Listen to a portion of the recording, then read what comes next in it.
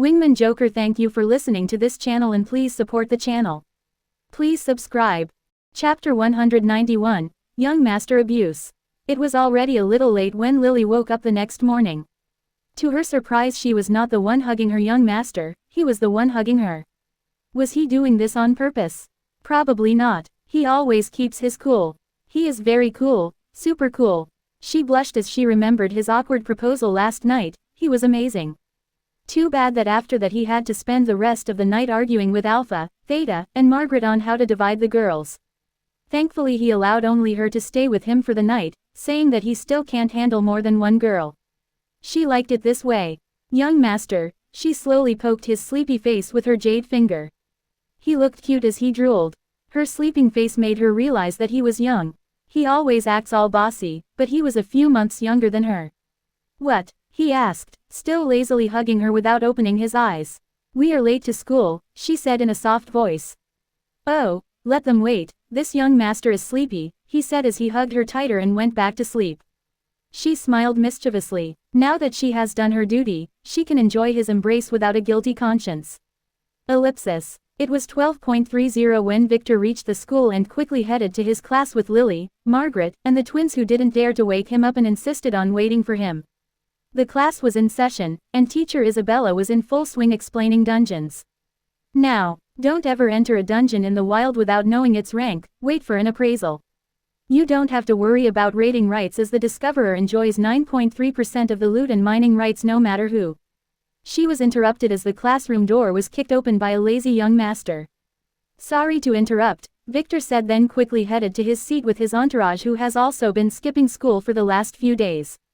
Suddenly everyone discovered a problem. The new girl, Lynn, was occupying Victor's seat. No one cared before as Victor was not here. Teacher Isabella expected a fight or an argument. She was wishing for one, Tom too. But nothing like that happened. You must be Lynn, Victor said. And you must be Victor, she replied as she watched him go on one knee and take a ring and offer it to her. Marry me, he said under the eyes of his flabbergasted classmates and teacher. WTF was going on here? Was he really proposing? Right here, the girl gasped in shock as the boys looked at him with jealousy. Okay, she replied with a big smile as she watched him put the ring on her finger without waiting for her answer. Tom was jealous, but not as much as his lovely teacher Isabella, who was still single despite her recent adventures with him. Did you finish with your drama? I have a lesson to teach, Isabella, who couldn't take it anymore, scolded with some jealousy. Not yet, Lynn replied as she surprised everyone and jumped from her seat into Victor's arms, hugging him, then kissed his lips. She had been waiting for this moment since that day in the basement. Lily was annoyed, and so were Margaret and the twins. Zoe, who was acting as if she didn't see a thing, was blushing heavily. She had already been informed of the coming engagement, but seeing it live felt different. Tom was cursing silently as his friend Peter was trying hard to learn from Victor.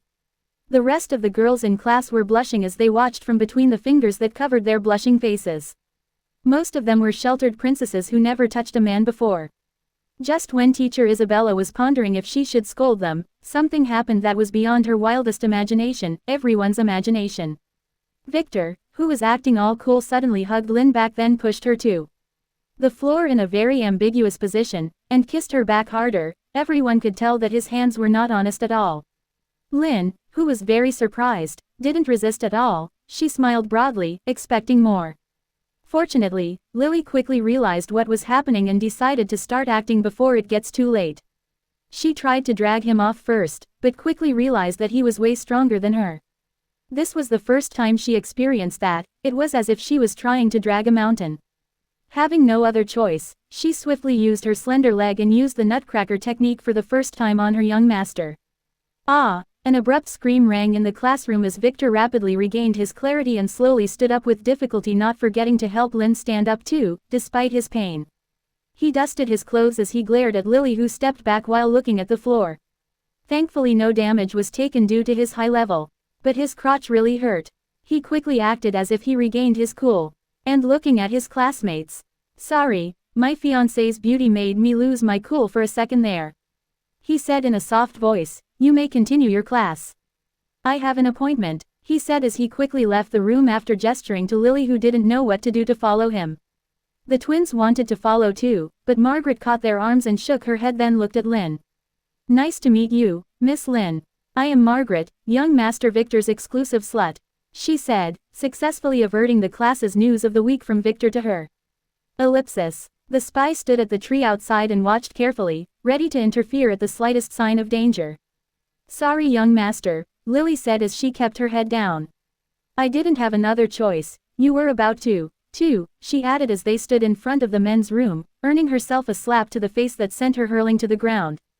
You don't have to say it, Victor said sarcastically as he took a healing pill. This is a young master abuse. He yelled, I will make sure you pay for this. How dare you hurt this young master's treasure? How dare you hurt your young master? He yelled as he pointed at her. Young master, she didn't know what to say as she began to cry. Ugly B***tch. Wait here, until I examine the damage. He shouted at her and entered the men's room. She collapsed on the floor crying. The spy put his hand on his dagger. He was going to castrate that young master for good if anything were to happen to the young mistress. Too bad they can't interfere, just you wait, when the test is over, he will cut him to pieces. He never realized that this was all an act that Victor made him watch. Lily in fact was never crying, as Victor only spanked her butt and thanked her before entering the men's room. This time he nearly screwed up. Damn it. Despite Ruby's healing, the damage was more extensive than he expected. No kissing, for now, he quickly noted as he took a couple of healing pills and washed his face to cool himself down. Ellipsis. Victor walked out of the men's room 15 minutes later and looked at Lily who was acting all aggrieved and scared. You are lucky, little Victor was stronger than you. He said, you are punished. You will clean all the toilets in the mansion for a month. How dare you spoil this young master's fun? Young master, you were losing control, she said, earning herself another slap that made her tears drop and the spies cry for their young mistress. Ordeals. You dare argue with me? Too bad you are an ugly monster, or I would have let the men punish you a little. But those guys don't even want to eat from the dish you used. B***tch. Victor cursed as he hurried to the class while she followed. Behind him, trying hard to suppress her laughter. The spy, seeing that their young mistress will not be in real danger, relaxed, safe for now. Ellipsis. When Victor returned to the classroom, Isabella was still lecturing. As I told you, the moving dungeons are the worst kinds. They are very rare. Their entrance might disappear for a few months and years at a time. Sometimes they reappear in the same location and sometimes in other faraway lands. Some of them get cleared secretly and disappear, others are still unconquerable after many years. There are only 2 of those though, and we can only know which is which using an appraisal. They usually have a very high. She was interrupted again as the door opened and Victor walked in with Lily who had red swollen eyes. Lynn was not at his seat, she was occupying the next one, Margaret's. Margaret must have voluntarily given up her seat, as she seemed to have taken another seat to the side. Victor decided to reward her later. He thought of her as a normal opportunistic girl at first, but she kept proving herself to him. He must treat her better. Victor quickly returned to his desk as Lily returned to hers. You can continue. He gave his permission to the furious teacher Isabella then, ignoring everyone as if nothing had just happened, he took out a pillow, put it on the desk, and went to sleep. Nothing like sleeping heals the soul. The classroom watched in shock. Just like that, really? Lynn looked at him with a blushed face. It was her fault this time. After he left the classroom earlier, he contacted her telepathically and told her that his soul was injured and can't always control himself in front of pretty girls. So that she should avoid agitating him. She knew that she was supposed to be a little concerned for him. But she only felt proud. She made him lose control. She looked at Margaret after that. She had not only given up her seat next to him, but she also gave Lynn one important piece of info. That girl with him, Lily, was the main wife. This made Lynn decide to keep Margaret as an ally. A girl who knew how to take a step back to please her master was the strongest type. Now the problem was that Lynn was jealous. She looked carefully at Lily. After inspecting the way she looked at Victor, Lynn realized that Lily was the same as her, totally and unconditionally in love. No, she must never surrender. She must be the first wife. Wait, why does she feel like she has turned into some scum character from one of those ancient regal dramas? Chapter 192, Delicious.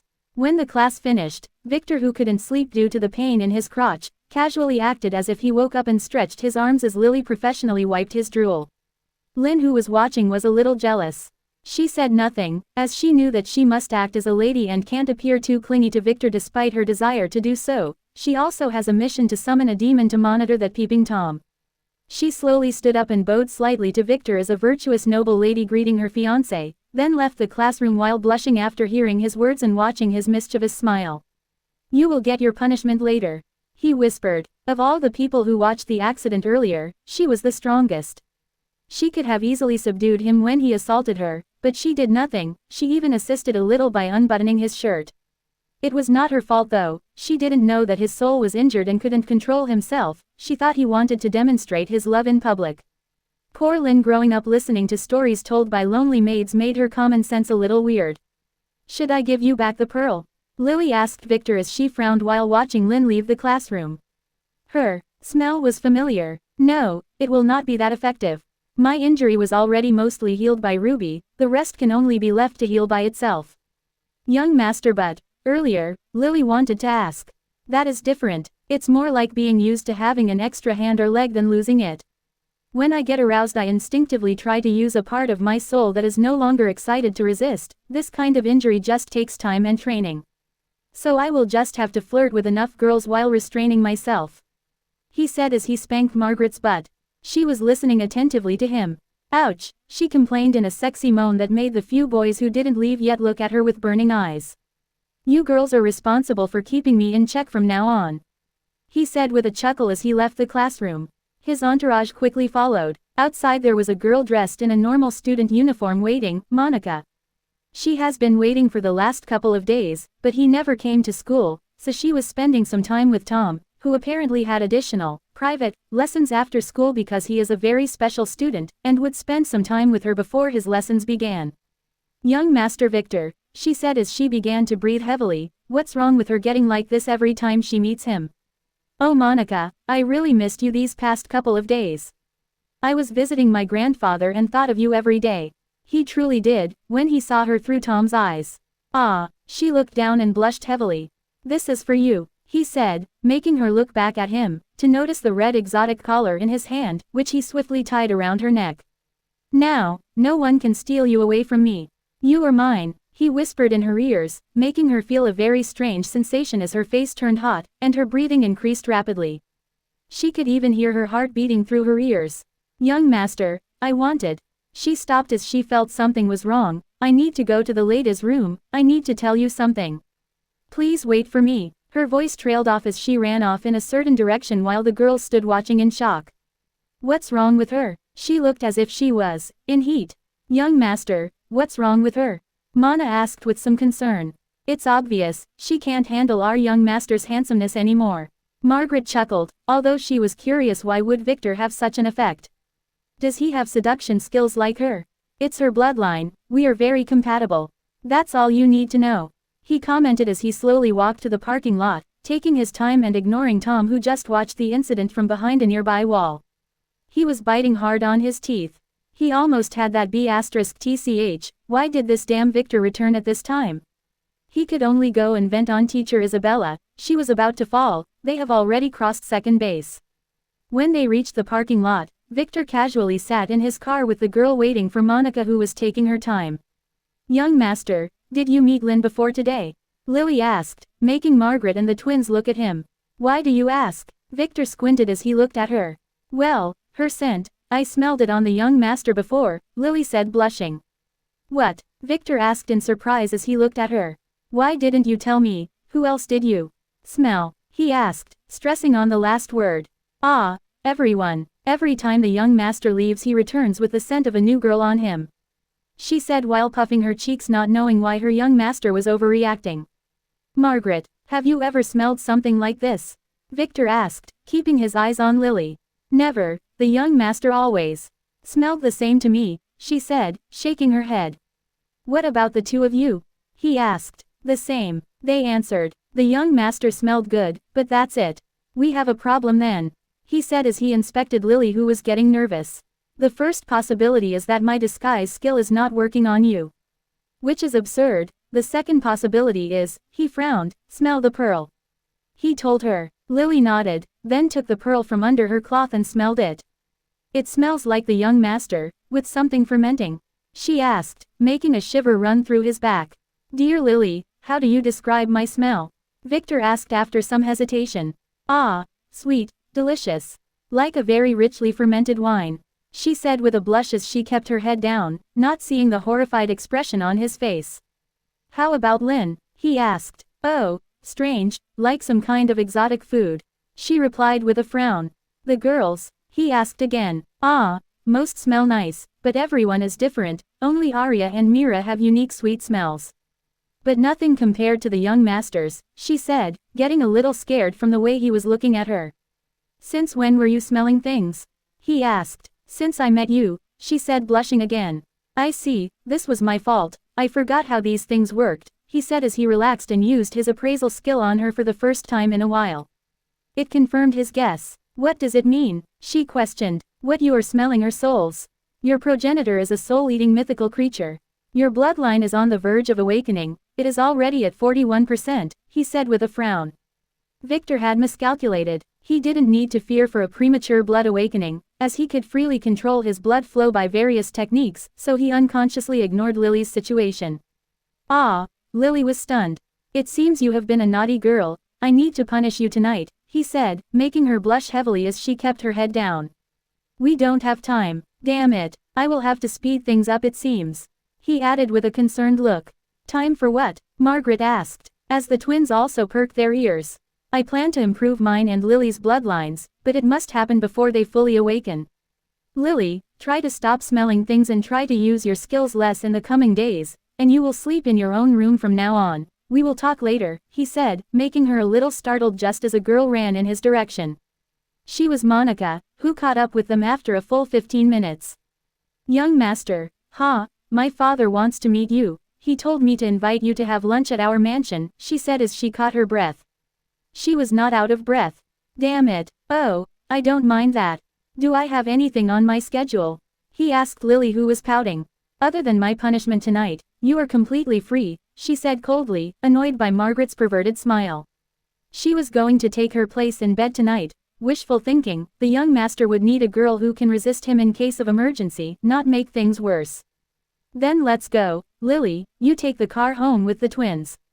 Margaret would accompany me in Monica's car, he said, making Lily freeze, then nod after looking at him. She had caught his eyes, and he was casually looking at a spy that was reading a newspaper.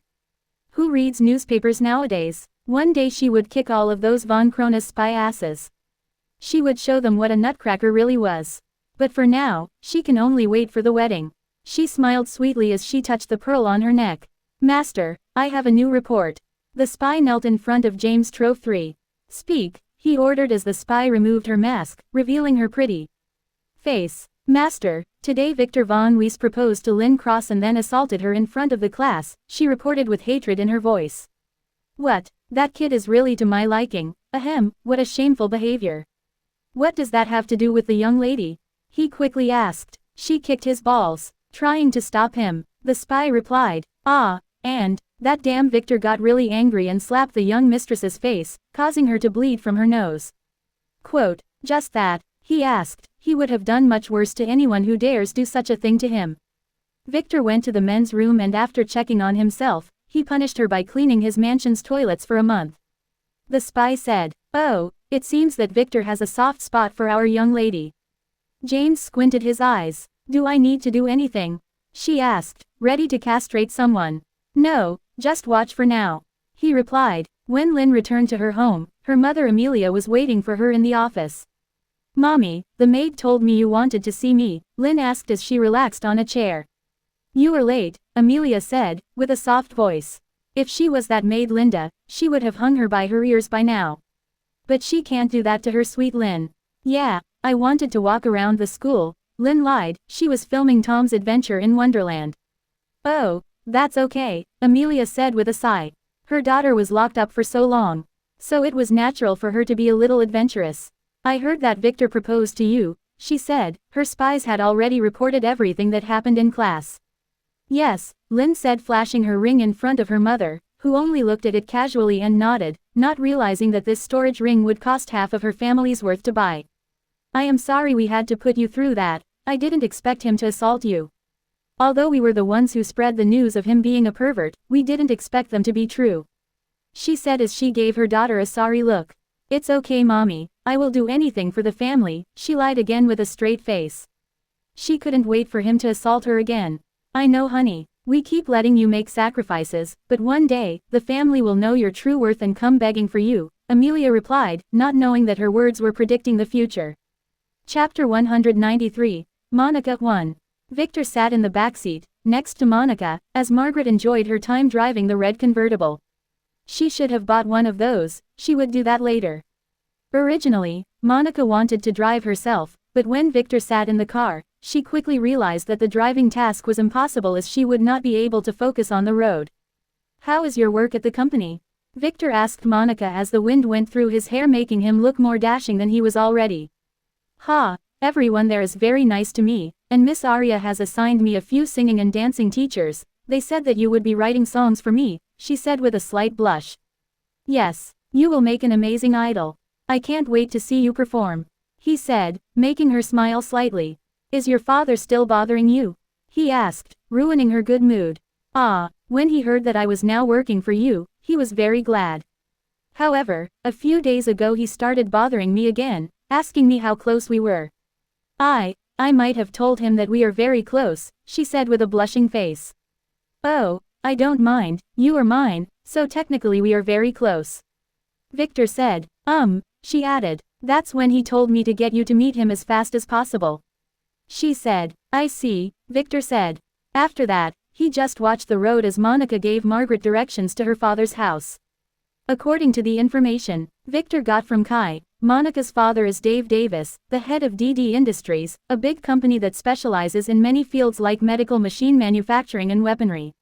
He married 2 times. His first wife, Monica's mother Kate, died after giving birth to Monica, her only child. Dave married another woman after that who gave him a boy. So Monica's position in her family was really bad. Although she was the eldest child, she was the one most ignored.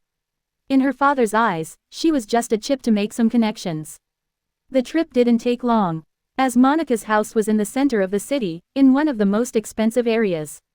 They soon stopped at the door of a big complex that had more guards on the door than the entire occupants of Victor's mansion. Victor would need 71.3 seconds to kill all of them if needed. Oh, Miss Monica, your friends are with you. The middle-aged guard at the door looked at the car. Please wait for a second, Michelle just went to pee. He is the one responsible for opening the door, the guard said with some obvious disdain. This was her brother's, the young master's commands, to bully her. And he was happy to comply. Monica lowered her head in shame, not knowing what to say. They always find ways to humiliate her like this, but she didn't expect them to do it when Victor was here. Is this how you treat me after inviting me to dinner? Victor said loudly, making the guard flinch as he noticed him for the first time. Was this boy always sitting here? Why did he think he was a she? It must be the light playing tricks on him. You are? The guard asked. Fuck you. Why should this young master answer you? Do I work for you? Do I owe you anything? Isn't it that FC King Dave the one who asked this young master to come for lunch? Victor began to yell. If it were not for Monica sleeping with me and begging me in a sexy way, then promising me that we would do it again in her room, I would have never come. Victor began to yell, making Monica beside him as bright as a tomato. Now she can't escape his clutches. She began to breathe heavily again. The guard hesitated as he watched. What should he do? Should he call the boss? That would be stupid, as he would scold them for delaying a guest at the door. After some thinking, he decided not to risk it. If this bastard was lying, it would be very easy to teach him a lesson. Right, I have a spare key. I remember now, the guard said as he put the key in the device near him, making the gate slowly open. You must go check that mind of yours. Forgetfulness is a clear sign of dementia. Be careful, peeing your pants comes next. Maybe you should find other guards. Victor began to speak to Monica as the car entered. The guard just glared at him but said nothing. If the master ordered them to kick him out, he would make sure to break a few bones of this arrogant kid. The car slowly stopped at the house's entrance. It was a 4-story extra-modern house with long glass windows and floating concrete balconies. Contrary to the Von Weiss's family houses, it gave the image of a nouveau riche. Especially with the big golden DD hanging from the 3rd floor to the 1st. Dave was a gangster in his early days, but one day he got lucky and married Monica's mother after saving her life. She was the last remaining heir to a big weapon manufacturing company which he inherited after her untimely death. The rest was obvious. He rebranded the company under his name and began a business empire using his crime world connections. But the question remains, did he kill his wife, or was her death natural? Victor wanted Kai to dig the body, but to his surprise, it was cremated. Which made him more suspicious. He will always take care of his girls, and since Monica was now his, it was his duty to take care of all her problems. Margaret, who slowly opened the car door for him, knew exactly what he was thinking when she saw his eyes darting from Monica to the mansion with an angry gaze. This Dave Davis better be careful, one wrong word and he might end up as a green goo. Victor quickly dragged Monica and Margaret inside the house, acting arrogantly as if it were his own. Inside, a butler was standing in waiting. Master Victor the First, presume? He asked. This one was not stupid. But the big scar on his face didn't make him look any friendlier. Yes, the one and only. A little girl told me that your master wanted to meet me. Victor replied, spanking Monica's butt and realizing that she was not wearing underwear anymore. Oh, this way please. The butler said as if he just saw nothing. He guided Victor to a dining room. The meal seemed to have already started. Dave Davis, the fattest man in the room, was busy flattering a young man while his very inappropriately dressed wife and son smiled as they ate. Master, this is young Master Victor, the young lady's friend. The butler said, gaining his master's attention. Dave was startled. He didn't expect Monica to bring Victor today. He asked her to get him 2 days ago, not today. Well, it's better to finish this deal then. Before he could say a thing, the young man who was sitting at the table beside him stood up slowly and used a handkerchief to wipe his mouth. You are Monica, I presume. I am Clint, your fiancé. He said, speaking to Margaret. I am not Monica, she replied. Monica is the one with the collar. She added, making the young man freeze and look at the short girl who was sticking to that young master. She was hugging his arm with her entire short body as if she were pole dancing on it. Dave also looked at his daughter with some displeasure as his son inspected Margaret. Monica, this is young Master Clint. We didn't know before, but your mother had a marriage agreement with his family. While young Master Victor is your friend, sticking to him like this is not appropriate. He said as he inspected the choker on her neck. Did she wear this thing this morning? Monica was surprised by her father's words and wanted to step back, but Victor didn't let her. What do you mean, fiancé? Monica is mine and this is final. Victor said, then grabbed a chair and sat on the table, then pushed Monica to sit next to him as Margaret also helped herself to a seat near him. Young Master Victor, from the Von Weiss family, I presume. The young man spat, not caring about Victor's origin. He just glared at Monica. Yes, who else? And from which hole did you crawl? Victor asked rudely, as Dave sat down, and gestured to his arrogant son to stay out of this. This was not their battle, and although he preferred to sell his daughter to Clint if Victor proved to be stronger, he didn't mind leaving her with him. I am from the von Geldstadt family. My grandfather is an elder. He said proudly. Oh, your grandfather's hole then? I always thought children came from their mothers. Victor asked, making Clint frown, not getting what Victor meant. After a few breaths, his face flushed red in anger. How dare you make fun of me?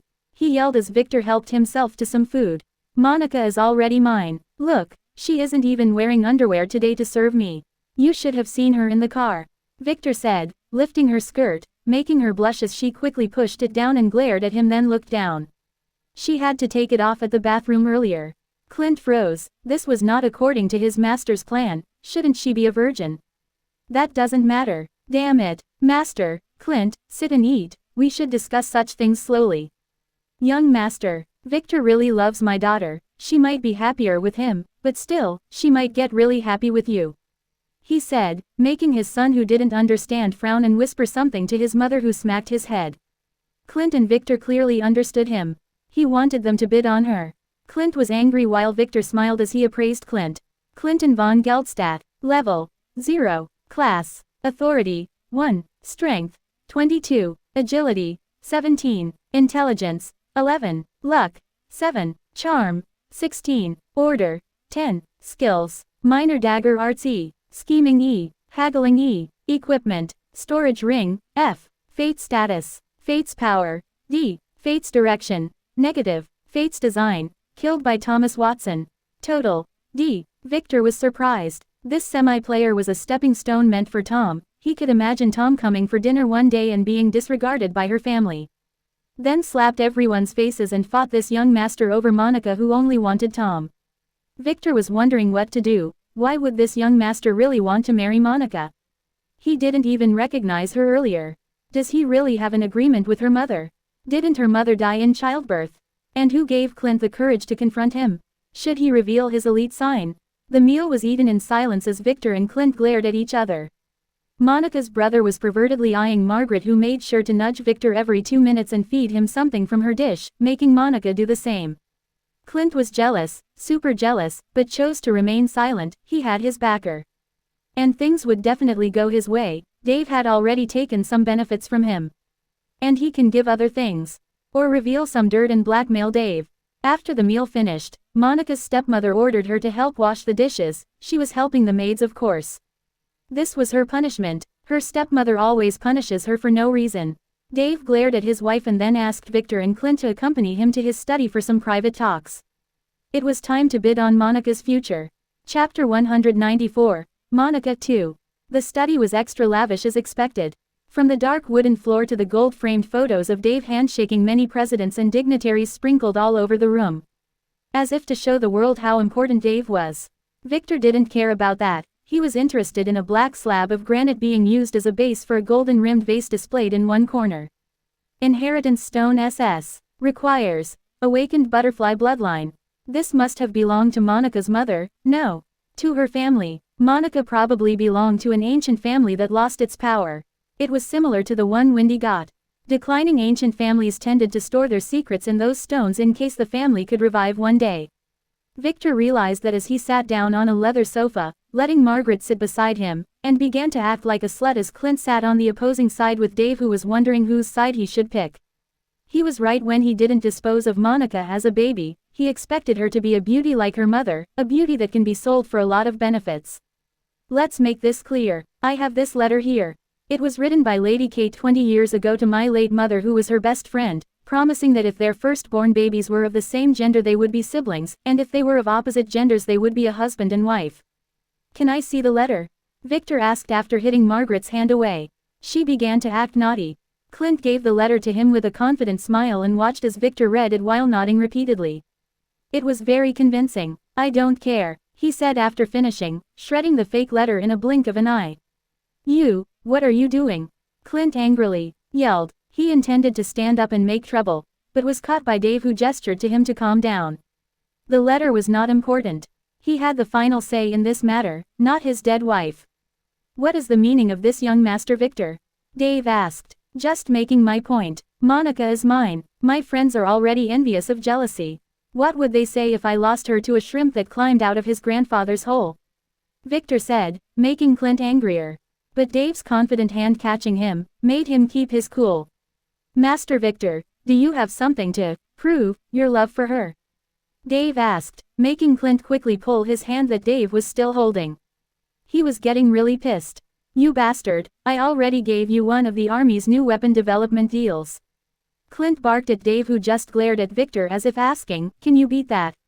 Victor had other thoughts. He was wondering, would this bastard consider Monica this important? He was now sure that something was fishy. The letter was a very good imitation, but it could never escape his eyes. It was recently made, he could easily see that. Oh, let's see, I have a new construction project in New Waterfall City, a huge resort with toilets overlooking the city. How about I give it to Mr. Dave? Victor asked, making Dave look at him for a few seconds. Toilets? Never mind. Oh, I am not that into construction, young Master Victor, your offer is not that interesting to me. Dave said, wanting something better. Clint looked smug at Victor. He was also challenging him. He was sure that he can easily outbid this Victor with the help of his master. Before Victor could say any more, the door knocked and Monica shyly walked in with a bottle of vintage wine with a few glasses on a gilded tray, giving Victor a good idea. Let's drink something and cool our heads, Dave said, watching that Victor was hesitating. This is a 1754 Wyron wine. It was produced in the last years of the Principality. A truly great drink that can only be drunk over great deals. Dave said proudly. What kind of garbage is that? Victor scolded. Keep this sh*tea water to yourself. Margaret, get me the bottle I wanted to give Master Dave. Let him taste the true taste of aristocracy. Victor said, making Margaret, who also felt the weirdness of the situation, blink. She quickly put her hand in her bag and used it as a cover to pull a soul wine bottle from her ring. This is? Dave asked with narrowed eyes as he looked at the strange bottle. He could have sworn that the wine shined for a moment there. He slowly licked his lips. He had only two hobbies, wine and women. Due to overtaxing himself in his youth he could no longer do women, so only wine was left for him. And he had never seen a wine like this, which made him very curious. This is one of the most amazing wines that ever existed. Monica, prepare the glasses. Victor ordered as he looked at Clint. How about this, let's drink and cool our heads, then see what you can give me. Give you? Clint asked. Yeah, for a certain price. I might be tempted to reluctantly allow Monica to escape with you, he said, making both Clint and Dave realize that this one was a snake more venomous than both of them. He also wants benefits. Monica was surprised, so he didn't care for her after all. Would the Tom do the same? She hid her sadness and stood to the side, waiting for their decision. I heard that the von Geldstadt family would host an auction in a few days, Victor said as he sipped some wine from his glass. Margaret did the same too. Her eyes became dreamy for a second. Yes, would young Master Victor need some treasure from it? Master Clint might be able to help you, Dave said as he tasted the wine. Wow, this thing was amazing. Clint was annoyed by what Dave said. He was expelled from his family and couldn't even get a cockroach from the auction toilets, let alone a treasure, but seeing the look on Dave's face as he drank the wine, he tasted it too. Not bad. But not amazing either. For a semi-player from an aristocratic family that specializes in trading, this was pretty normal. Unique, but normal. Could that strange taste be poison? He didn't care as he didn't fear any poison as he had 3 S-grade pills in his ring. They were given to him by his master just in case. Clint slowly sipped on his drink and began to feel a little drunk. His head was a little heavy. He also began to feel a little foggy, so he stealthily took an antidote pill that didn't work at all. Oh, then how about you two answer some of my questions? Victor asked suddenly. Please go ahead, young master, Dave said as his head also began to feel a little foggy. Master Clint, why do you want to marry Monica? Victor asked Clint as Margaret slowly stood up and blocked the door to keep away from interfering with the target's interrogation, and so that no one could enter the room in case of any incident. My master told me to do so, Clint said proudly as he relaxed in his seat. So you don't like her? Victor asked while gesturing to the frowning Monica to sit by his side.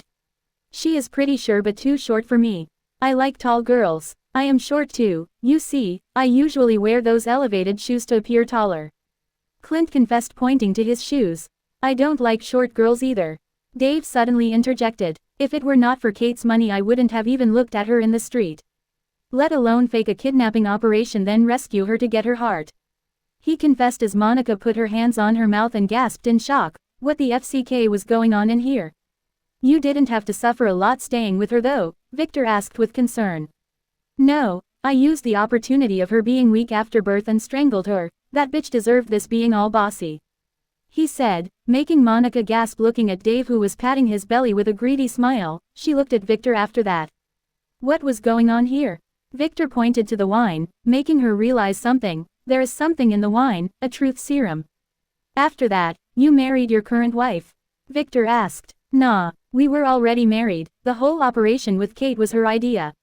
A very smart woman, he said as he began to do dirty things while thinking about his wife. Victor ignored him. Now he had a good idea of how the soul wine worked.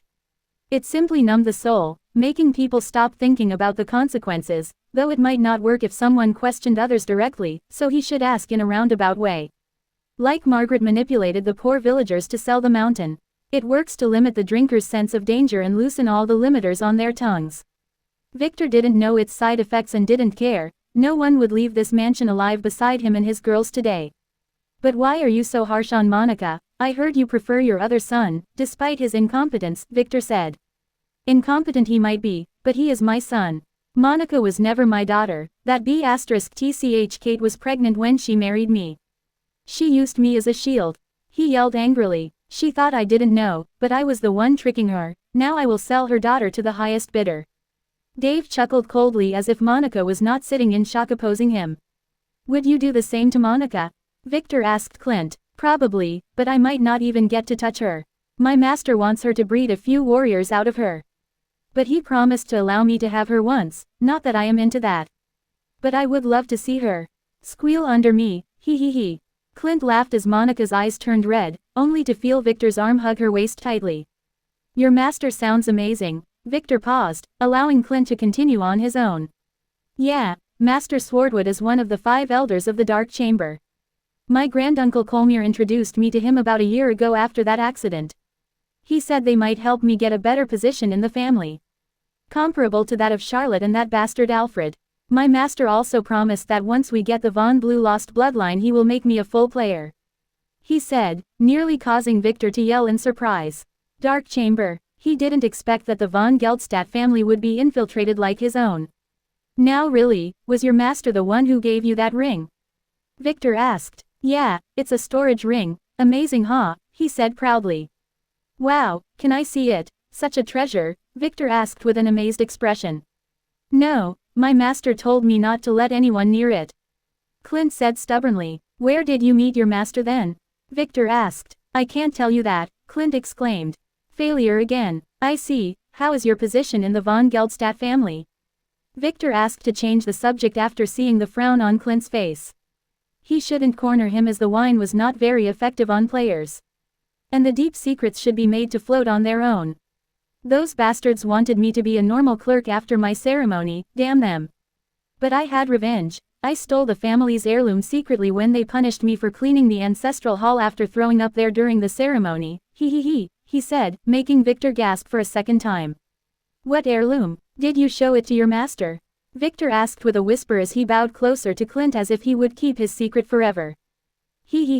Clint chuckled as he looked at both his sides, making sure no one was listening. Dave was listening though, but he didn't care. No, he smiled sneakily. Not even the family knows about this, but while I was cleaning I knocked over a very ancient vase, making it shatter on the floor. The elder scolded me and went to call the cleaning crew. At that time I noticed a jewel that was flung to the side. It was hidden in the vase and only appeared when it shattered, so I quickly stuck it in my pants before I was thrown out of the hall. Damn him, for just a damn vase, I was kicked out of the family. Luckily my granduncle covered for me and gave me some money, then introduced me to the Dark Chamber. When I return to the family I will get my revenge, then marry my pretty cousin Charlotte and do her 10 times every day. Clint slowly drowned in his filthy desires. Victor didn't care about that. He was checking the jewel in Clint's hand which he had unconsciously taken out of his ring. Amber of Vermeil X. Controls the weather. Require energy as gems. Area and energy depends on authority. Requires 1 order point per use. *T. This was an X-ranked artifact. Victor had never heard of it. Maybe not even von Geldstadt knew of its existence. No, he read once that Tom met a goddess and convinced her to control the weather to save a village from drought. He read that in his published autobiography book 4. It was not a goddess, after all, just an X-ranked artifact. Tom would use this power multiple times later. Each time he would call loudly for the goddess's favor, reminding her of their time in bed together. He must realize how precious this thing is and make that trick to hide it and increase his reputation at the same time. You bastard, you didn't tell me that you were kicked out of your family. Dave, who heard the last sentence, got angry suddenly and pointed at Clint with the awl in his filthy hand. Why should I tell a greedy man like you? You only want to sell your little B*TCH. And I only want to scam you. Wait, why am I telling you this? Clint replied. He was getting angry, but his mind was clearing out. I bet he wants to get all your money and then kill you. Victor quickly told Dave in a scared tone. Be careful, he has a knife. Victor suddenly warned and pushed the confused Clint on Dave. Victor was never in the position they perceived him to be in. He had already circled the room twice as he questioned the 2 fools while using his disguise to make them think he was sitting and drinking. Even Monica never realized that he was never at her side. Dave was startled seeing Clint jumping on him like this. Fearing the supposed knife, he could only use the awl in his hand to stab Clint, who turned into a green goo a moment later under Monica's surprised eyes. She didn't see the goo, she just saw Clint attack Dave and Dave taking out an awl and stabbing Clint in his heart. Monica gasped as she saw her father commit murder, but that only lasted for a second as Victor silently knocked her out. Then laid her slowly on the couch before looking at the confused Dave. That awl is really pointy. You should check it for damage. Victor told Dave, who looked at the weapon in his hand in shock. When did he get this? Pointy. He touched the tip with his finger and turned into a green goo too. Wouldn't killing them get us in trouble? Margaret, who was watching the show from the side, asked Victor. I was planning to let someone else do it. But I really needed this thing. And I am not afraid of trouble, he said as he slowly took the ring and the jewel from Clint's severed hand. He cut it at the moment he threw him at Dave. After quickly inspecting the ring, Victor stored it in his ring with the jewel after placing a talisman on it. After that he carefully stored the all in his ring. He was the one who placed it secretly in the drunk Dave's hand a moment earlier. Victor didn't want proof that he was the killer. The von Geldstadt family might suspect something, but without proof, they can't do a thing as his family would protect him. And Clint was kicked out, so they had no incentive to make trouble. As for the dark chamber, they would not be sure he did it too. But Victor just wanted them to make some moves. The scariest enemies were those in the darkness, and he wanted them to show some trail. Chapter 195, Monica 3. Why didn't you kill him yourself? Margaret asked. Victor could have easily beheaded both Dave and Clint in second. Did you want to fool Monica? She raised an eyebrow. Not exactly. The one I want to fool is the ones behind Clint. You heard him, he is a von Geldstadt. That's why, Victor said. Is that supposed to mean anything? She asked. Oh, sometimes I forget how knowledgeable I am.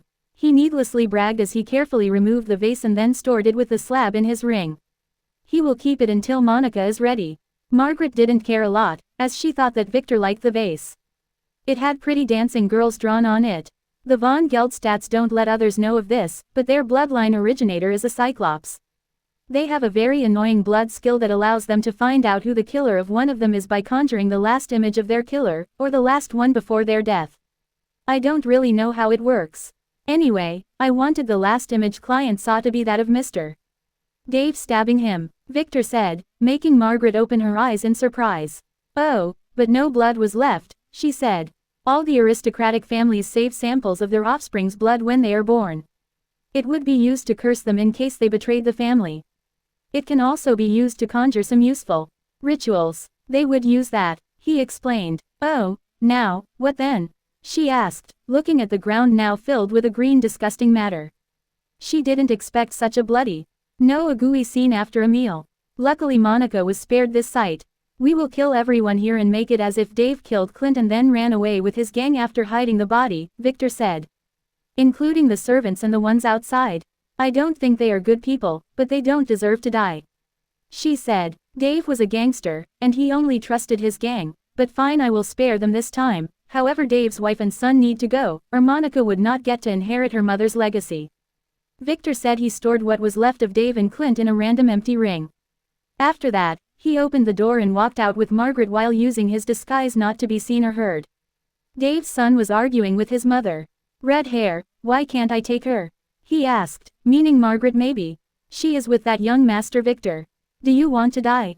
His mother scolded with a soft voice that Victor and Margaret could hear perfectly as they were standing right in front of them. But she is so hot I barely held myself at the table earlier. I promise not to ask for another one. At least for a few months, please help me get this one. I will treat her carefully and make sure she lives a little longer. He said as he licked his lips, sending a shiver through Margaret's back. What exactly was this sick bastard planning to do to her? Didn't you say that last time? You got bored of that previous girl after 1 week and gave it to your father's men. Don't think I don't know the perverted games you guys played. The servants had to clean the blood stains off the floor for the next 2 days and my expensive wool carpet was ruined, you know. His mother scolded. We will be more careful and do her in another place this time, please, he asked as he clung to his mother. Fine, but even if you got my approval, how are you going to take her from that young Master Victor? My brother might not want to help you kidnap her, he is very picky about his targets. His mother reluctantly said, I will take a few men in. He didn't continue as his head had already separated from his body. His mother followed shortly. It was Victor who was so angry he couldn't control himself and executed them both. Why did you do that? I wanted to listen to what he wanted to do to me. Margaret complained with a smile. Although the bloody scene was not appropriate for such behavior, she was happy with his response. She heard him talking to Lily about how he couldn't control himself when he gets agitated, and this proved that he really cared about her. Don't worry, I am sure your imagination is darker than any of his filthy thoughts, Victor said as he took out a powder pouch and sprinkled some of its contents on the body, which began to disintegrate at a visible rate. This was a corpse-eating bacteria. Standard family operation requirement. It would disintegrate after finding no more food. Go kill all the guards outside. I will take care of the servants, or do you want to defend them now? He asked. Ah, no, I will do it. Margaret hesitated then nodded with determination, those guys deserve to die. Strengthening her resolve, she took off her clothes and prepared to walk out. What are you doing? Get dressed, Victor said angrily, I am the only one who can enjoy your beauty. Didn't I tell you that before? He ordered. They are going to die anyway, at least let them die a little happy. She replied. They don't deserve it. Use the new method. He replied. Oh, fine, she said as she walked out. She wanted to smile, but thinking about what she was going to do. She couldn't, maybe just a little. Don't leave any evidence, he reminded her as he watched her go out. She needed to learn how to kill without remorse now that she was his woman and one of his major hands, otherwise, she would suffer a lot as a member of an aristocratic family. The other girls need to learn this too, but now was not the time for that. He was intending to burn the mansion when he first learned the truth, but after getting Dave's amazing confessions he decided to leave it. He only needed to kill everyone in here, he felt no sympathy for the servants and the butler. Those guys were gangsters. As a scum himself Dave trusted no one but his own kind. After a quick cleaning, Victor called Kai after sending him the recording of Dave confessing to murdering his past wife Kate, Monica's mother. Make it as if he ran away with his family and money, and destroy all the cameras around here, Victor instructed. Wouldn't that make whoever you are hiding this from more suspicious? Kai asked. Yeah, but they will have no proof. Victor replied and intended to hang up. Ah, wait, young master, I have some news about Troy. Kai suddenly said, making Victor pause and listen to Kai's news before hanging up. He will take care of that idiot later, now he must solve Monica's problems. Now all of this fortune would be hers. Victor would give her the choice of whether she wanted to follow him or live as a normal girl. If she chose to become a player, he would give her the inheritance stone, otherwise, he has ways to crack it open, but that might damage it to some extent. Victor felt sorry for Monica, being a toy for fate. She was destined to be saved by Tom who would awaken her as a player and maybe, what would fate gain by making her Tom's woman? Could her existence be vital to his growth, or would she lead him to some treasure? Victor didn't know. He decided to scan the house carefully while killing the few unfortunate servants that didn't take the day off. The menacing butler was the last to be killed as Victor caught him doing dirty things with some maid in his room. Couldn't he wait for the night or was Margaret too stimulating for him too? Margaret returned 15 minutes later and threw herself on a couch. Finished already? Victor asked. Are you okay? He added as he saw a cut on her hand that she was bandaging. Yeah, it was my fault. Those guys are scum, they can't even treat a lady. She complained. Take this healing pill, I don't want any scars on you. How many did you kill? Victor asked with some concern as he pushed a healing pill inside her mouth. He had to pull his finger back quickly as she began to lick it. Slut. I killed no one, she replied. I just lured them to the guards' dormitory then lifted my skirt a little, telling them that I wanted to give one of them my first time. Honestly, men lose all reason when they are near a woman. She said. And, Victor asked. Those guys killed each other. The last one died of his wounds after his opponent who was stabbed by him bit him to death. He didn't let go even after his friend cut his heart out. She said with disgust. That's proof that you are worth dying for, Victor complimented. Who injured you? He asked. I cut myself with the glass bottle when I broke it. This brain-fogging agent is really crazy. She said. I didn't think it would be this efficient either. But it only revealed their true nature. They must have been criminals. If they were innocent they would have fought with slippers. Victor said. I can't believe that this stuff is the same as the soul wine. She said. Yeah, I just converted it into a spray. Combining it with your charm ability makes it really deadly for men. Maybe I should make an aphrodisiac addition. He contemplated. He must test the other plants found in the dungeon, all of them had a crazy psychedelic effect. Do you want to unleash mobs of horny criminals in the streets? She asked. Maybe, he replied. We are finished here. Did you clean the bodies? Victor asked, changing the subject as he carefully carried Monica. Her body was light. Yeah, she replied. So, is she our new sister? She asked. Yup, Victor said as he walked to the car. Not caring about the trouble that would follow. Would you be able to handle all the girls when you finish with that bloodline thing of yours? She asked curiously. You will have to test that yourself. He said, kicking the house door open with his foot. What was that jewel? You immediately killed Klein the moment you saw it. Margaret asked again as she followed him out and then helped him put Monica in the back seat. She was very curious about it. She saw how his eyes changed when he looked at it in the room earlier. It was her first time seeing him give anything that didn't have boobs this look. "Oh, I almost forgot about this," Victor said, taking out the jewel and handing it to Margaret, who found nothing interesting in it. "What is it?" she asked. "This thing is cool, too cool even for me," he added with an evil smile. This thing would allow him to play many tricks. Chapter 196, Cheat. When Victor returned to the mansion, he was greeted by a group of very curious girls. He said nothing, only instructing the twins to take care of the unconscious Monica and to give her a room in the mansion for now. "Young master, that fool, Archie, is getting impatient. He kept bothering me wanting to see you since I returned," Lily, who decided to ask Margaret what happened later, said. She was getting a little jealous as she watched the twins carry his latest prey, Monica, upstairs. She was also checking Margaret, who was sucking on her injured finger while giving her a smug smile. "Where is he?" Victor asked, spanking her butt, making her glare at him. He could easily read her mind. "In the separate building with the chicks. I sent him there to keep him busy," Lily replied. She wanted to smell Victor for any traces but didn't dare to after he warned her not to. "Let's go see him then."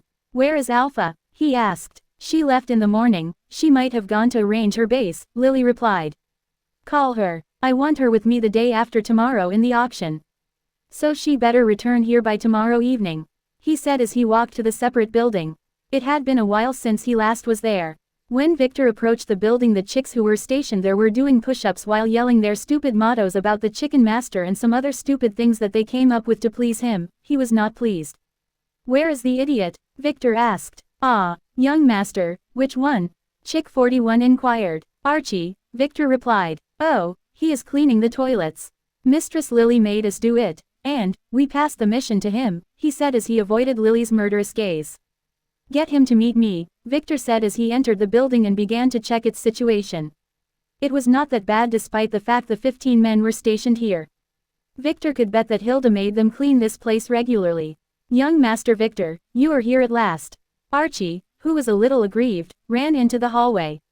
"He didn't smell good. I heard you wanted to see me," Victor asked as he used his disguise skill to remove the smell. "Ah, how long does the young master intend to keep me waiting?" "My Marley is waiting for me. She calls me 3 times every day," Archie complained. "Oh, didn't I warn you about her? That slut is nothing good," Victor said. "Marley is a good girl."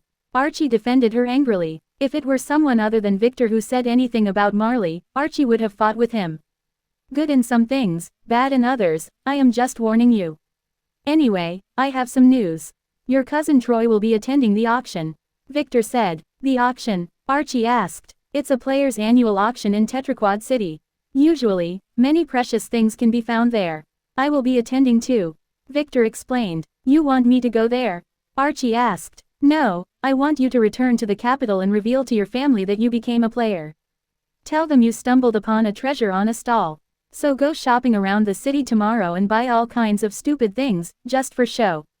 At the same time I will send Lily and the girls to raid Troy's mansion," Victor said. "I will be the one taking out Troy at the auction." Victor added, making Lily look at him with annoyance. "This means she will not accompany him again. Damn it, damn those spies. Oh, if you will kill him, why raid his mansion?" Archie asked. "Simple. His men wanted to raid mine. And I need some money." "Wouldn't my family suspect you?" Archie asked. "They might, but Troy has many enemies and I will mislead them, and by the time you become the young master of the Wyron family, I trust that you will find a true culprit that is not me," Victor explained. Making Archie nod with a smile. "I understand, so can I return to Golden Waterfall Town now?" Archie asked. "Go, but don't tell Marley a thing. If my plan leaked I will kill you myself," Victor warned, making Archie nod quickly. After that Victor continued to inspect the building and then returned to the mansion to spend some quality time with the girls. Ellipsis. When Monica woke up it was 9 p.m. She was in a strange room. She remembered what happened at noon. She saw her father killing that Clint, then she must have passed out. She slowly remembered what her father said as tears slowly dripped from her eyes. It took her another half hour to calm down. She decided to be strong. No matter what, she must discover what happened to her mother back then. Looking around the lavish room, she began to wonder. Where was she now? Where was her phone? It was in her pocket, but there was no signal. She looked out of the window. It was dark outside, but she could see the city lights on the horizon. Was she in some rural area? How did she reach here? Was she kidnapped by a terrorist? Oh right, Victor was a terrorist. Was it him? She slowly sat up and checked her body. She was still wearing her clothes from the morning. Where was her underwear? She panicked. Oh right, she took it off herself at school. She blushed when she remembered that. She slowly lowered her feet to the carpet-covered floor and stood up, then headed to the room's door and opened it slowly. It was not locked. Taking a peek at the empty corridor, she silently walked out and headed to a stair she could see. After a few steps, she heard the sound of girls' laughter downstairs. There was a sound of some guy too. It was Victor. That made her calm down a lot. So it was him after all. She put her hand on her neck, checking the collar. It was still there, which made her blush as she got herself together and slowly stepped down, then headed to where the sound came from. The voices were coming from behind a closed wooden door. Victor was talking to some other girls with the sound of some balls knocking each other.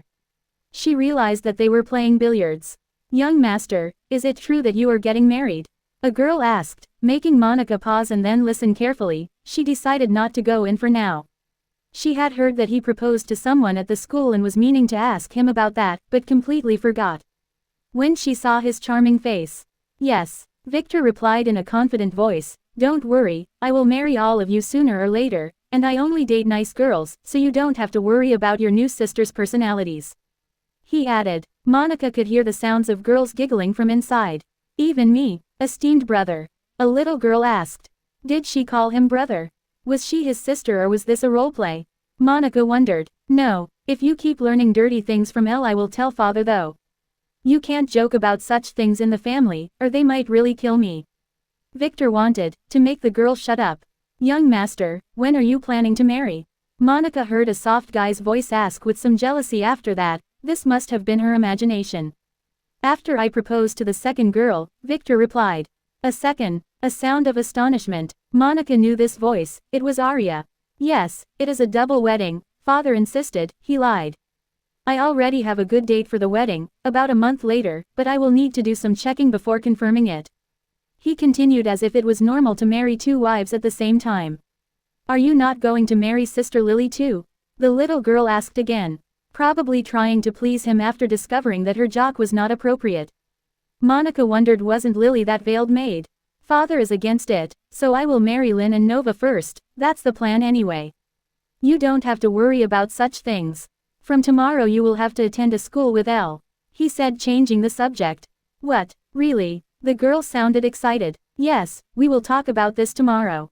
So go to bed early today and stop thinking about unnecessary things," Victor said. "Monica, you woke up. Come in. Why are you hesitating behind the door?" he exclaimed, making her realize that he must have discovered her. She slowly opened the door and walked in with some shame. Good girls don't eavesdrop. It was a big room with a big billiard table in the center. Victor was playing with some girls. No, not some, but a lot of pretty girls. Monica was surprised. She knew Victor was a pervert as he always had girls around him, but there were more than 10 in this room. And they were all in swimming suits. What was going on here? There was a guy too, isn't he Victor's driver, Alex? He was sitting to the side looking at the girls with a very jealous look on his face. Was he jealous of Victor? Monica stood at the door a little shy when Margaret called her. "You woke up. Come play with us." She quickly invited her as the girls looked at her. "Why didn't you tell me that Monica was here?" Arya, who was also playing, asked Victor, who was busy cheating. Monica felt that way from the way he was smirking. "You didn't ask. There was some trouble at her house today, so she will be staying here for a while," Victor said as he struck the cue ball, which in turn knocked the all balls on the table one after another into the pockets. The girl quickly looked at the table with interest as Arya was gloriously defeated. "Now let's continue our game. Beta, it's your turn. Look closely and focus," he said and challenged another girl. "You must be wondering what our perverted young master is doing," Margaret suddenly asked, guessing her thoughts. Monica nodded as she watched the game unfold. Victor was setting the balls himself. He said that he wanted to train himself to resist temptations. "So we were helping him while playing a game.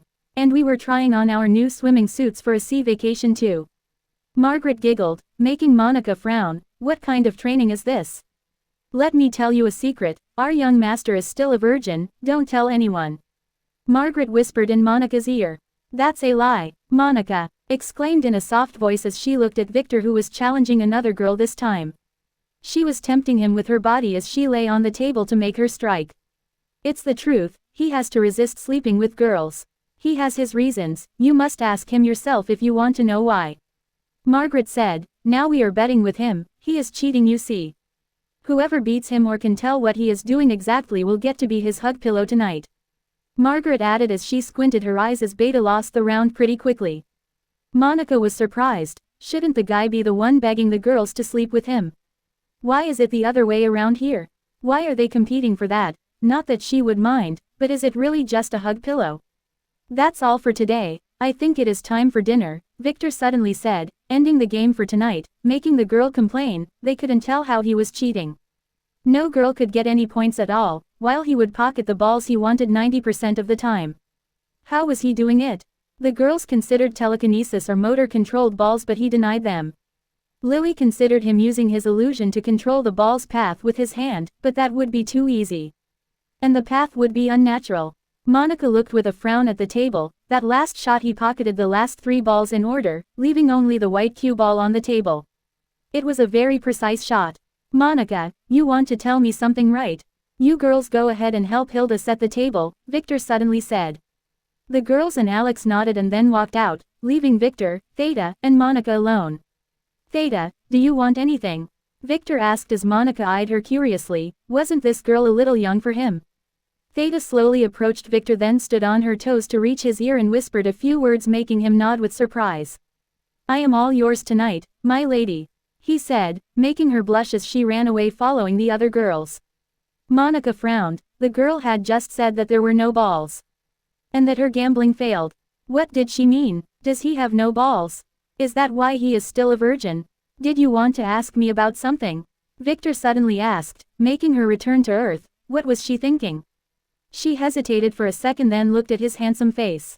What happened after I passed out? She asked. She was wondering since she woke up. Oh, nothing. I recorded all your father's confessions, and after he accidentally killed that idiot Clint he got so scared and tried to silence me too, but after I kicked his ass he promised that as long as I let him go I would never hear from him again. He should have already escaped into a faraway country with his entourage by now.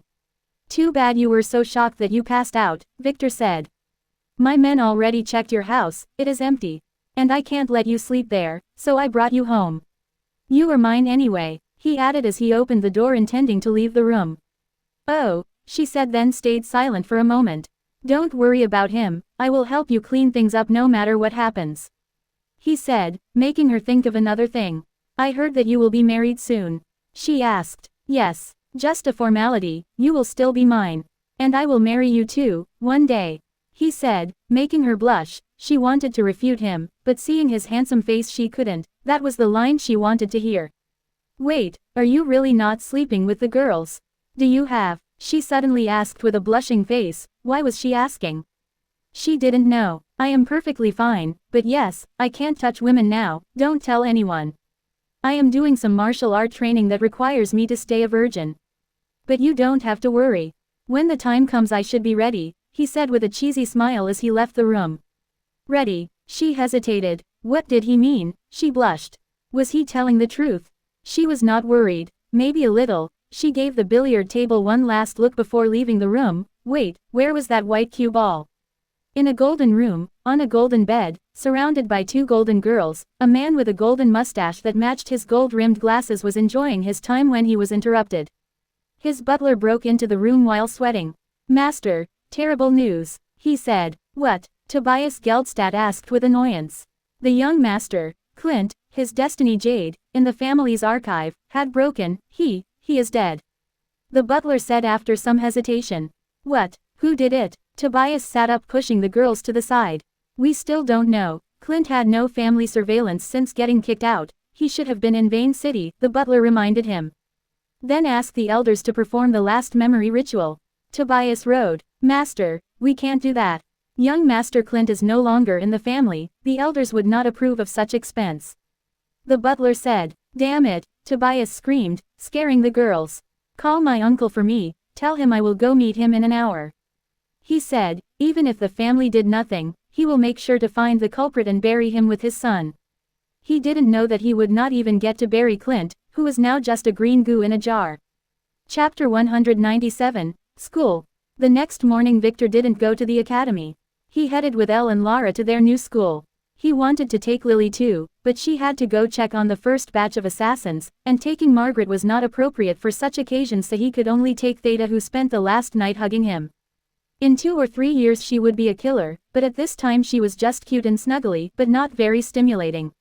So last night was safe, from his perspective at the very least. Esteemed brother, would Elle also be able to study with me? Isn't she too young? Lara suddenly asked with some worry on her face. She was very excited to come to school, as she always dreamed about it when she secretly watched the drama discs her mother kept.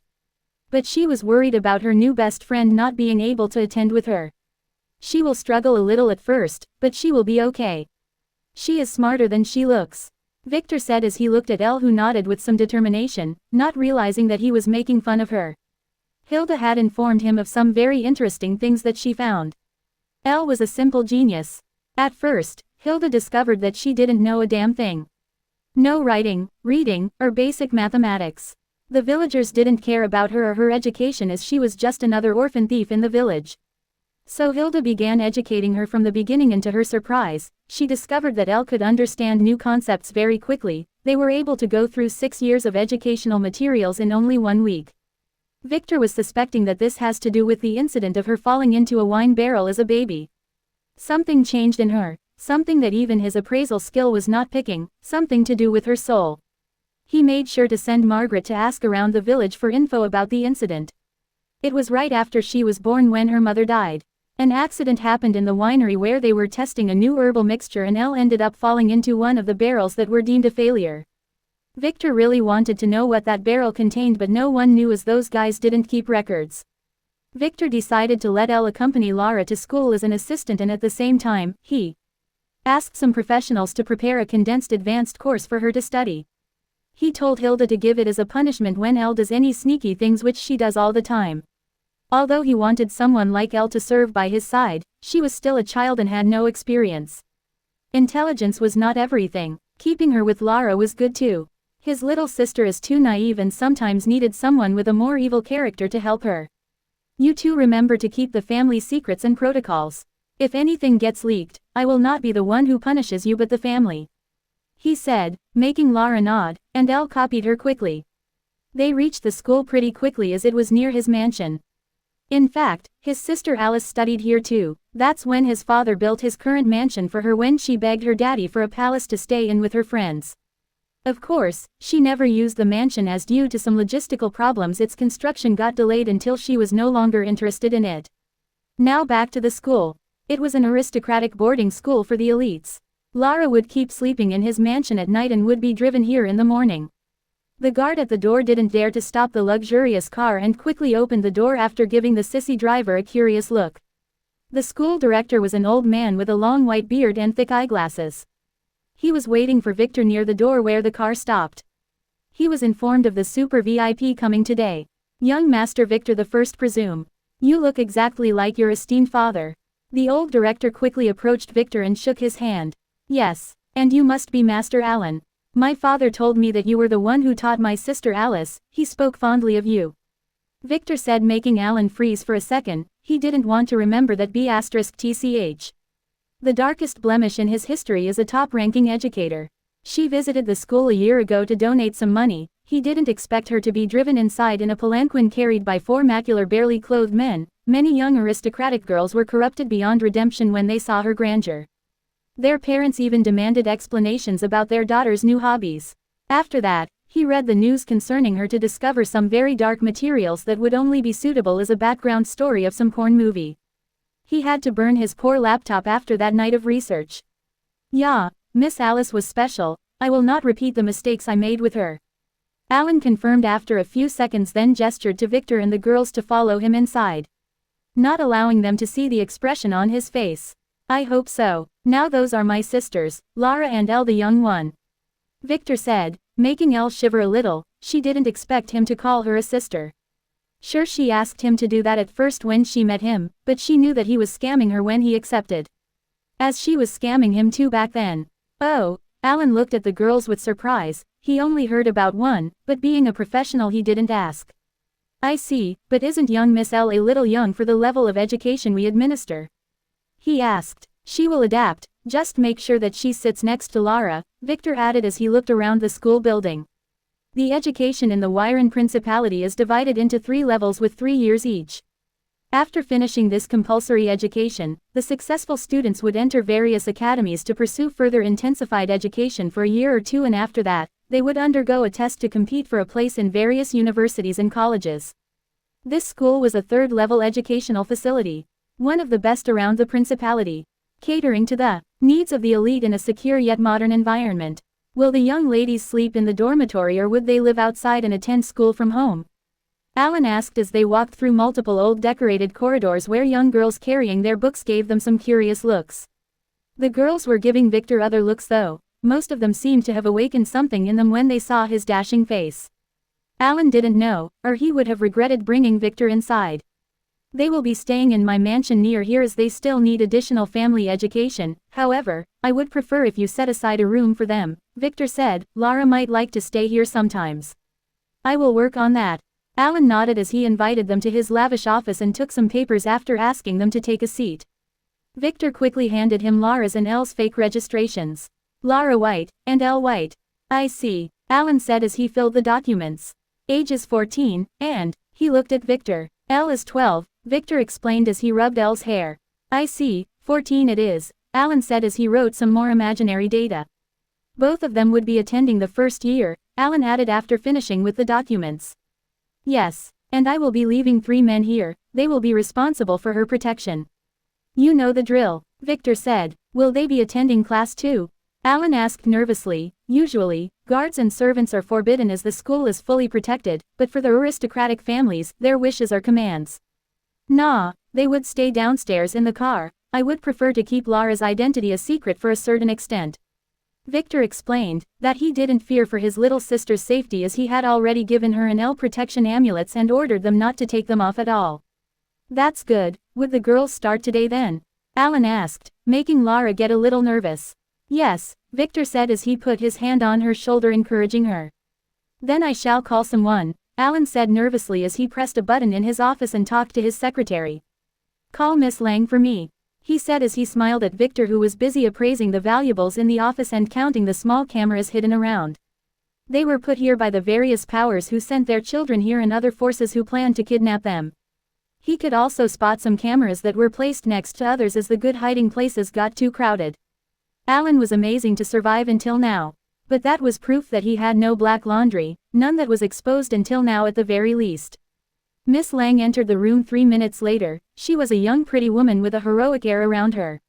Victor didn't care at all. He didn't have a teacher fetish, not after what that B*TCH teacher Isabella did in his past life. She treated him well at first as he was acting like a normal student, but after she got wind that he was from an aristocratic family she made him her bullying target, and the family didn't protect him as he was just a semi-player and was not considered anything better than a servant. Ahm, Alan coughed a little as he watched Victor's ugly expression. This is Teacher Lang. She is new here, but one of the best graduates last year. She is an expert in education and world history. She would be the young lady's teacher, Alan said, making Victor return to the present and look at the nervous Miss Lang who was getting her instruction from Alan. Miss Lang, those 2 are Lara and Elle White, they will be attending your class from now. As I explained yesterday, make sure to treat them well, as they were homeschooled before. He explained to his daughter. Yes, his name was Alan Land, and she was Laura Lang his daughter. They hid it well though, but not from Victor's eyes. I will take care of them, Director, she said professionally with a smile as she asked Lara and Elle to follow her after giving Victor a fleeting glance. Damn, he is hot, she thought. I will leave Lara in your care, my father is very protective of her. So make sure she is fine. As for Elle, she might make some trouble, feel free to punish her as you see fit, Victor added a moment after the girls left, making Alan wonder at his double standards. Then I will take my leave then, Victor added, then turned and left with Theta who kept looking around until they left. Brings back memories? Victor asked. Yeah, my old school was similar to this one, those were not happy days, she said, then stopped talking. Don't worry about such things. Do you want to go with me to the auction tomorrow? We will be leaving tonight when Alpha returns, Victor suddenly said, changing the subject. It is in Tetraquad City, right? She said after some hesitation. Yes, your family has a branch there, he said. They are no longer my family, And yes, it is a small branch where some hateful insects live, I will go. She said with some clear determination in her eyes. Good, Victor said, there would be some fun gambling there, Victor added with a smile. Are you planning to do something bad? She asked with a grin that didn't exist a moment earlier. Yes, he told her honestly. Who is going to participate? She asked. Me, you, Alpha and Margaret, and a few chicks for security. Victor replied. What about Sister Lily and Alex? She asked. She knew that Victor usually likes to take one of them with him. No, Lily is busy. I already sent her on a mission. As for Alex, he is a wanted man nowadays, and on such a grand occasion with many participants, he might get identified. Victor explained. Oh, she said, then watch the road. Why did you create the illusion of the balls yesterday? Did you enjoy tricking the girls to play with some imaginary balls? If it were not for my gambling skill not finding the target when I set it to a certain ball, I would have never suspected such an illusion. Theta asked. She couldn't ask at the mansion as the girls were still debating how he did it, not knowing that all the balls were an illusion. I told you before, you should always use your skills to a certain degree as they level up when you do that. And you also get more proficient at using them and might discover new uses. Victor said. I see, she pondered. I was meaning to ask you, what is the subclass's entry in my menu? She asked again after a few minutes. It's empty, right? He asked. Yes, she replied. A subclass is simply an additional class. There are 3 ways to get those, as a reward for a super crazy mission, or as a very rare class book. He explained. And the third method? She asked. It's harder than the other 2. Simply you upgrade one of your skills enough for it to be a class. He explained, making her surprised. It is super hard, and there are conditions for that. He added before she could ask.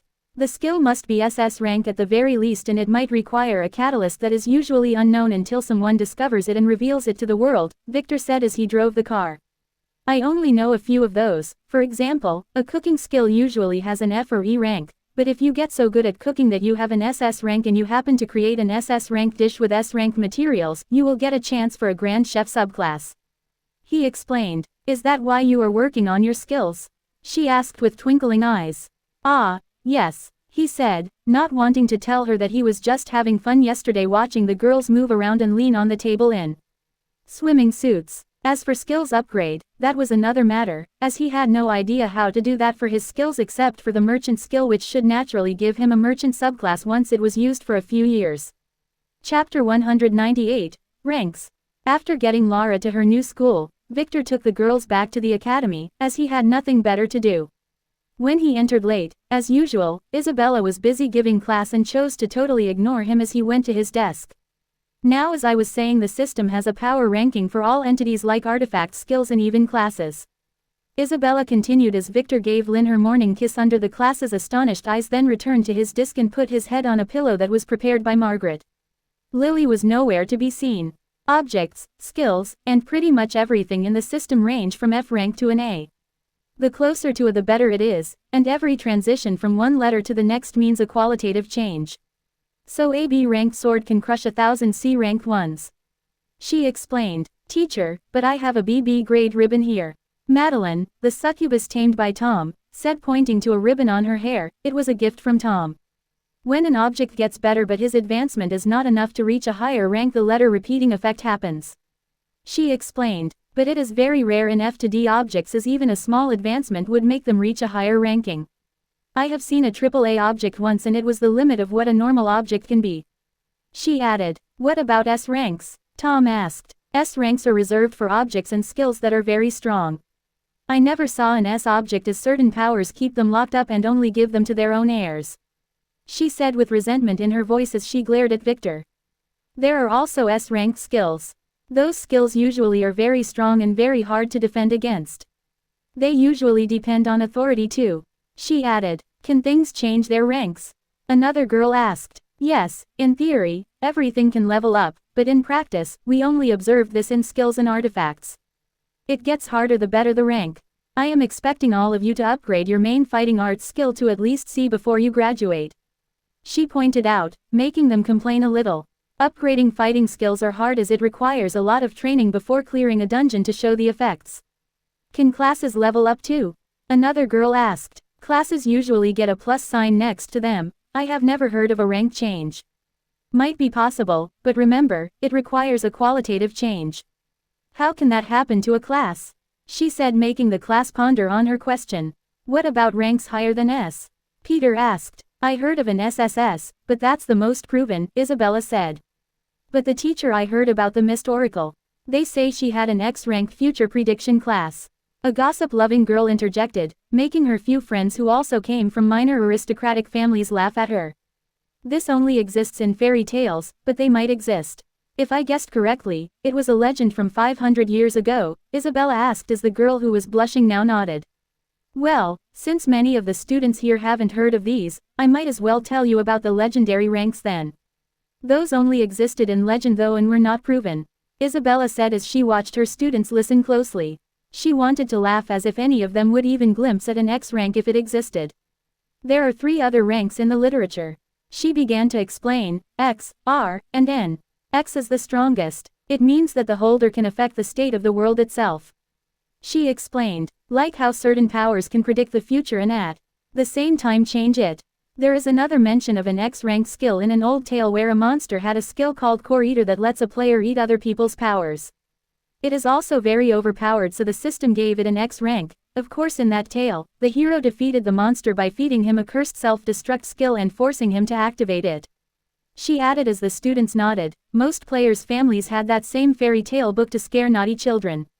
Tom, who came from a commoner origin, was one of the few who never heard of this, so he decided to inquire about it from Miss Isabella later in the night. He will make her tell him that fairy tale while she. Tom, stop drooling and pay attention. Teacher Isabella struck his desk and scolded him as she blushed lightly. She was sure that he will take his revenge on her later at night. Now, where were we? Ah yes, R rank. It only appeared once in the records. It's a tale about a fisherman who got an R-ranked pot from the bottom of a lake. Legends tell that an evil spirit was locked inside of it. Some fairy tale stuff. If you are interested, you can find the book in the players section of the library. She said, making many students decide to go check it. Victor, who didn't sleep, was pondering on the ranks, recalling what he knew from his memory. He knew what R stood for. It was restrain. An R rank can only be given to artifacts, and it almost always contains something locked away in it. Some things that the world itself wished to remain hidden and no dungeon could contain them. They usually held nasty things with nastier curses. Finally, the N rank. We also don't know. It was only mentioned in the tale of the greedy blacksmith who kept upgrading his evil sword with the blood of children until it reached the N rank. After that, it could not cut a thing despite its sharp edge. And the blacksmith was killed by a brave child who challenged him. She sighed. It is usually a tale of how evil deeds would never bear good results. She explained. Victor knew better. N rank is given to objects and skills that are super strong but can't affect the world at all. It's like a curse of effect nullification. He didn't know how such objects got created, but he had his theories. Now, enough of that. Let's discuss dungeon air dynamics. Isabella changed the subject as her voice trailed off in the background while Victor closed his eyes.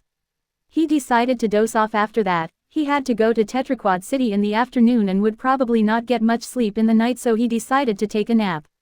Will you tell me that fairy tale later? A soft voice whispered in his ear. It was Margaret, who took the liberty to borrow the absent Lily's seat. I might need to tell it to our baby when he is born. She added, making sure that the eavesdropping students in the front hear her. We can let the servants tell them, as you will be busy making other babies, Victor responded without opening his eyes to watch the jealous eyes of his schoolmates. Ellipsis. Lara returned home at 5 p.m. and was surprised to find out that her esteemed brother was nowhere to be found. According to Hilda, he had to travel to attend some auctions. Lara was annoyed. She wanted to tell him about all the new friends she made and how Elle broke some nosy boy's nose after he laughed at her when she told the entire class that she will be a hooker in the future. Lara and Elle finally learned what that word meant, and that made them both very embarrassed. Her esteemed brother should have told her instead of laughing it off every time she asked. Thankfully, the headmaster let her go after some scolding. But Elle had to run around the school twice as a punishment. Elle didn't mind. Lara had noticed recently that Elle had much more endurance than her, especially when she accompanied her in her morning sword training. It made Lara very embarrassed and forced her to work harder, as she didn't want to appear like a loser in front of her new younger sister. Let's go do our homework, she told Elle, who quickly nodded while wondering if she should tell her young mistress that she already did it before leaving school. It was only some random partial differential equations that she happened to have read about in some book in the mansion's library. She heard that the chicks filled it with all kinds of books to make their young master look extra smart. She did not realize that the teacher had given the students some college-level problems to make the arrogant young brats more humble and to test their thought processes. Ellipsis. In a dark room, Tobias von Geldstadt was standing next to a tall man with one eye and a scar that looked way scarier than it really was. He was Kolmir von Geldstadt, the punishment hall master of the family. "Uncle, please help me find who was the bastard who killed Clint." He was killed doing a mission for you." He bowed deeply. "You mean it is my fault?" Kolmir asked coldly. "I never meant that." Tobias shook a little. "I see, Clint was in Vane City, and I already know who killed him. I already performed the last memory ritual. It was a man called Dave Davis. A big arms dealer," Kolmir said slowly, taking his time. "I want him dead." Tobias screamed as he squeezed his hands which still had traces of gold. "No, stay out of this," Kolmir said. He was wondering if his nephew washes his hands. "The master had issued an order for me to investigate this," he explained. "Investigate? Does this need the master's intervention?" Tobias asked, a little surprised. He didn't expect his son's mission to be this crucial. "There might be some complication that involves the von Weiss family, so I will have to make sure," Kolmir patiently said, "so you better keep out of this for now and wait for me to summon you." He repeatedly looked at his nephew, who shivered a little and stepped back. I understand," he said, "but I hope that uncle makes sure to cut that Dave to pieces." He added, "I will see what I can do. No one kills a Black Chamber member without a punishment," Kolmir stated with a gloomy voice. Chapter 199, Tetraquad City. The private jet landed at Tetraquad City's international airport at precisely 9:30 p.m.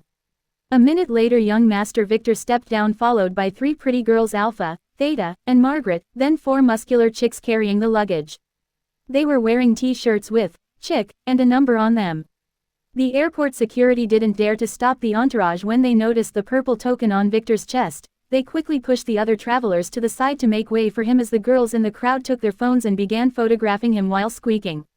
They were wondering about many things like what kind of celebrity he was. And how can a young man be this charming? Victor helped their fantasies by winking at them and waving while Alpha and Theta covered their faces with their hands. They were not comfortable with their pictures being taken. Margaret on the other hand made sure to grab Victor's arm and walk in a seductive manner making some men in the crowd bend down to grab their imaginary keys. Victor didn't mind the exposure, on the contrary, he wanted people to take him as a pervert. So he kept his hands busy around Margaret's body until they reached the car which was prepared for him by the family agent in the city. "Young Master Victor, call me Paul, I am the family agent responsible for your visit." A young man with a cold demeanor, in a black suit, greeted Victor while trying hard to hide the perverted look on his face when he peeked at Margaret. Victor quickly recognized him. His name was Paul von Weiss. He was a semi-player in the family, working as an agent for the family just like he did in his past life. At that time Victor came here on a mission. And Paul was also the one responsible to accommodate him, but at that time he treated him really badly as he was just a semi-player, and he also made him do some chores for him. This guy was an asshole. What made Victor really hate him though was the fact that he was the one who told Rex about Victor's relationship with Mira who ended up dead because of that. Victor, although held a grudge, didn't plan to kill him. He will just show this bastard his place and then make his life a living hell. Paul's burning gaze as he watched Victor's hand go all over Margaret's body and the way she moved in response was enough to make him jealous for the rest of his life. "Take us to the hotel. This young master needs to feed his girls," Victor said arrogantly, ignoring Paul who was really dying of jealousy, especially after he inspected Margaret completely and realized that she was 100% natural and underwear-free. "You heard him. Don't waste our time, this mistress can't take it anymore," Margaret repeated arrogantly. Young master, wait until later, I will, She moaned again as Victor's hand spanked her butt. Others might have not noticed but she did. For a split second when Victor saw Paul his eyes sparked with anger. Paul squeezed his fist tight. He didn't fully understand what "feed" meant but it made him jealous. He didn't dare to show it though as he guided Victor and the girls to the extra luxurious car that was waiting for them. The chicks would follow with the luggage in a second car. Alpha and Theta were a little taken aback by Margaret's and Victor's little play. Alpha chose to ignore those perverts, while Theta watched and learned with a little blush. Although after falling in Titus's hand she learned such things, her former education as a proper lady didn't allow such behaviors. So after regaining her memories she became a little conflicted. The car reached the hotel 15 minutes later and Victor asked Paul to wait in the lobby as he may need him to buy some condoms and might have other jobs for him. Paul wanted to curse at him but chose to remain silent and nod respectfully. Victor was an elite heir after all. "Young master, why do you want to make that guy jealous?" Theta asked just as they entered the presidential suite. "He is a scumbag. Feel free to order him around and make his life miserable," Victor said as he gave the room a quick sweep with his phone making sure it contained no bugs. It was clear. After that, he relaxed on a couch as Theta brought him some refreshments. "What are your plans now?" Margaret asked a few minutes later. "The auction is tomorrow night, aren't we a bit early?" She added. "You girls stay here tonight, I will go out for some business 2 hours later," Victor said, making Margaret, who was getting ready for some action, a little deflated. An hour later. "Why don't you go now? It's not like you got tired on the plane with the massage Theta was giving you," Alpha asked coldly. "Yeah, but it won't be good for my image if I finish quickly," Victor said, making Margaret chuckle while Alpha glared at him. It took Theta a few seconds to get it and blush. "But I want to go shopping too," Margaret complained. "There are no honest stores open at this late hour," Victor replied, then paused realizing that she was messing with him. "That's right. You want to go to some brothel, don't you?" she asked while acting like a detective with her hand under her chin. "No, it's a nightclub," Victor confessed. "I need to meet some old friends there, so I can't take you," he added. "You're going to scam someone, is that why you made us come here early?"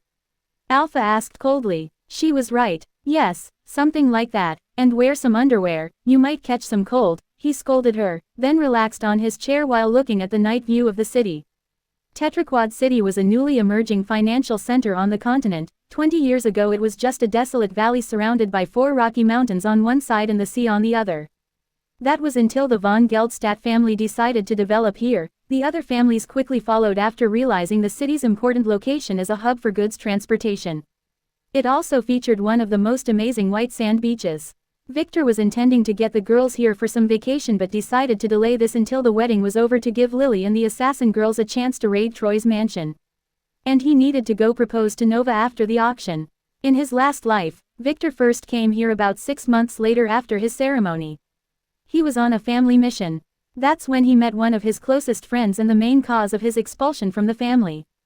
Hopefully, nothing will go wrong this time.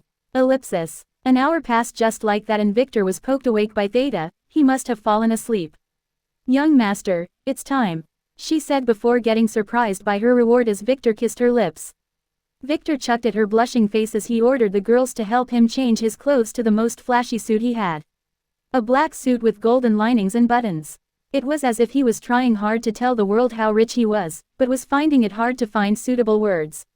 Margaret wanted him to wear one of the purple suits Lily kept buying for him, but he firmly rejected her proposal by spanking her butt before leaving the room. He wanted to appear like a rich young master tonight, not a rich pimp. And she was still not wearing underwear. When Victor reached the lobby, Paul was waiting for him while flirting with a pretty receptionist. Although he was forbidden from exposing his background, he was a natural playboy and knew how to scam little girls.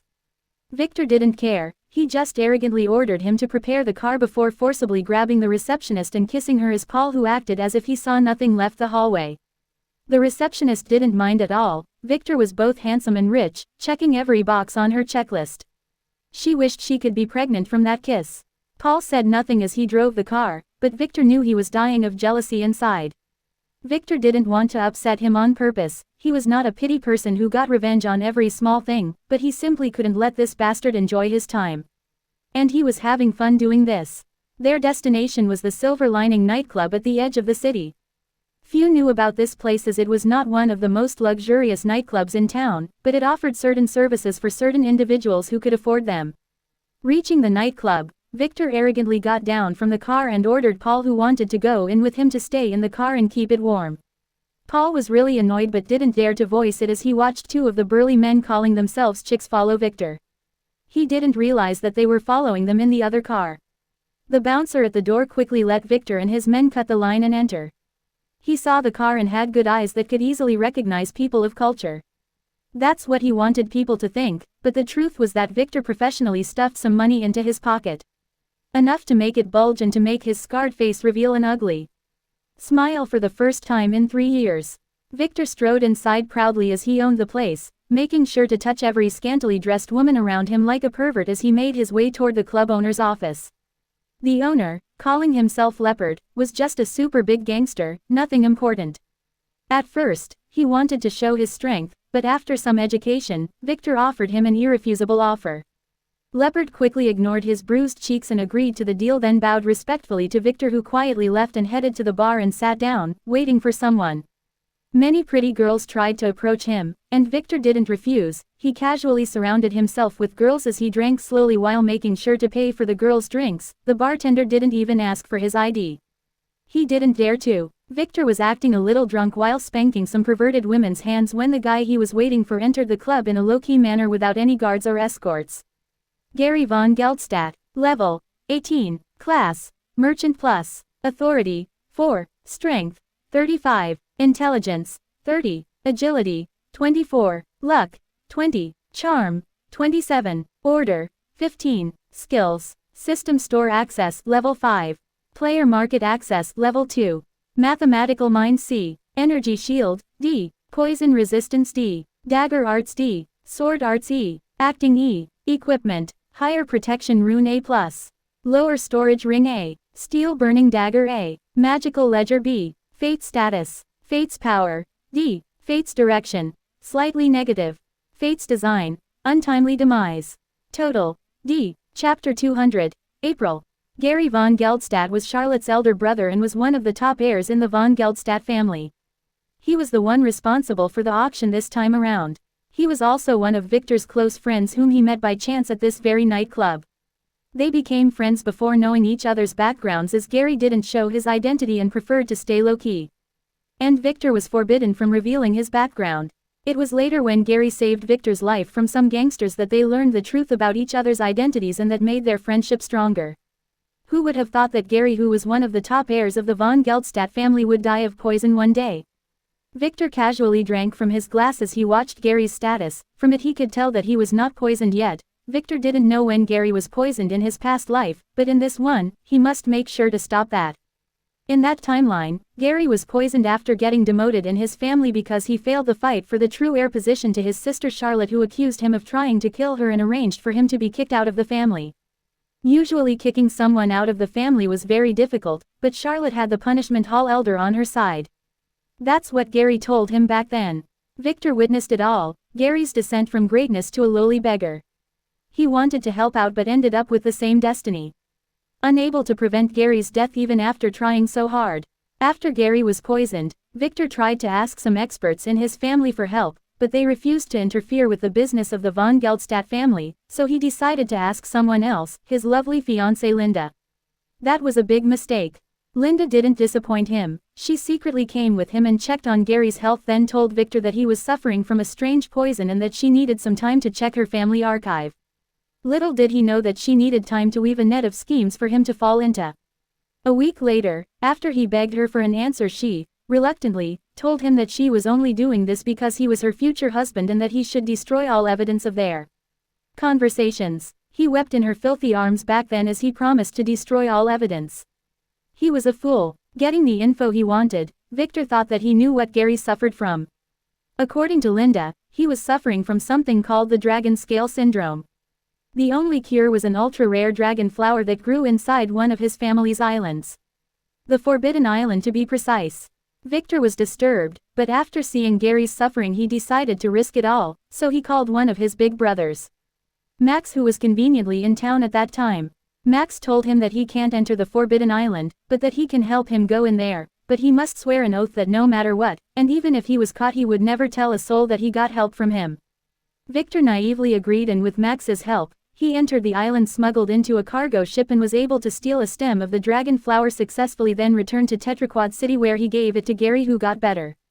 Temporarily at least. The cure didn't work and Gary died a month later. That's when all hell broke loose. The punishment hall elders came for Victor, who was still grieving for his friend. His crimes were stealing one of the family's secrets and leaking them to their enemies. Those were some big crimes. Victor was in trouble as Gary's remains were cremated and he had no way to prove that the grass was used as a cure for his friend.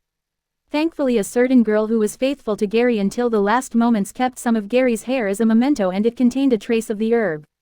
Thanks to her, Victor avoided death as the elders didn't want to investigate his other crime of infiltrating the Forbidden Island, as it implicated too many people who took a bribe from Max to facilitate his infiltration. Opening that case would disturb the delicate balance in the family.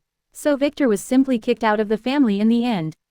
After that, Victor made sure to investigate what happened despite his problems, and to his surprise, he learned that the one behind it all was Charlotte, Gary's sister.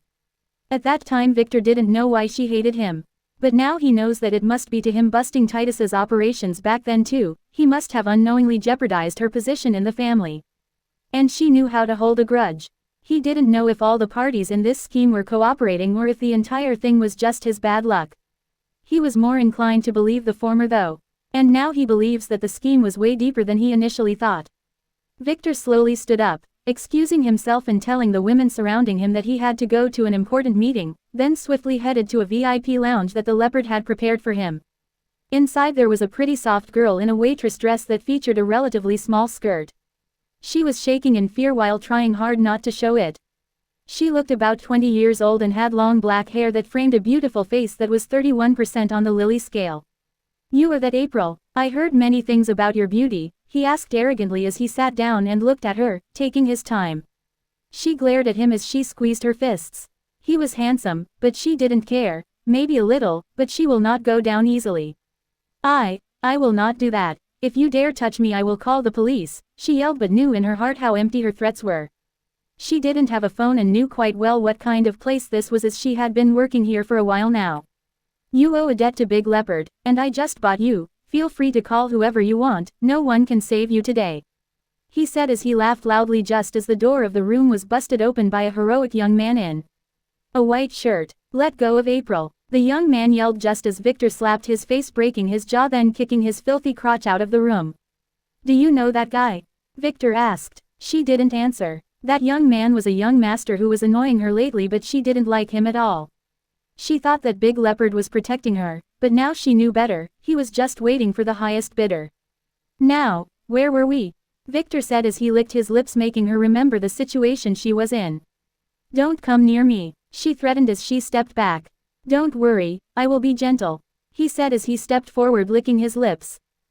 She didn't continue as the door burst open again. This time it was the same guy, but followed by a police officer. "Officer, it's him. He is assaulting Big Sister April," the young man who was still holding his crotch told the officer, who appeared to be a little drunk. April was surprised, but the next moment, she formulated a plan. This young master was not useless after all. "Officer, he is forcing me, please help," she begged, making the cop look at her with burning eyes. She was hot. "No one told him that such a hot girl worked here. I will take the room and the girl." "You can," the cop said as he licked his lips, then froze, nearly biting his tongue off, when he saw Victor's purple token. "Please enjoy your stay here, young master," he said as he sobered up 100% and bowed before leaving the room, not forgetting to drag the young man away with angry eyes. He didn't dare to look at the flabbergasted April again. No decent policeman would dare come here, only perverts like this one. Victor chuckled as he gestured to the chick outside to close the door. They were ordered to act only if a fight began. April didn't know what to say. She had been working here for 4 months, but nothing like this ever happened, as Big Leopard, who was the boss here, had promised that she could repay her debt by working just as a waitress. That was until 10 minutes ago, when he made fun of her and told her that he had just sold her to a new master. She was a fool to believe him. According to Big Leopard, her new master was really great and had many connections, and she better serve him well. She didn't believe it, but after seeing the look on that cop's face, she realized that he might have been telling the truth. "No, she will not go down easily. I heard that you are a virgin. So don't worry, the entire club would hear your beautiful voice as you become a woman," Victor said pervertedly, making her shiver a little as he put his hand on her shoulder and squeezed it a little. At that moment she swung the wine bottle that she was keeping behind her at his head, intending to knock him out. Too bad he grabbed her hand professionally and threw the bottle away, then pushed her onto a couch and grabbed her dress, intending to tear it off just as the door was kicked open for the 3rd time. Chapter 201, Gary. "Stop," Gary commanded in a firm voice after he hurried inside of the room, making Victor stop his assault and then smile as he looked back. This idiot finally realized that his girl was getting taken and came running. Victor wanted to shake April a little to make her more malleable later, as she tended to be very stubborn. Another one. You sure have a lot of lovers. Victor told April, who looked at Gary with sparkling eyes. This time I will cut a piece of him, otherwise people would keep interrupting us. He added, making her gasp. Gary leaves us. He is dangerous. She said firmly as tears welled in her eyes. Gary was a regular who attended this club every day and she knew him well. He didn't pursue women and just drank in the corner. And usually defended her when some perverts tried to approach her. At first, she liked him for his looks, but as time progressed she realized that he is a very good guy who helped those in need. He was 100% her type. And she secretly fell in love with him. He tried to ask her out a few times before. Although she was very happy, she refused, not wanting to involve him in her troubles. And she felt inferior and didn't want him to know about her bad family history. Maybe she should have accepted back then and given him her first night. Don't worry, I will fix this. He told her with a confident, reassuring smile, then looked at Victor. My name is Gary Goldman. May I know your name? He asked Victor. Oh, Yvonne Geldstadt. Victor asked, making Gary surprised. The Goldman surname is the one usually used by the von Geldstadt family, like how his family used the White surname. But Gary didn't expect to be found out so fast. Yes, you are Yvonne Weiss? Gary asked, noticing the purple token and the purple hair. Yes, Victor von Weiss. The most charming elite heir in the family. Victor said shamelessly, as April watched their exchange. Was Gary also a young master? Did he like to be low-key? She wondered. Gary frowned. He had heard that name, Victor, before. Isn't he the one who humiliated his B*TCH sister of his, Charlotte? Gary was not a fool. He quickly realized that Victor was probably here on purpose. And that was to get close to him. If Victor was here to talk, things would be easy, as April was just a secondary matter. Let's talk, Gary said as he sat down, then invited Victor to do the same as if this place was his own. I was wondering why a pretty flower like April was still unplucked in a garbage dump like this. You were the one protecting her, weren't you? Victor asked as he relaxed back. Gary didn't answer, he just glared at Victor while April gasped, what? He was protecting her? No wonder that greedy bastard leopard didn't sell her before. Oh, don't tell me that you were secretly in love with her and wanted her to love you back without revealing your background, ha ha ha. I heard of full young masters like this before, but this is my first time seeing one. Victor said with a shocked face as if looking at an idiot, then began to laugh as he saw Gary's annoyed face. April opened her mouth wide, then covered it with her hands as she looked at Gary, who sighed. She didn't know that he felt the same as she did. The poor girl was so shocked by Victor's assault earlier that she didn't consider the fact that Gary was also fooling her. Yes, I had it enough with dirty girls claiming to love me for my money, so I wanted to fall in love with April naturally. That's why I paid Big Leopard to keep her safe. But you must have paid him more to make him break my deal. He said to Victor, while trying hard not to look at April. He was a little embarrassed. Oh, what an idiot, you have been just keeping her safe for me. Victor said with a smug face. Should I make her a woman in front of you? Are you into this NTR stuff? Victor asked, making Gary wish to punish his dirty mouth. Set your price, Gary said sternly, ignoring Victor's previous remarks. Oh, a businessman, how about this? I don't mind making friends with you over her, but I have 3 conditions. Victor said, making Gary squint his eyes. He had a feeling that Victor knew about her before coming here. He must know that she meant a lot to him. But how did he know? Gary made sure not to reveal anything when he came to see her. State your conditions, Gary said as he looked at April and smiled. No matter what, no one can touch her without her permission. He said, making April's eyes tear a little. No one has taken care of her since her mother died when she was a child. Victor smiled. That's what he wanted to see. In his last life, April only knew about Gary's love when he got broke and couldn't cover for her anymore. That's when Big Leopard tried to sell her, but she was saved by Victor back then, who told her the full truth. She decided to stay with Gary back then, and she was the one who kept his hair as the memento that helped save Victor's life. Too bad someone killed her a few months later, probably Charlotte, who discovered that she was pregnant with Gary's child. Victor could do nothing to save her. Now Victor wanted those two to get together faster. It would be safer this way, considering the worsening power struggle in the von Geldstadt family. My first condition is that you will become my little brother from now on, Victor said, making Gary squint his eyes. He quickly realized that Victor was looking for allies and he wanted him to be one of them, and he didn't mind at all. Is this about my sister targeting you? Gary asked. Yes. That slut sent an assassin after me, and I suspect she made an idiot try to crush a helicopter in my room, but I have no evidence. So my enemy's enemy is my friend. You're her enemy, aren't you? Victor asked, making Gary nod as April frowned, not understanding what those two were talking about. Yes, I don't mind being your big brother, Gary said, correcting Victor. He was a businessman after all. That works too. Victor chuckled. My second condition. I will be participating in the auction tomorrow, so I will be needing 3 anonymous rank Z tickets.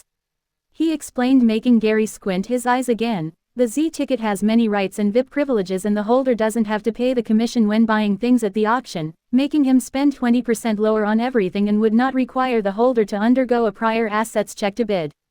2 tickets, only one of them will be anonymous, Gary interrupted. An anonymous ticket grants complete secrecy to the buyer, even the family has no idea who would be using it. Too many of those would raise unnecessary questions. Fine, Victor only wanted one, but a second one would be good for Alpha. Your final condition? Gary asked as he relaxed. This negotiation was going smoother than he expected. Giving April to you like that is not good for my image as a domineering young master. So my third condition is that you must win her over in a bet. Victor proposed, making April nervous again. She is not a property. I will never do that. Gary interrupted. Now he was sure that Victor was just messing with him. It's just a game. If not, you would have to pay me for her, and I heard that you needed every penny for your business lately, Victor said, making Gary frown. True, he had no money for now. It's okay, April said she didn't want Gary to suffer for her. What is the game? Gary asked coldly, failing to comprehend Victor's thought process. 3 bets, 1 by me, 1 by you, and the last by her. Victor said, pointing to April, whoever wins 2 of 3 will take her home tonight. Victor smiled. Of course, I will not touch her, but you will have to pay me double the price if I win, Victor explained, making Gary relax a little after realizing that Victor was probably just messing with him. This should be easy. Let's do it then. My bet first. Arms wrestling, Gary said after some thinking. He put his arm on the table and invited Victor to do the same. He had heard before that Victor became a player a month ago, so he had faith in his strength as a player who conquered 3 dungeons. He wanted April to witness his strength too. Are you sure? Victor asked with a frown. Gary nodded. Victor sighed, then crossed his hand with Gary's and grabbed his fist. The next moment Gary's hand was pasted on the table under his amazed eyes. He couldn't resist Victor at all. WTF. My win, now it is my turn to choose. Victor said quickly, making both Gary and April nervous. How about this? I will bet that April thinks I am more handsome than you, Victor said, looking at April. Tell the truth, who is more handsome? If you lie I will cancel the deal. Victor said, making Gary realize for the first time that Victor Knight was helping him. He wants April to confess. Why was he helping him though? Does he in desperate need of their alliance?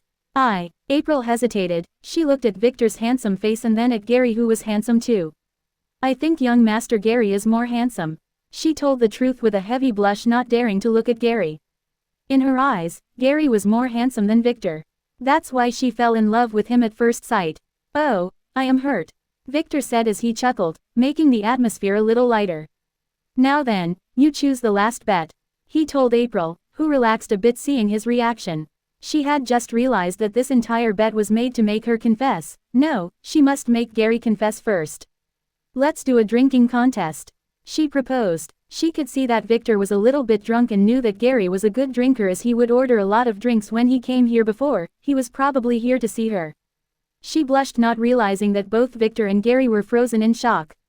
They both knew a very disturbing fact. Gary had 0 alcohol tolerance.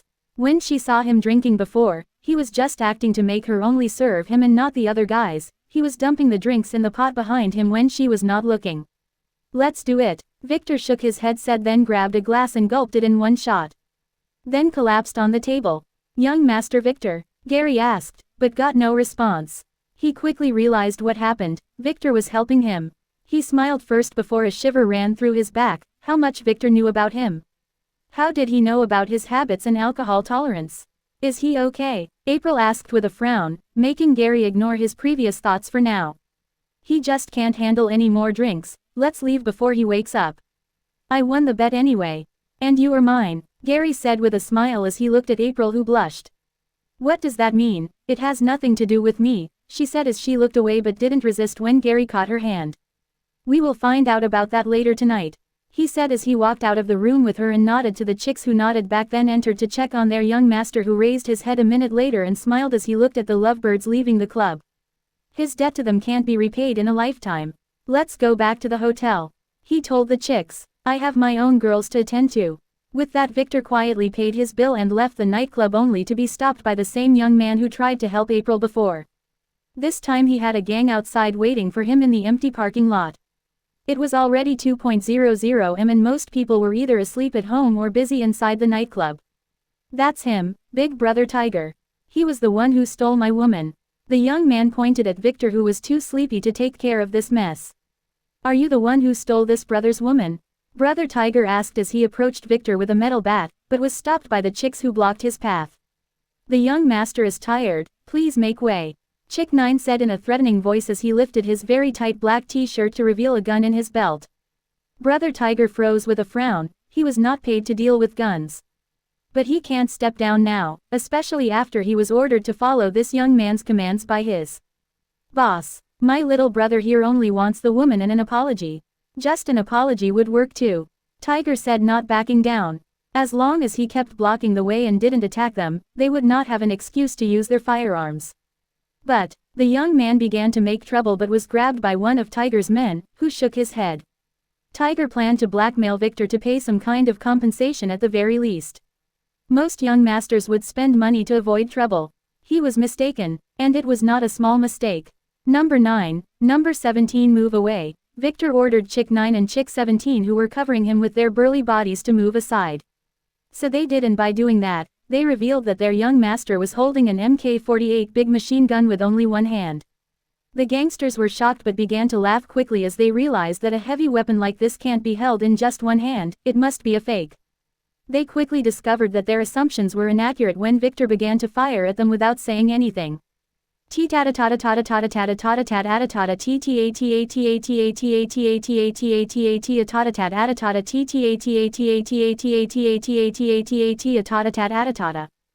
took the gang and especially Brother Tiger 3 seconds to realize what was going on, and another 5 to escape.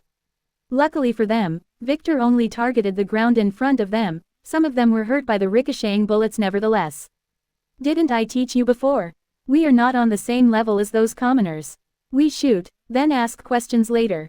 Victor scolded the chicks as the parking lot became empty again. A moment later, Victor shot one more bullet in a certain direction where the chicks only saw a blood pool begin to form from behind a corner. It was that young man who bought the gang. Victor had already forgiven him twice. This time he didn't. Let's go, Victor commanded, heading to the car where Paul, who was supposed to be, was spending his night in some other nightclub. He didn't know that Victor would finish this quickly. And this was a big mistake. Chapter 202, Robin. It was 5:00 am. Lily, who was hiding atop a tree, watched as the van left the heavily guarded mansion heading to Tetraquad City. Troy had just left. Confirm, Nora said. He is in the car, confirmed. Sky replied. Nora, you follow the car, Sky. Contact Archie, then begin the infiltration operation, Lily commanded as she watched a man flipping a newspaper on the opposing building balcony. Damn it, the spies are still watching her. Hopefully, they will not interfere. According to her young master, they were only here to watch her and protect her life in case of emergency. Ellipsis. It was 2:00 p.m. when the lazy Victor woke up the next day. He was alone in the hotel room. He could hear Margaret's sound outside. She was showing Alpha her new dresses. She got them in her morning shopping, where she overspent 3 of Victor's credit cards. Good morning, young master, Theta, who came to check on him, greeted. Does the young master need to eat here, or shall we go out? She asked. You didn't eat lunch yet? Victor asked. No, Margaret dragged us shopping all morning. She replied. Then let's go and eat. I know a good restaurant, Victor said as he jumped from his bed, then began to change his clothes. Young master, some man came earlier with these tickets, she suddenly said, giving Victor 2 golden envelopes, one with his name on it and the other with an X. Victor quickly took them and made sure that those were the auction tickets. Alpha, he said as he walked out of the room, interrupting Margaret's fashion show. He was only wearing his pants and showing his muscular chest. Yes. Ah, Alpha asked as she looked away with a blush. She didn't know why she felt that, but he was really hot. Take those, today you will act by yourself at the auction. I will command you using the communication talismans inside, and you will help me manipulate the auction. One talisman lasts for 5 hours, so make sure to activate it only when you sit down. He said, giving her 2 talismans. Why don't we use a normal communication device? She asked. The auction will be jammed to protect against spies and the press. He said as he put a ring in her hand. This ring contains many artifacts that I decided to auction off. Go now and add them to today's auction. And make sure to hide your identity. He added. Alpha nodded as she watched him put on his shirt with Theta's help. I will need you to bid against me to raise Hannah's price, Victor said. And if you found anything worth buying, feel free to do so, he added. She glared at him and then walked out without saying anything else. She knew what she needed to do. What about us young masters? Margaret asked. Dress up. You two will accompany me to the auction. Don't you want to see how arrogant and domineering this young master can be? He asked with a chuckle. We already know how arrogant you are. Margaret replied. She was wrong. Ellipsis. At 3.00 petameters, Victor left the hotel with Margaret and Theta. Paul, who was used as a luggage carrier by Margaret in the morning, was not happy at all. Victor could tell from the poisonous glares he was shooting at Margaret, who was now dressed in a very revealing red dress. Why are you looking at my woman? Victor scolded as he smacked Paul's head. Go prepare a car quickly, we will be going to the Morning Star restaurant for lunch. And don't even think about skipping again or I will call the elders this time. Paul could only nod and run to get the car. Damn it, who made Victor an elite family heir? Yesterday Victor called him when he was about to score a goal with a woman, then after scolding him for 15 minutes he punished him to clean all the hotel's toilets. He barely slept 2 hours last night before the slut Margaret woke him up to work as her private mule. Let's go, Victor said as he took Margaret's and the blushing Theta's hands and then followed. They reached the restaurant 30 minutes later. It was one of the best restaurants in town and featured an excellent view and many unique dishes. Sir, do you have a reservation? The waiter at the door asked. No, get me your best table. Victor replied, showing his token. Making the waiter frown. He had seen tokens, but this was his first time seeing this one. What an idiot, do you think you can get in here like this? A man scolded from behind before the waiter could reply. Stop wasting our time and kick this man out. He told the waiter, who was secretly calling his manager. Husband, how can beggars come to this place? They don't know that you have to make a reservation 3 months in advance. A slutty woman clinging to the young master added, making Margaret shoot her a glare. Sir, please wait for a moment. I already called the manager, the professional waiter said respectfully to Victor. Most of the people who come here are VIPs and he didn't dare to make a decision. After that, the waiter turned to the young man, who quickly showed him the reservation ticket on his phone, making sure that Victor saw it too. That's how you. The man began to speak, then froze when he saw Theta's face. Robin, he said in surprise, aren't you dead? He asked unconsciously, making Theta, who was trying hard not to be seen, flinch. This man was her cousin. He was no one important in the family, but he knew her nonetheless. She didn't know what to reply, but feeling Victor's touch on her shoulder she felt courageous again. I am now young Master Victor's maid, please don't speak to me, you filthy commoner, she said, clinging to Victor's arm. You, who do you think you are to call me a commoner, you illegitimate child? Do you think you whore mother? He didn't continue as Victor decided to break his jaw just as the manager entered the room. Young Master Irwin, he said as he ran to the man's side, then looked angrily at Victor, then froze. May I inquire about the young master's name? He asked as he noticed Victor's token. This restaurant belonged to the von Geldstadt family, and they knew what the tokens represent.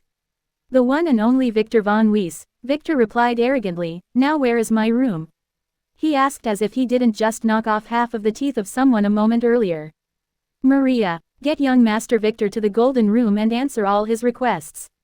The manager ordered as he gestured to the other waiters to help him drag young Master Irwin, who was trying to say something but failing, to a side room. Victor silently followed the waitress as he squeezed Theta's little hand. The golden room was not the most luxurious in the restaurant but was the highest available at this peak hour, and Victor didn't mind, he was just here to eat.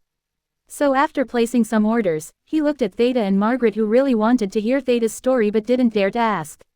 Do you want to talk now? I don't mind waiting, Victor said, making Margaret shoot him a glare. She was dying out of curiosity. I will tell you, Theta said after collecting her courage. That guy just now was my cousin Erwin Bloodflint. My real name is Robin Bloodflint, she said, making Margaret gasp. That Bloodflint family? She asked in shock. The Bloodflint is a very famous family that is considered one of the richest in the world, the commoners' world. They were giants in the beauty and fashion industries, owning about 60% of the global market share. Yes, Theta replied, I am just a concubine daughter though, so no one cared about me. That was until all my elder brothers died in, she didn't continue as she blushed. They were having an orgy on a plane which crashed due to all of the shaking. The report mentioned something about a resonance frequency, Victor said casually to the surprised Margaret, who might have read something like that in some tabloid. Victor looked back at Theta. You became the oldest heir after that, he said. Yes, in my family, the oldest has the right to inherit regarding their gender, she said, but I was just a concubine daughter and the main wife already had 2 sons younger than me, she added as she looked down in depression. They tried to kill you? Margaret guessed. She had seen too many TV dramas. Before that, I was just an insignificant girl living in the mansion and waiting to be married off to some other noble family, but after the incident, I became the main heir, and no one like that. Not my stepmother who wanted her children to take my place, not my grandparents who didn't like someone with dirty blood like mine taking over the family, not even the servants who always bullied me and didn't want to see me at the top, she said. My father, who always hated me because my mother died after giving birth to me, just ignored me, not stating his opinion, and he kept delaying the inheritance declaration. They didn't have to try to kill me. I would have given up the family heir position if they asked, she said as tears welled in her eyes. Victor slowly stood up and hugged her, hoping to get that skill. Not this time. What happened? Margaret asked as she glared at Victor, who was rubbing Theta's back with an evil grin. He was a real scumbag who knew perfectly how to take advantage of girls in need of a hug. They tried to fake an accident when my stepmother took me shopping, but I was lucky and overheard them, so when she stepped down from the car to just grab something, I sneaked out behind her. I didn't expect the car to explode. The entire street was burned off. But luckily a truck stood in front of me at that same moment and that saved my life, she said. I never heard of anything like that, Margaret said. No, you did, a year ago when they assassinated some unfortunate minister, Victor said. Yes, they killed that man to use as a cover, Theta said, making Margaret gasp. After that, I lied to the police who came there and claimed that I was an orphan. So they took me to an orphanage where Titus kidnapped me, she clarified. Don't worry, now that you are with me, even if your stepmother grew some balls, she would never dare to touch you. They might appear big and do have a lot of connections in the political arena, but in fact, they are just a fallen former power who nowadays only lives on the scabs left by the big powers. They might even hurry to give you back your rightful position when they hear that you are my maid, Victor said, making her smile a little and nod. As long as I am with you, young master, I don't care about any of that, she said just as the waitress who brought their food entered the room while securely wiping her tears. What a good girl. Ellipsis. A woman was sitting like a peacock, having dinner amongst her envious overly decorated friends when her phone rang. "Aunt, it's me," a man said on the phone with some difficulty. "Who?" she asked as her maid poured some wine into her glass. "Urban," he replied. "The janitor." "Where did you get this number from?" she asked, intending to hang up. "No, not that one, Irvin, I am Carlos's son," Erwin replied. "Oh, Erwin, I didn't recognize your voice. How is your father? Why are you talking like that?" She acted as if she cared. "Someone broke and shattered all of my ellipsis. Quote. He didn't continue. "Aunt, I just met Robin. She is alive," he said, seemingly talking with some difficulty. "What?" she asked. "Are you sure?" She stood up from her table, knocking some dishes off and surprising the women at the table. She didn't care about that. She was thinking about her stepdaughter. After the accident, they never found Robin's body, and that always made her uneasy despite the fact that nothing could have survived that explosion. "Yes, she is now serving some rich guy as a maid. He was the one who hit me when I recognized her," he said. "Aunt, please send me some men," he said. "Where are you now? Who is that young master?" she interrupted. "I am at Tetraquad City to participate in the auction. As for the man, let me think." He paused for a moment. He said his name is Victor von Weiss. He said. She gasped. Are you sure? She asked with a shaking voice. Yeah, some arrogant piece of sh*t with purple dyed hair. What a prick, he replied. You are forbidden from approaching them, wait for your father's instruction. And don't tell anyone, she yelled, then hung up without clarifying. She was in trouble, big trouble. If Robin was truly serving a von Weiss heir, doesn't that strengthen her inheritance right? Wouldn't the old patriarch change his mind? No, she needed to act quickly, that was what she thought, but too bad for her. Victor was at that same moment taking data to one of the most media-covered events of the year. Chapter 203, Xena. Unlike the relatively obscure auction in Vane City, the auction here in Tetraquad was a huge event, so any failure was not an insignificant matter. Gary made sure that every angle was fully covered and every situation was perfectly accounted for. The auction here is made into two parts, a public one for everyone who can afford an entry ticket and a private one, for the players. Victor arrived at the auction building and stepped on the red carpet with Margaret and Theta at precisely 7:30 that night. Paul was ordered to stay in the car as usual. Victor was dressed in a white tuxedo as the girls wore matching maid dresses that made everyone, including the attendees and those who were here for the fun, look at them with a frown. The way the girls were clinging to him made him appear like a pervert despite his charming look. Was he here to make trouble? Even the press, the live broadcasters, and photographers who were snapping photos of everyone hesitated to photograph him, but quickly began to snap some photos after a moment of hesitation. They would leave publishing decisions to the editorial department. Your ticket please. The pretty receptionist at the door asked politely while trying hard not to show a disturbed look on her face. This was a public event, not a cosplay party. Why was he dyeing his hair purple? And what with the maids' dresses? They looked authentic. Victor casually showed her the invitation letter and the ticket issued in his name, and that made her quickly bow in respect after noticing the Z rank on the ticket. Please, this way. She quickly guided Victor inside as another receptionist took her place. Everyone who expected him to be kicked away was surprised. Who was this guy? The receptionist didn't even flinch when a big CEO entered earlier and just pointed him inside. With that thought, every member of the press began to ask around while sending the photos they took. A new headline would be published tomorrow, a new young master in town. Now, you two are publicly mine, Victor told Margaret and Theta as he hugged their slender waists and followed the receptionist. The girls just smiled but said nothing as they watched the auction venue from the big windows in the winding corridor. It was a big auditorium with hundreds of seats. And on top of that, many balconies are protruding from the domed ceiling base in 3 interweaving layers. The receptionist guided them up to a similar VIP private room with a balcony overlooking the auction stage directly. It had a big couch with a small table filled with fruits.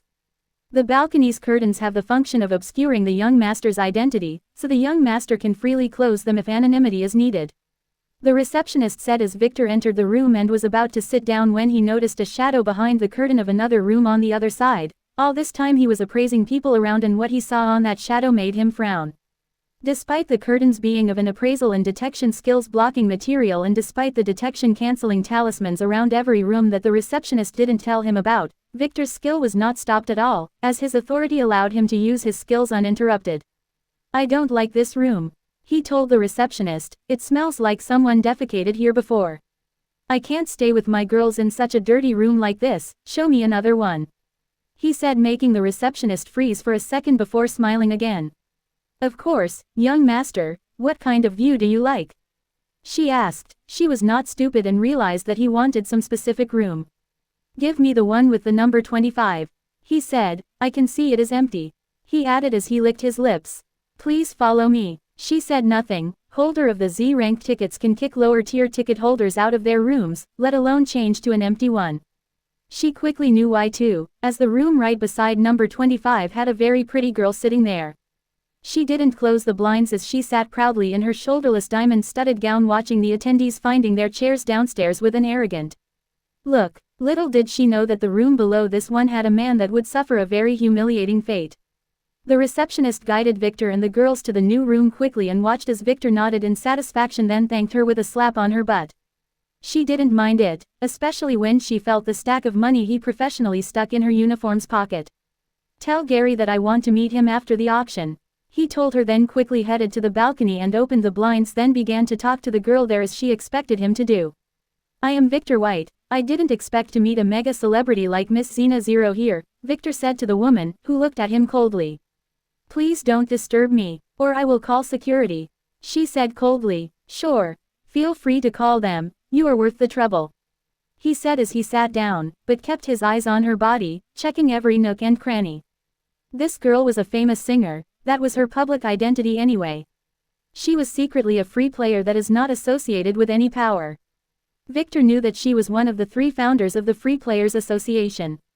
She hated the families and anyone belonging to them and was one of the extremists who wanted the families to be executed. In the future, after the reckoning, she would be one of the leaders of the revolution against the families.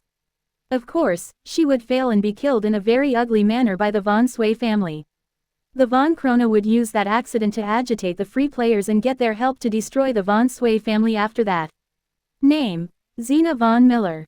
Level: 63. Class: Songstress of Doom.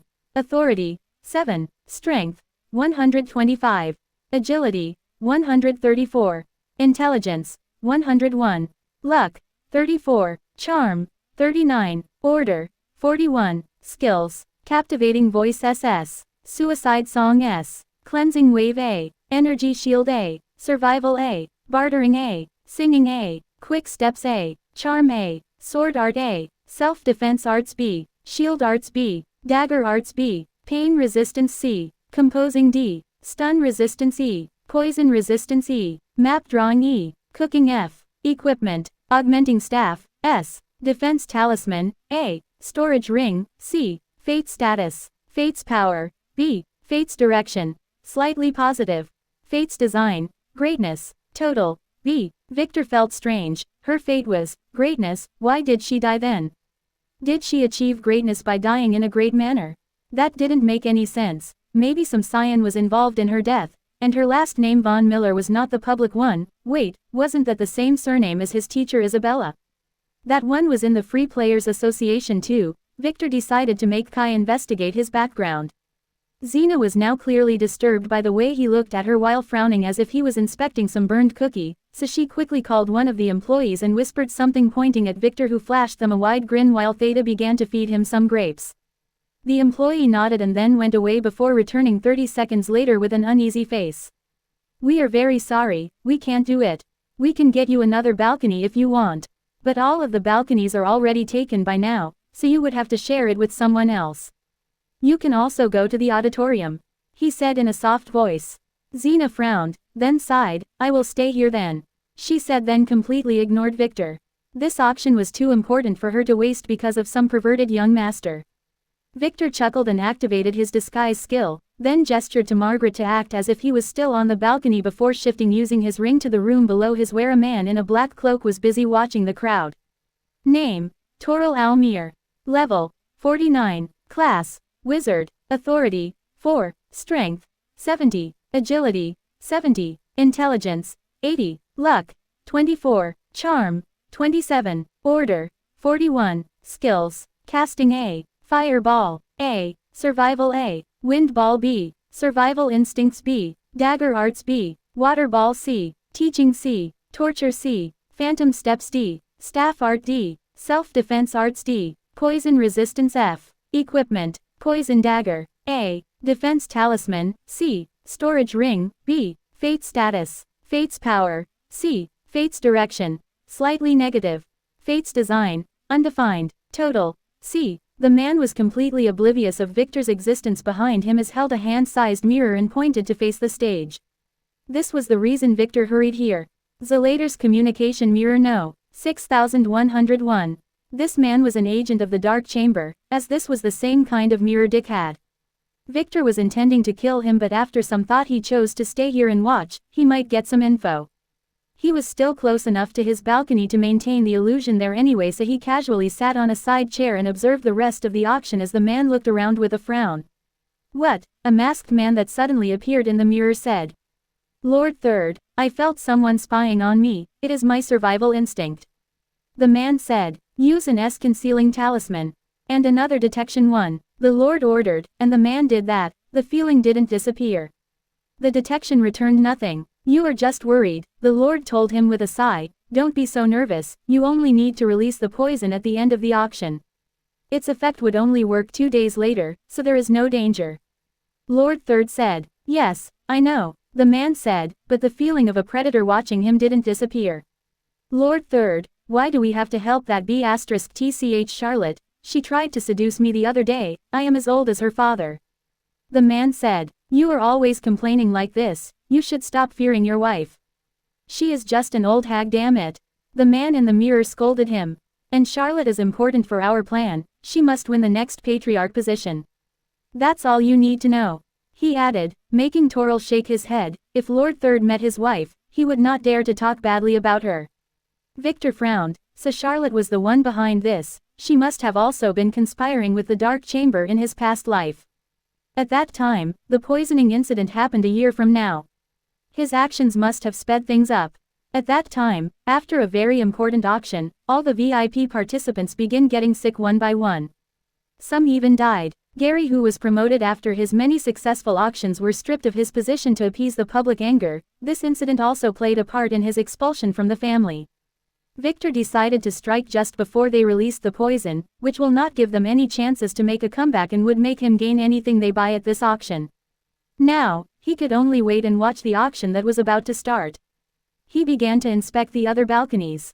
He could see Troy in one of them. He wanted to kill him here, but that would be bad for Gary, and his hands are now occupied with the Dark Chamber conspiracy, so he decided to give this task to Alpha. Looking around once more at the other balconies, Victor froze.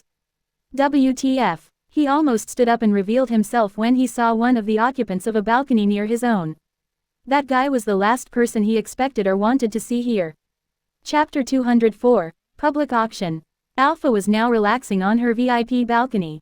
In the afternoon she had successfully placed the materials Victor wanted her to sell on auction.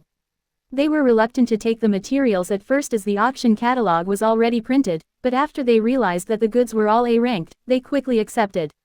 She had just witnessed Victor, who changed his room to follow that hot singer. He was definitely a pervert.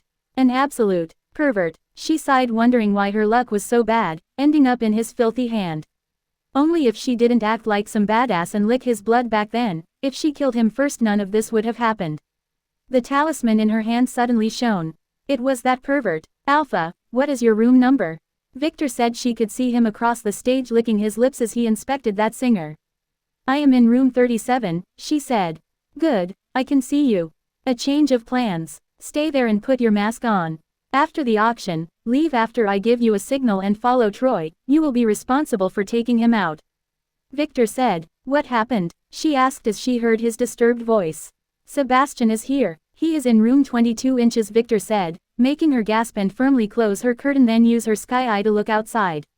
Sure enough, that room's curtains were wide open with that bastard standing there with his hands crossed like a cute kid who was accompanying his parent. Ellipsis. She felt like he needed a hug. Didn't you lock him up in that vault? Alpha asked as a shiver ran through her spine when she realized that she was somewhat attracted to Sebastian. What was she thinking? He was supposed to be locked, but as I told you before, scions are like cockroaches, impossible to kill, and very hard to defeat. Do you see the other man? A member of the Von Sway, a fake blood. Victor said, making her gasp again and look at that man sitting behind. She didn't earlier as her eyes couldn't leave Sebastian. She knew what a fake blood was. After the Von Sway family destroyed her own, they realized that they needed their bloodlines to undo most of the locks and to use the resources stolen.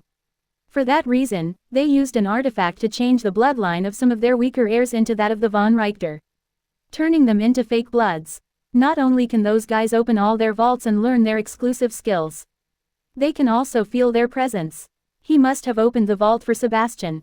Victor said, don't worry about your safety, I will be using my skill to mask your bloodline. And as long as you don't use your skills and stay more than 10 feet away from him, his detection skill will not pick you up. Victor reassured as her hand involuntarily shook. Alpha nodded and squeezed her fist. What is that man's level?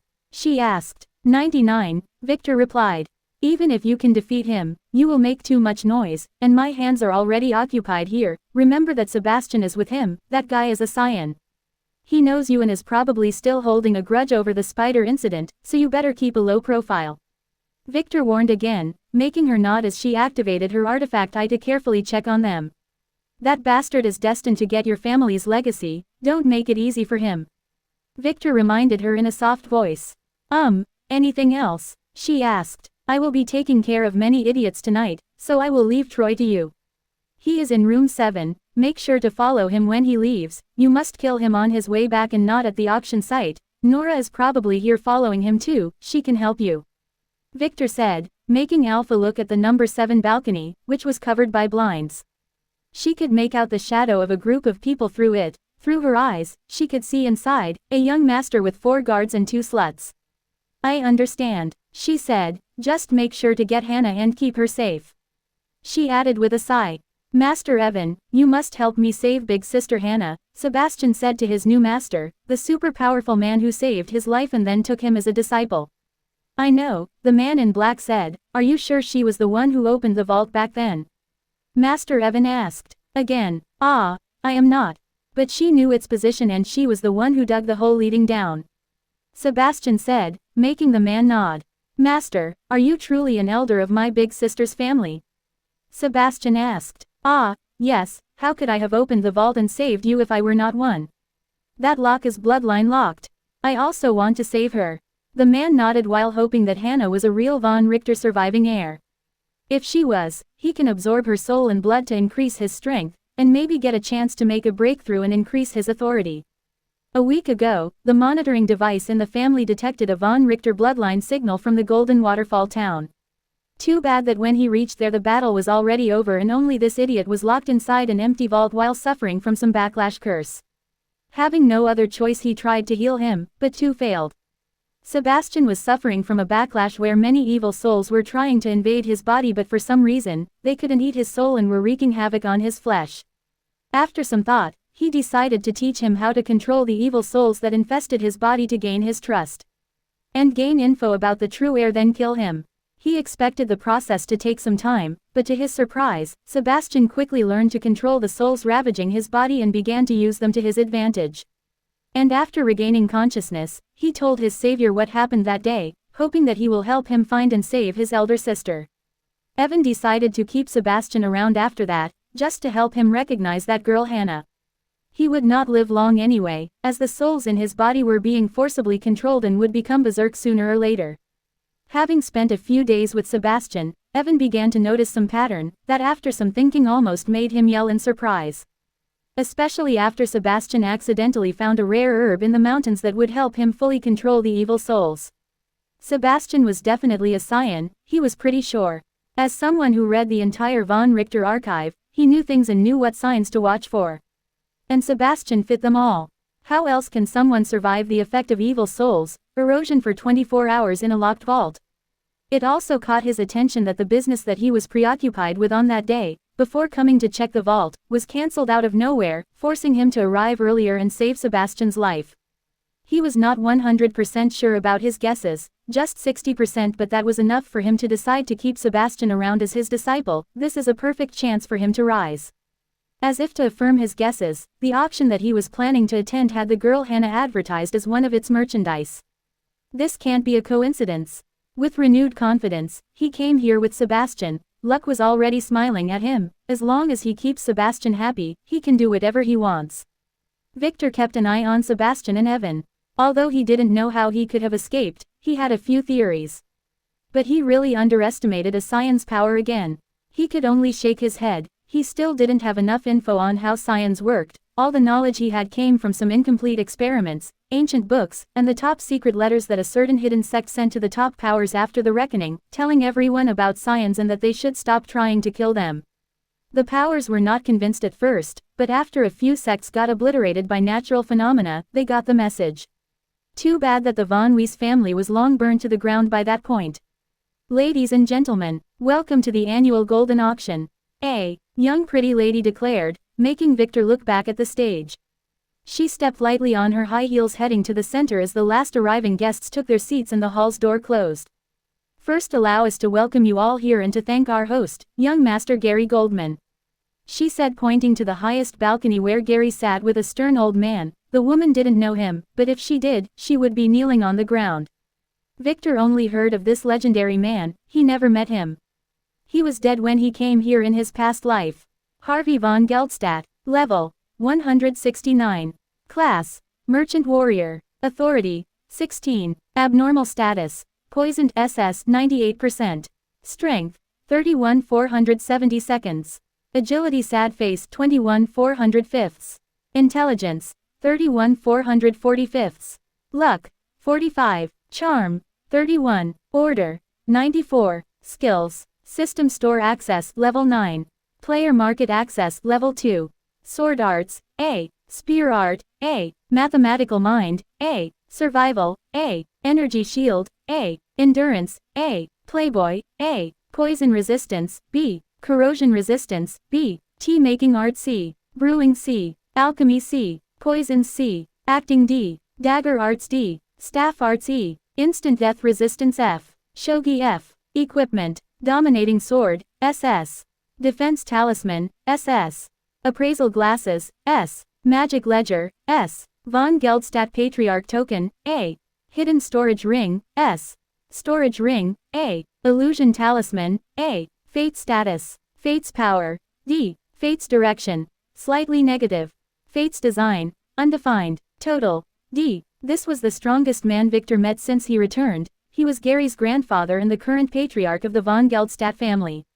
Victor watched him carefully as the guests clapped their hands. This man was using a talisman to hide his sickly complexion.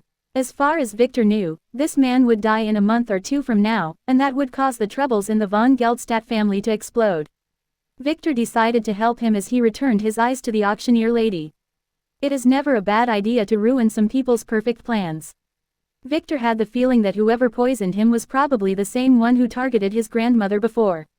I invite you all to take your seats, and I wish to remind you all to keep in order and that photography and filming are strictly prohibited. The pretty lady said as she took out a gavel and a stack of cards. For those attending for the first time, your lots would be delivered directly to you if you were in a private room. For those in the audience, you are free to go pick up your lots from the back at any moment during the auction, or you can wait until we are finished. Just make sure to have your payment checks ready.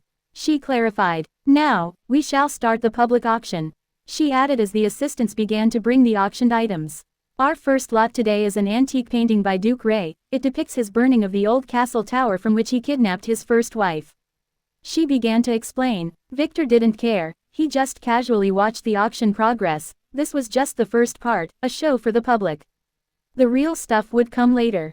The items kept coming one by one. Victor only bought some random jewelry for his girls every once in a while.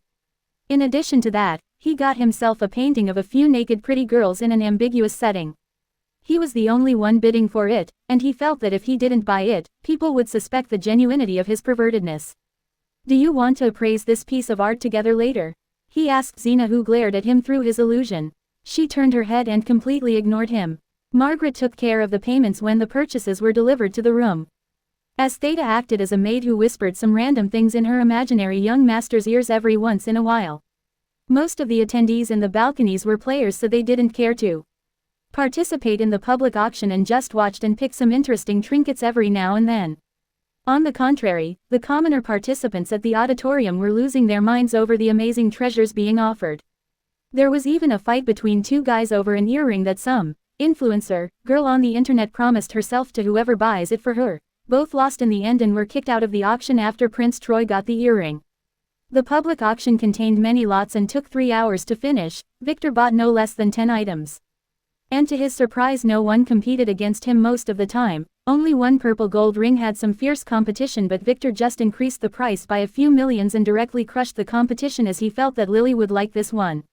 At last, the public auction was over with a famous painting that was sold to an old bald man who cried as the auctioneer declared his winning.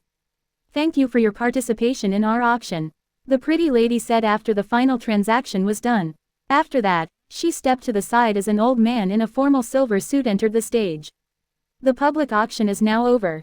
We invite those with the public tickets to exit the hall, he said in a firm voice as he looked around as the young lady bowed to him and gave him the gavel.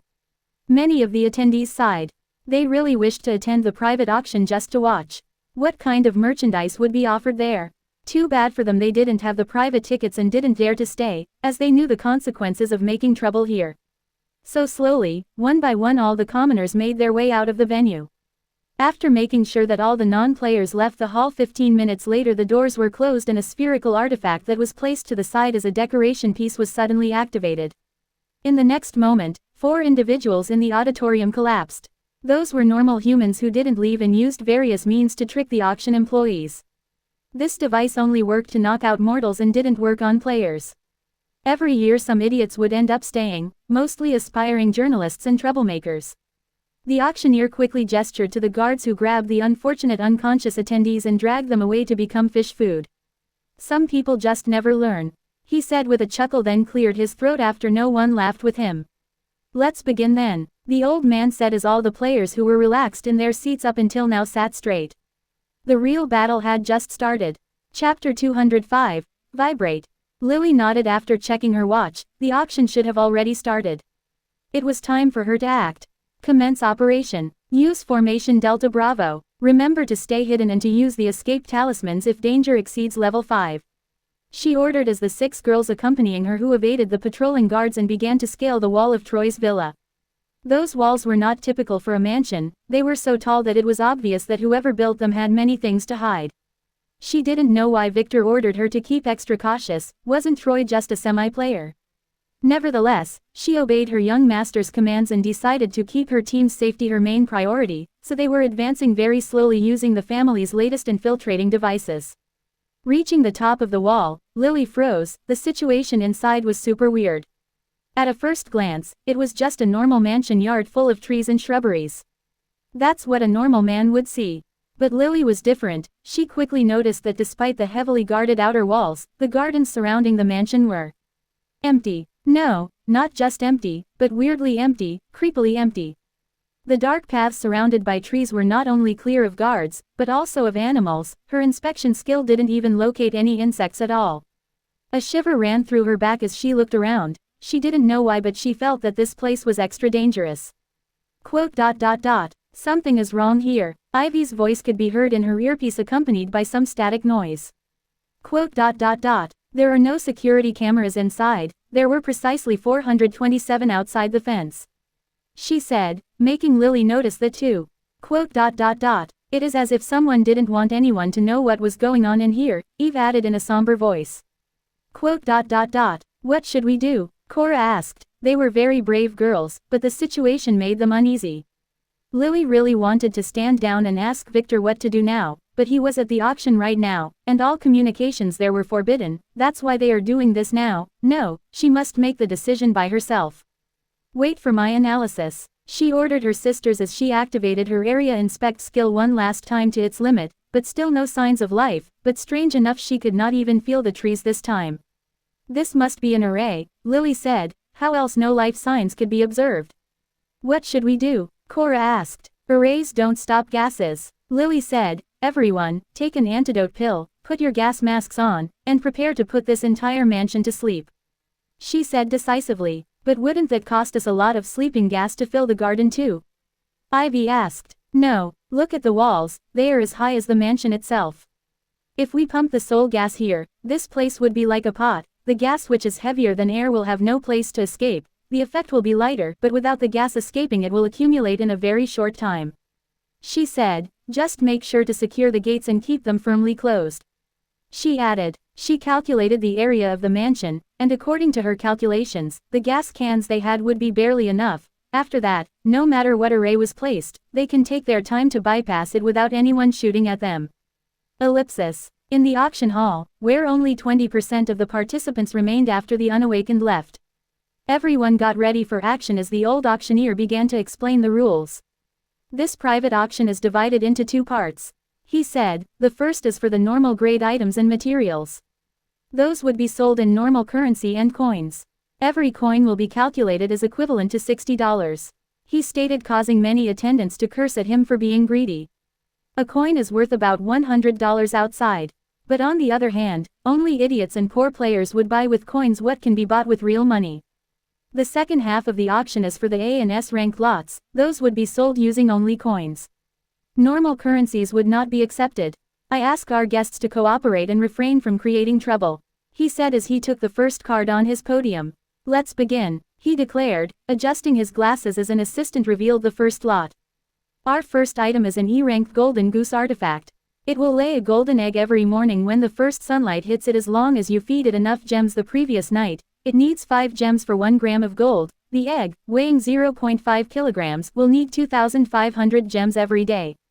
The auctioneer began, making many who got excited disappointed. This is not efficient at all, as the lowest gem is worth about 1 to 2 grams of gold in the market. Do the eggs vibrate? A pervert young master suddenly asked, breaking the hall's silence. It was Victor. No, why would they vibrate? The old auctioneer asked, then froze as he realized what the pervert meant. He glared at Victor as many male guests began to laugh as others asked the same question as the old auctioneer. They do not. They are made of solid pure gold. The auctioneer corrected professionally as Margaret was holding her stomach hard, trying hard not to laugh while covering her mouth. Poor Theta frowned as she didn't get it. What about the goose? Victor asked. What about it? The auctioneer asked. Does it vibrate? Victor asked, earning himself many disgusted looks, especially from Xena, who didn't realize that she was as perverted as he was for figuring out what he meant. No, it is just a normal artifact. The auctioneer said. We will start with $10 million, he added. I will buy it, Victor said, raising his sign. Many things can be done with eggs and geese, he said with a perverted smile. No one else bid on it after Victor said that. This was just a waste of money, as gems were far more valuable than gold. Although some people got interested, no one dared, as they didn't want to appear like perverts after all. The goose goes to number 25. The auctioneer said with some spite as he glared at Victor, then looked up at the highest balcony, inquiring if he should kick Victor out. Gary gestured to him to continue without care. A minute later a servant brought the golden goose to Victor's room, where Margaret helped him pay for it and then store it in her ring after checking it with interest. This will make us rich later, so take care of it, Victor told her through his illusion. Margaret wanted to ask how but decided to keep it for later. The next item is a golden staff. An E-rank weapon found in an F-rank dungeon a while ago. The auctioneer said while hoping that no one will make any dirty remarks this time. No one did, and the staff was won by a pretty girl in the auditorium. Next we have this blueberry-eating slug. It is a very rare mutant beast that feeds on some dungeon plants. It is very good for increasing sexual libido, especially in old people. The auctioneer explained. I will take this. My grandma needs it. Victor quickly bid before the auctioneer declared the reserve price, making him curse silently again. Who let this pervert in? In fact, Victor didn't need this, but Kai used it as an excuse to tell him about the auction before, so he had to buy it. Maybe he would really gift it to his grandmother later. No, that's a bad idea. Ellipsis. On the highest balcony, the one who let Victor in was shaking as his grandfather watched Victor with interest. This guy is really interesting. The old man who was sitting with Gary said. I think he is just a pervert, Gary replied with surprise. His grandfather was only here to assess his performance, he rarely takes interest in other family heirs. You shouldn't say that, you were the one who invited him with a Z-rank ticket. Harvey said, making Gary look down in embarrassment. A lot of his movements were being monitored by the family. How much did he pay for it? Harvey asked. For what? The ticket. I gave it to him for free, Gary said, swallowing hard.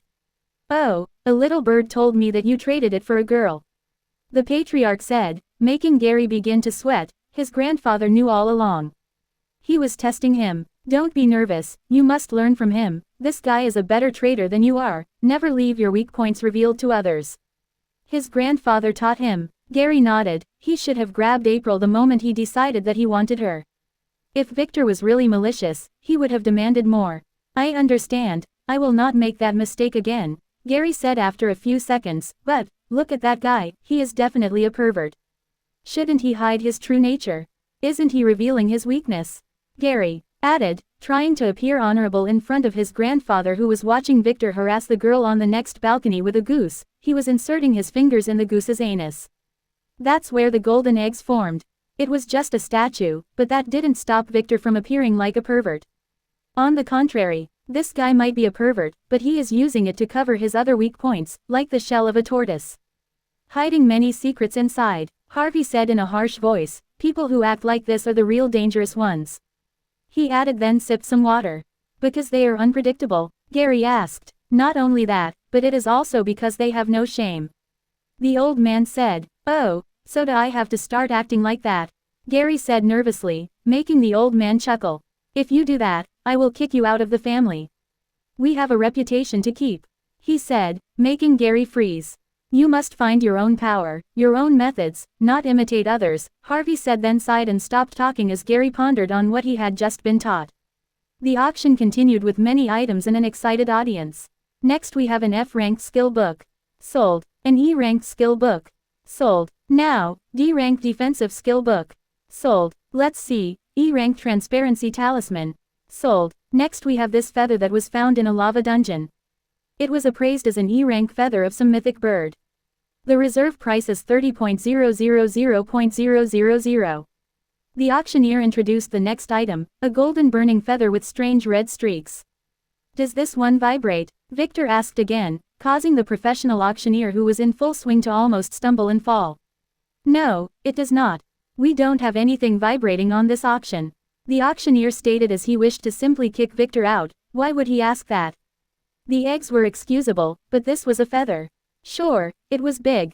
But it's a fucking feather. It doesn't vibrate, why do you want it? Victor turned to face Margaret and asked as if she were the one who wanted it. He had the looks of someone wondering why would anyone want anything that doesn't vibrate. Margaret suppressed her giggles, she knew that he was using her to make an excuse to bid for the feather, so she did her part. I like it, young master, I think it would look nice with my new costume. She said as the auction hall fell silent to hear what she had to say. The one with the fluffy feathers under the belly? Victor asked while pondering. Didn't I accidentally rip that one last night? No, the other one. The one with the strings and peacock tail you bought me last week. She corrected him in a slutty manner as Theta blushed heavily. She had the feeling that Margaret and Victor were made for each other, a couple of perverts. Oh, the one with that hole. Victor licked his lips, then I will take it. Victor said as many young men in the audience began to have wild fantasies. The reserve price is $5.000. The auctioneer wanted to finish this quickly. $10.000. Victor quickly bid, causing many guests to shake their heads. Kids nowadays are all perverts who only think with their balls. Although Victor tried hard to act like a pervert hoping to snag the feather easily, his foolish plan failed quickly as the guests here were not fools. This feather had many uses, and they will not let him get it easily.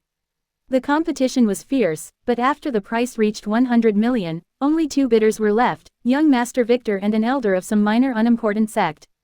The Flying Myth sect. Young man, just leave this feather to us and we will be very thankful in the future, if not, the elder could only begin to make threats with his eyes when his funds began to dry up. Why don't you go FCK yourself? Victor asked. This young master wants that thing. Do you want me to look foolish in front of my girls? $121.000, he bid while cursing at the elder in his heart. If this guy was not here he would have got this for half the price. Damn you pervert. $121.500.000. The elder wanted to scold Victor, but looking at the threatening auctioneer's eyes he didn't dare to make trouble and only increased the price. His sect was not strong at all. So he just kept shooting Victor some very dangerous glares. Why are you looking at me like that? I am not into old people. $122.000. Victor increased the price again. Hopefully, this elder would come for trouble after the auction. Victor really wanted to kick his ass. The elder was so angry that his face became purple and his hands began to shake. Unfortunately for him, he didn't have enough money and could only give up and sit down dejected despite his unwillingness. This feather could revive his sect as their awakening artifact requires mythical beasts' remains as a sacrifice. No. He will get that item one way or another, that was his wishful thinking. With that, Victor won the feather for $122 million. Little did anyone know that this was the main item he attended the auction for. He ordered Kai to keep an eye for it as he remembered it appearing in some auction but didn't know which one. The feather was quickly brought up to Victor's room where he was waiting for it this time, not stalking the idiot on the balcony below. This feather was very important. Celestial Fire Chicken Feather, E rank. Victor nodded with satisfaction as he checked it and then put it away. For the great powers, this item was not really that impressive. But for him, it was vital. With this, he can start with the blood awakening at any time. All he needed now was Lin's cooperation and some undisturbed time. The best date would be after the wedding when no one will ask unnecessary questions if he disappeared for a few days. As for the stupid elder and his disciples who were conspiring against him, he simply didn't care. If they come, he will get more green goo for his experiments. Next we have some bronze fighting gloves. They are D-ranked. the auctioneer said after singing in relief as Victor made no further trouble and continued the auction, not realizing that Victor's mischief had just begun. Chapter 206. You lied. Lily sweated heavily as she looked at the black hounds that were sleeping due to the effect of the soul poison. Those things were 3 times her size. When she began to infiltrate the mansion 15 minutes ago after gassing the entire place, she encountered an illusions array that seemed to surround the mansion, exactly as she expected. Thanks to the SS-ranked talismans Victor gave her, she was able to quickly escape and proceed beyond it where the trees and greenery disappeared and were replaced by desolate black soil, an entire death field that surrounded the mansion. There, next to every window there was one of those hellish hounds. If she fell in the array while those things were awake, they would have surely shredded her to pieces by their teeth before she could comprehend what happened. SSHSHSHSHSHSH Lily, the con, action. SSHSHSHSHSHSH we. SSHSHSHSHSHSH, one of her companions' voices came over with a lot of distortions. Activate the communication talismans, Lily repeated 3 times. 3 minutes later, all the girls activated their talismans. They were entering the mansion from different points. What are those things? Eve's voice came clear now through the talisman. I don't know. Kill it by slitting its throat with the poisoned dagger, consider it a dungeon monster and be careful of any blood or miasma. Lily said as she proceeded toward the sleeping hound. It had a distorted face with stitches here and there, as if it were the result of some hellish experiment. Lily didn't hesitate as she slit its throat. The hound collapsed like an inflated balloon seconds later while a disgusting smell filled the air. Lily quickly used a general antidote pill as she stepped away after swiftly collecting a sample of its blackish tar-like blood. What the hell was this thing? She wondered. Ellipsis. The auction proceeded from one item to another. Victor was not really interested in anything. He bid on a few treasures every once in a while to raise the price but won nothing. Alpha, on the other hand, bid on quite a few trinkets that might be useful for her newly formed team. Next we have some special merchandise. The auctioneer suddenly announced as 7 girls in chains were dragged to the stage. They had bare feet and were dressed in some very revealing semi-transparent dresses. Hannah, who was one of them, was shaking as she was pushed forward and watched the audience inspect her. She was wondering how she ended up like this. Victor was hesitant. The situation was a little risky as he didn't expect Sebastian to be there. He was pondering if he should just step away and leave her to him. That bastard was sure to save her from Evan, but she would surely be his after that. After some thought, Victor quickly made his decision. He really needed an alchemist. Also Alpha would really hate him if he let Hannah go. And most importantly, he didn't want Hannah to end up as a Sebastian food. So he will fight for her. On the other side of the hall, Sebastian, despite his angry eyes, couldn't stop his tongue from licking his lip when he saw her in that dress. He was quick to squeeze his master's arm though. She is Hannah, he said pointing to her, making Evan squint his eyes. The auctioneer coughed to silence the guests who began to stir at the girl's sight. He could hear the sound of lips getting licked. Those are our newest finds, the first 3 are all players. A wizard, an archer, and an alchemist. The others are normal humans. The auctioneer said, they are all virgins and have unique bloodlines. He added with a knowing smile. The player girls here are under a power-disabling and obedience curse. We advise their masters not to lift those as they are not probably trained. The auctioneer said, the normal ones on the other side are very sensible. He added, now, about. He began to speak but was rudely interrupted by another inappropriate interjection by the same very perverted young master. You lied to me, Victor suddenly yelled as he stood up, making the auctioneer pause after realizing that Victor was talking to him. What? The auctioneer asked while wondering what was wrong with this pervert now. That girl is definitely vibrating. You said nothing vibrated here, you lied to me. Victor continued to yell angrily, pointing at Hannah, making almost every guest look at him and then at the girl strangely. She was obviously shaking out of fear. Can that be considered vibrating? The auctioneer tried hard to keep his calm and suppress his anger as he looked at Gary and Harvey at the top balcony. Sadly, they signaled him to continue and ignore Victor. Yes, it was my mistake. The old auctioneer said as he looked back down after a light cough. He really wanted to kick Victor's ass at that moment. But his masters didn't allow it. How about we start with her? She is an alchemist with an unidentified bloodline. Lowest price is $25 million. He stated wanting to appease Victor as soon as possible. $30 million, I want her. Victor quickly bidded. 40, some pervert on another balcony raised the price. 45. Xena bid this time, she was here to save those miserable girls. 50. This time it was Troy, although he was hidden behind the curtain, Victor could easily identify him. 55. 56. 57. 59. The bids kept getting higher. Elder, let me bid more, some sect's young master begged his elder as he looked at Hannah. She was his type. Fool, do you think our sect's finances came out of your mother's tits? Your father might spare you, but he would surely kick my ass if I allowed this. That's enough. The elder scolded and forced his perverted young master to stop as the bidding continued. 60, 65, 67, 68, 69, a fat bald man bid as he licked his lips. There was a lot of lip licking tonight. 70, millions. Xena bid as she squeezed her fist. There were a lot of squeezed fists too. 80 million. Sebastian's master declared as he tried hard to feel any bloodline signs from Hannah. Too bad he felt nothing. But that's to be expected as the von Richter sealed their heirs' bloodlines before helping them escape. He needs to touch her to make sure. But he didn't dare to make trouble in this hall. 150 million. This time it was Alpha who had enough, and wanted to finish Hannah's misery quickly. The crowd was surprised by the sudden price increase, but they quickly forgot about her as Victor spoke. 300 million, he doubled the price directly again. Oh, really? Is she worth all that? What does his father do for a living? Shish, I will tell you later. Mommy, get me the one with the white hair. What a pervert. Yuck, you are drooling on me. Damn it. The audience was in shock as most people stopped bidding. Damn that perverted bastard. Xena cursed as the price far exceeded her budget. She was here to save those girls, and maybe convince them to join the Free Players Alliance. 500 million, Sebastian bid in anger, making his master grab his shoulder. He didn't have access to a lot of money from the family, and couldn't spend what he had this easily, as he only held coins and he wanted those to buy a very important item later using them. Hannah looked with some hope at Sebastian's balcony as she recognized his voice. She was worried about him for the last few days, thankfully he was alright.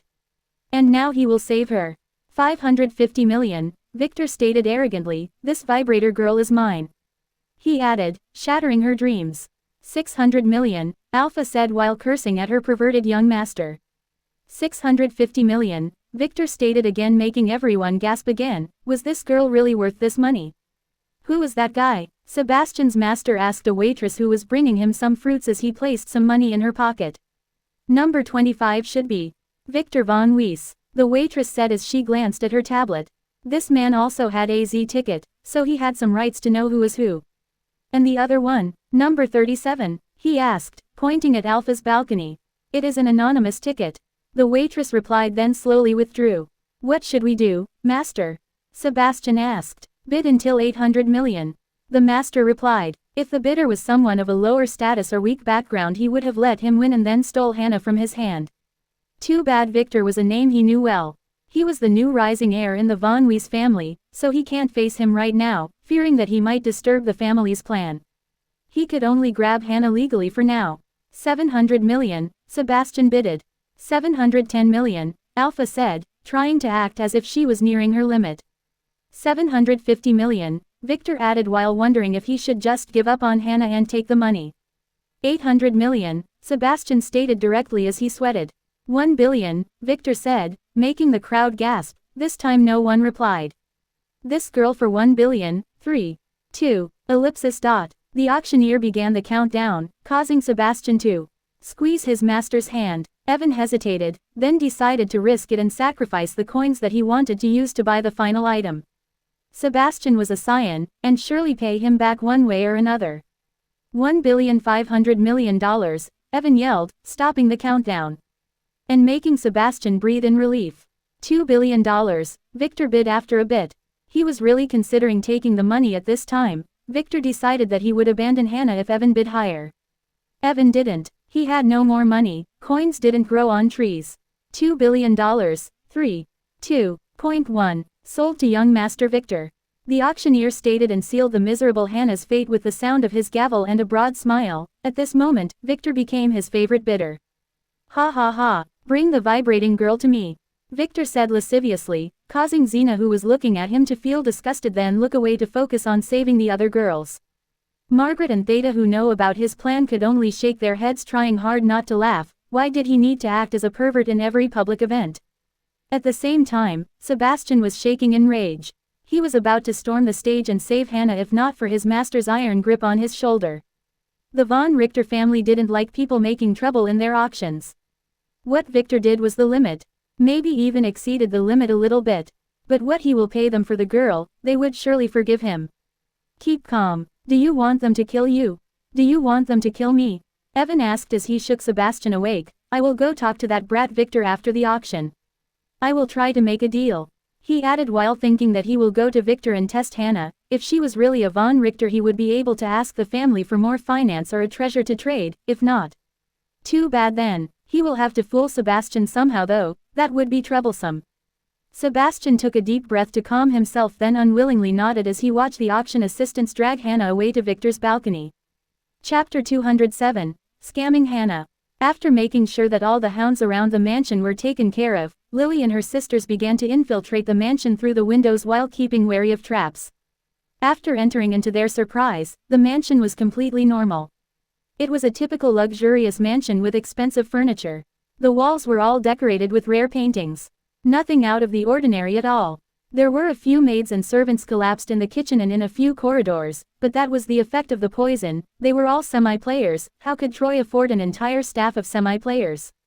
Lily felt strange. She quickly surveyed the whole ground floor but ended up finding nothing of interest. That was when Cora contacted her. We found Troy's room on the second floor, she said, so Lily quickly climbed there.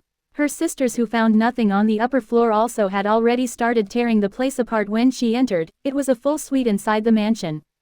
A sleeping room with a study with their own bathroom. It was as if Troy didn't want to be disturbed up here. Anything interesting? Lily asked. Just some usual business letters and work-related documents. This guy is casting a big network in businesses. Cora, who was checking the computer, said. The safe here has some nice trinkets, Ivy added as she began filling her brand new storage ring. Lily looked and nodded. Take everything in there. We don't know which thing is an artifact. Lily said she wished she had an appraisal skill like her young master. I found some letters here. They are addressed to Levi von Sway. Eve said after going through some drawers. Show me. Lily quickly checked them. They were drafts for some letters containing a lot of bootlicking with reports about some experiments. They are beginning to get results. Troy was requesting increased funding and more experiment subjects.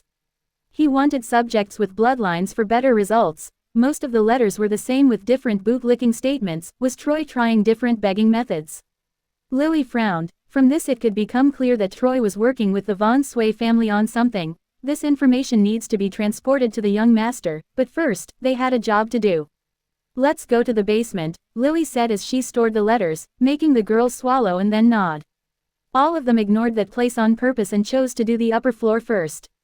They had a feeling that they would not like what they will find there. Gary was shaking while waiting for his grandfather to scold him. He had just caused the family to lose a huge commission fee because he gave Victor the Z ticket. Harvey said nothing though, he just sighed. Don't worry about it, he said after a few minutes of pondering. This would make a good advertisement. Always think like a businessman and learn from your mistakes. Harvey said as he looked at Victor. He was wondering if he was his grandson.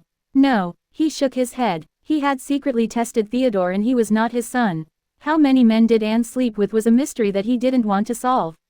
But still, he couldn't stop liking Victor more and more.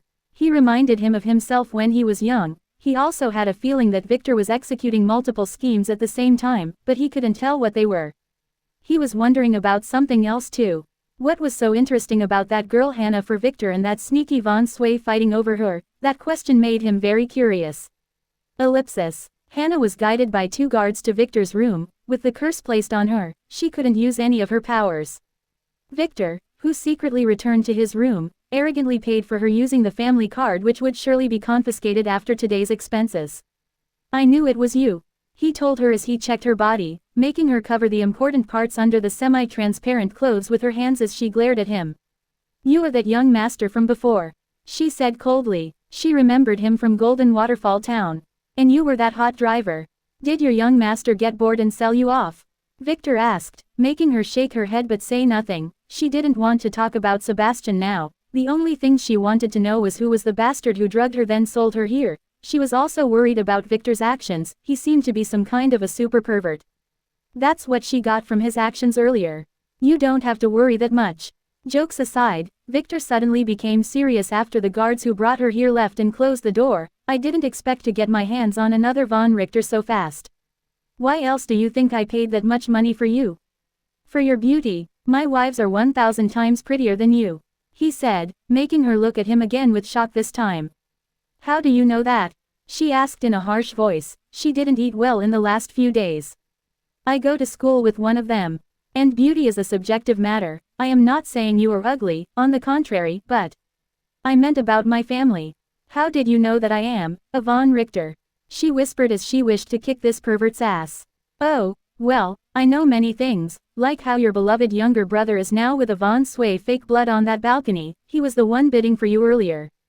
Victor dodged the question professionally by distracting her.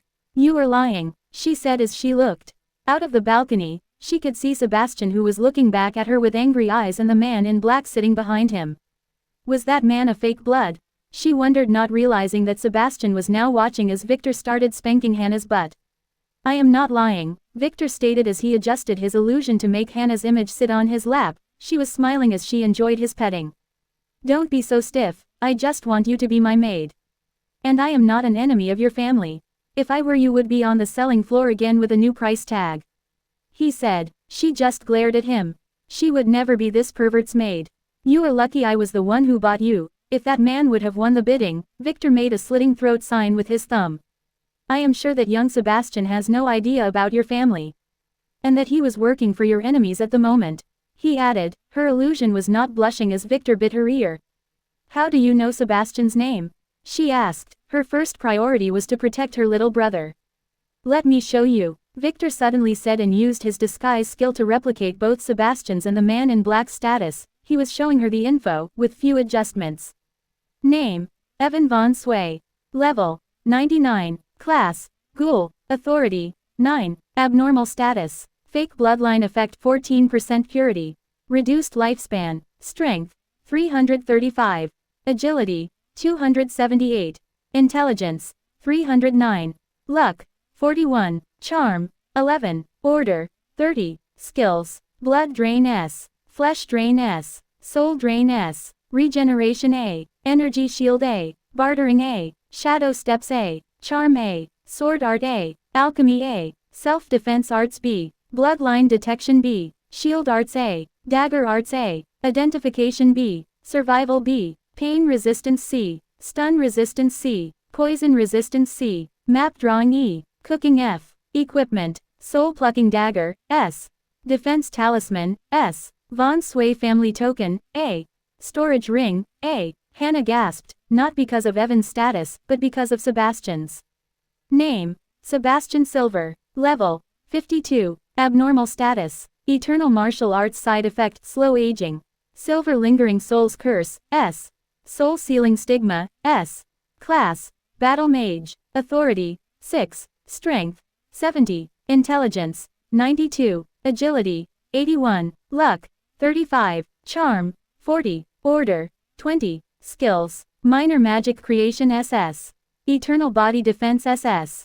Fireball A. Fire Vortex A. Burn Resistance A. Spear Arts B. Water Ball B. Staff Arts B. Poison Resistance B. Dagger Arts B. Mountain Giant Palm B. Poison Resistance B. Paralyze Resistance B. Charm C. Master Steps D. Illuminate D. Equipment: Defense Talisman S. Eternal Sect Token A. Storage Ring A. Your younger brother is amazing. Can you imagine someone with that level in his age group? I even suspect that he is an old man, especially with that eternal martial arts skill, Victor said, with a smile. He was considering showing her Sebastian's spider porn but decided against it. He would save it for later in case his first try failed. Hannah stayed silent. She was in shock. As far as she knew, Sebastian was level 23. A part of her wanted to call Victor a liar, but she knew about that eternal skill as her family had memories of it. That's why her mission was to infiltrate the eternal sect. Her family hoped she could get this skill, but she failed to locate its holder. That's what she thought until now. Certain things began to fit in place, like how her master always shrugged when she called Sebastian her younger brother, and how her master forbade Sebastian from bathing with her, despite her being okay with it.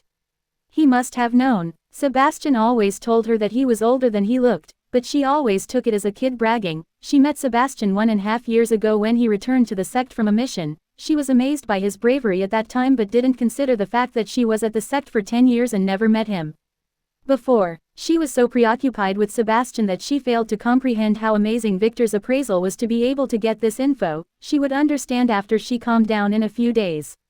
It took her a few minutes to think. She thought about that man Evan. He had a Von Sway token, and had that ghoul class. She knew from her family's memories what it meant. And the most important thing was the fake blood effect. This was the effect of an artifact that was stolen from her family, an artifact that had been used against them ever since. She knew that Victor was telling the truth as she could feel some ripples from Evan's bloodline across the auction hall. She has pure blood after all and could feel him if she focused hard enough.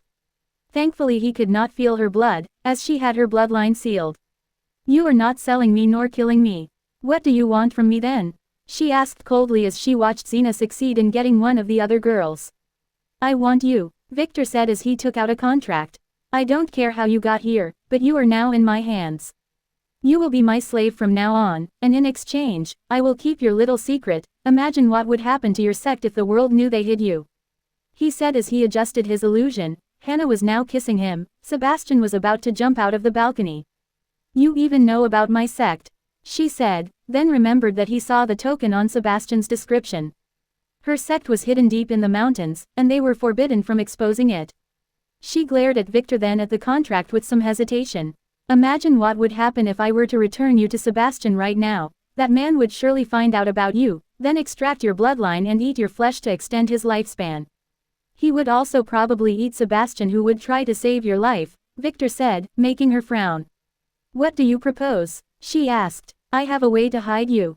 And although I can't guarantee Sebastian's safety 100%, I can promise that I will make sure that his life will not be in any danger. You just have to sign the contract, then act as if you fell in love with me. That would make Sebastian lose hope of getting you back and that man would not harm him. He seemed to have taken him as a disciple, Victor said, making her glare at him and then out at Sebastian who was talking angrily to the man in black while that man was patiently explaining some things to him. He didn't seem to be planning to hurt him. You have 5 minutes to decide, Victor said as he casually bid on the last girl. In the end, he also lost it to Xena who shot him some angry glares for raising the price. He didn't care, he already had a lot of girls, and didn't mind losing some who didn't have rare classes. And being with Xena was not bad for them. The Players' Alliance would be the best place for weak players after the reckoning. Finally, the 2 awakened girls ended up in Xena's hand with 1 normal girl. The other 3 girls were taken by Troy who bid a lot for them. Your time is over, Victor looked back at Hannah and said as he glared at her. Shall I sell you to the Von Sway family or will you work for me? He asked, pressuring her. She was not thinking straight, and he was further using that to disorient her and make her sign the contract. Add a condition not to make me fight against my sect and family members, and that you will keep my secret. Hannah said at last as she watched Theta and Margaret who were sitting silently on the side. And also, that you will never force me to do any perverted things. As long as you don't want me to, Victor said, making her glare at him again, as if she would ever do that. Also include your promise about Sebastian too. I don't want him to be hurt, she said. Okay, I will make sure that Evan never kills him. Victor added, he does not need to make sure. He was pretty sure. Sebastian was a scion. Fine then, I will sign. She said. Then it's a deal, Victor said as he finalized changes to the contract, making her surprised. She didn't expect him to accept this fast. Wasn't he a pervert? She hesitated for an entire minute reading the contract 3 times before she signed it with her blood as Victor urged her. You are mine now, he said as he packed the contract, making her look away angrily then surprised when Victor took off his coat and wrapped it around her carefully. She remembered that she was practically naked. Stay here and watch. If my guess is correct that man would come here after the auction, make sure to do as I tell you. Victor added as he began to explain some things to her while stealthily using his ring to move to the lower room again to keep an eye on the idiot in there. Sebastian on the other hand had just watched her show Victor her body before he covered her with his coat after spanking her again and telling her that it's not the time for that. Was Hannah a pervert? Why was she the one harassing that young master? He was about to go crazy. Thankfully Evan had told him what happened to those who created trouble here, so he didn't dare to do anything. He will go scold that adulteress later. No, she was being forced. He convinced himself. Hannah on the other hand, just sat down and said nothing, pretending to listen to Victor, whom she thought was still sitting beside her. She was looking toward Sebastian, who was looking back at her angrily. Why was he this upset? His eyes were very unnatural, as if his lover was being taken in front of him by another man. Chapter 208. His mother. The basement had a very deep stairway leading down, and down Lily went with her sisters. Soon they reached the 3 stories below ground, where a white room with security cameras welcomed them. Those cameras were now recording only brown noise, as the girls were using the latest family jamming technology. The room had one steel door and a security window where a now sleeping guard was supposed to stand. The door can only be opened from inside. After a quick inspection, Lily used an explosive charge to blow the bulletproof window and the sleeping security guard behind it. Only idiots struggle against steel doors. Behind the charred security booth, a dim corridor extended. It had locked steel doors to both its sides. Those doors didn't have locks, so Lily presumed that they could only be opened by a central control room. The girls looked at each other, then carefully proceeded. In the corridor, they could see hatches with auto machine guns behind them. Were those supposed to keep people out or some things in? Thankfully, they were turned off now as their operators soundly sleep. The girls continued until they reached a gate guarded by 4 sleeping guards who became dead guards a few seconds later. Lily performed an inspection and then nodded to her sister, who opened the door carefully using one of the guard's security cards. Behind it was a big room with many monitors and computers, the main control room. It had a big glass window overlooking a warehouse where many big glass tanks were placed in rows with strange creatures mummified inside of them. Others had men and women, they seemed to be dead. This place looked like a lab from some horror movie. The room had a few steel doors, one of them leading to that tank's room. No girl dared to go there. What the hell is this place? Assassin girl number 4, Gwen, asked, as she started butchering the sleeping scientists after taking their fingerprints, blood samples, and photos. Some kind of a lab. Lily was uncertain. She proceeded to look through the monitors. They were broadcasting camera footage from many small cells with strange things inside. They were humans but had strange deformities. Most of them were dead, she could tell from the vital signs monitor in each room. Few were alive though, sleeping locked in chains. In each room monitor, the results were displayed. Failure, failure, failure, failure. Only 6 rooms didn't have a result. Inside them, some men seemed to be sleeping naked with tubes connected to their bodies. Suddenly one of the monitors to the side caught Lily's attention, as the occupants of what seemed to be a warehouse were moving. They were human, but moved like zombies in movies. A shiver ran through Lily's spine. Those were zombies, and they were not affected by the soul poison as they were moving. No, wait, isn't that John Sigma? Oh, this was not a monitor but a TV. It was a movie, she knew that one. Lily signed in relief, then kicked the TV to the ground. This thing has just scared the sh*t out of her. She took a deep breath again and then headed to the main computer, where she used her phone to crack the security and get access to the data. After tinkering with the terminal for a while, she was able to get an idea of this place. They were doing human experiments here. Lily quickly started downloading the data as she checked around, trying to figure out what Troy was planning. Ah, Lily, this thing, why does it look like a monster from a dungeon? Eve suddenly asked, pointing to one tube, where the corpse of an octopus-like creature with a big gaping jaw and sharp teeth was floating. I don't really get it, but if my guess is correct, those guys have found a way to mass-produce semi-players. They are using some technology to infuse the cells of dungeon monsters into living beings. The procedure seems to be risky, but there is a 10% chance to turn humans into a semi-player, and granting them some of the monster's powers. She said as she swallowed while looking at the data. Aren't dungeon monsters impossible to take out? They would disintegrate the moment you defeat them. You can't even put them in the storage ring. I tried, Isla asked with a frown. I don't know how they did it either, Lily said. I finished downloading the data here. Let's go check on the cells and take some samples. She added with some hesitation. Ah, let's go, she shouted, a little encouraging herself. Her voice was louder than usual and seemed to have woken something up as one of the steel doors in the monitor room began shaking hard. This time it was real. In Tetra Quad City's Merchants Hall, the last part of the auction was about to begin. Now we move to the real good stuff. The auctioneer said proudly, things here can only be traded with coins. We originally had 20 items. But thanks to a generous donor we have 30. The new objects are not in the catalog, they will be revealed in time. Let me remind you, if anyone dares to cause trouble, they will be kicked out immediately. He added as he glared at Victor's balcony. Truth be told, he really liked Victor, as he had been raising the prices all night. Too bad he had a very dirty mouth. The first item is the light-cutting sword, an AAA rank weapon. The auctioneer said, then shot Victor a threatening glare. If he asked about it vibrating, he would definitely kick him out. Victor just chuckled and kept silent, as he inspected the grim-looking sword on the table. Nah, he was not interested in any of the following items. He didn't even look at the auction's catalog. The sword was grabbed by none other than Troy, which made Victor wonder where did that guy get the coins from. As semi-players can't enter dungeons, someone was financing him. Anyway, eventually, this item will end up in his pocket, once Alpha kills Troy and grabs his stuff. The next few items were very normal for Victor. On the other hand, the guests almost lost their minds trying to get them. Hannah on the other hand looked with hatred at the items. They belonged to her family. They were the items Victor gave Alpha to sell. Victor casually bet and kept his cool as Alpha bought the real useful stuff back. This was to fool Hannah into believing he got these items at the auction. Now, we have the next lot. A bottle of rust blood, an SS rank material of unknown origin. The auctioneer said, making all the guests look at it with shining eyes. This is the highest ranking item in the auction until now. Many of them had never seen an S-ranked item before, let alone a SS. We don't know how this item can be used, so we will start with 100,000 coins. The auctioneer said, 120.000, Victor said, he also heard of this thing. He didn't expect it to appear here.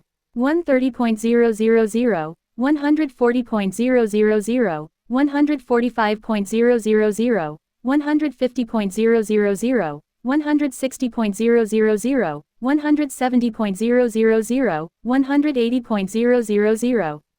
Victor stopped bidding at this time as Toril, the dark chamber agent he was stalking, began to bid on the orders of his lord, buy it at all costs. He said. In the end, Toril won the item for 550.000 coins, not a small cost. Soon enough an assistant brought the rust blood bottle to Toril's room and took the payment using a special artifact that can store coins. What is this for, Lord Third? Toril asked his master in the mirror as the assistant left. Some people had been searching for this without knowing its name. I will make them pay a heavy price for this. Now start the operation, make sure to take the antidote first through, we will talk later. Lord Third told Toril as the auctioneer brought the last item to be sold. Yes sir, Toril nodded, as he took a strange-looking jar from his ring. That was the last thing Toril did before turning into a green goo. The mirror was swiftly stored in a ring to stop the shocked lord from seeing anything. A dark chamber conspiracy ended like that. Victor casually grabbed the jar and cursed. This thing was so evil. Blood boiling poison S. Every sunrise, the blood temperature of the infected would be raised a little until they burn. Giving the VIP room and balcony one last look, Victor returned to his own as the auctioneer began showing the next item with hesitation. Next, we have a troublesome item. This was given to us by a very strong master requesting to sell it, and we couldn't refuse him. It is a copy of a certain book. The old auctioneer said this book was given to him by Alpha, who insisted that it should be sold if any of the other items were to be auctioned here. This was a copy that Victor made, and his last money laundering scheme. That's why he was acting like a pervert all night. We will accept trading for normal money for this item, the auctioneer said as he revealed an untitled book with an expensive leather cover. The attendants watched as he opened the first few pages, causing many young ladies in the audience to turn bright red and turn away or close their eyes. The book featured some very pretty women in very exotic positions. We will start with $1.000. The auctioneer said while sweating. This was the agreed reserve price. $2.000.000, Victor quickly bid as he licked his lips. 3, 4, 15, the price quickly increased by many bidding young masters in the crowd as the assistant kept flipping the pages. Harvey, who was chuckling as he watched with his grandson on the top balcony, suddenly stood up and ran to the balcony rails and looked down when he saw one of the women on a certain page.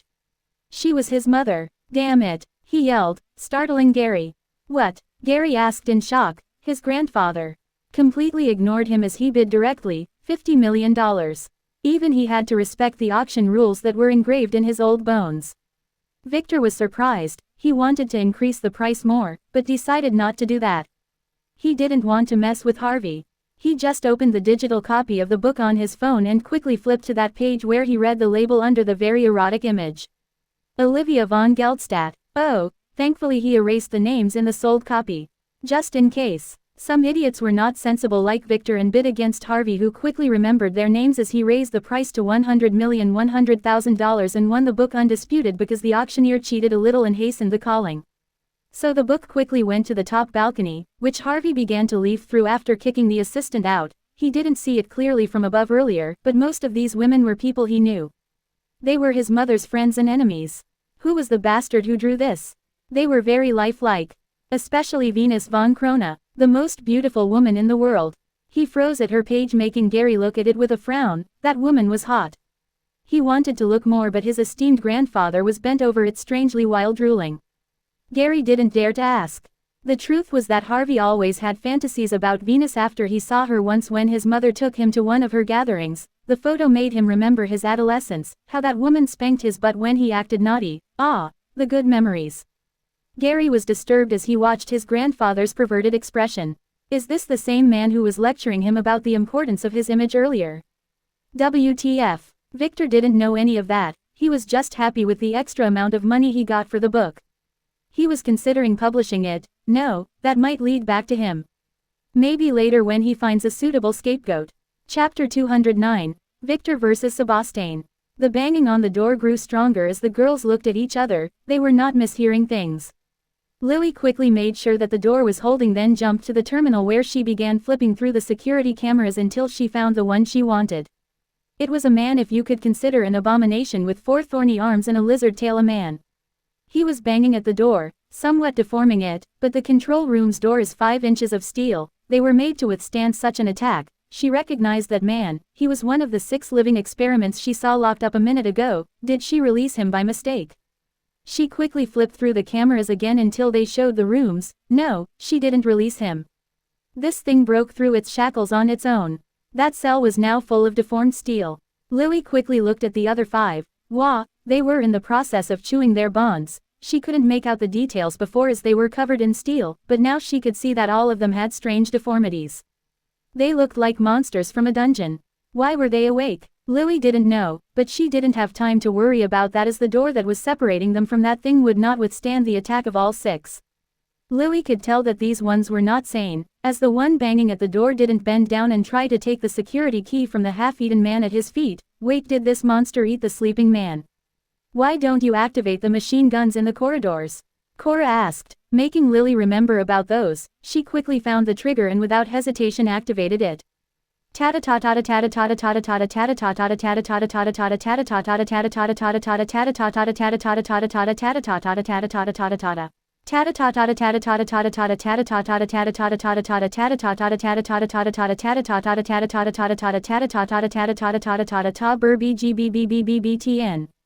What happened? Lily looked at the corridor now full of smoke. Bang bang bang. The banging at the door continued as the screen cleared. That thing was barely injured. Only one of his eyes was hurt and some wounds on his arms could be seen healing. His tail was regrowing slowly too. All the machine guns were completely damaged. On the other monitors, the monsters exited their cells one by one and began to eat the corpses of the experiments in the other cells and whatever sleeping scientists they found. They were not fighting each other as Lily hoped. Lily stepped away from the monitor and looked at her sisters, who were a little scared. They didn't fear death, but this thing was really scary. Although they were players, their level was very low and they had no strength to fight this thing. Even if they won, about half of them would die at the very least. Should they escape and let those things roam free? Lily had to make a choice. A monstrous howl forced her to make up her mind. Isla, reinforce all the doors with the talismans you have. The rest of you help me prepare for this formation. Lily said as she took a parchment from her ring. This was prepared for her by the young master. According to him, the cost of activating this formation is enormous and she should only use it if there were no other choice. The parchment paper itself was something he got from his family's vault. It was an SS rank. Lily chose to use it anyway. If those things got free, the capital would probably be engulfed in chaos. The world would be in shock. Many people would die, and most importantly, the incident might delay her wedding. That could never be allowed. Ellipsis. The last item and the final piece in our auction tonight is this dragon egg. The auctioneer announced as the assistants brought a tray with a child-sized gray egg. Victor looked at the egg and shook his head. It was just a fossil that can be used as a material for something. Too bad it was just a lower-ranking dragon that would not be of any help to him. As expected though, most of the people at the auction were here just for this egg, so the competition was fierce. 50,000 coins. 100,000. 150,000. 200,000. 250,000. Leave this to your father, and your father will spare you. 300,000. As long as they bid after the curse, the auctioneers didn't seem to mind. 400,000. Why don't you go f*ck yourself? 450,000 inches. How dare you curse at your father? 460,000 inches. How dare you claim to be my father? 470,000 inches. Ask your mother. 480,000 inches. Really, he is my father? 490,000 inches. Yes, don't tell anyone, especially my husband. That would hurt his feelings. 500,000. 510,000. Julia, is that really you? 550,000 inches. Yes, would you leave this for me? 600,000 inches. You know I can't, but I can meet you later. 700,000. Really? 750,000. Yes, 800,000. See you at the Northern Hotel then. 850,000. Mom, that idiot is going to suffer. Margaret commented, don't you want to bid on this thing, young master? She asked as she watched the drama outside. It doesn't vibrate, he replied as Hannah gave him a disgusted look. The dragon egg's price reached 3,300,000 coins before getting snatched by Sebastian's new master Evan. He must have come here for this item too. As a ghoul, it might be useful to him as breakfast, although it would taste rotten, it would definitely increase his dwindling lifespan. That's the price he had to pay for changing his bloodline. Thank you everyone for attending our auction. Be sure to leave your contact information if you wish to subscribe to our monthly report and newsletter. The auctioneer said, concluding the auction. Victor didn't leave his room, he just sat down waiting while playing with the golden goose. Others didn't know as he did, but all minerals and metals would change their properties after the reckoning. The higher an element in the periodic table, the more changes it would get. Not only that, the shock of the reckoning would make all elements heavier than silver unstable. So gold, mercury, and such elements would be very rare. Iron would get stronger so no buildings would fall, but its melting point would get 10 times higher, making it very expensive to work with. Copper, while keeping its strength, would stop conducting electricity, rendering all technology useless. Even normal firearms would stop working, like what had already started happening in dungeons, where guns are useless. Not entirely, they can still be used as blunt weapons. On the other hand, gold would stop being soft and would be the perfect element for weapons. In addition to that, it would not lose its electrical conduction properties, making it the only element capable of supporting technology. Now he had an artifact that produced gold. And if he could study its array, he might be able to get it to create other elements. He had already started digesting the knowledge he got from that artificer soul. Hannah looked at him with disgust as he kept looking through the goose's anus. He was searching for the array, but in the girl's eyes, he was being a pervert. Did he have a geese fetish? A knock on the door spared young Master Victor from getting a new social identity. Margaret looked at Victor, who nodded and put the goose away, then sent a signal to Alpha. She could now leave her room and begin the Troy elimination operation. Margaret slowly went and opened the door, where a man and a child stood. She gasped as she looked at Sebastian, then quickly hid it and stepped away. Sebastian looked at her for a second, then moved his eyes to Hannah and Victor. It was normal for some slutty girls to gasp at his handsomeness and cuteness. Too bad he was not in the mood for hunting girls now. He could see Hannah was wearing Victor's coat. He didn't know that the reason Margaret gasped was that she recognized him. She couldn't recognize him earlier because he was half hidden behind the curtain, but now she could see him. He was the one from that arachne porn. She never forgets a face, especially a pervert's face. Can I help you? Victor chuckled and asked. Sebastian didn't talk. He just headed straight to Victor and punched him in the face, causing him to fly and hit the wall behind him. Sebastian! Hannah yelled in shock. Hannah! Sebastian ignored Victor as he turned to look at Hannah. Did this bastard do anything to you? He asked. Why are you acting like this? He did nothing, we just talked. She said. Just talked? He asked angrily. Do you call all that just talk? Yes, we just talked. He helped save me. Go apologize to him, she said. She was surprised by Sebastian's outburst. Victor didn't do anything bad to her. On the contrary, he has been acting like a gentleman. To a certain extent. Oh, apologize. Did you start liking this piece of shit now? Sebastian asked sarcastically. He was super pissed off about what he watched earlier. Are you here to curse at me? Victor yelled angrily as he slowly stood up. Hannah was not acting according to her script.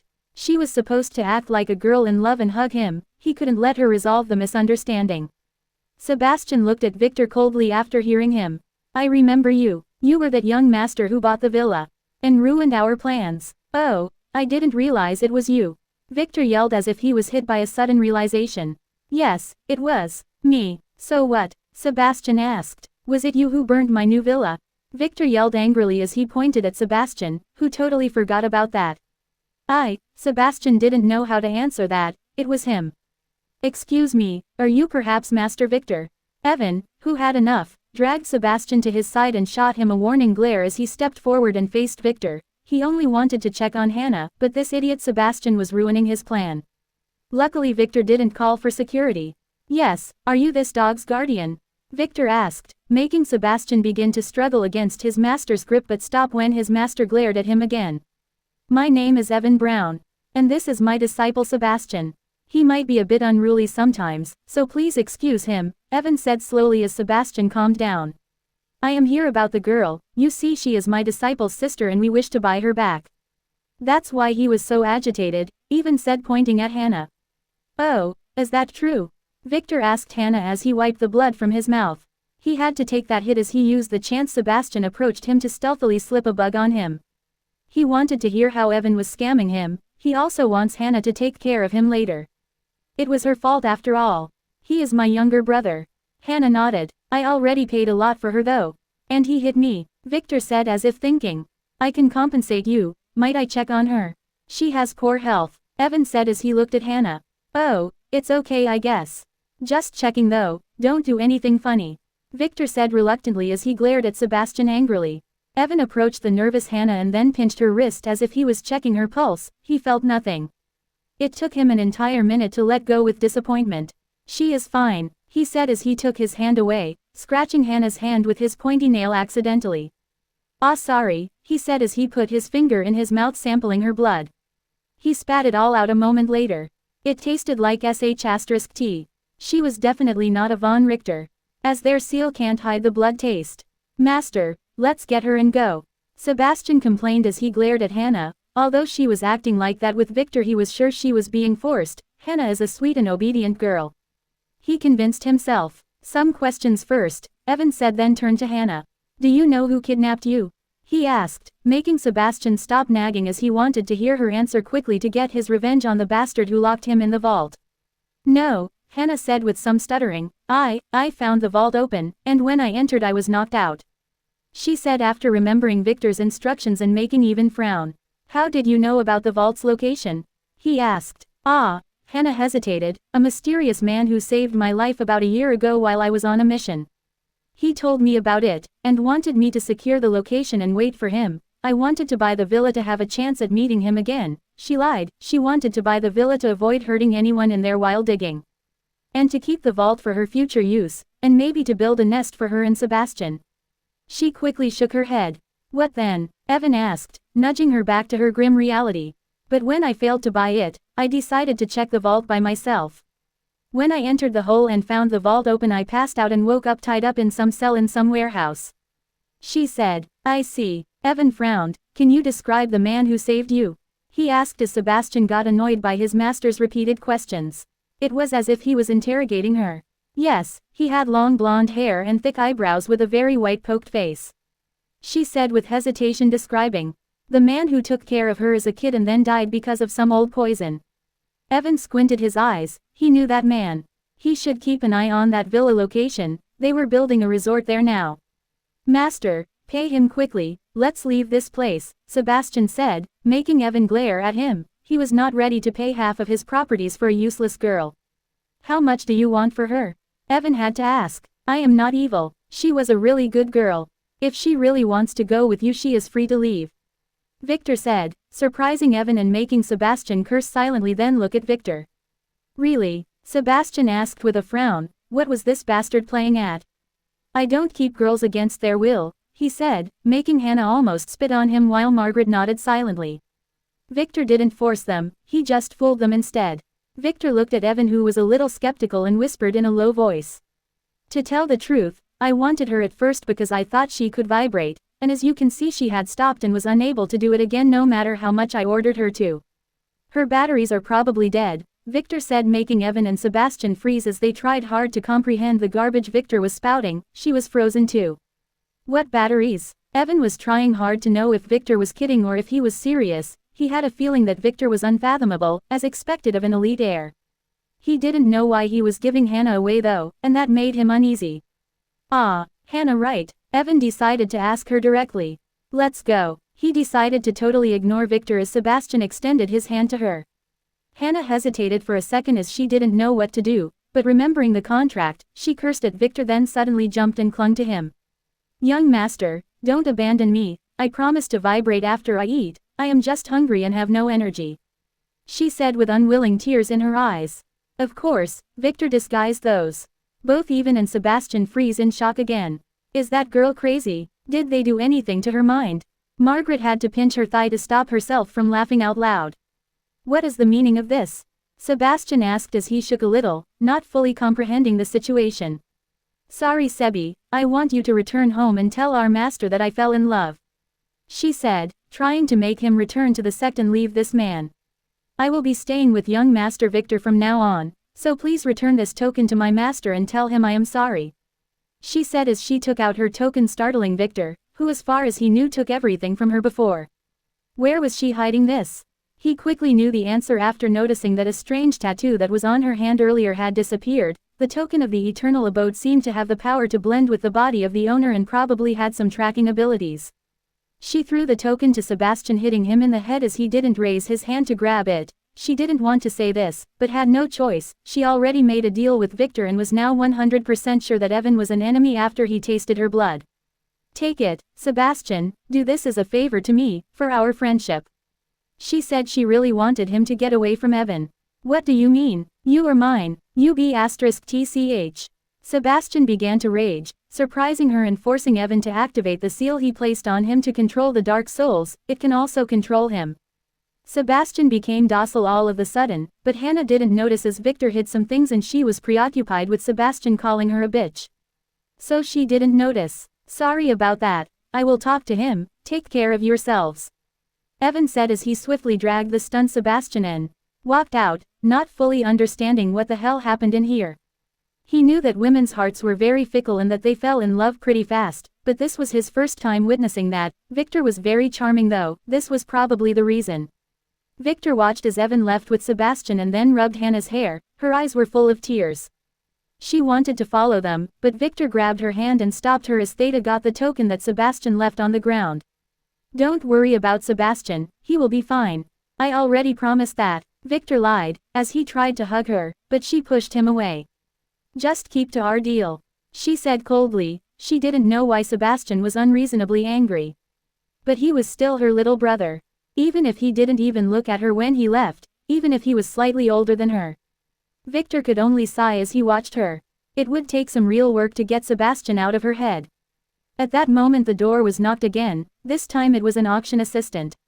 What? Victor asked. Sir, young Master Gray is waiting for you upstairs, the pretty assistant said, then ran away as if he would eat her. His reputation was getting a new momentum toward the bottom. Margaret, take Hannah and Theta back to the hotel, he said. I will catch up with you later.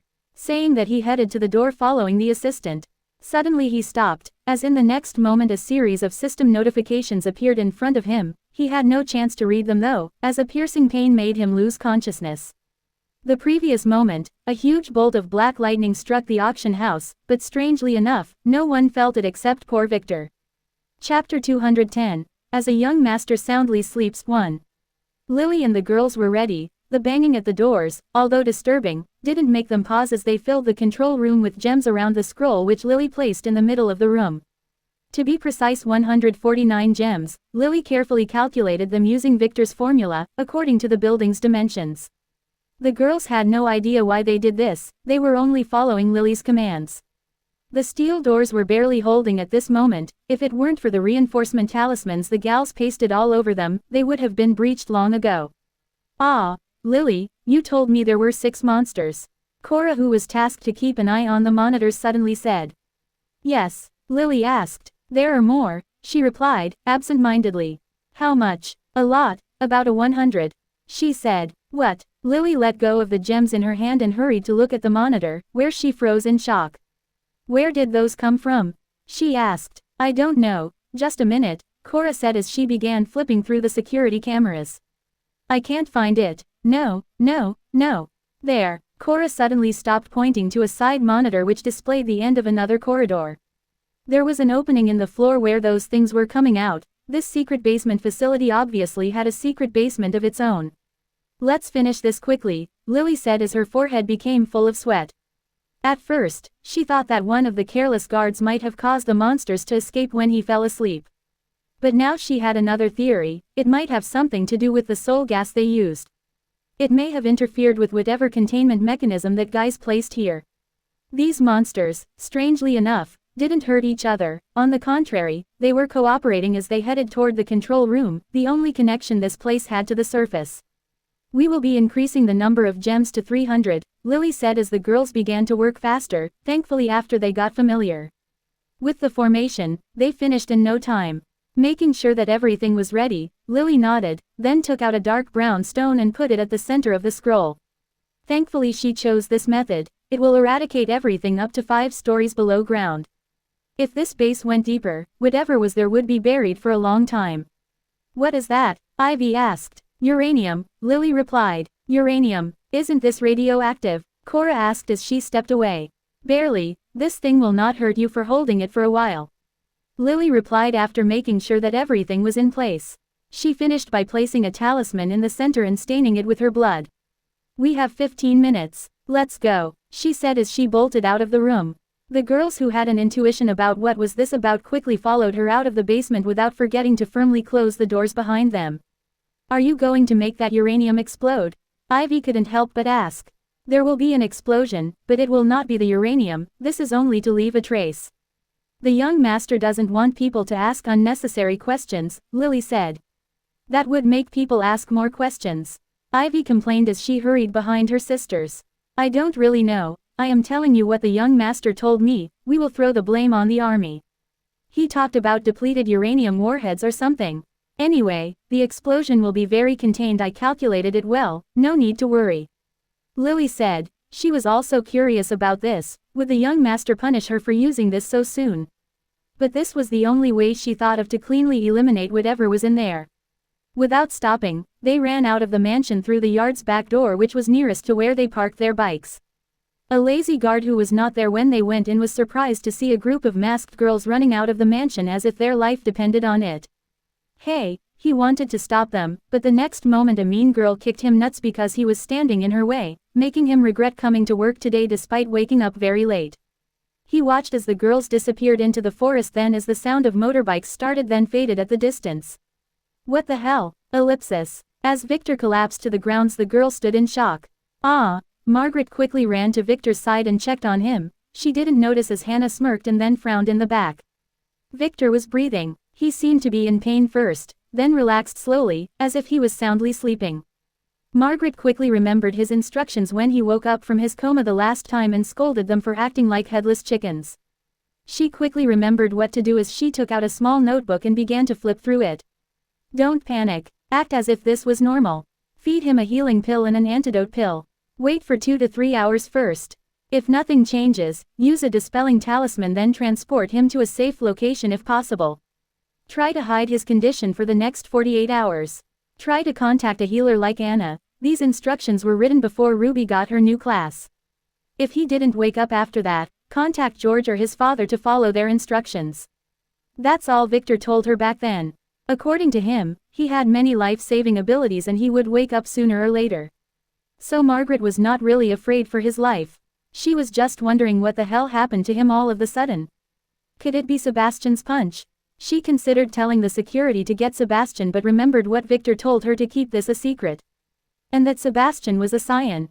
The further away from him the better. Is the young master okay? Theta asked. He must have exhausted himself last night. It is my fault for demanding to do it in that position, Margaret said, making the panicking assistant look at her and then at him with a weird face. Hannah frowned too. Both wanted to ask, what position? Hannah wondered whether Victor suffering from poisoning after hugging her. She didn't tell him about her curse on purpose, as the contract didn't specify that, and he was the one who hugged her. Though Hannah felt that something was wrong. The poison curse was very slow acting. It usually takes days, it only activates fast if the target gets too excited. Was Victor really this horny?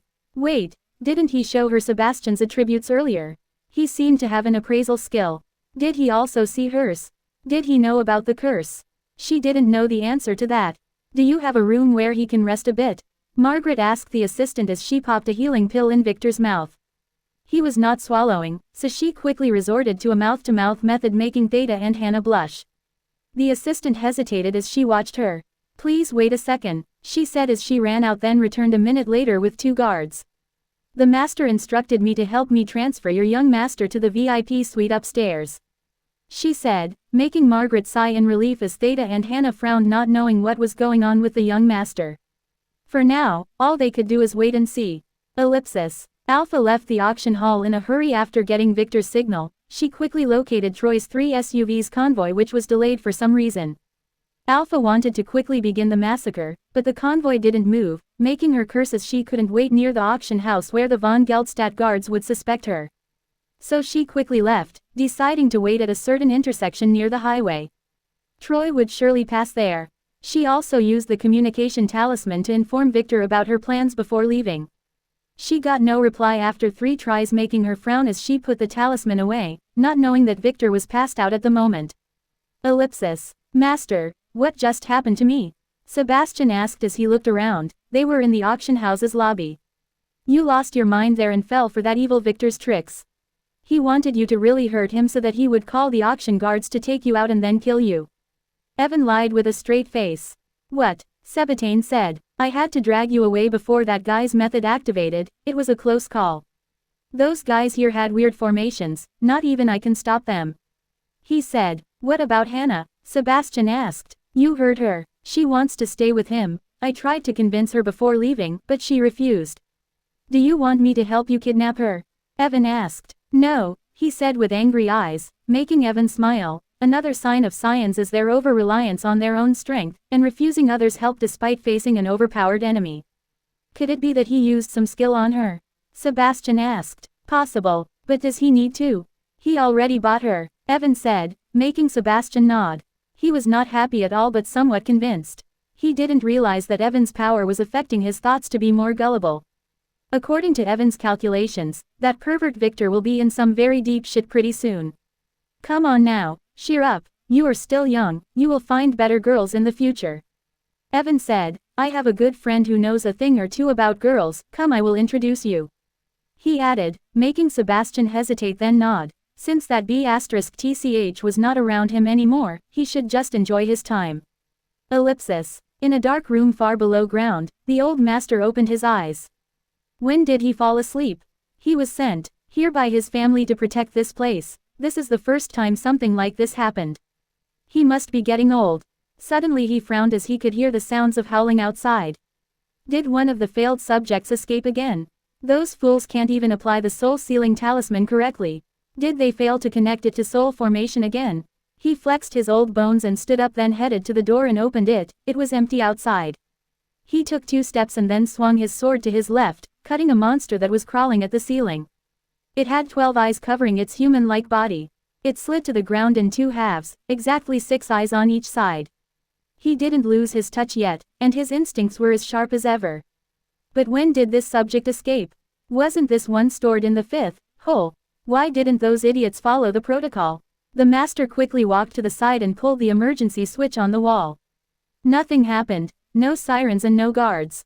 This was not normal. A shiver ran through his back as he took out a golden compass and activated its inspection skill that resonated with the formation around the facility, allowing him to see everything. What? All the guards were dead. The monsters were roaming around. No, *T. They were digging their way to the surface. He quickly tried to activate the soul restraining formation. He failed. What? He tried again. The compass in his hand made a strange noise and then stopped working. WTF? *T. *T. If the patriarch and the young master knew that this happened on his watch, they would surely cut him to pieces.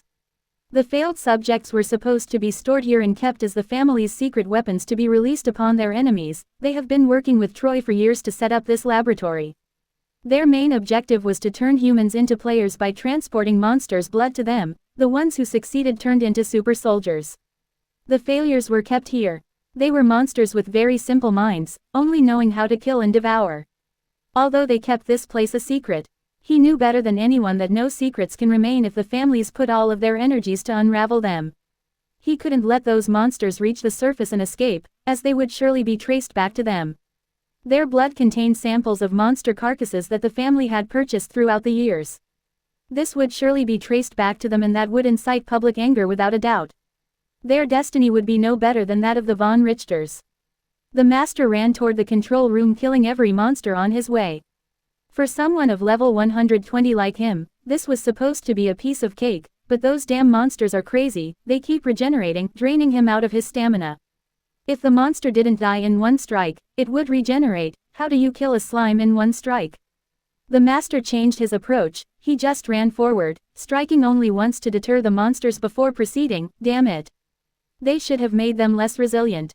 Soon he reached the control room, whose door was about to completely crumble under the claws of a group of monsters that he beheaded in seconds, then ran into the control room where he threw a talisman at the door, sealing it temporarily.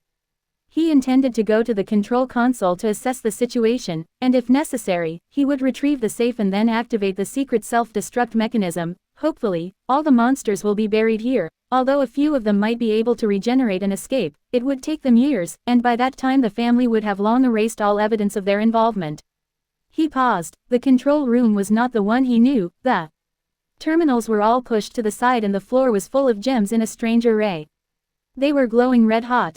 What is this? He wanted to ask but didn't get the chance, as his intrusion into the room seemed to have triggered something that was not meant for him.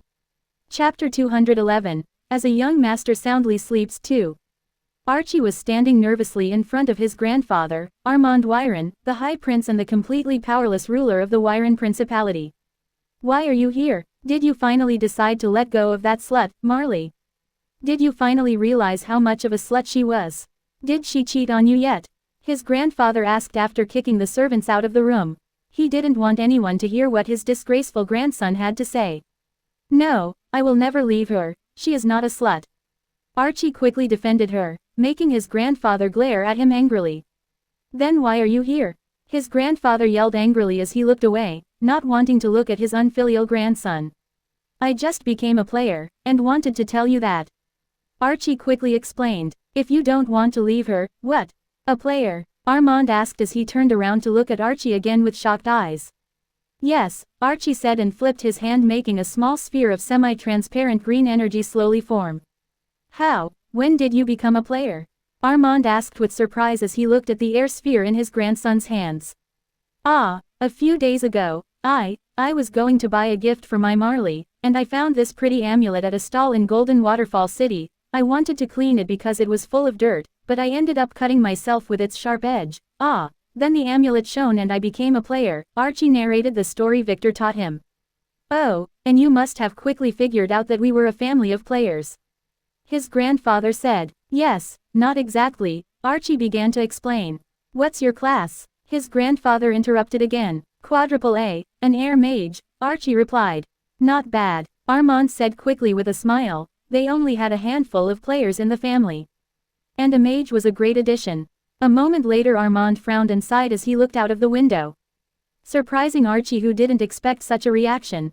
Too bad you are too late. I would have preferred you over that Batar Troy, he said, making Archie frown. Bastard, he wanted to ask, but his grandfather interrupted him.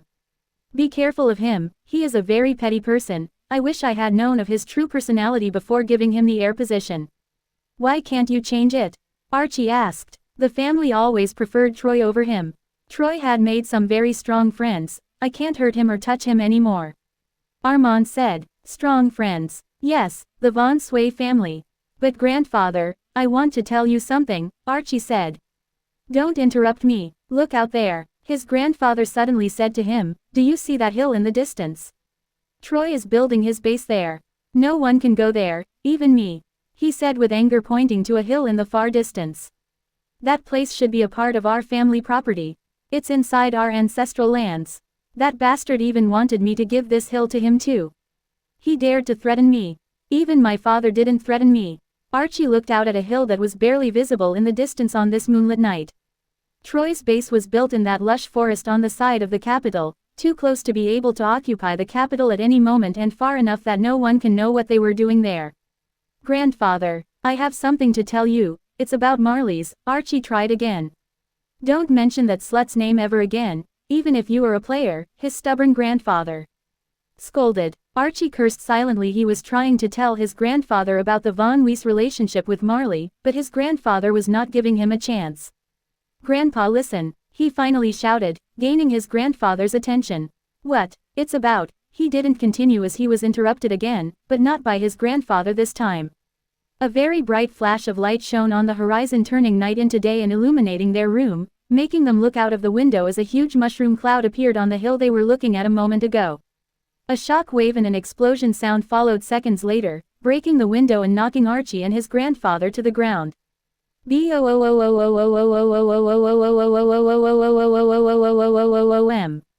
Ellipsis. Alpha only had to wait 15 more minutes for Troy's convoy to pass through the road she was waiting for them at. She could see them from the top of the tree coming in her direction, so she activated her sky eye to locate the car Troy was sitting in. Unfortunately, the cars had closed shaded windows, and she could see nothing. Having no other choice, she quickly formulated an attack plan. She will not use a rocket launcher like her young master would have, as she wanted to steal his storage ring that might get destroyed in the attack. Troy had bought many treasures, some of them were ones she auctioned.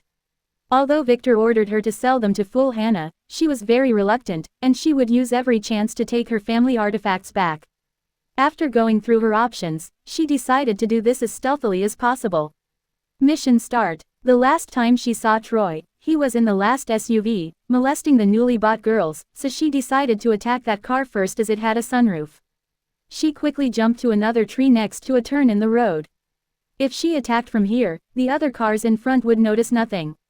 It took the cars another minute to reach her position. Timing her jump right, she descended on the car's roof, using all her strength to break the roof glass and enter the back of the car, then swiftly surveyed the situation and acted. The car was Troy-free. Alpha quickly adjusted her plan accordingly. By the time the driver and the one guard who was busy bullying the girls realized they were under attack, Alpha had already sliced their thoughts as she took the driver's position. The car only paused for a second as the driver had already slowed down for the turn, so no one noticed anything unusual, just a simple jerk when Alpha kicked the headless man away from the steering wheel. The girls in the back held into each other, not knowing what to do. They were in shock, not fully realizing what just happened in front of their eyes. Alpha's movement was too elegant. Too deadly. Search those guys. Do any of them have a strange ring or a box with talismans? Alpha ordered, making the girls look at each other not knowing what to do. They were both terrified and relieved by that man's death. He was a sadist. He was telling them how they would rape them to make them pregnant, they would do experiments on them too. From his tone, he was not kidding. Alpha's intrusion was their life-saving straw. Unfortunately, the girls were very timid, they didn't dare to touch the headless corpse. Only one girl, a white-haired one, dared to check the bodies. They only have some rings, they seem ordinary. No talismans, she told Alpha, who was focusing on following the other cars. Making her surprised, she didn't expect to find a good one here. Did you check his inner pockets?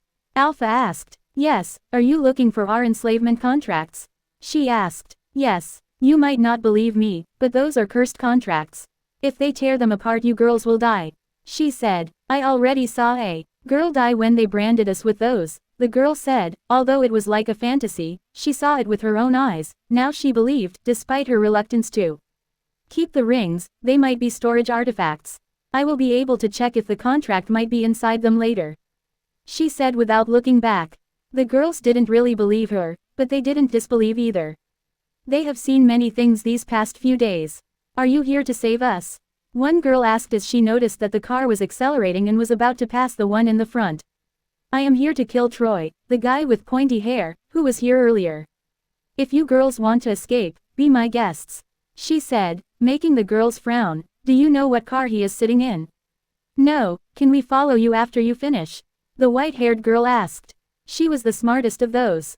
If they escaped alone, it was only a matter of time for them to be put in a similar situation, or worse. Yes. We will talk later, be sure to hide well and wait for me, Alpha said. Now prepare yourself, she added as she took out a talisman and activated it, making the entire car slides shine in golden light. The girls didn't have a chance to ask what she meant or be prepared as Alpha suddenly made a sudden turn, causing the car to move to the side, pushing the other car on its left and cursing it to hit a cement roadblock and deform. Then their car itself hit another block, but in another angle, causing it to flip over it and reach the vegetation on the other side but upside down. The car flipped a few times as it slid on the dirt. The girls screamed as the car flipped twice and slid into the vegetation. Strangely enough, though, they remained fixed in their seats. That golden light stopped the cars inside from getting deformed as it slid upside down and hit a tree near the road in the end. Find a chance to escape, Alpha told them as she slipped out, leaving them to undo their safety belts, and act as decoys as she hid on a nearby tree where she activated her sky eye to check on the second car where 3 men stepped down and dragged a fourth who had a head injury. They were not suspecting an attack, as she made it look like an accident. Unfortunately, Troy was not in it either. Bad luck. She should have brought Theta with her. That leaves only the last car, which stopped then turned around, and was now making its way back to the accident site. Alpha activated a hiding talisman and waited. As the car moved into the dirt, not caring about the second car, it quickly headed in her direction. They went back for the girls. As expected, Troy was there as he lowered the window and began to yell at his men as the car moved in her direction. The girls were struggling out at that moment. Alpha prepared to assassinate Troy at that moment, no matter what talismans he had. If one strike didn't kill him, she would attack twice. If 2 failed, she would strike thrice. The car stopped, and Troy stepped down in a hurry as he yelled at the girls to stop. They were heading to the forest. Troy was busy taking out the contracts from his ring when Alpha descended, pushing the dagger into the back of his neck at that same moment. Too bad, his defense talisman activated and pushed Alpha away and alerting him as she made an air flip and used a spear that she took out at the right moment to slit his throat as she fell to her feet. Stop! A man who just stepped down following Troy yelled to stop her, but he was too late. She could see Troy's headless body fall to the ground as she flipped again using her spear's shaft, then turned around to face the shouting man in a fighting stance. She froze. Out of the car, an angry man stepped down followed by a handsome boy. The boy's expression slowly changed from frowning to anger. Moments later he looked like a furious beast, not like a kid at all. It's you, B*TCH. Sebastian yelled while pointing at her angrily. He remembered her. She was that bastard's Alex's maid. The one who kept bullying poor Vivi. Chapter 212. As a young master soundly sleeps. 3. Lily and her sisters slowly stood up and dusted the dirt that covered their bodies as they looked back with shocked eyes at the mess they made. Isn't this too much? Wasn't this supposed to be a contained explosion? The entire hill had been vaporized. Ivy asked as she looked around. Luckily they vacated that area fast, fearing that they would be traced by satellites if they waited for the explosion. This was a close call. If Lily didn't activate the talisman in time after the explosion flash, they would have been very hurt right now due to the aftershock. Maybe a little, Lily said as she silently cursed at her young master. He only told her that this would make a huge explosion. He never mentioned anything about a nuclear bomb scale. She was sure she did the calculations correctly. The poor girl had no idea that below the control room, at the center of the base, there was a hidden safe full of gems that Troy was keeping to operate his soul-suppressing formation. Although the diffusion was not optimal because the gems' positions were not following the formation, the sheer number of them made that detail irrelevant. Where to now? Ivy asked. Lily frowned as she tried to call Victor's phone, but failed to get a signal. Let's go to our new base. The candidate's test should finish soon. Lily said after some hesitation. She had just realized that all of the Von Krona agents who were following her were nowhere to be found. This was a rare chance. Ellipsis. Alpha frowned as she looked at Sebastian and Evan. She never expected that those two would be in the same car with Troy. Now, she could easily figure out who the ones behind Troy were. It was none other than her mortal enemy, the Von Sway family. Do you know her? Evan asked Sebastian. Yes, master. She was with the one who locked me in that vault. Sebastian said after some hesitation, mentioning nothing about a certain Arachne. Oh, Evan's eyes twinkled as he looked at Alpha. He activated his inspection ability. This time it worked, making him smile in a very perverted way. She was a Von Richter. At last, he found one. A Von Richter. I didn't expect you to come to my side by yourself. he said, making her step back a little. Yvonne Richter. Sebastian frowned, he didn't hear this name before. Alpha hesitated, didn't Victor tell her that she was safe? How did this guy find out? No matter what, she was stronger than him. Even with Sebastian here, she will be able to kill him. But first, she must get rid of the distractions. Escape now, I will find you later. She told the girls who got out of the car behind her and stepped back as they looked at Evan, who was licking his lips as he looked at them. She couldn't guarantee their safety, as she could see the survivors of Troy's men begin to gather while preparing their guns as they looked at their master's corpse. Strangely enough, those men didn't appear sad, as if Troy was not their boss. The girls didn't hesitate and ran away. No one followed them. Once Alpha was dead, they would use the contracts in Troy's ring to get them back. Dear Sebastian, it seems like we are destined to be a master and an apprentice. This woman's family massacred mine 20 years ago.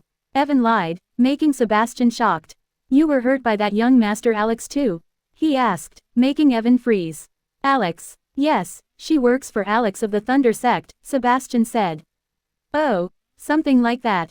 Evan said as he remembered. That name, Alex. Sebastian was reluctant to say it earlier, he kept telling him it was a masked man, it seemed like he was still wary of him. This was expected though, taming a scion would take some time.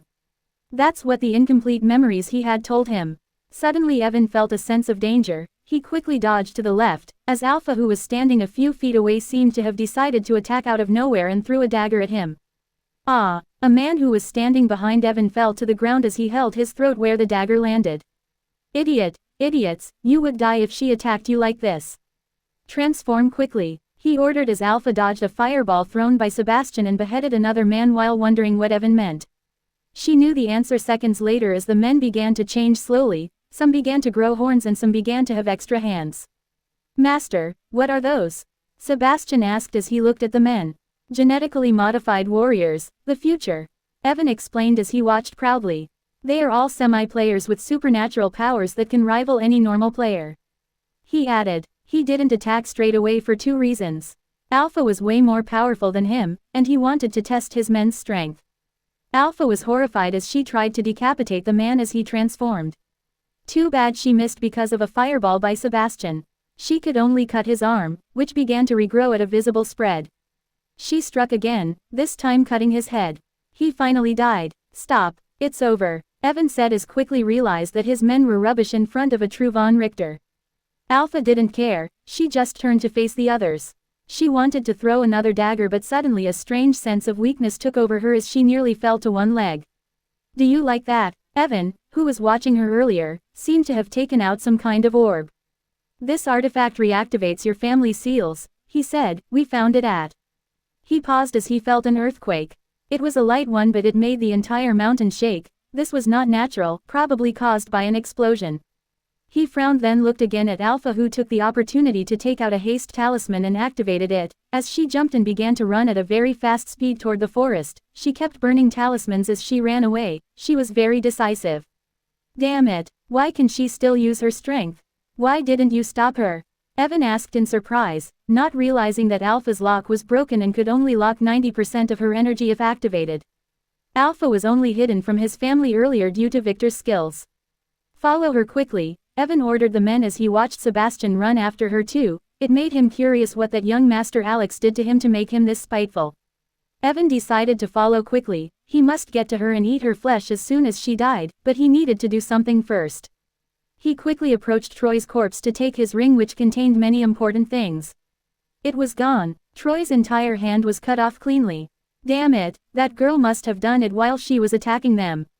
Evan yelled angrily, then began to run after them. After taking 2 steps he suddenly stopped as a strange sense of pain began to spread through his body. Ah! He screamed as he fell to the ground. What was wrong with him?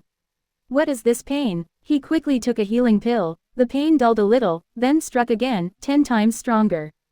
Ah! Evan screamed, what did that B*TCH do to me? He asked as he growled in pain, not realizing that he was cursing at the wrong girl. His excited state when he saw Alpha seemed to have made Hannah's poison touch curse activate. He had touched her earlier when he took her pulse, and now it was time for him to feel the curse's pain. Ellipsis. Alpha ran, she ran and ran again. She didn't like that, but she knew better than anyone that with her current state she can't fight those men combined, let alone Evan. Her power was locked to 10%. So she had about 50 points on every attribute. 5 times the strength of a normal man, but far away from Evan's strength. Didn't Victor tell her that her lock was fixed by him? Why the hell was that man using it against her now? Didn't he tell her that her identity would be hidden? If she survived this, she will make sure to castrate that pervert Victor for revenge.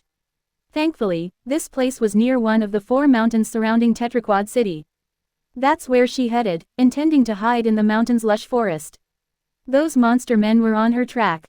Sebastian was too. She could hear his angry shouts every once in a while among the men's howling. Reaching the forest, she decided to start her counterattack using the darkness of the night. If her intuition was to be trusted, the artifact in Evan's hand might be able to track her. She didn't know why he was not after her with the others, and that made her uneasy. But it also got her a chance. But she needed to kill as many of those men as possible before he arrived if she wanted to have a chance to escape. She used her sky eye as she activated a hiding talisman blending with a tree. The men were spreading apart as they searched for her. The first one to approach her was a man with 3 horns. He seemed to have good night vision as he stupidly stood below the tree she was at and began to look around. He died a moment later when Alpha descended upon him, pushing her spear in his skull between his horns and then swirling it as she pulled back making sure he was dead. She quickly climbed the tree again using a hook she prepared, then jumped to another one as the man fell into a bloody pool, alerting one of his friends who began to shout. Alpha was tempted to shoot them with her gun, but chose not to do that as she could see that the men had strange shimmer-like scales on their bodies. She could tell that bullets were not powerful enough, only artifacts like the S-ranked spear she took from Victor could work. And a gun, even with a silencer, would surely reveal her position to others. She sneaked to another location and started waiting for another prey. This time it was a man with 2 strange feelers on the top of his head. Like with the other one, she descended upon him with her spear and he was dead in seconds, but this time she made a huge mistake. She didn't notice that this one had a tail with a barbed spike on its end coiled around his waist as a belt. The moment she descended, the tail coiled back and the spike struck her in her lower abdomen, making her fall to the ground with her target's corpse. Alpha hissed and quickly tried to take the spike out, but failed. This damn thing seemed to have some protrusions that made taking it out without cutting half of her stomach impossible. Damn it, she cursed as she heard the sound of approaching men. She quickly cut the tail with her spear and then struggled away with a poison-dripping spike, piercing her stomach. That's what she gets for being overly confident. Chapter 213. As a young master soundly sleeps. 4. Sebastian chased Alpha like a maniac into the forest. That was until he lost her. Those damn talismans she kept using were the reason. Where the hell did she get all of that? Even he, one of the elites of the Eternal Sect, only got 3, and one of those was given to him by Hannah. Damn it, he cursed. He was really pissed at Alpha. Not only because she helped trap him before in the dungeon, but also because she killed his new friend Troy, the heir to the High Prince's chair, in front of his eyes. He was introduced to him by Evan. Troy was a little arrogant, but he could easily get along with Sebastian, who was Evan's disciple. He was supposed to help him keep an eye on Hannah, as according to him, he also hated Victor who killed one of his men. So they shared an enemy. Damn it, Sebastian cursed again as he looked around. He had no idea where Alpha was. He had no idea where he was. He was about to turn around and go in another direction when he noticed the shadow of a blonde girl that was running away, Alpha. Without hesitation, he summoned a fireball and threw it at her.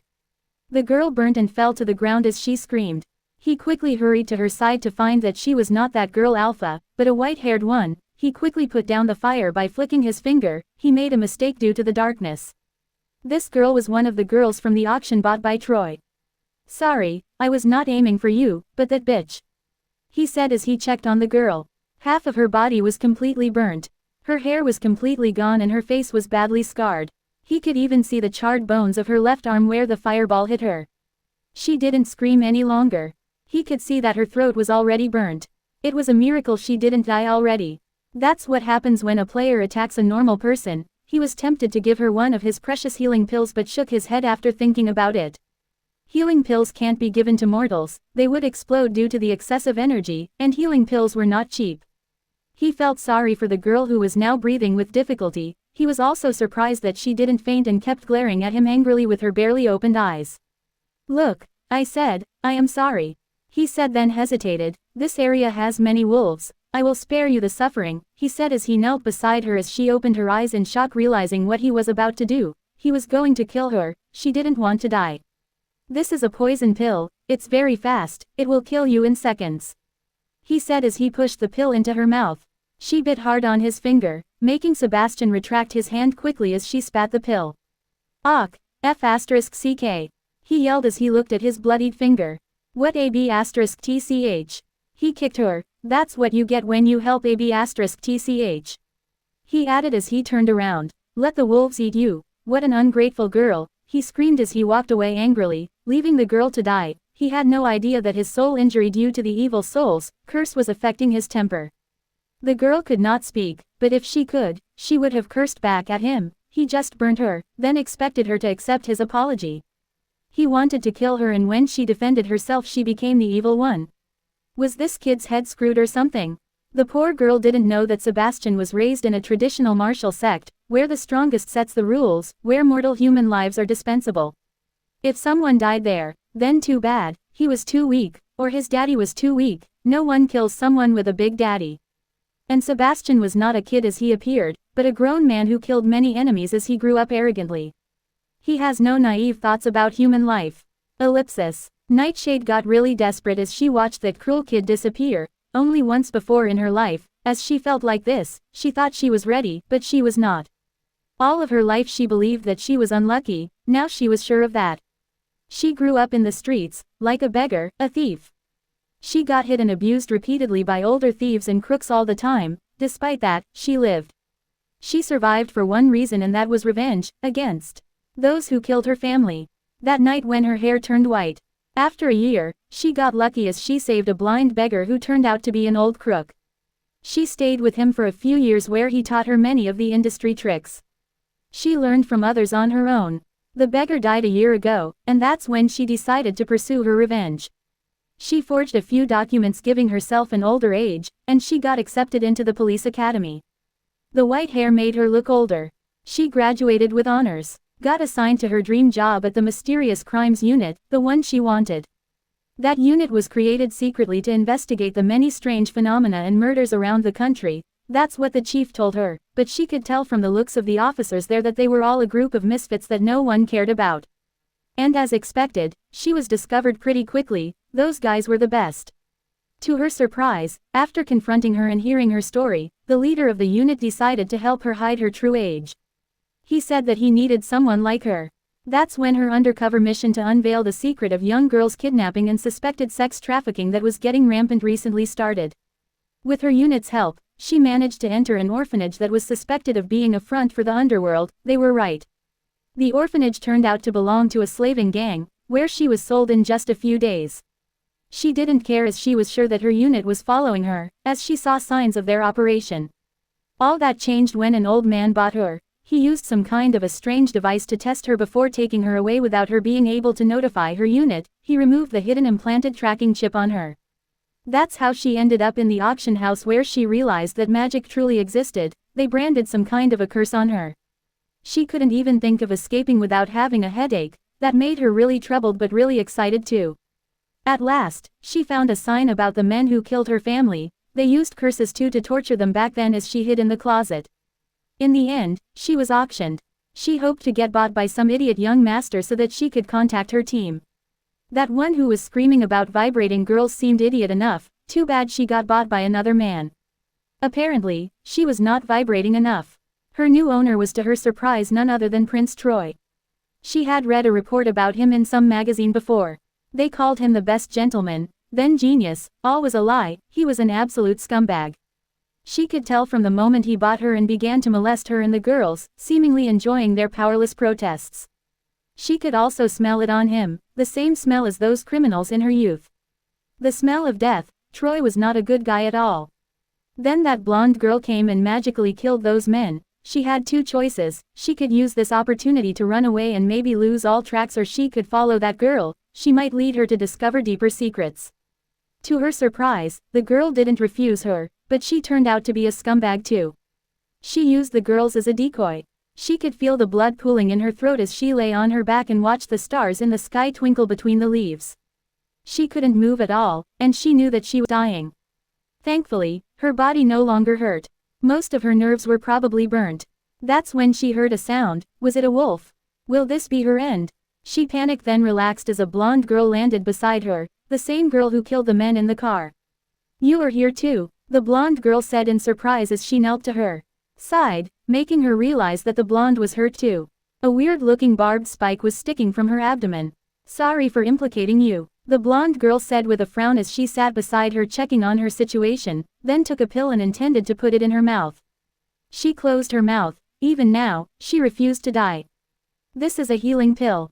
The blonde girl said, it will not hurt normal people. That bastard, despite being a pervert, has some useful things. She cursed at someone. Nightshade hesitated then swallowed the pill. Hopefully, the girl was not fooling her. She didn't die. The girl was actually helping her. She quickly began to feel better, but this was only temporary. As the pain attacked her again stronger, she could feel her body this time. It was rotting as if something was moving in it. What kind of sick bastard would use such an attack? The blonde girl yelled in shock. That bastard contaminated his attack with some curse. How did you survive until now? She added. Nightshade couldn't answer. She didn't know why she lived. Why does she keep living and all around her die? After hesitating for another moment, then seemingly making up her mind, the blonde girl took another pill and a talisman. This is going to hurt you a lot. You might die. It is not meant for normal humans, but it should have enough energy to stop the damage. She told her as she put the golden pill in her mouth. The healing began, faster this time. Before the rot attacked again, the blonde girl pushed the talisman she prepared on Nightshade's burnt hand, at the exact point where the fireball landed.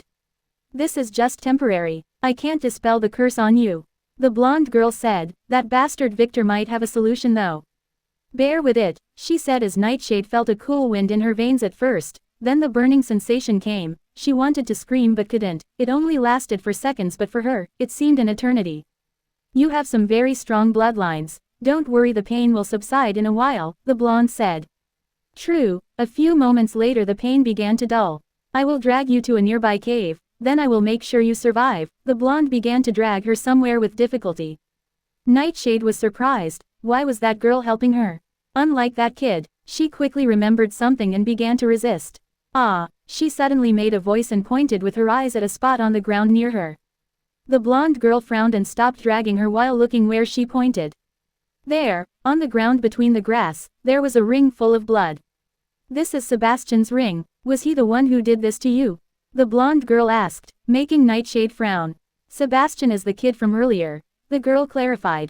Nightshade nodded. She unconsciously took it when she bit his hand and then spit it with the poison pill. It was a bad habit from her street days. That kid was so angry he didn't notice that at all. The blonde girl smiled as she looked at the ring, then frowned. Her face became very ugly in a few seconds. We need to move. That guy will definitely return for his ring once he notices it's missing. She said as she put a pill in her mouth. She was eating them like candies, but they didn't seem to work. I will carry you on my back, the blonde began to say but didn't continue as she suddenly fell on her knees while grimacing in pain. Nightshade suddenly noticed that black blood was oozing from her stomach wound. She was poisoned. Master, why are you moving slowly? That bitch who took my ring is still there. Sebastian's voice came from a little far away. He couldn't have picked a worse time. It was as if he was destined to arrive at this moment. Damn it, the blonde cursed as she sat. With difficulty then leaned on a tree trunk as she popped another pill in her mouth. It seems like I can't save you after all. She chuckled despite her pain. I can't even save myself, she added as she tried to stand up but failed. Nightshade frowned. Why did this girl want to help her? She couldn't ask. Master, are you sure you are okay? Sebastian's voice got closer. Yes, I will be fine in a while. Another tired voice said. Sorry. The blonde girl suddenly whispered to her, coughing some blood. I promised to lead you to safety earlier and failed. She added as a spear materialized in her hand which she swung and then pushed into the ground. She was preparing to fight to the end. Careful with that thing. Do you want to castrate this young master before his wedding? A familiar voice scolded, frightening the two desperate girls. The blonde sighed as Nightshade gasped. A purple-haired handsome youth appeared out of thin air. The sharp spear was a few inches away from his crotch. Chapter 214, Fates. 30 minutes ago Victor suffered the consequence of a very serious miscalculation. He thought he knew everything. He was mistaken. He expected that his Fate Shield skill would be sufficient to protect him from the backlash of confronting Sebastian, especially since his level was now high enough. And he was right about that. The shield withstood the backlash. What he didn't expect was the system notification that appeared a moment later. Fate rank had been updated to A. Critical fate change had been achieved. Congratulations! The Fate Weaver class had leveled up. Warning: X rank class upgrade had incurred a world tribulation. All system active skills effects were cancelled. All system passive skills effects were paused. Warning: system delete has been attempted. Attempt failed. Error 405. Warning: player SSS level divination has been attempted. Attempt failed. Error 405. Warning: connected fates had been temporarily blocked. Outside influence might increase. All that happened when a light backlash hit, then a flash of black lightning hit Victor's soul directly. If he was a normal human, he would have completely died due to the tribulation that targeted his very soul. But he was not. He had already used many soul-protecting talismans after he split his soul, just in case. Like every tribulation, if it didn't kill you, it would make you stronger. So Victor's system used the energy of the failed tribulation to perform the class upgrade. Victor should have been unconscious due to his soul being preoccupied with the update, but he wasn't, as he had a spare soul being carried by Lily far away. It was monitoring everything. Unfortunately, it could not activate any of Victor's main body skills as the system was preoccupied, but it could read his logs and send energy to him. Souls that belong to a single being are always connected in a mystical way. So after the tribulation, when Margaret was panicking over what to do, Victor was about to lose his mind reading the barrage of logs that was thrown at him as the system updated. Critical fate change had been achieved. Log of accumulated changes. Log: Margaret. Unknown NU Grave M164 -- Death overridden, 500,000 PTs. Log: CLARICIA. Unknown NU Grave M164 - Death overridden, 500,000 PTs. Log: Reef *OTFND. Unknown NU Grave M164 - Death overridden, 500,000 PTs. Log: Reef *OTFND. Unknown NU Grave M164 - Death overridden, 500,000 PTs. Log: Lily. X Birth Destiny Death overridden, 10 million PTs. Log: Lily. AID_X_147,337 Destiny Death overridden, 5,000 PTs. Log: Guy. C Birth Destiny Death overridden, 100 PTs. Log: Ron. E Birth Destiny Death overridden, 100 PTs. Log: Anne. AID_X_147,337 Destiny Death overridden, 5,000 PTs. Log: Hilda. B Birth Destiny Death overridden, 10,000 PTs. Log: Mina. A Birth Destiny Death overridden, 30,000 PTs. Log: Mina. S World Destiny Love removed, 10,000 PTs. Log: Mana. A Birth Destiny Death overridden, 30,000 PTs. Log: Mana. S World Destiny Love removed, 10,000 PTs. Log: Tom. S World Destiny Love removed, 10,000 PTs. Log: Tom. S World Destiny Love removed, 10,000 PTs. Log: Tom. S Selfsit Destiny Love removed, 5,000 PTs. Log: Tom. S Selfsit Destiny Servitude added, 15,000 PTs. Log: John. FID_X_147,337 Destiny Death overridden, 50 PTs. Log: Beta. B Birth Destiny Death overridden, 10,000 PTs. Log: Delta. D Birth Destiny Death overridden, 10,000 PTs. Log: Gamma. A Birth Destiny Death overridden, 10,000 PTs. Log: Epsilon. D Birth Destiny Death overridden, 10,000 PTs. Log: Zeta. D Birth Destiny Death overridden, 10,000 PTs. Log: Wong. D Selfsit Destiny Death added, 1,000 PTs. Log: ETA. D Birth Destiny Death overridden, 10,000 PTs. Log: Theta. D Birth Destiny Death overridden, 10,000 PTs. Log: Theta. Unknown NU Grave M179 - Demonization removed, 20,000 PTs. Log: Mira. Birth Destiny Death Overridden, 30,000 PTs. Log, Mira, D Birth Destiny Love Strengthened, 1000 PTs. Log, Lee, E Self-Set Destiny Love Added, 1000 PTs. Log, Lee, E Self-Set Destiny Love Corrupted, 500 PTs. Log, Arya, A Birth Destiny Death Overridden, 10,000 PTs.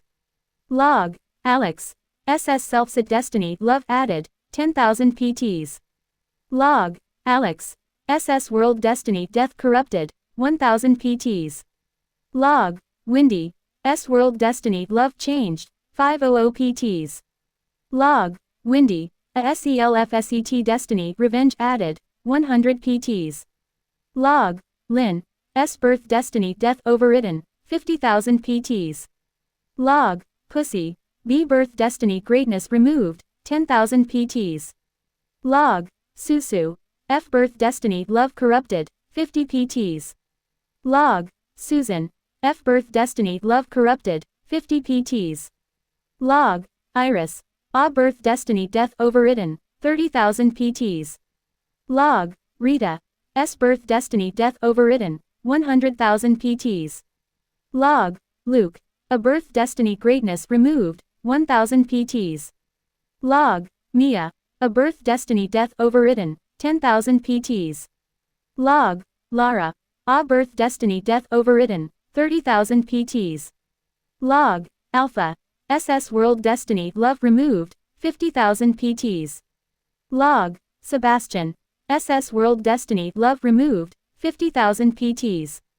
Log, Sebastian, SS World Destiny Love Corrupted, 5,000 PTs. Log, Sebastian, SS Self-Set Destiny First Time Shattered, 500,000 PTs. Log, Sebastian, SID_X_147,337 Destiny Inheritance Corrupted, 50,000 PTs. Log, Sebastian, 10th World Destiny ? Corrupted, 500,000 PTs. Log, Zoe, SS Self-Set Destiny Love Corrupted, 5,000 PTs. Log, Abe, E Self-Set Destiny Pimp Shattered, 50 PTs. Log, Oliver, SS Birth Destiny Love Corrupted, 5,000 PTs. Log, Oliver, S Self-Set Destiny Greatness Removed, 10,000 PTs.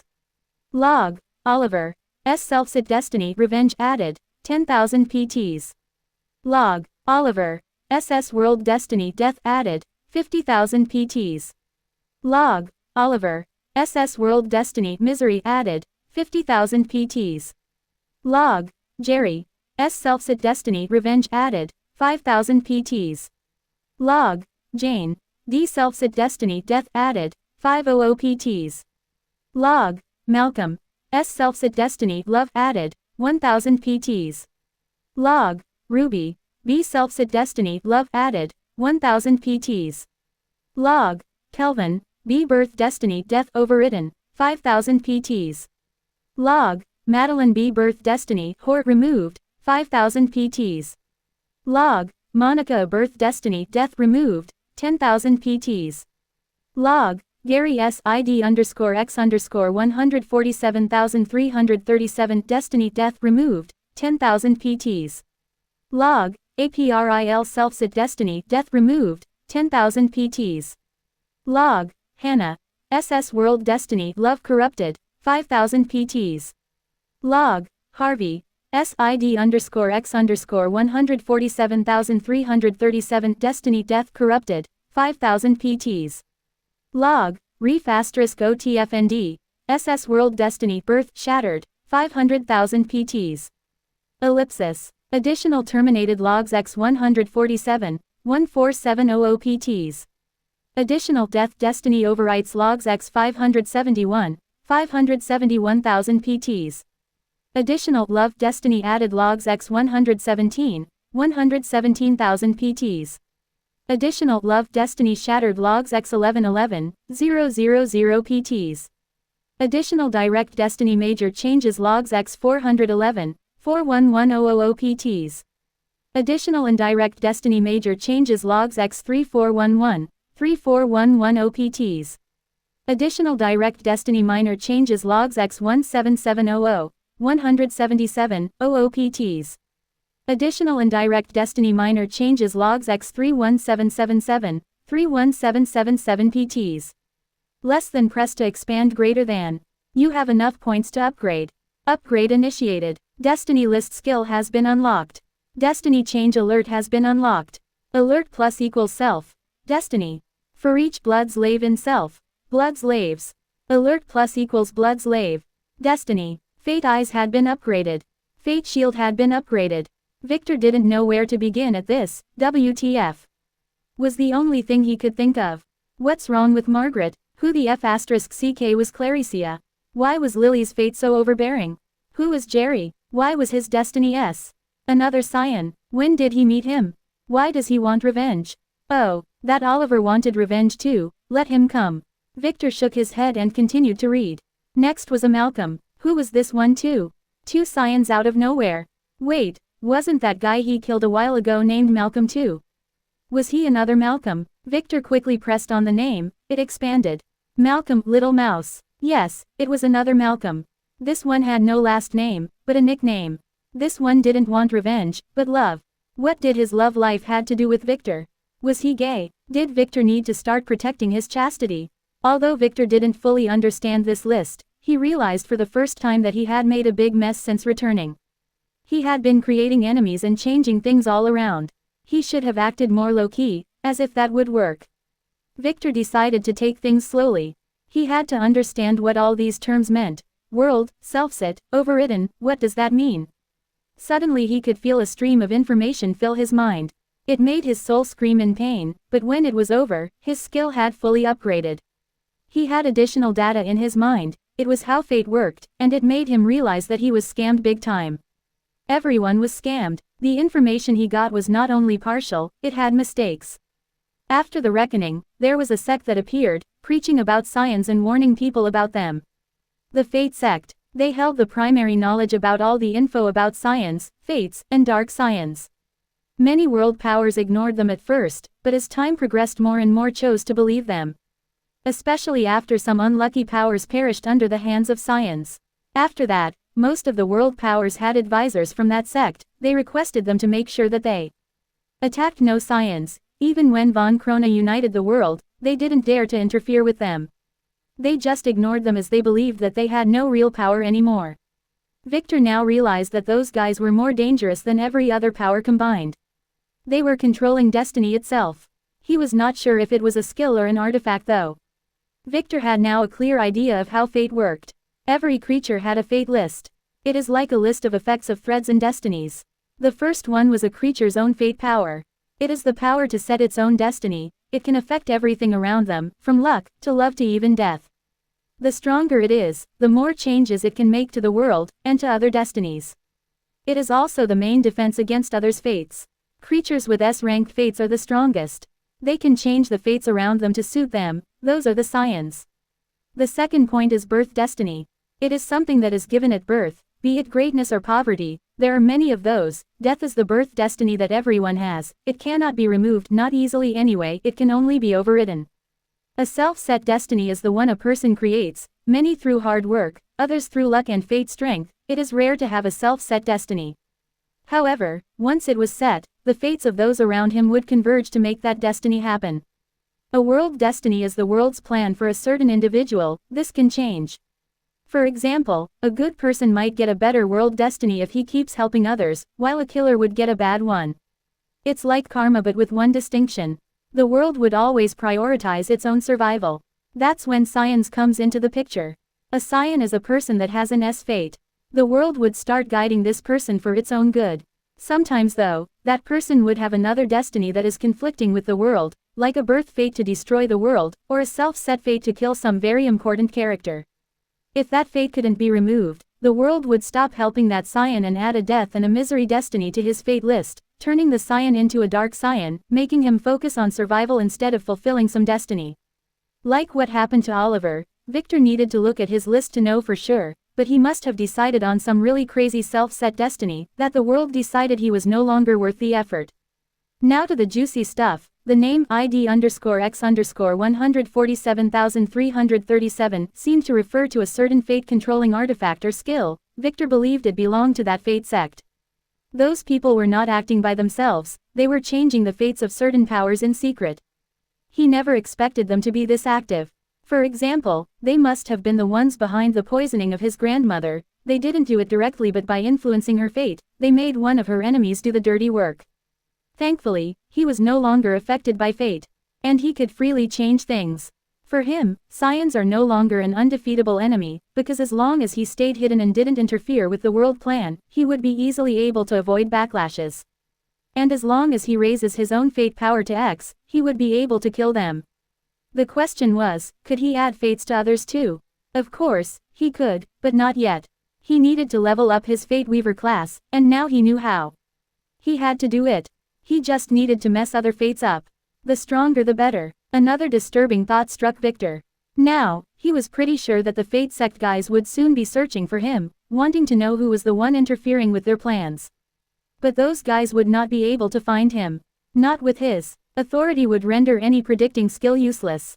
So what he had to do was to increase his influence and spread it as far as possible, while staying low-key, acting according to others' fates on the surface. And maybe use some puppets. Victor smiled evilly, but that smile quickly fell as a new notification, ruining his good mood. Warning. Fate change detected. Current connected fates have been tampered by world. BLOODSLAVE less than alpha greater than less than death. Current connected fates have been tampered by Sebastian. BLOODSLAVE less than alpha greater than lose ? Chapter 215, Eternal. After reading the system alert, Victor began to actively send energy from his other soul half to the main one, although the process was not efficient due to the distance. But Victor had to wake up quickly. Alpha had a death destiny, and Victor was sure that it will be very close. It only took 20 minutes for Victor to wake up and find himself in the VIP room in the auction house. Margaret and Theta were looking at him worriedly, while Hannah was absent-minded. "Ah, you are awake." Margaret sighed in relief when she saw him sitting down. "Are you okay?" "What happened?" she asked. "Just a miscalculation. Some naughty girl poisoned me. I will forgive her this time," he said cryptically, making Margaret frown as Hannah shivered in the back. He quickly gave Margaret an inspecting look. It was different. The old one only gave him a summary, and if a certain fate is dominant. Now, the fate inspection screen has changed. Fate power, D. Summary POSITIVE. No defined fate. Destiny list less than 10 order points to unveil greater than. Victor cursed. Nothing free in this life. "Is there anything wrong, young master?" she asked. The look on his eyes made her feel strange. "No, let me think about something." He said he was really curious about her less than death greater than fate that he changed. When did he do that? It was definitely not when he saved her at the dungeon, as she was not fated to go there anyway. Unfortunately, he would have to leave Margaret's inspection for later, as Alpha was his main priority for now. He began to restart his connection to Alpha, checking on her. She was being chased while heavily injured and poisoned. When did Troy get enough power to harm her?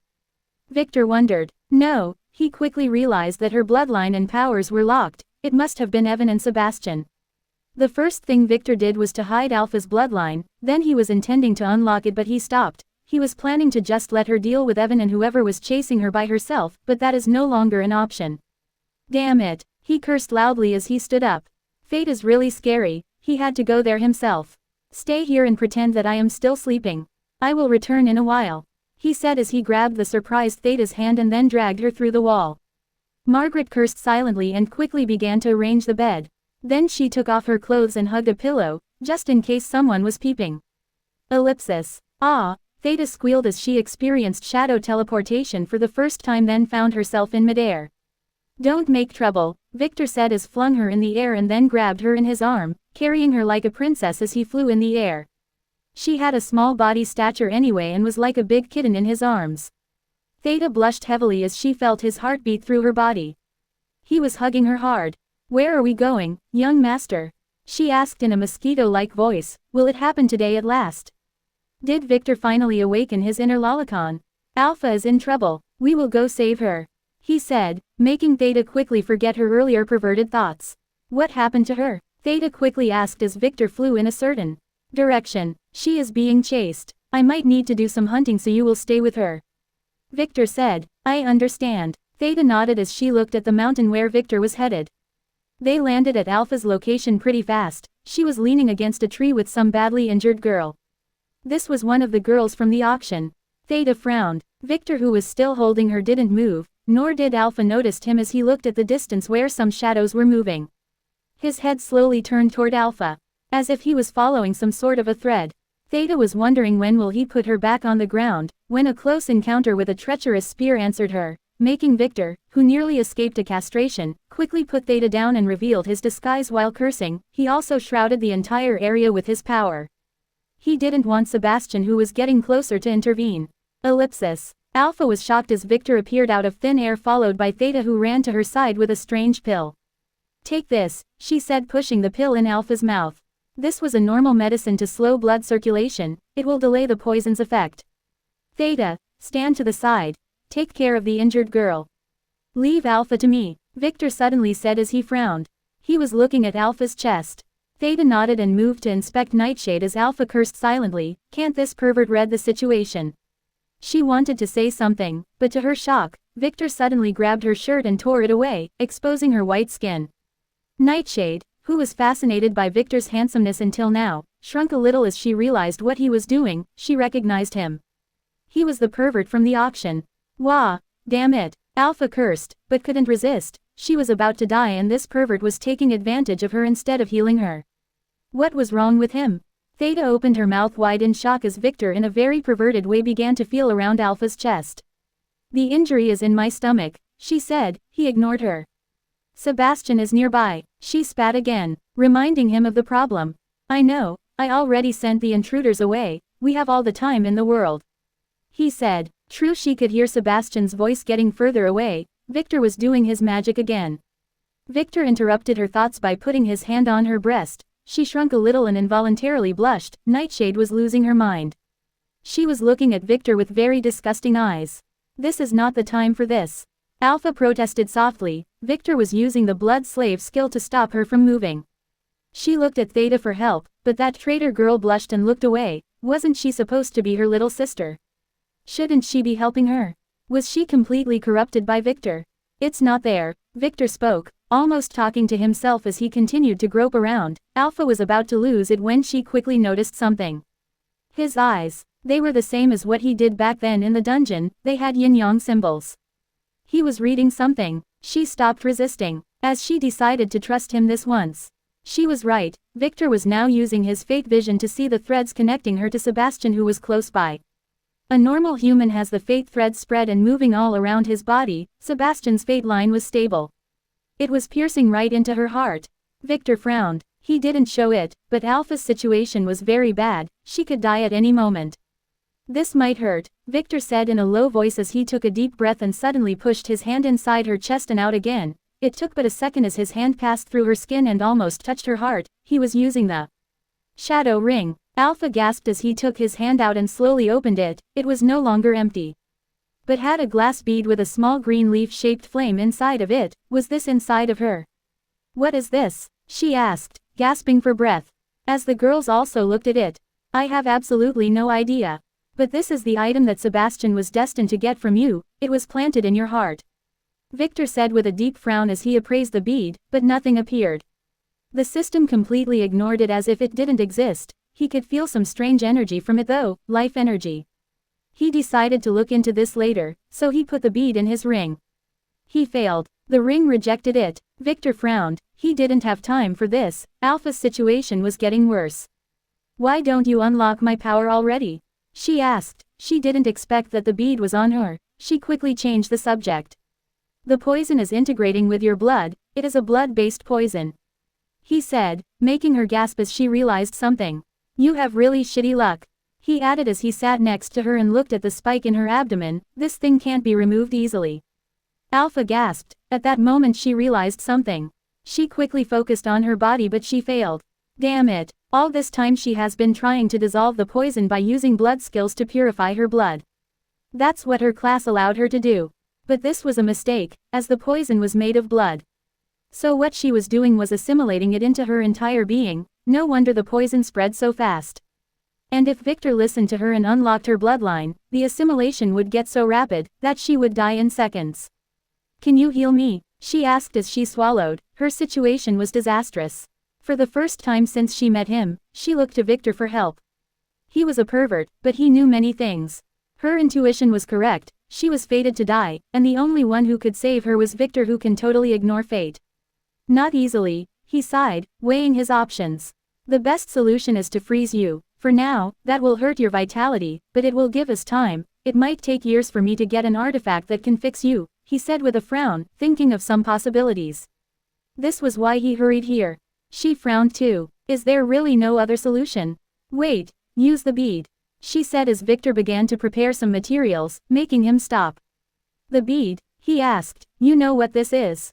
He asked. "No, but it has a lot of vitality. My family found it in a dungeon. They were using it as an energy source for a healing artifact, but the artifact broke because of its berserk energy." Ow. She coughed some blood. "After the family's collapse, they hid it with one of the heirs, but no one knew who." She added. She had no idea.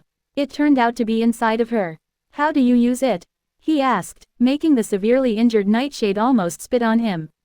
What she saw was him taking out a condom. He didn't want her to see the bead, so he was showing her some perverted actions. "Shouldn't you be the smart one?" she asked. She really had no idea. Victor frowned. This thing was probably the reason Alpha survived Titus's assault back then. It managed to keep her alive, but Victor had no idea if returning it inside Alpha would work, as it didn't do anything earlier, and Sebastian was still after it. After some thinking, he took the book of knowledge from his ring. The girls watched as he put the bead next to it and wrote in a runic language. Nightshade was wondering if this was a condom manual. She couldn't see well from her location. "What is this?" Victor wrote. "Cost 1 order point, cooldown time 120 minutes. Yes, no." He was about to press yes, only 1. Oh, oops. He quickly changed his question. "What is the green thing inside the glass bead?" He fixed his question. He didn't want to make the mistake he did before. He had no time, so he had to be precise. Cost 100 order point, cooldown time 365 days. Yes, no. And how to use it, he added. Cost 100 quadrillion plus E99 order point, cooldown time 999,999,999 years. Yes, no. WTF, how should he know that now? After some thinking, Victor took a deep breath and paid the 100 order points, reducing his total points to 8. He was not happy at all, but he felt the need to do this. Anything fated for science was never a trivial thing. Especially this thing that Victor believed to be the one with the 10th world destiny. He got one line of new info in return. Minor spark less than eternal vitality greater than. Spark, he didn't know what is that. But another world grabbed his attention. Eternal. Wasn't Sebastian practicing some eternal body arts or something like that? Fate is really amazing. Alpha was meant to be Sebastian's bride. She was meant to deliver this thing right into his filthy hands. Dead or alive, what should he do now? Victor frowned as the girls looked at him with expecting eyes, not all of them. Nightshade was wondering if he finally figured out how to use a condom. Unfortunately, Victor had no answer. He couldn't afford to figure out how to activate this thing. He could try eating it or feeding it to Alpha, but if it was easy, the von Richter family would have long done that. If only. Wait, he has a way. Victor smiled, making a shiver run through the girl's spine. He looked evil. Super evil. Nightshade wondered if he figured it out at last. Will she become a woman today? What was she thinking? Theta, take care of Alpha. Owen. Victor suddenly remembered something and threw a talisman at Nightshade, who flinched as the talisman shone. He didn't really care about her, but didn't want to make Alpha's efforts of saving her go to waste. Nightshade was shocked as a screaming voice could be heard as a few dark shadows escaped from her body while burning. She lost consciousness a moment later. Maybe he should have done this earlier. Secure the girls here, and make sure to keep feeding Alpha healing pills, he told Theta, ignoring Nightshade, whose skin began healing after the factor inhibiting the healing was removed. Victor had no time for this bag of trouble though, so he secretly added a sealing talisman. Theta frowned as she watched. What about the spike? She asked. Alpha still had that ominous spike in her. Don't touch it for now, I will return as fast as possible, he said. Removing the spike would make Alpha bleed more. Her body would start consuming the poison faster. Where to, young master? she asked, as Alpha watched him with complex eyes. I need to have some constructive conversation. It involves hunting, scamming and maybe some intimidation, he said, carefully putting the bead in his pocket as he began to walk in the direction Sebastian went. That bastard was still loitering around with Evan. Hopefully one of them will have an antidote. Chapter 216, The Bead. It didn't take a lot of time for Victor to catch up with Sebastian and Evan, who were walking slowly as if he was in great pain. Victor nodded. That's what he got for touching Hannah. Victor didn't quickly dispel her curse for this very reason, he just made sure not to touch her at all. Even when she thought he tried to hug her, it was an illusion. Too bad that Evan was a ghoul class player. He has a very high poison resistance. So the poison that was supposed to make him suffer in pain for 9 days and nights, only acted about 10%. Victor quickly ran after them, ignoring the 5 remaining demonized men who were guarding and searching their surroundings in an impenetrable circle. Victor knew about those. They were a part of the Von Sway secret army. They used them just before the reckoning, and they almost succeeded if it were not for some stupid scion whom they angered by mistake. They survived total annihilation though, thanks to their heir's friendship with a more powerful scion, someone Victor really wanted to cut into very tiny pieces. By analyzing those monsters, many other powers began to develop similar warriors. There was a project financed by some countries too. Victor didn't expect those to appear this early though. All of that became irrelevant after the reckoning, as everyone became a player. The research didn't stop but shifted into trying to grant players monster powers, paving the way for Bloodlines research. Victor decided not to kill those for now as he might be able to control them. He just ran to Evan and Sebastian's side and began to walk between them like a close friend. He even began to chit-chat with them. Too bad he couldn't offer them some of his blood, he had no empty spots for new blood slaves. Ellipsis. Master, your men, can they be called that? What are they really? Sebastian asked. I already told you, I will explain later, they are men. Evan scolded lightly. That girl, Alpha, I saw her get pierced by one of your men's spike. She seemed poisoned, Sebastian said. That would be better, it means she can't travel fast. Evan said with some difficulty. What if she has an antidote? Sebastian asked again. What did the man who injured her look like? Evan asked. I don't know, she cut him in half before I could tell. The spike had a lot of barbs and some black dots. Sebastian contemplated. Oh, that's Freddy, the poison he has. It is some kind of centipede blood poison. It is slow acting but lethal. We don't have a cure. Evan seemed disturbed. He didn't like poisoned food. You should have told me earlier. What? How can you develop a poison without a cure? Sebastian asked in surprise as he watched Evan take out a round artifact and began to activate it. It was no longer working. We didn't exactly develop it. We will talk later, Evan said, then paused. He was feeling strange. His survival instincts were telling him to run away as if he was facing an imminent danger coming from all directions. Evan was carefully scanning the area around him for the last 5 minutes, but he could find nothing wrong. He was now convinced that this was a hallucination caused by the poison in him. Who the hell poisoned him? Was it that seashell? He knew that restaurant was sketchy. Master, are those men loyal? I was thinking, what if they suddenly attacked us with such evil poisons? Sebastian asked as he walked. Don't worry, they are under my control. We will speak about them later. Evan touched his ring as he repeated and never spoke ever again after that. Green goo does not speak. Ellipsis. Master, you are moving too slowly, Sebastian complained as he looked around. I am sure that white-haired B*TCH is still here somewhere, but why do I feel the forest keeps changing, he added. Weren't you after that blonde girl? Evan asked in surprise. Ah, I forgot to tell you, I mistakenly injured a girl before you caught up. I tried to give her a quick death but she was ungrateful and bit my finger. That B*TCH must have stolen my ring then. He said. Your ring? Even so, Sebastian, walk slowly, you must learn to be careful. What if she had allies hidden around? Evan scolded. Ah, sorry, but my ring had many valuables, Sebastian said. Don't worry, with my artifact I can easily find her. I got it from those guys at the Fate Sect. So it can't be blocked, I just need to change the target. You should have told me before. Evan said as he took the orb he used to weaken Alpha earlier. Ah, you met with the Fate Sect too? Sebastian asked in surprise. Oh, so you know about them? Evan asked. Yes, I met one of their disciples once. She helped me escape a certain danger in exchange for a blood promise, Sebastian said. You too, Evan said in surprise. Did you encounter that cold chick too, master? Sebastian asked as he looked back. No, it was a cold old woman, but she saved my life and taught me a lot of my arts, and in exchange, my mission was to search for a certain treasure in a very dangerous dungeon, then deliver it to its rightful heir. Evan said. Really? Sebastian was surprised. Yes, I found the treasure after nearly losing my life, but I still couldn't locate the heir. What about your promise? Maybe we could help each other. Evan said. I promise that I will fulfill 3 requests for them in the future, so I still don't know, Sebastian said as he continued to walk forward, hiding his face. Fool, how can you give them such power over you?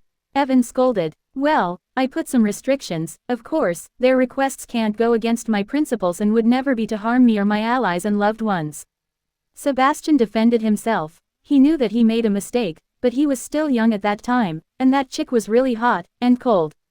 You must be careful in the future. They asked me for something similar at first, but I didn't accept, so they only asked me to locate a player who practices a certain immortal art and give them the artifact I located. They even told me that I am destined to meet him, but I have been searching for 10 years, and still looking. Evan shook his head with a sigh. He was way more talkative than usual, but Sebastian didn't mind. What immortal art? Sebastian asked. Something called eternal martial arts, Evan answered after some pondering, making Sebastian stop in his tracks and look back again. Master, are you sure? Evan asked. Yes, they said something about that player becoming one of the strongest in the world. Too bad I already made that blood promise, or I would have used it myself, Evan sighed. Master, can I see the artifact? Sebastian licked his lips. No, I can only give it to its true owner. Evan refused firmly. What if I told you that I practice the eternal body art? It is the first book of the eternal martial arts script, Sebastian whispered. Evan froze, then signaled with his hand, causing the 4 demonized men who were surrounding them to turn around and move away a little. You are not lying to me? He asked suspiciously. I am not, Sebastian replied as he took out a small dagger artifact that was hidden in his boot and pushed it against his hand. It didn't pierce through. Is this really eternal body art? Evan hesitated. Yes, it allows me to freely make any part of my body very tough, and it also makes me heal faster. Sebastian said. If you can activate it, then it is yours, Evan said after some pondering. Sebastian smiled as he watched his master reach for a pouch around his neck and take out a glass bead containing a leaf-shaped flame. He could feel the huge amount of vitality inside of it resonating with his body. Evan hesitated, then put it in Sebastian's hand. The bead began to shine in a soft light. Victor was really nervous, but no one saw that. Can you bind it? Evan asked with some skepticism. Yes, Sebastian was not sure. He pricked his finger with the dagger he was already holding. It bled this time, just 1 drop which fell onto the bead. Nothing happens. Evan frowned. Sebastian got nervous and dropped 2 more drops, but still, nothing happened. Sebastian, Evan was getting angry. 1 second master, Sebastian quickly thought. He had never heard of such a treasure before, but the resonance between it and his body meant something. A bead, a green leaf, a green flame. Then it struck him. Yes, he knew a way. Master, just watch, Sebastian said as he cut his finger again and began to draw certain symbols on the bead. Those are dungeon symbols, Evan said. Yes, I saw this in a mural in the dungeon where I got my art. A huge green flame and below it was a bead with such symbols. Sebastian finished drawing, causing the bead to shine and then explode. Boom! Evan and Sebastian were thrown away by the grenade explosion.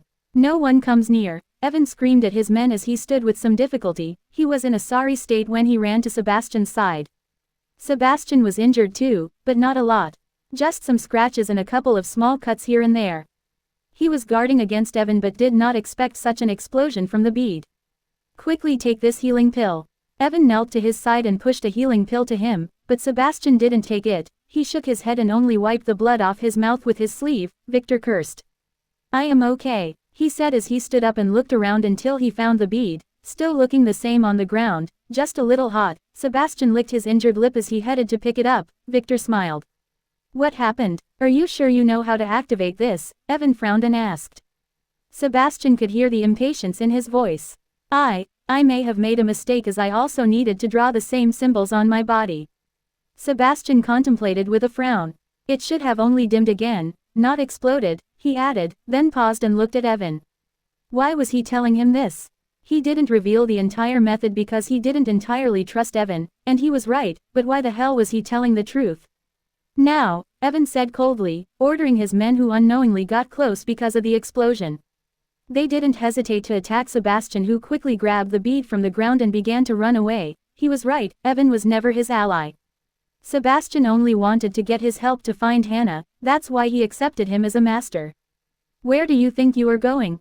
Evan asked as he took out a talisman and activated it, making Sebastian go docile as the demonized men attacked him. This was the same talisman Evan used at the auction house to control Sebastian. He bound it to the evil souls inside of him when he saved his life. The monsters, teeth and claws that were about to shred Sebastian into pieces suddenly froze in midair, as their owners turned into dust. An amulet that was on Sebastian's neck shone with a blinding light, turning everything into dust, including the evil spirits that were influencing Sebastian and Evan, who was watching with shocked eyes. The white light resides, revealing a scorched ground with the phantom of a short girl holding a blue umbrella in the epicenter. She was looking at the now awakened Sebastian. Now we are even, the phantom girl spat as she slowly dissipated. The necklace on his neck broke into pieces at the same time. Sebastian sighed while shaking his head. That princess is really spicy. But that's how he liked them. After using the necklace, he will have to find another way to put her in his debt again, but that's for another time. He has many ways to scam little girls. Looking at his hand, a smile slowly appeared on his face then disappeared. His hand was not holding the bead, but a stone. No, he howled into the night. Chapter 217, Victor's Dilemma. Victor cursed as he stood up, slowly wiping the blood off his mouth. He looked really sorry with his clothes torn into tatters. Thankfully he held the bead firmly in his hand, or it would have been flung away. That was a close call. If he didn't step back at the right moment, he would have been turned into dust too. He anticipated that Sebastian would have some life-saving treasures. But seeing that B*TCH was the last thing he expected. No, he should no longer call her AB*TCH. She was going to become his sister-in-law very soon. Nope, she will always stay AB*TCH in his heart.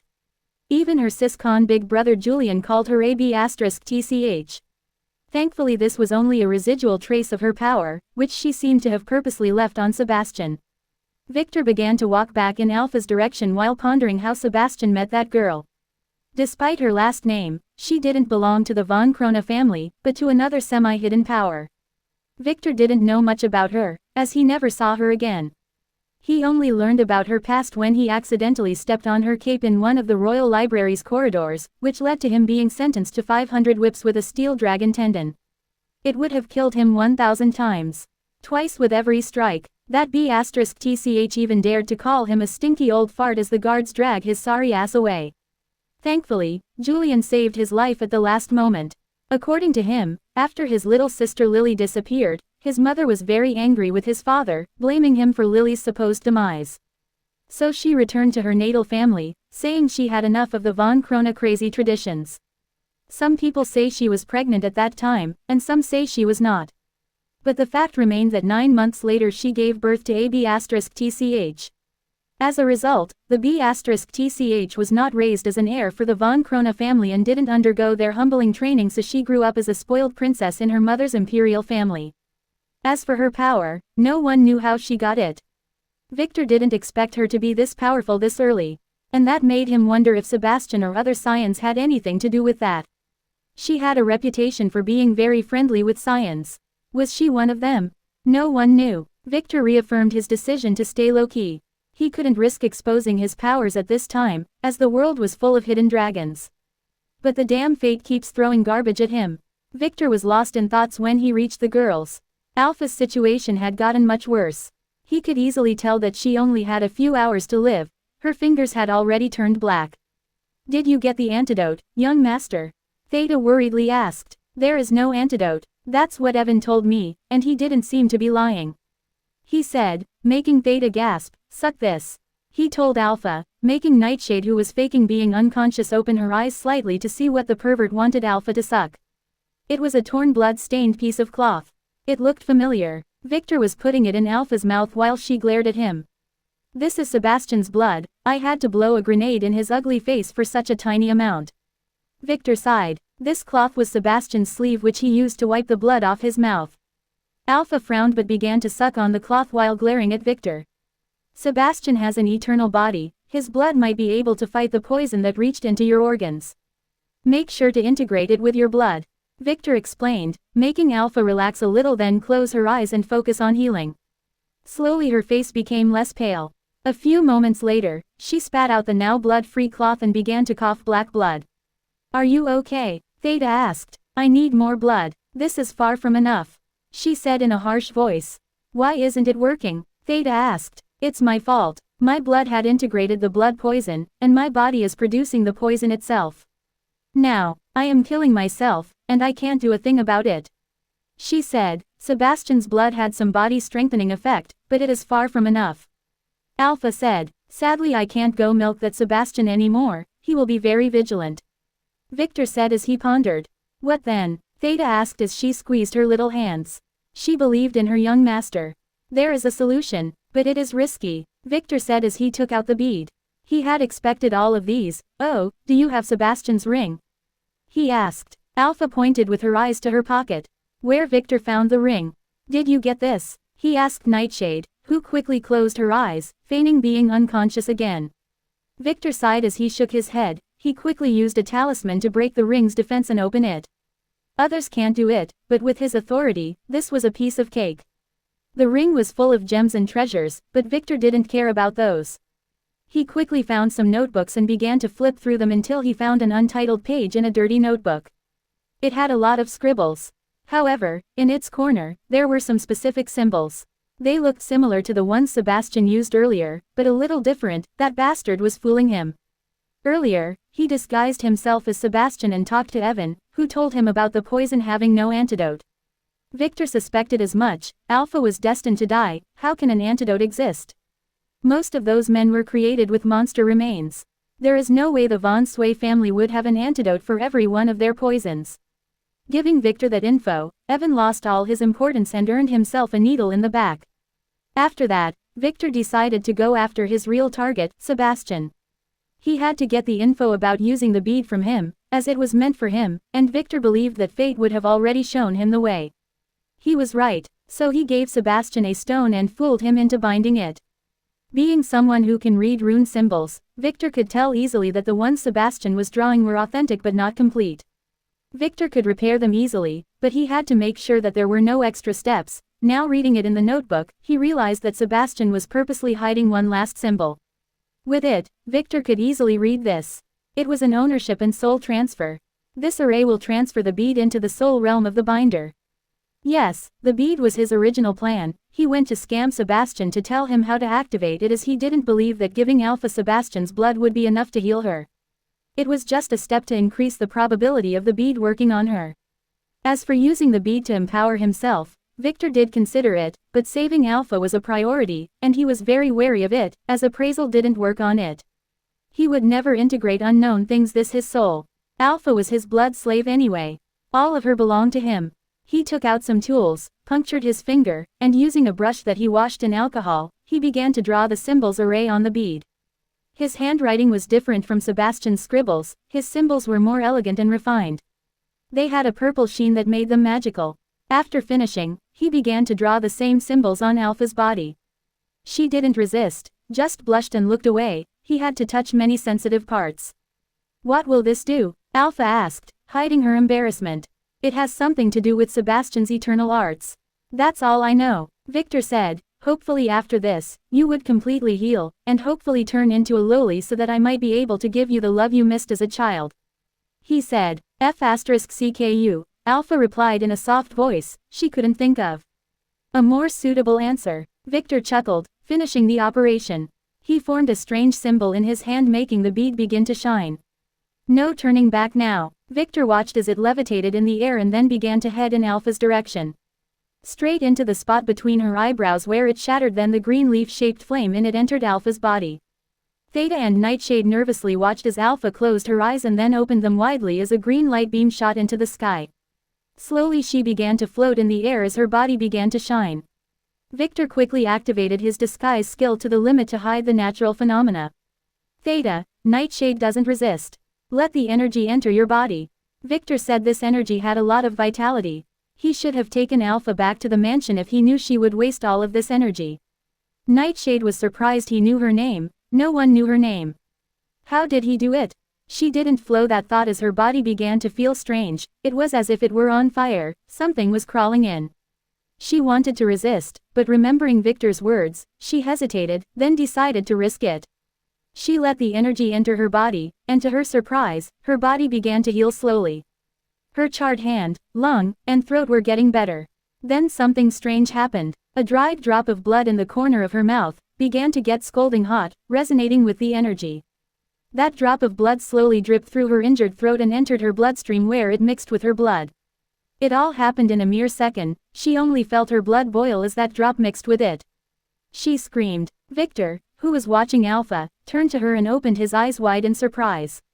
What the hell was happening? She was shining with white light as two horns grew from the top of her head. Her bloodline was awakening, but why? He quickly thought of something and took Sebastian's ring. On it, there was also a small drop of blood. Sebastian's blood was acting as an antenna. It was capturing the energy and transferring it to her blood. After hesitating for a split second, Victor licked it. The drop of blood entered Victor's body and began to activate under the influence of the energy. But unlike Nightshade, Victor didn't let it enter his bloodstream. He left it in his stomach. He couldn't risk awakening his bloodline. He was only using it to help him capture the energy. Theta, who didn't have eternal blood, could only use the available energy to heal herself. Victor didn't want her to awaken her bloodline yet, as he also plans to upgrade it for her. Alpha, on another hand, despite appearing majestic, was in a hell lot of pain. She was burning in that green flame. Her body was being torn apart and reconstructed, millions of times every second. Her bloodline awakened, but she didn't care as she realized the huge opportunity she had got. Victor was right. Sebastian's eternal blood, which he took 30 years to cultivate, was important for this. It was multiplying and storing the energy inside of her, allowing her to regulate the energy output and direct it as she wished. If it were not for it being integrated into her body, she would have died long ago from the excessive energy. In the cycles of destruction and reforming, she easily began to reshape her body.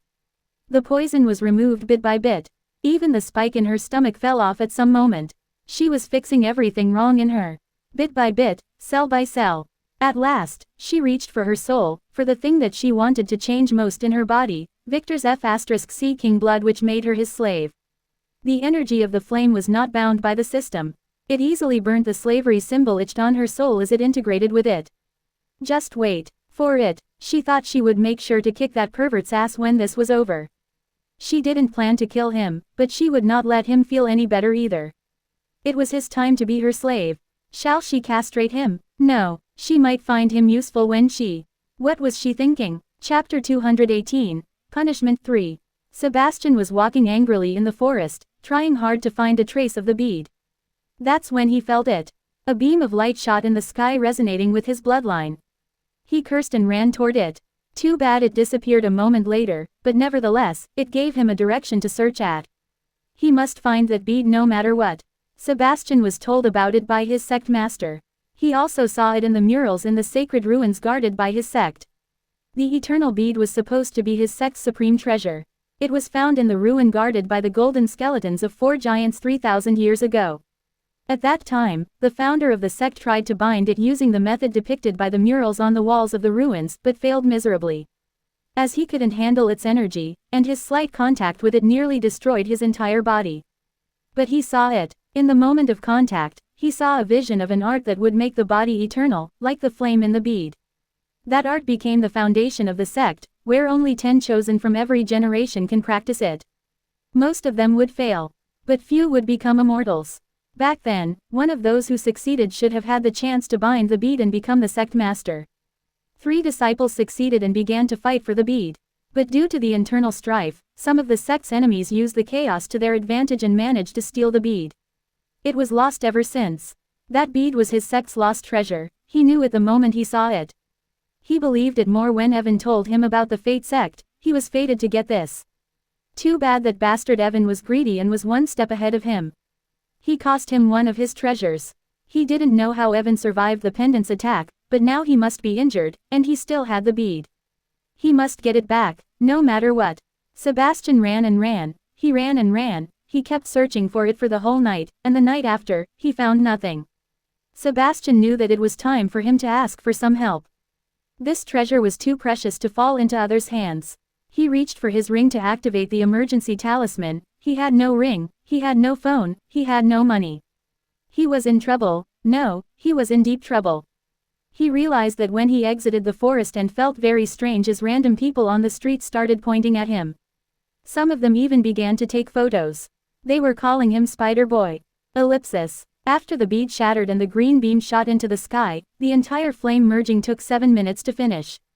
Bit by bit, Alpha stopped shining as she slowly descended onto the ground again after a final burst of energy that made Theta and Nightshade pass out.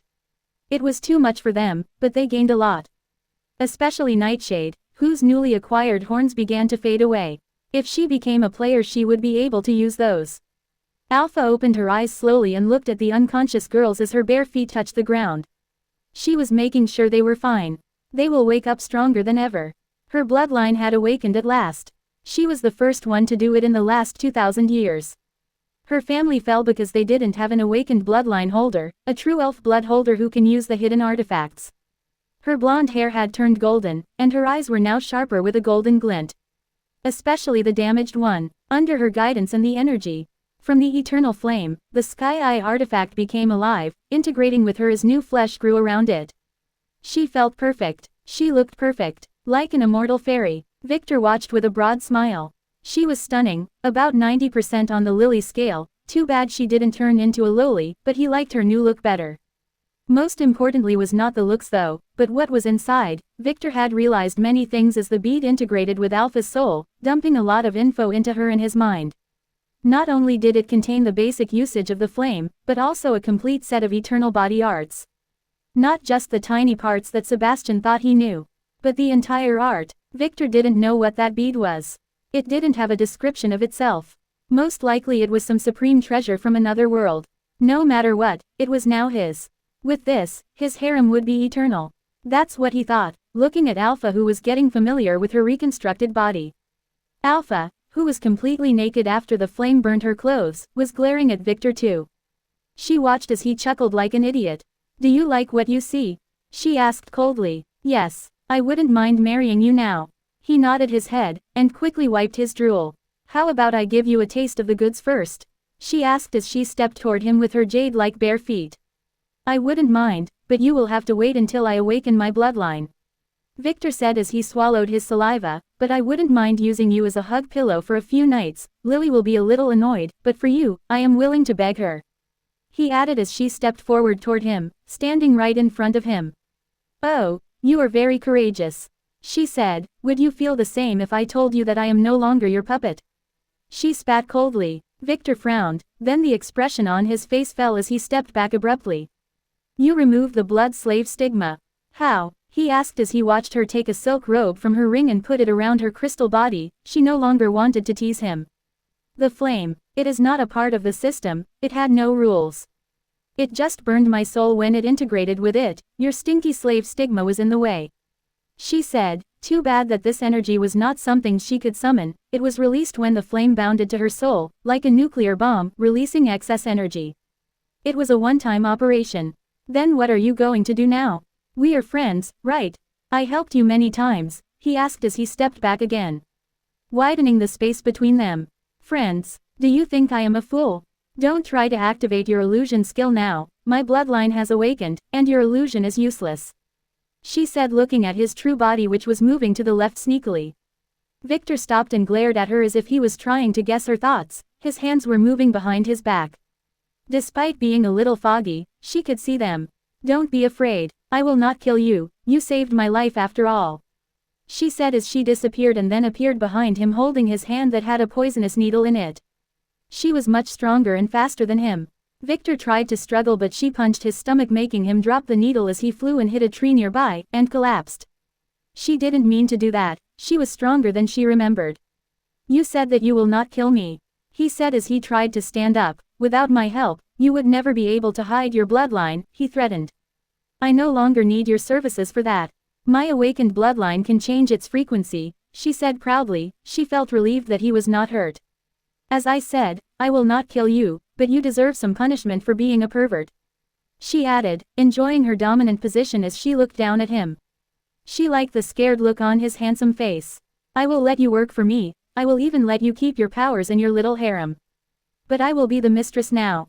You will serve me as a good puppy from now on, and maybe this young mistress will let you lick her foot every once in a while. She said with a slight blush. Why did she say that? She was intending to castrate him first, but a tiny part of her was reluctant to do that. And how exactly are you going to make me do that? He said in an unyielding tone. You have that contractor skill, don't you? Why don't we make a deal for your life? For your smooth white skin's safety? She asked as she looked serious again while taking out a whip from her ring, making him curse. It brought back some nasty memories. If you intend to hit me with that thing, I will not agree. This young master is not a masochist, he declared as he looked around carefully while pushing his back toward the poor tree behind him. She knew that he was trying to find a way out, but in front of absolute strength, all tricks were useless. You will become one after a few rounds, you will learn to like it. She said with a light blush. She lightly waved her whip, intending to make him taste it first. This was an S-rank blood-sucking whip. So she didn't use all of her strength, she didn't want to leave any scars. The whip slid fast, cutting the air and slicing through Victor's illusion and hitting the tree behind him. He was not there. Alpha frowned and looked around, then panicked as she felt all power get drained from her body. She couldn't turn around. She couldn't move. Victor slowly appeared at her side and began to undress her again as if he had not had enough of her beauty earlier. He was chuckling like a pervert. How? She asked with difficulty. I don't need my illusion skill to fool you. Didn't you watch me earlier? When I gave you the bead, I marked it with my blood, not yours. I also added a part of my soul to it. He said with an evil smile. I don't need the slave mark to control you anymore, as your soul is now mine. He said, making her realize that she had just made the biggest mistake in her life. How can a fox-like young master like him make a stupid mistake like that? He had made her willingly accept a curse into her soul, she was doomed. Now what? She asked coldly as she watched his hand caress her silky skin. His hand felt scalding hot. You passed my test, but not with a good score, so now, it is time for your punishment, he said as he stroked her naked butt, making her shiver as she blushed. Afraid? He asked, whispering in her blushing ear. She didn't reply but shivered a little. Don't worry, you will learn to like it, he said, and with that, he began to work toward upgrading his long-neglected spanking skill. Chapter 219, Frozen. Alpha knelt on her knees and glared hatefully at Victor as he changed his tattered clothes with a new suit from his ring. She couldn't believe he made her beg him to stop like that, she couldn't believe she gave up this easily. The spanking didn't hurt at all, but his hands were being very dishonest, and she feared the worst. Don't look at me like that, you deserved it, Victor said as he adjusted his jacket. She didn't reply. She really deserved it. She should not have acted this cocky the moment she regained her freedom. She should have been more low-key. Biding her time. Suddenly she felt something covering her body. It was a shirt, Victor's shirt. How long do you intend to stay naked? He asked, making her quickly cover her body. With a blush, she totally forgot. From now on you will have to wear a veil, like Lily. He said as he sat next to her, and looked at her pretty face. You became very beautiful, and I don't want any other flies to come near you. You are only mine, he said, making her blush again. Wait, did he just compare himself to a fly? I can change my looks now to a certain degree, she said bashfully as she concentrated on her muscles, making them change just a little. Enough to make her return to her usual looks. Oh, is this power granted to you by that bead? Victor asked. It's not the bead, but the flame trapped inside of it. It allows me to have certain control over my body, she said. She would even be able to change her body shape after learning to control this completely, but she would never tell him that. Her perverted young master would surely make her turn into a loli. Do you know what this flame is? Victor asked, totally unaware of her dirty thoughts. No, according to the memories I got from the bead, this flame was found by some alien civilization. They explored it, then encased it in the bead to act as a medium. They were the ones who developed the eternal techniques, using it in many experiments. The flame itself is like a treasure of nature, she said. Victor frowned. Those are things he got too. It seemed like she didn't know anything extra. It is very strange. My body now has this strange vitality, as if nothing can ever hurt me, she said with a frown. We both know that this is wrong, he said with a dirty smile, making her blush. She was not really hurt by his spanking. Just humiliated. She didn't dare to tell him that though. What if he decided to punish her more? What if he released that slut, Margaret, upon her? She saw what she did to poor Alex. Can you walk now? Victor asked Alpha, making her return to reality. She glared at him and nodded. Good, take the girls and go to the hotel. I still have things to do, he said as he slowly stood up. What about the other girls? She asked. Others? He asked. Yes, the other two Troy got from the auction. She explained, taking out a box from Troy's ring. It contained 3 contracts. Oh, let me see, Victor said, looking at the contracts. They were low grade, they didn't have a locating feature, just a distance command, and punishment. They required gems to operate. Bind these and order the girls through them to meet you at the highway. No, let them walk a few extra miles first. He said, I don't want them to meet Sebastian. He added, you didn't kill them? Alpha asked. I killed everyone but Sebastian, that guy is a scion. How can I hurt him? Victor interjected, I was lucky to escape alive. But, didn't the white-haired girl steal his ring from him? Alpha asked, hurting them should be possible. It is, but it would cost me a lot, the ring was destined to be stolen. Nightshade was meant to do that so that he would return after a while and find you here. Victor explained, making Alpha gasp. Wait, the girl's name is Nightshade? Alpha asked, the contract listed her name as Nana. Yes, make sure to interrogate her together with the other 2 girls using soul wine when you return. He said, they might have some dirty little secrets. Fine, she said as she began to think about how to carry Theta and Nightshade. The most optimal method is one with each hand, like bags of potatoes. She can also use Troy's abandoned car, but she will have to dump it somewhere before heading to the hotel. Be careful on your way, you are no longer my blood slave, and I will not be able to use my disguise skill through you. He warned, why don't you make me your blood slave again? She asked coldly, it didn't matter. She can't disobey him no matter what after he cursed her soul. I don't have many blood slave slots, you no longer need me, and I might need this one. He said, if you miss being my blood slave, I can make you one again when I get some extra slots. He said as he began to levitate in the air. No need, but if you were planning to use this on Sebastian the first would advise you not to, she replied firmly. Why? Victor asked. She had just read his mind, he was planning to go search for Sebastian and disguise a normal plant stained with his blood as a treasure to let him eat it. Sebastian can control his blood flow and would easily notice the foreign blood in his body. He would disintegrate it before it ever reached his soul. He might even be able to expel it and use it against you. She said, making Victor frown. She was right, he was lucky he didn't have empty slots earlier, or he would have made a big mistake. You are a really good girl, Louise. Taking care of your husband already. He teased with a smile. I am not, I just don't want you to die. And who died and made you my husband? I never agreed to this. She spat at him coldly. I never said it is me. My Louise has feelings for me. I am touched, he chuckled, making her blush as she kicked the ground with her foot. Bastard, she spat as she watched him levitated in the sky. Take care, he said, winking at her before vanishing. Ellipsis. Victor's return trip to the auction house was supposed to be quick and mostly uneventful. But to his surprise, he spotted Sebastian on the way, so he used his disguise skill to send him in a completely different direction from Alpha. Victor was tempted to attack him again, but his intuition was telling him not to corner this dog, so he decided to leave him be.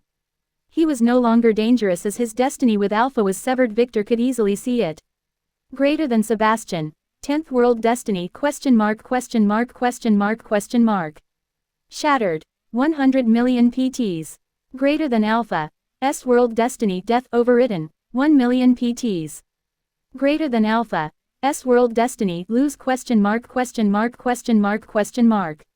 Shattered. 1 million PTs. Greater than Nightshade. C world destiny death overridden. 100,000 PTs. Greater than Mimi. C world destiny death overridden. 100,000 PTs. Greater than Candle. C world destiny death overridden. 100,000 PTs. Greater than Sebastian. S self-set destiny meet tulip corrupted. 100,000 PTs. Not bad at all. 15 minutes later he silently slid into the VIP room, startling Margaret, who was busy molesting Hannah using some tools that Victor had never seen before. Did she carry those on her? She was questioning Hannah, who was breathing heavily, about her poison curse. She wanted to know if she was the one who hurt Victor. Ah, young master, Where is Theta? Margaret asked as she watched him pass through the window, quickly hiding the candle in her hand behind her back. I left her with Alpha. I got her to go with me because I thought she was my lucky charm, but I ended up being hers, Victor said as he shook his head. Don't go too tough on Hannah, she was not the reason I collapsed, Victor said, as he looked at Hannah's teary eyes.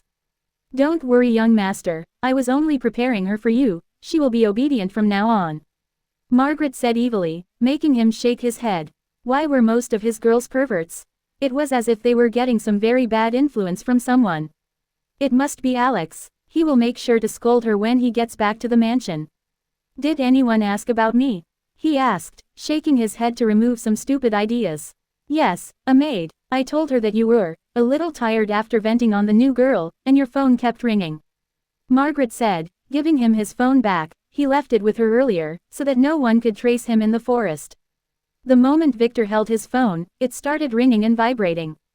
Was it happy to get its young master back? Of course not, it was Kai ringing for the 5th time. What? Victor answered. Young master, all of your family credit accounts had just been frozen by the family council due to your lavish overspending. Kai got quickly to the point. That was fast. Victor frowned, he had expected to at least be questioned first. He was ready to play the perverted young master part again. It was Elder Frank, young Master Titus's grandfather. He is trying to get more power, but the patriarch is not yielding, so they are now using every little incident to hack at each other's influence. Kai explained. What finances were left for me then? Victor asked. You still have your properties, the company's profits, and your personal account, but the young master might need to start spending a little more, reasonably from now on. Kai said. Fine. Did you investigate that beggar who broke into the school? Victor asked. Yes. Julian Corman. Just a normal beggar, he comes from a family of beggars, nothing dangerous. I guess he was looking for some spot to beg at when he broke into the school. Kai said, you no longer need to worry about him. He added, why, did anything happen to him? Victor asked, he kept some of his plans secret from even Kai. Julian was crucial to these plans. When they arrested him, some crazy officer found some drugs on him. He will be serving some time in prison.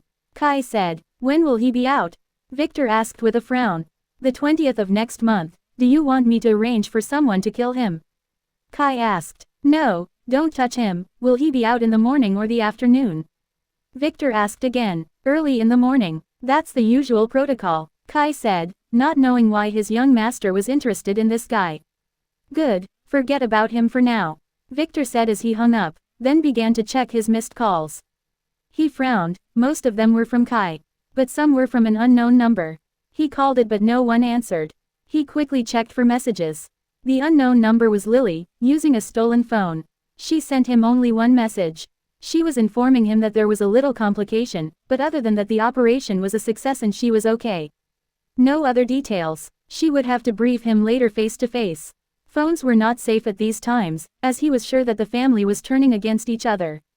That's why she borrowed one. Is everything okay? Margaret asked as she saw his frown. From now on you and Arya will be responsible for all of my money. The family froze my card. He said, I will need you to register a company in a few days and start investing the money we laundered. You better take care and not make me go bankrupt.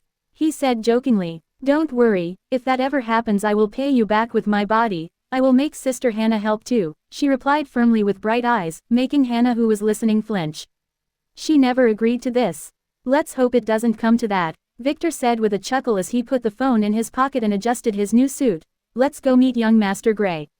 He said. He slowly opened the room's door and walked out followed by Margaret and Hannah who was walking funny. It was as if her entire family was destined to be spanked that night. That's what Victor liked to think. A maid was waiting for him with a blushing face. She heard noises from inside earlier, very lewd noises. Sir, my young master is waiting for you at the southern meeting room, she said as she bowed down. Let's go then, Victor ordered, gesturing for her to lead the way. The maid bowed and began to walk as Victor and the girls followed. Chapter 220, Negotiations. Victor and the girls followed the maid through a series of corridors leading to a very grand door where she stopped and bowed respectfully. The young master is waiting for you inside, she said with a blush. This young master Victor was super handsome up close. Victor smiled and nodded, gesturing for her to leave after spanking her butt. She didn't dare to complain. She didn't want to either. Victor chuckled and looked at Margaret and Hannah. Wait for me here, I will not be late. He ordered before entering the room. Margaret was annoyed, but she figured it out. He wanted to talk about things that Hannah should not hear, and she was left out to watch over her. But why didn't he let them go to the hotel without him? She didn't know. Ellipsis. Young Master Victor, we meet again. Gary quickly welcomed him as he passed through the door. This is my grandfather, he added, introducing Harvey, who looked much better after disappearing somewhere with that book for 23 minutes, Victor could easily see that. Master Harvey, the patriarch of the von Geldstadt family. This junior is honored to meet you, sir. Victor bowed down respectfully, interrupting Gary. Oh, not bad, you know your elders. Sit down, Harvey said with a nod as he inspected Victor, who sat down quietly. Young Master Victor, why did you want to meet me? Gary asked nervously, hoping that Victor would not anger his grandfather, as he still owed for his help with April yesterday. You should just call me Victor. Elder brother Victor would work too. You promised, Victor interjected, making Gary look nervously at his grandfather, who chuckled. Brother Victor, do you need anything? Gary asked again. How is April? Did you do it last night? Victor asked as he made a very dirty gesture with his fingers. April is fine, we are fine. Gary blushed. Do you need anything else? He asked again as his grandfather squinted his eyes, making him nervous. Yes and no, I have something for you, Victor said as he finished inspecting the room, making sure it was isolated. He slowly took out a recording device and passed it to Gary, who frowned and then started it after glancing at his grandfather. It was a young man's voice that sounded familiar. He was talking about working for the Dark Chamber and planning revenge against his family. Of course, any mention of a certain jewel was edited out. Harvey, who was smiling like a fox until that moment, suddenly frowned as he listened. He recognized the voice. It was his exiled loser grandchild Clint. He also clenched his fist when he heard the name, Dark Chamber. Where did you get this? Harvey quickly asked the moment the recording ended, startling Gary, who didn't really get it. At Dave Davis's house, your grandson was killed by him, so I eliminated him and his family, Victor said, making Harvey's eyes look sharper. Gary gasped. You removed the witnesses, Harvey corrected. How did you make him say these things? He asked as Gary watched in shock. How can Victor talk this confidently with his grandfather? Was that his cousin Clint? Was he dead? An artifact that makes people speak the truth. It only works on the weak though. Victor lied. Oh, Harvey didn't ask any further. Every family has its secrets. You want us not to seek revenge? He asked. You will not. He is exiled, not a part of your family, Victor corrected. You will not start a war over an insect. Then why are you sharing this? Harvey asked, squinting his sharp eyes again. He was right, Victor was a fox like him. 2 reasons, I don't want any idiot to come knocking on my door for revenge, and this was only a sample for the other things I have, Victor said. Oh, Harvey said, then took out an old flip phone. He made a call. Tell me about Clint, he said, then waited for a moment. Don't do a thing, and also make Tobias step down, he said before hanging up. No problems now. What more do you have? Harvey asked. Victor chuckled and took out another recording device. This time it was a conversion between 2 men. Harvey realized that they were at the auction hall as he could hear the sound of the auctioneer in the background. They were about to poison everyone. They also mentioned one name in particular that made Gary, who was a little surprised, stand up in anger. Charlotte. That B*TCH wanted to sabotage his auction. Harvey gestured for him to sit down as he eyed Victor, who smiled and took out the poison jar. They were in the room below mine. I took them out. They were planning to release this, Victor said. Harvey frowned looking at the jar. He didn't recognize the poison but knew that Victor was not lying. He took out his phone again. Get me the info on VIP room 35, and send Charlotte's recent date log to the Inquisition Hall. Also, put a copy on my desk, he said, then listened to the other side's report while eyeing Victor. I see, he said after a few minutes, then looked at Victor with complex eyes as he hung up. That room had only one guest, he said. Victor took out the mirror, which was not covered with a blocking talisman. He was talking to the other side using this, Victor said, making Harvey almost stand up. He realized the mirror of Zelator. They got one 10 years ago when they caught a spy, Dark Chamber. He didn't expect them to be this active.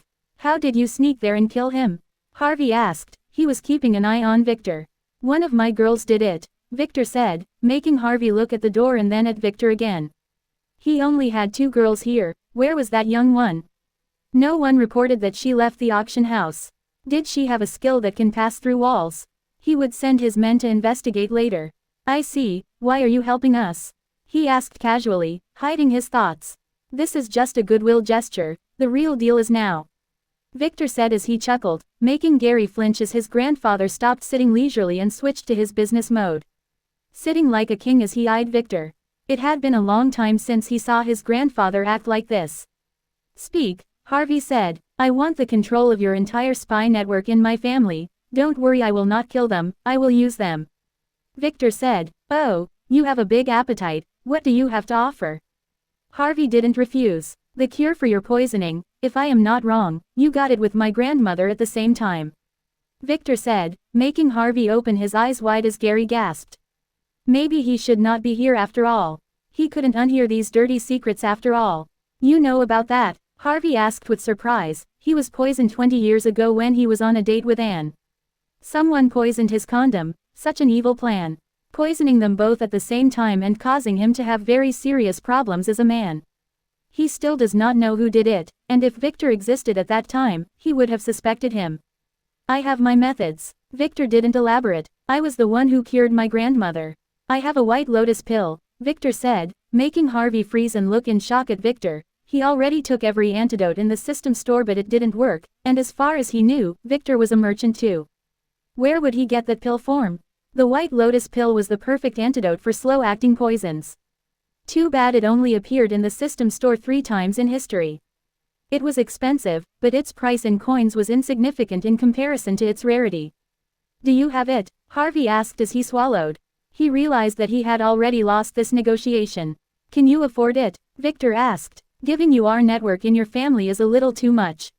He said the Von Weiss family was disintegrating. Giving up his network was like giving up his slice of the pie, a very big pie. You are putting a price on your life. Victor corrected him, making him grunt. True, he would have killed all of those spies in a blink of an eye if he knew that would cure him. But he was reluctant to be played like this by a teenager. I will need something else from you then, to balance things out. Harvey said after pondering. He can't lose this. What? Victor asked. 2 conditions. Harvey replied as an evil smile slowly appeared on his face. ... In the dark forest, a group of disciples were starting to complain. Elder, when would that pervert come out?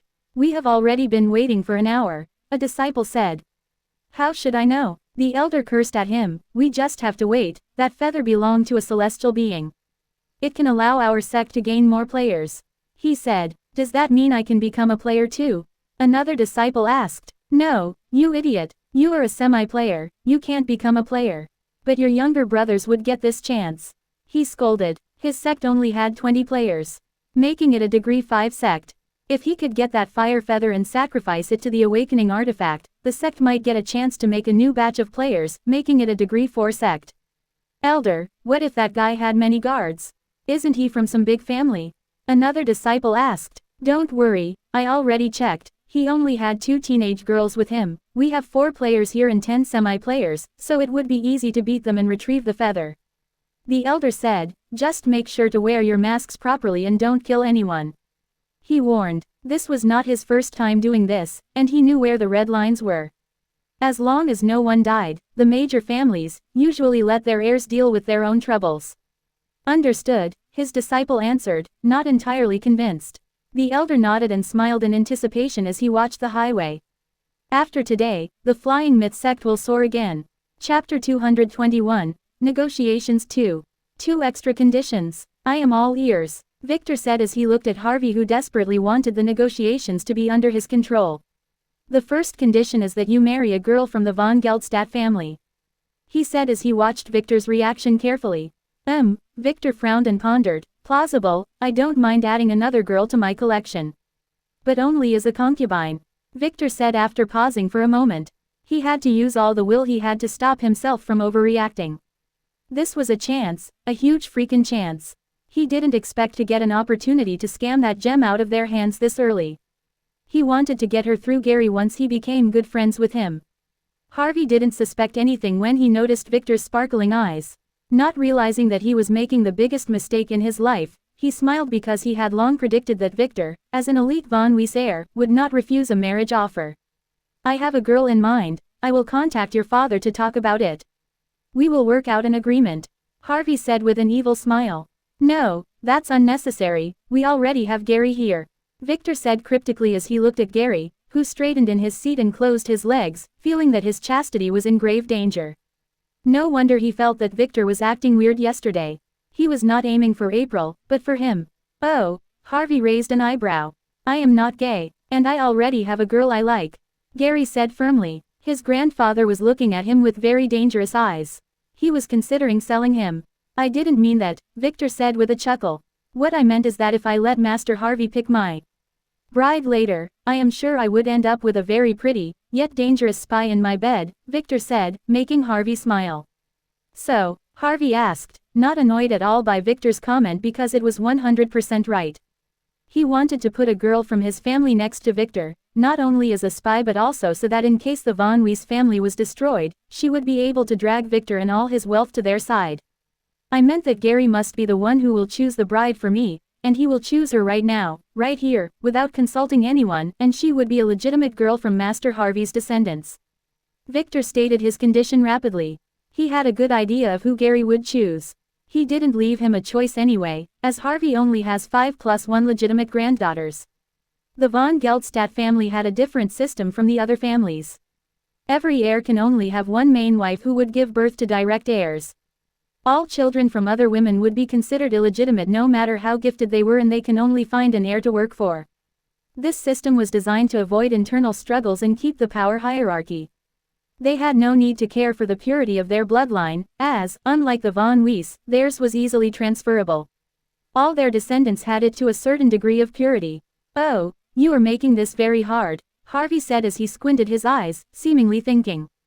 It has to be, Victor said, and I almost forgot, you can't nominate that slut Charlotte. That B*TCH tried to seduce that dark chamber agent. Victor stated as if he could see through Harvey. Oh, Harvey pondered, I will agree. But you will also have to accept Gary's choice, no matter what, you can't change it later. He declared, believing that he read through Victor's plan. Hopefully, Gary will not fall for it. As long as she is pretty. Victor stated another condition as he licked his lips. Oh, okay then. Gary, nominate one of your cousins to be young Victor's future concubine. She must be pretty, he emphasized, causing Gary to curse at both Victor and his grandfather. No matter what girl he chose, he would be in deep trouble because her parents would hate him for causing her to marry a pervert like Victor. He hesitated, thinking about the possibilities. He really wanted to nominate Charlotte, to get rid of her, but Victor clearly stated that she was not an option. If he chose one of his cousins, his uncles would definitely kill him. One was married, and another was only 5 years old. The last one was ugly. Too ugly, and she didn't like men anyway. That leaves one possibility. His big sister Valerie. She was now an elite disciple of the heavenly sect. If she knew he was the one who married her off, she would surely cripple him. Damn it, Victor was aiming for her. Gary opened his eyes wide when he realized that. But Valerie was very important to the family. She can't be married as a concubine. He knew that better than anyone. She was already secretly engaged to the holy son of the heavenly sect. But they can't reveal that yet. Gary looked at his grandfather for help. Harvey winked at him. Gary didn't get it. Harvey silently cursed as he stepped on his stupid grandson's foot, nearly breaking it. Ah, Gary finally got it. His grandfather said, cousins. So he must have meant that cripple. She was a little young, but marrying Victor might be good for her. This might even save her life by eliminating her from the competition for the next family head position. What? Victor frowned and asked as if he didn't know what they were conspiring about. Ah, how about my younger cousin Elise? Gary asked his grandfather after some hesitation, making Harvey look at him with contentment. He got it. Right. Yes. No wait. What? Elise. Not Valerie. I never heard of that girl. Victor asked with a frown as if this was not the answer he expected. She is also my granddaughter, the daughter of my late daughter, very pretty. She is a little sick though, that's why you never heard of her. Harvey said, are you scamming me? What about Valerie? Victor asked, making Gary smile. Thankfully his grandfather warned him, or he would have fallen into Victor's trap. I am telling the truth. Young Master Victor, Gary had already chosen, there is no going back. Now let's carry on with our deal. Harvey said coldly, striking the coffee table with his palm. Victor frowned as if his plan was discovered. But, no buts, Valerie is not an option, her marriage decision is up to her sect, not the family. Harvey stated, you must know, your sister Alice is the same. He added, I didn't know about that. Victor hesitated, fine then, what is your second condition, he said reluctantly after a moment as if he miscalculated. You must not tell anyone about the fact that I was cured, Harvey said with a triumphant smile. Victor was still too young to negotiate with him. I never intended to, so we have a deal? Victor asked. Yes, shall I call a contract maker? Harvey nodded. No need, Victor said, making a golden contract form in front of him out of thin air. It caused both Harvey and Gary to be surprised, this was a high-ranking contracting skill. After cursing silently, Harvey watched Victor lay the newly minted contract on the table. He wanted to invite his contract maker who might be able to sneak in some evil clauses, but Victor made sure to write the clauses in the contract one by one very clearly. No. This bastard. Write Elise's name in the contract, Harvey demanded, making Victor curse and reluctantly add it. Do you have the pill now? Harvey asked angrily. Sign first, Victor said. Harvey reread the contract 3 times and then signed it with his blood. Victor followed quickly as if he was afraid Harvey would change his mind. All good, Victor said as the contract burned in a gray flame that left a mark on both his and Harvey's souls. The pill? Harvey asked. You first. A list of the names of the spies and a way to control them. Victor demanded. Harvey clapped his hand, making an assistant come in with a thick briefcase. All you need is inside, Harvey said, placing the briefcase on the table. The spies are being controlled by the servitude contracts in the bag, make sure to keep it safe, Harvey said. Victor nodded, then took out a bottle containing a shiny white pill. When I cured my grandmother's poisoning, the bottle I bought happened to have 2 pills, so I pocketed one. Victor lied as he gave Harvey the bottle. Such things were rare but happened before, as the description of the store does not always indicate the number of pills. Harvey quickly took it, and after a quick inspection nodded and stood up. Thanks for the opportunity, young Master Victor. I hope we will have the chance to do business again. Now, I have other things to do, so I will excuse myself. He said as he left the room in a hurry. Victor knew that he was going to inspect the pill using an artifact, then take it. Victor chuckled then took the briefcase. After a quick look inside, he put it in his ring. He will review it later. It had a lot of papers. Brother Victor, do you need anything else from me? Gary asked nervously. Why are you so tense? Victor asked. I just want to do you a favor. He added as he took a scroll and placed it on the table. This is, Gary asked. Awakening scroll, for April. He said, making Gary open his eyes wide. What, is this real? He asked as he checked it. 100%, Victor stated. You can make a trusted appraiser check it. What do you want in exchange for it? Gary asked, trying to appear like his grandfather. He really wanted this thing. The family's awakening method only works on their family members. He was sure that his father would oppose their marriage, as she was a mortal and an orphan with no family power. But Gary wanted her to be his main wife. If she was a player, that would make things much easier. Nothing, just don't tell anyone that you got it from me. April saved my life once, this is my way of repaying her, Victor said as he stood up, making Gary surprised. He would have to investigate that. Don't worry about unnecessary things, Victor said as he adjusted his jacket. Consider it proof that I really want to be your friend. He added, making Gary really believe him this time. This thing would cause a war if it were revealed. Oh, Gary sighed, sorry about earlier, I know you wanted Valerie, but my grandfather would never agree. He said, feeling guilty. I don't mind, you and your grandfather were playing according to my plan anyway, Victor said as he stepped out of the room, leaving Gary wondering what he meant. Ellipsis. Boss, the target hasn't appeared yet. One man said. I know, you idiot. The boss scolded as he used his binoculars to scout the highway from his hiding place. Remember everyone, our main assignment is to kill everyone, that young master and his maids. Especially the youngest one, our employer wants proof of her death. He said as his men watched a recording on his phone. It was for Victor and the maid-dressed girls entering the auction house. But boss, what if that young master had guards? A smart man asked. Our employer had already looked into it. That young master only had 2 girls. And we have guns anyway, we can easily subdue them. The boss said in excitement. Boss, can we use the girls a little before killing them, they look too hot. A fat bald man said, liking his filthy lips. Quote. We will see, the boss said. He wanted to taste them too. Especially that lowly. Boss, I don't want any girls. Just give me that young master. Look at his handsome face. Look at that ass. I promise to kill him after I finish. A skinny man sitting at the back said, forcing a shiver through his colleagues' spines. Quote. You can have him, the boss said, while silently cursing. If this sick pervert was not his wife's cousin, he would have killed him long ago. Wait. Po, didn't I forbid you from sitting in the back behind the men? He yelled, go sit in the front now. He yelled, that bastard had been checking on their asses this entire time. Chapter 222, Psycho. Young master, you should see this. Margaret suddenly nudged Victor, who was resting his head on her lap. He opened his eyes and looked at her. They were still in the car, heading toward the hotel. He must have dozed off. Well, that's to be expected. He had to injure his soul again in order to subdue Alpha. What? He asked, ignoring Paul, who was driving the car, acting as if he was not listening. And Hannah, who was glaring at him, and Margaret. It's all over the news. A nuclear explosion in the capital. Isn't that where Lily and the girl went? I hope they are okay. Margaret said. Oh. Victor opened his eyes wide and sat up. He leaned over Margaret and looked at the news broadcast playing on her phone. It showed a big mushroom cloud on a faraway mountain. This must have been captured from the city. Our reporter has just been informed that the explosion had happened in the royal lands belonging to the Wyron family. It appears that what exploded was Crown Prince Troy's private mansion. The hot reporter said as she wiggled her body. We will await further info.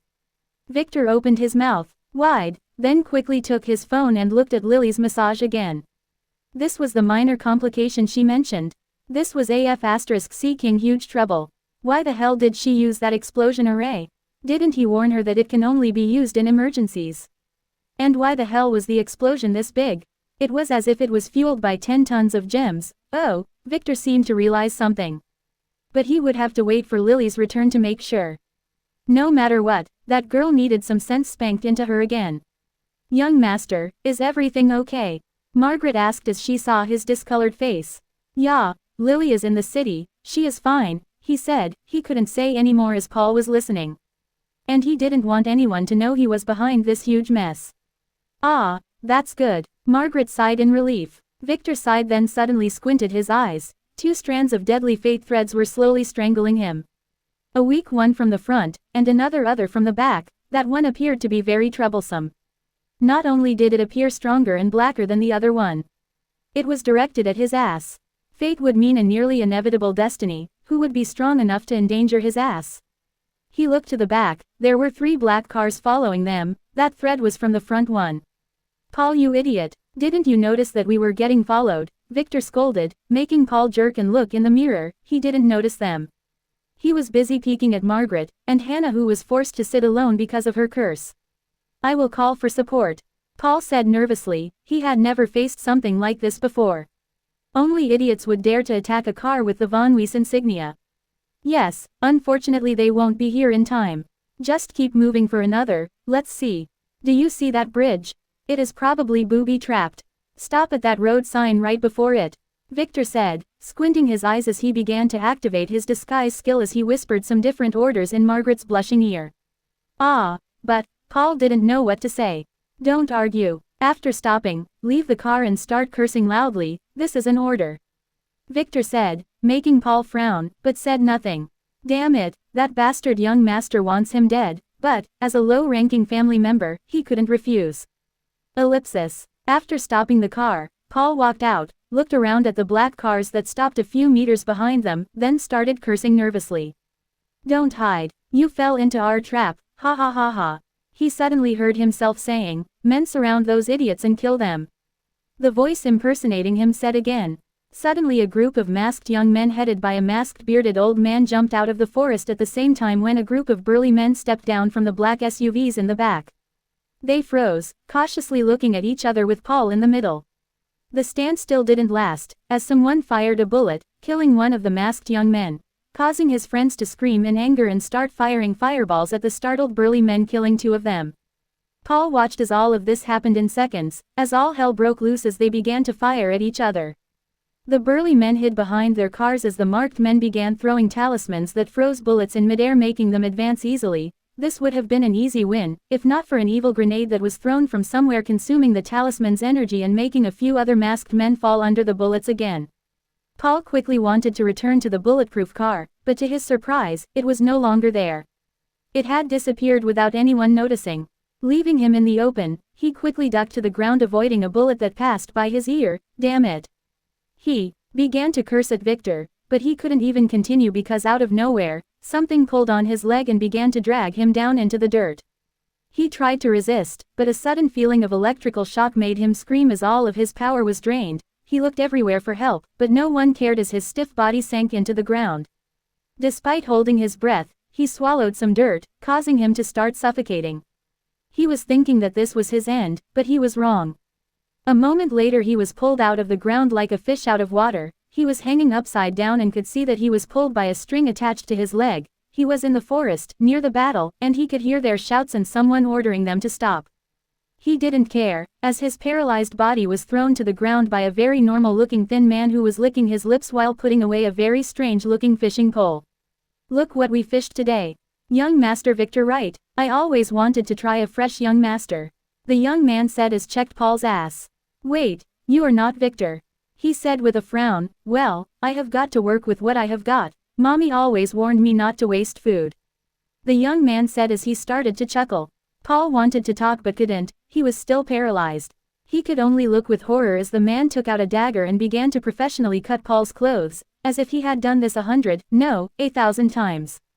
"Don't worry, it will be painful at first, then you will grow to like it," he said as he began to take off his own clothes. He kept the knife though. Paul, who was now peeled like a banana, was looking at it with fear. "Oh, don't worry about this, it will be your best friend very soon," he said. "You see, Mommy made me swear not to do it with men anymore before she died, so I have to make sure that you are no longer one." Quote, ellipsis. Stop. All parties stand down. The elder screamed as he used a talisman, causing a flash of light to blind everyone, causing his disciples as well the other side to stop fighting. He coughed slightly as the flare light dimmed. There was someone screaming to kill the enemy. Both sides suddenly realized that it was none of them as the voice abruptly stopped. They looked around, but other than the light smoke that filled the area, there was no other soul. Where did that voice come from? "You don't work for that young master, don't you? This is a trap," the elder yelled at the other side using a mind-transmitting talisman again. He was not a fool. How else can a few mortal gangsters kill 6 of his semi-player disciples? He was screaming for a few minutes now, ordering his disciples to make a defensive formation so that the bullets would not affect them.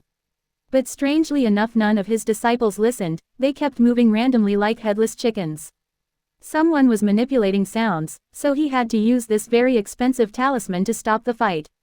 On the other side, the gangsters who were hiding behind the burnt cars began to look at each other. Only 4 were left from their 17 men's team. Even that sick bastard Poe was nowhere to be found. One of them began to talk, but his voice vanished. What the hell was going on here? He panicked. First, he thought that those fireballs thrown by the other side were some kind of a new weapon. Now he was sure that some really strange things were happening here. He didn't continue as a very pretty red-haired girl suddenly walked out of the forest. She was obviously hurt. "Help me," she said, "they want to kill me."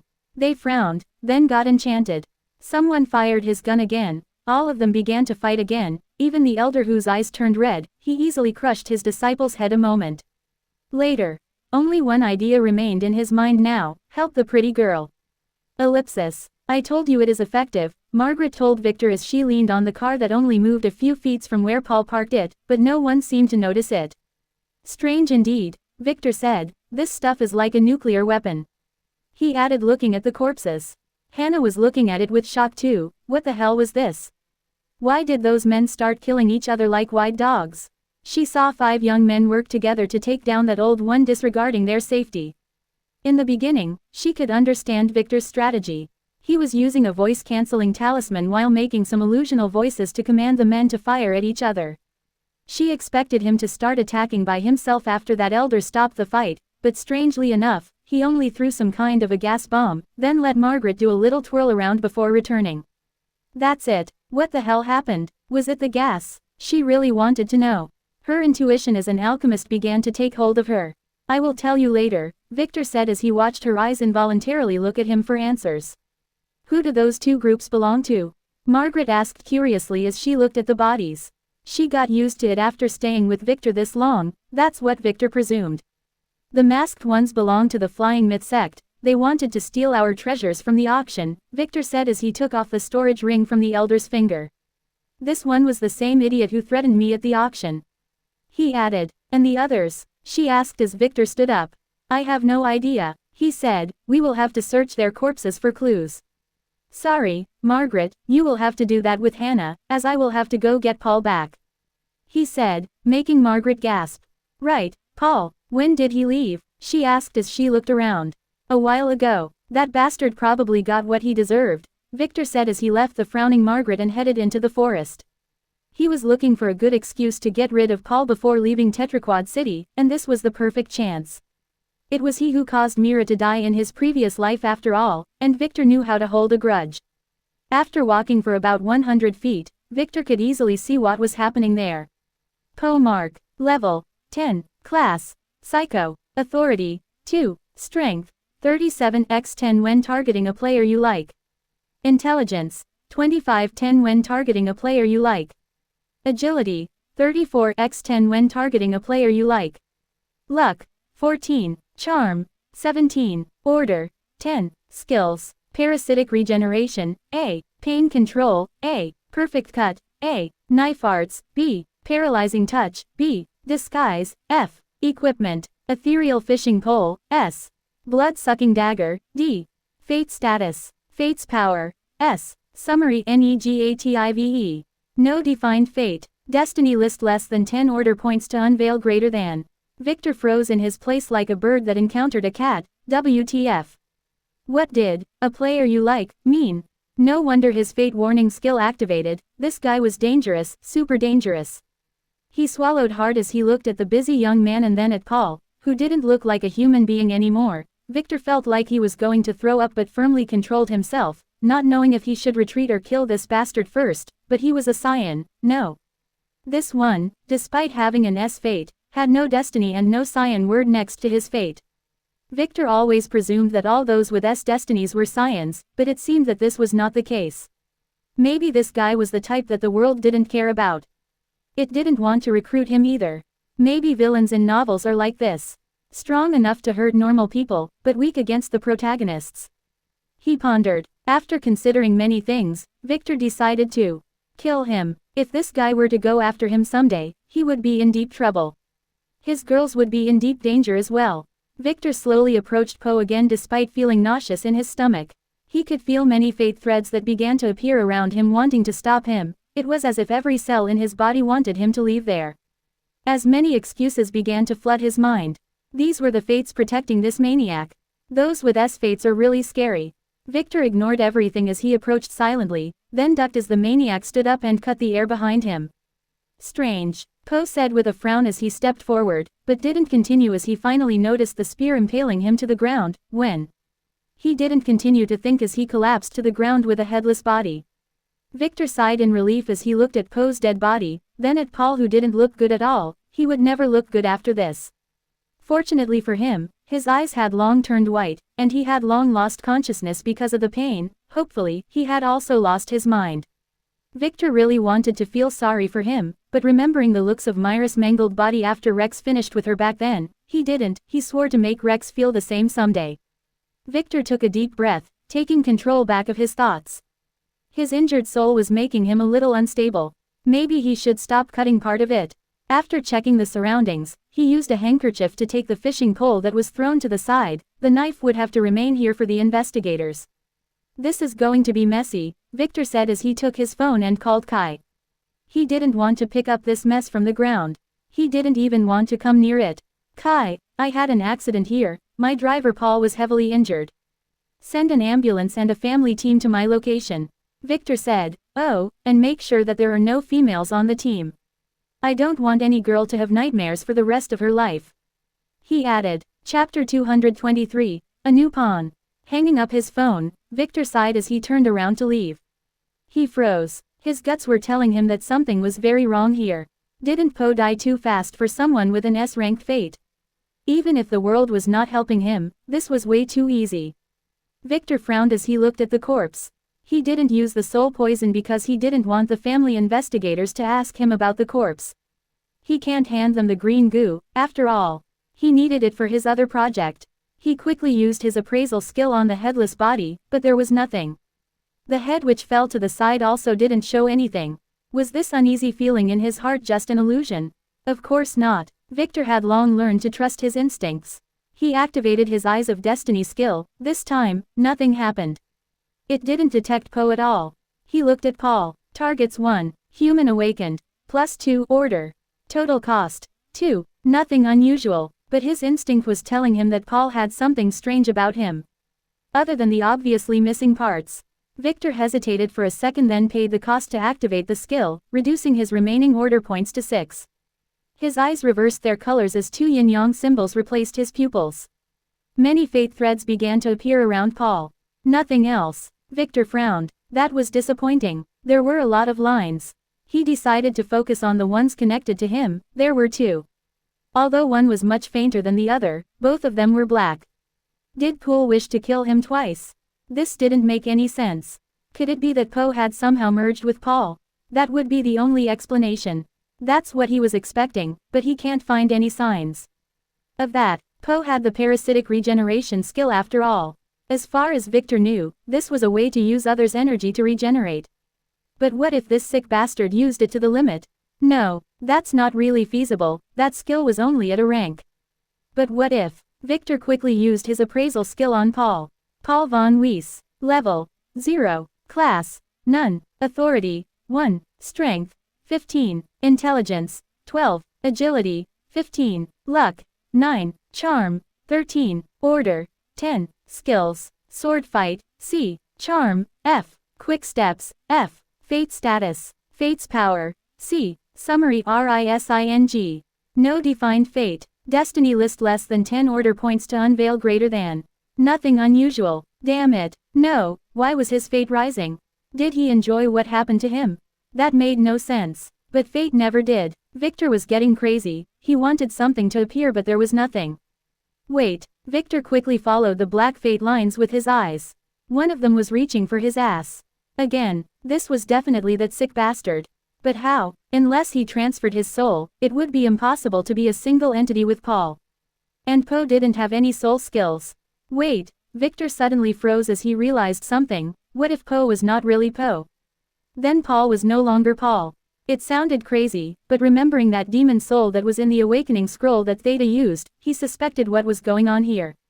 What if Poe's body was originally occupied by an alien soul? It would have changed shape when the body was damaged.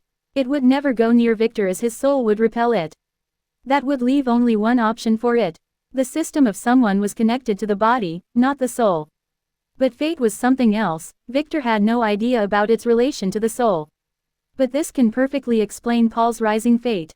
Victor looked at it again. Fate's power. B. He was correct. It was rising. It was definitely him. Paul's soul was already in a malleable state due to the pain and the shock it suffered. That bastard must have made the transfer when he impaled him, before the decapitation, as he was still connected to Paul at that moment. He must be eating or merging with Paul's soul at this moment.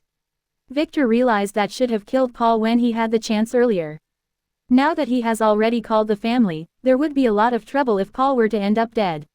Especially with the family's current situation. Some elders would use this against him despite the lack of concrete evidence.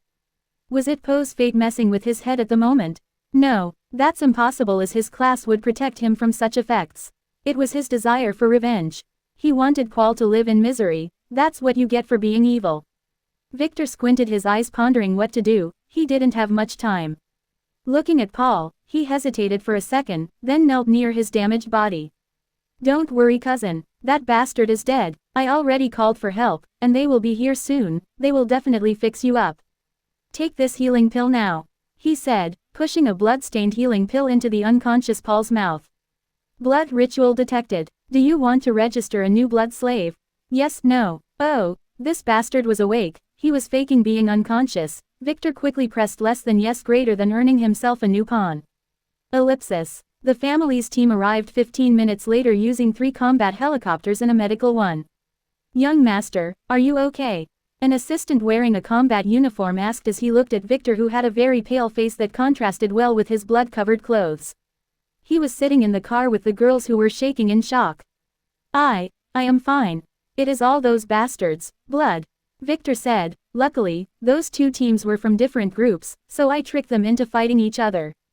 But, in the midst of the fight, cousin Paul disappeared, so after I finished killing those men, I ran after him. But, Victor paused again, then pointed toward the forest. That bastard.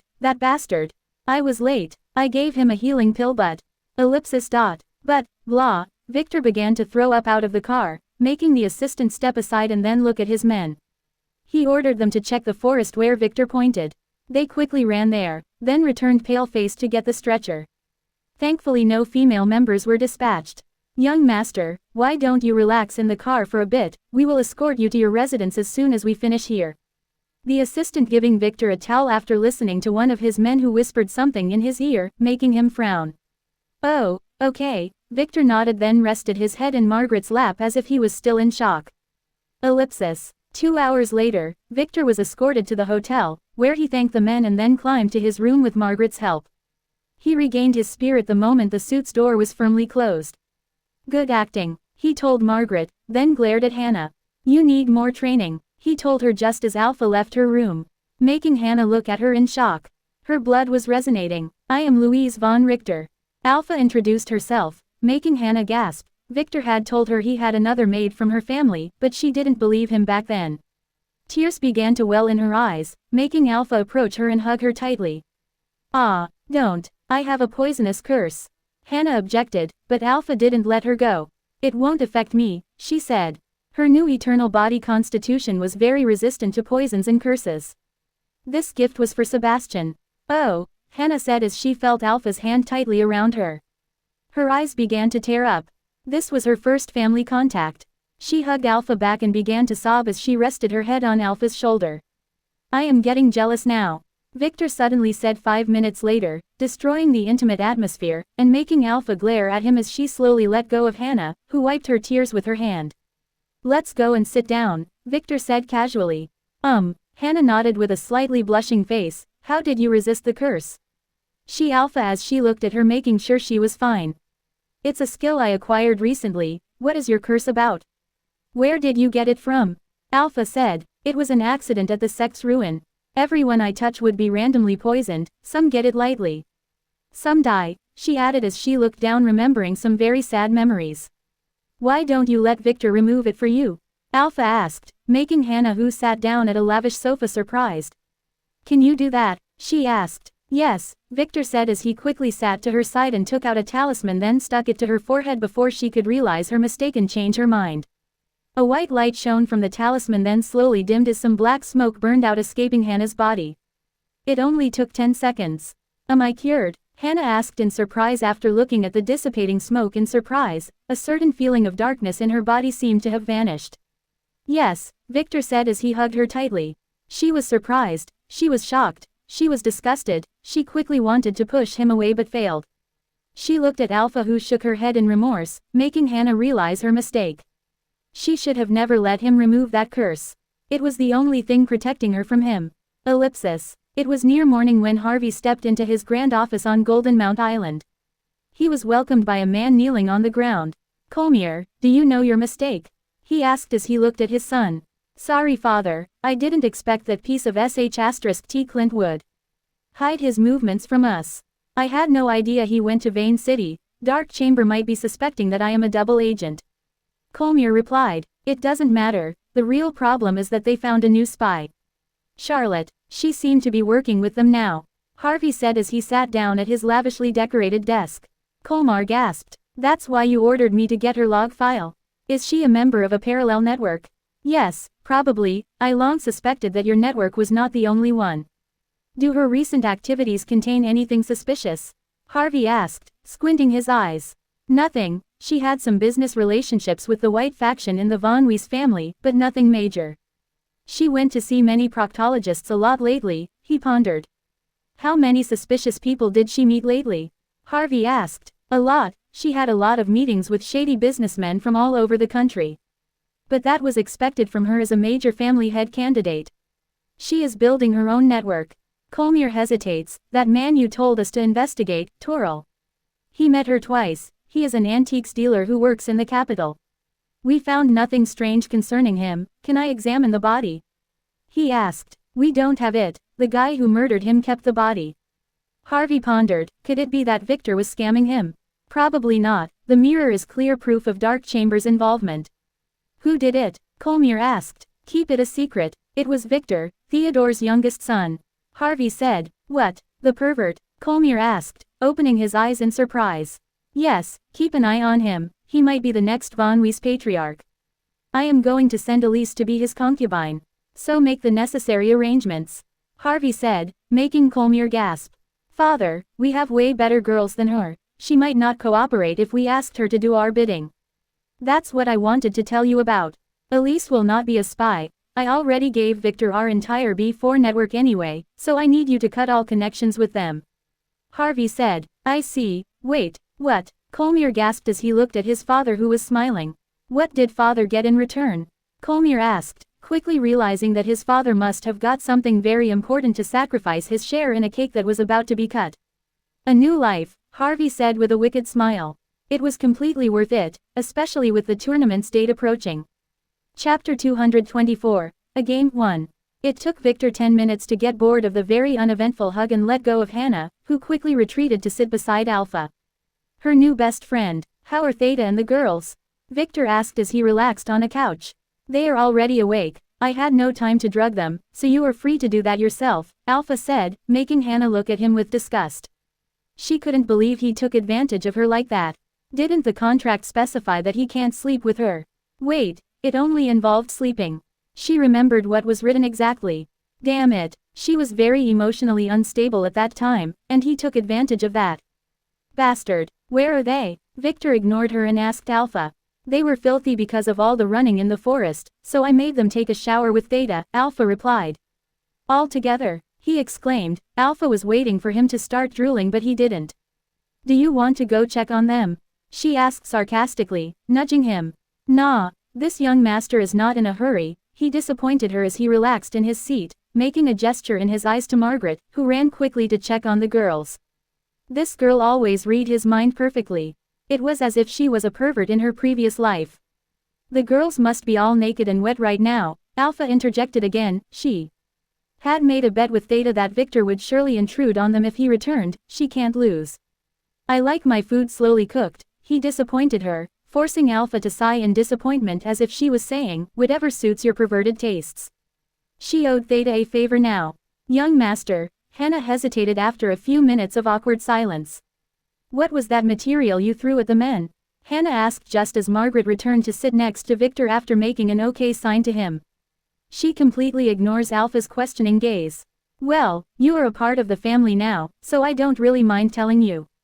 He said, making her feel awkward as he used a talisman to isolate the room. It's a kind of herb that we found in a dungeon. We combined it with some other poison from another dungeon. The mixture is distilled in alcohol which we bottled. He explained, when the bottle breaks, the mixture would start to evaporate, filling the air with the herb particles. He said, what's its effect? She asked, looking at him eagerly and totally forgetting what he did a few minutes ago. She was that kind of a girl. Basically, it makes the soul weaker. That's my theory anyway. It makes the people who inhale it very gullible and quick to anger. We found some other herbs too there, but their effect is still unknown. That's why I need you. He said, making Hannah nod. She finally realized why he paid this much money for her. As a Von Richter she knew exactly how valuable soul-affecting material was. Alpha, who was watching her reaction, really wanted to tell her the truth but chose to remain silent. Victor only spent that much money on her because he was using her to launder tons of money. That's all. He was the one who sold her in the first place. But, Hannah, who was totally oblivious to the truth, continued, why did those men start killing each other? Shouldn't people with weak souls be more friendly? She asked. Oh, my Margaret here used her charm technique on them, awakening their inner instincts, their hidden greed and desires. Victor said briefly. Hannah needed no other explanation as she looked at Margaret with complex eyes. This girl was literally a femme fatale. What other uses do these herbs have? She quickly changed the subject.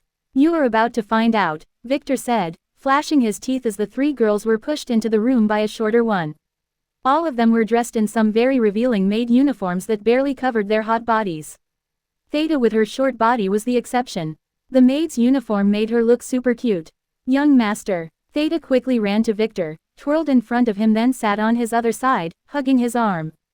Do I look sexy? She asked. Absolutely. Do you feel better now? He asked her. She nodded with a bright smile. Thank you for not intruding into the bath, she whispered in his ear. She won the bet thanks to that. Victor chuckled as he watched Alpha glare angrily at the girls who kept pulling hard at their skirts, trying to cover the exposed skin that those skirts were meant to highlight. Why did you come out like this? Go wear the clothes I put on the bed. Alpha scolded the girls who seemed to be very afraid of her. One of them was acting tough. Mistress, we couldn't find the clothes, only those were there, a girl with short orange hair replied. She was pulling down her skirt while covering her ample chest with her other hand. What do you mean you didn't find? Alpha stopped and then looked at Margaret. That damn slut, she must have replaced the clothes when she left a moment ago. Sit down, Victor ordered with a chuckle, but the girls didn't comply. They looked at Alpha. From now on, young Master Victor is your master. You better obey him, she said, making them quickly sit near each other on a wide couch. They didn't dare to disobey. They tried to argue with her earlier on the road. It was a big mistake. You can't argue with a sadist, it would make things only worse. Nightshade, who knew that Alpha, despite acting bossy, was really nice, was only acting. Victor could see that her eyes were secretly examining everyone in the room. Hearing Alpha's command, the girls quickly obeyed and sat down, not realizing that their skirts were not suitable for that. Victor watched as the girls who didn't wear any underwear realized their mistake and closed their legs. Too bad it was already late, he had seen everything by that time. Ahm, now, Alpha. Victor wiped his bleeding nose with a handkerchief, then looked at Alpha, gesturing to her to begin. This juvenile body of his was getting all excited on its own.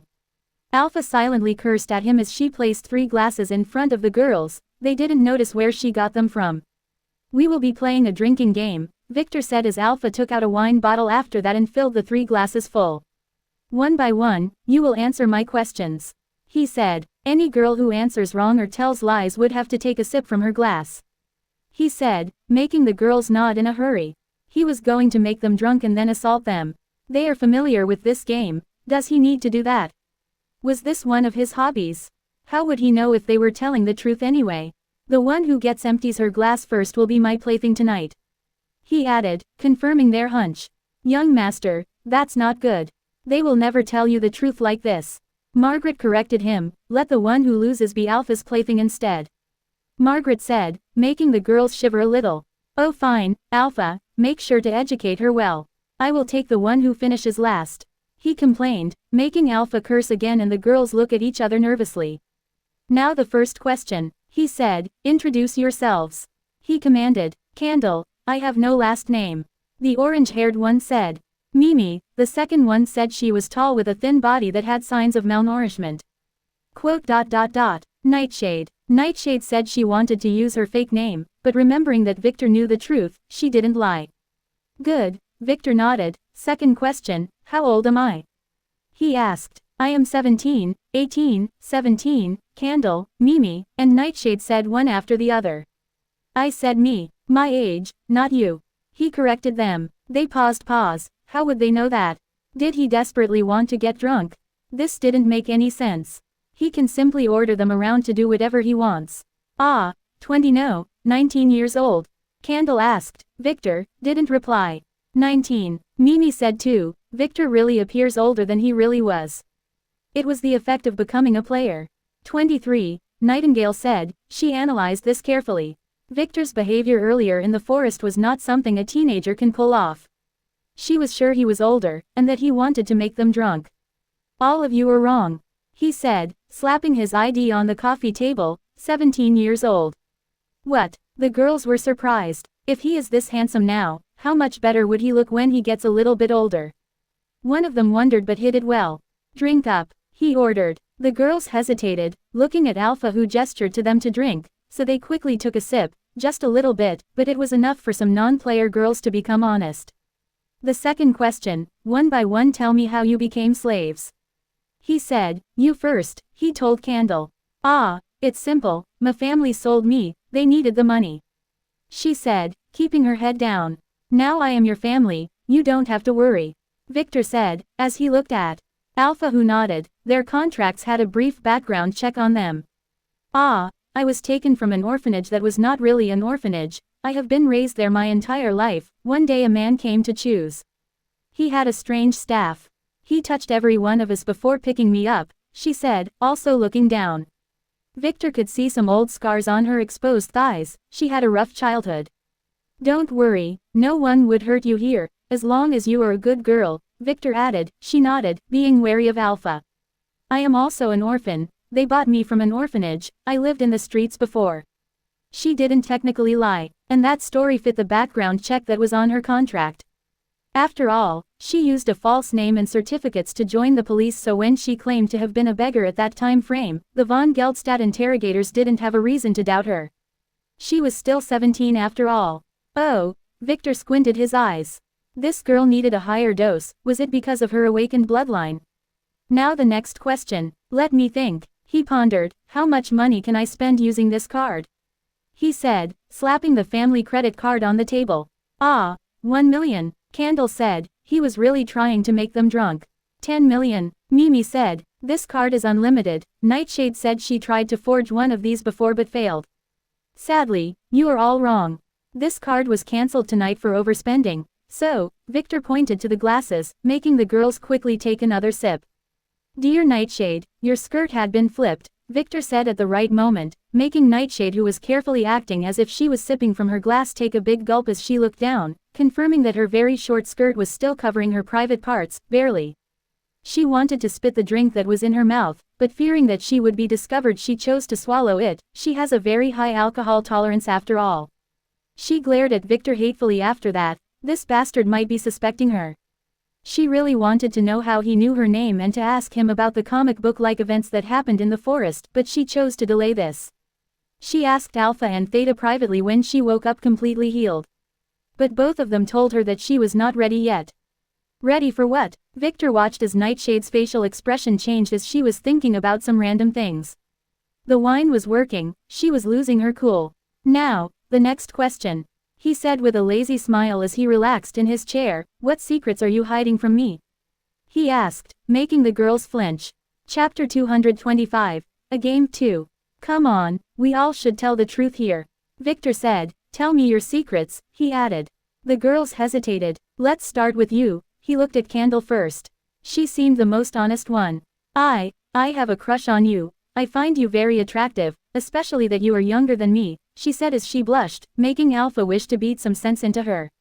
This girl fell fast. Too fast. Oh, this young master is very pleased with you. He nodded. Do you have any other dark secrets? He asked. She blushed as she looked down. Victor quickly gestured to Alpha, who cursed, then gave her a paper and a pen, which Candle quickly began to write onto after covering it like an exam paper. She flooded it and gave it to Victor moments later. Oh, we all do that. He smiled. From now on you will work at my mansion as a maid. He said, making her blush deeper. Too bad she won't remember any of that in the morning. You are next. Victor looked at Mimi. What about you? What secrets do you have? He asked. She hesitated, then took a deep breath. I like women, she looked at Theta. Then stated bravely, making Theta look weirdly back at her. Alpha was now on the verge of exploding. What is wrong with this world? Are there no sane girls left? Oh, that's fine, stay with Alpha then, she has enough girls to feed you. Victor quickly got rid of her. He didn't dare to ask her any further, he could tell from the look in her eyes, this girl was bad news. And you, little number 3, he asked Nightshade, what is your secret? I won't tell anyone, I promise, he said. She hesitated, I have many secrets. She whispered, oh, really? What? He asked. I am a police officer. I work for the Supernatural Crimes Division. I was investigating the recent kidnappings around the country, she said in a low voice.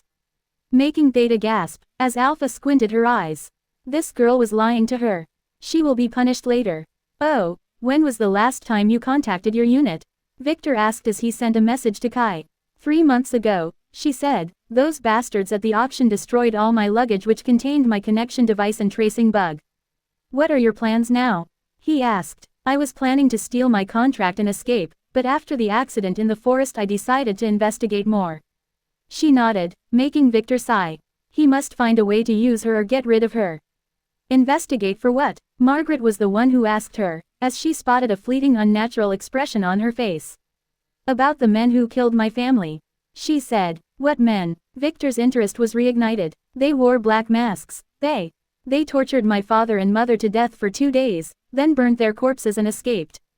I hid in the ventilation shaft watching them, she said as her eyes began to tear up, but she didn't notice as her face was really scary at that moment. It was the face of someone who would do anything for revenge. Do you think I have anything to do with this? Victor asked as he prepared to subdue her if she began to act crazy. This was the effect of the wine. No, but those men were using ruins, similar to the one you drew on Alpha's body, she said, making him relax a little. Did they say anything? Victor asked. They were crafting a pure soul talisman. That's what they talked about. They said my parents were of a low grade. She spat angrily, making Victor, Alpha, Margaret, and Hannah gasp at the same time. Did they say who they work for? Victor asked quickly. Limbo. Something, I don't remember, she said as she frowned and began to shake. Victor wanted to question her more, but he could tell that any more than that would make her relive the experience of that day, so he quickly gestured to Alpha, who professionally used a needle to knock her and the other 2 girls off. Do you know anything about this limbo thing? Alpha asked. Never heard of them, he said as he pondered. What are those, pure souls talismans? Margaret asked after some hesitation. Some really evil sh*t. Alpha replied, it is dark magic, that darkest of dark magic. She added, what are they for? Margaret asked again. This time Alpha didn't answer, she didn't know. They are very useful, Victor said, earning himself a squint from Alpha. They are created by taming and extracting a soul through intense pain and anger, then inserting it in a special kind of rare talismans. Victor explained, so their main use is to extend your own soul. Simply mark one with your soul and put it in a doll. That doll will act as another body for you. So you are basically using the soul in the talisman as your own. Margaret pondered. Yes, to a certain extent. He said. Then, that soul, would it be conscious? Margaret asked again. Probably not. The talisman had no pain respirators and the master has total control over it. It is basically being used as a client processor. It should have lost all its ego because of the pain it had to go through when it was extracted. He said, the low-quality ones only last for a few days, but some high-quality ones can survive for decades. In the end, they will perish though, no soul can survive without a body. He said, after the reckoning, these kinds of things were very common amidst the chaos.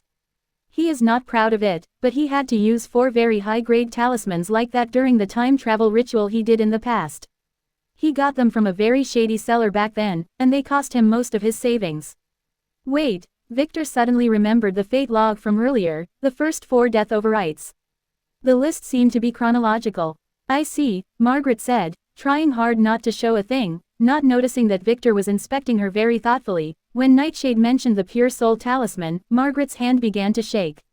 Now what shall we do to this little spy? Alpha asked, returning to the most important topic in her opinion. The same thing you do when you have something good. Double it, make her a double spy.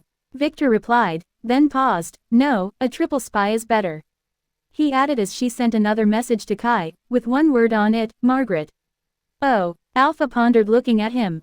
Sunrise, she asked. They will come for her. He said, making her nod. That was a good idea. If only this young master was not a huge control freak pervert, she would have really liked him. What was she thinking again? This suit has 3 bedrooms, I will take one with Hannah and Theta, she said as she stood up intending to escape the room. Staying with Victor for a long time would always make her start to have strange thoughts. He was that handsome after all. Why me? Theta asked, breaking Alpha's thoughts flow. She only got a glare as a response. Alpha didn't want her to sleep with Victor, she had been corrupted enough already. The girls would not wake up until tomorrow, so I will keep them in the other room, Alpha added as she began to drag the girls like sacks of potatoes into the inner room. Good, Margaret, go take a shower. You will be my hugging pillow tonight, Victor said. Me, yes, she nodded, then stood up absent-mindedly, then headed to the bathroom. She was a little pale. Victor was watching her go when his phone rang. It was Kai, who dumped a bunch of files onto his phone, without speaking a word. Most of them were about Margaret and Nightshade. Background checks, the last one was different. Theta, Victor suddenly said, Starting with Theta, who was upset because she couldn't sleep with him tonight. She thought this was her chance with the super possessive Lily out of the picture. Do you want me to warm your bed too? She asked with anticipation. Of course I do, but not tonight, you are still too young for that. He disappointed her before beginning to speak seriously. You probably don't know yet, but I was attacked today on the way back here. Some of the men were sent by your cousin Erwin, he wants you dead. The family team traced the last payment sent to the attackers from his account. Victor said, startling her. Don't worry, he said as he hugged her suddenly, you are now mine, so I will protect you. He said, making her hug him back. Can I sleep with you tonight? She asked again in a lonely voice. I don't want to sleep alone. She added sneakily, Alpha will sleep with you, and Hannah too, so don't worry. He said, spanking her butt before letting her go. What's wrong with girls today? Didn't they have any shame? Victor quickly escaped Theta and headed to the inner room where Alpha had just finished throwing the girls on the big bed. Oh, are you here to taste the goods? She asked sarcastically. She couldn't help herself, something about him always gets on her nerves. Yes, he replied, making her shocked. Really? She quickly realized that he meant other things when he took a needle, then took blood samples from the girls one by one, then tested them with his bloodlines book. What? She asked. She couldn't read the ancient symbols in the book. Nightshade is a blood goat, a ranked, I can't tell the purity since she had already awakened, he said. Candle is a jade rabbit, B ranked at 73%, and Mimi is a rust dog, F ranked at 99%. I always had the feeling she was AB *TCH, he said with a nod. So, Nightshade might awaken as a player by herself? Alpha asked. It's not easy. There is only a 2% chance, but it is a possibility. Victor frowned. Make sure to educate her well before that. I will leave all of her mess to you, he said as he left the room. Ellipsis. Victor, who was relaxing on his bed, frowned as he read the reports on his phone. Nightshade was pretty good. She not only scammed the police but even the von Geldstadt investigators. If Victor didn't get her real name, tracing her might have been difficult. He quickly flipped to another file, this one he had read before. It was Margaret's info, everything about her, from her birth to the time he met her. Her parents died in an accident, so her uncle took care of her after that. The files contained details of how he used her to earn his pocket money. She was very young back then. And this must have been very hard on her. Her misery ended 3 years ago when an anonymous sent some files and videos of her uncle's actions to the police. That's when Margaret began living with her aunt. They were not the best, but they didn't sell her. Not yet anyway. Victor pondered for a few seconds, then opened one of the video files.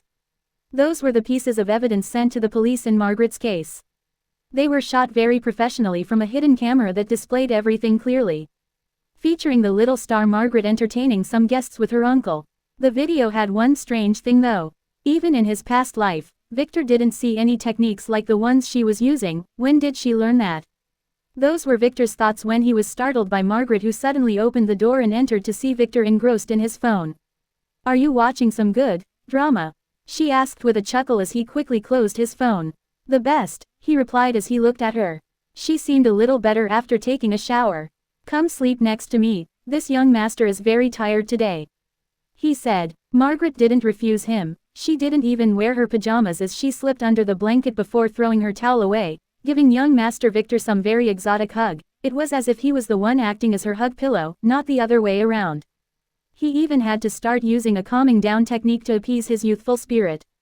Margaret was really anxious tonight, and it took her 30 minutes to fully sleep to Victor's peaceful breathing rhythm. That's when he opened his eyes. It was time for him to confirm his theory. Chapter 226, Margaret 2. Victor looked at Margaret's peaceful face, then slowly began to draw a rune in midair, then dropped some blood on Margaret's forehead, making her sleeping body suddenly tense up and freeze as a weird symbol began to emerge on her forehead. He was right. Margaret's soul was in one of the talismans he used back then. He could feel his connection with her now. It was the same kind of rune he used on Alpha. She had a part of his soul in her. He didn't consider it back then, but those soul talismans were created from the souls of other humans, and they must have also returned in time to their original bodies. Victor sat down quietly and looked at Margaret's pretty face, thinking about what to do. After thinking for a while, he chuckled. How long are you planning to pretend to be asleep? He asked her. As long as needed to find out what are you doing, she had noticed him the moment he drew that wired rune on her, making her body feel strange.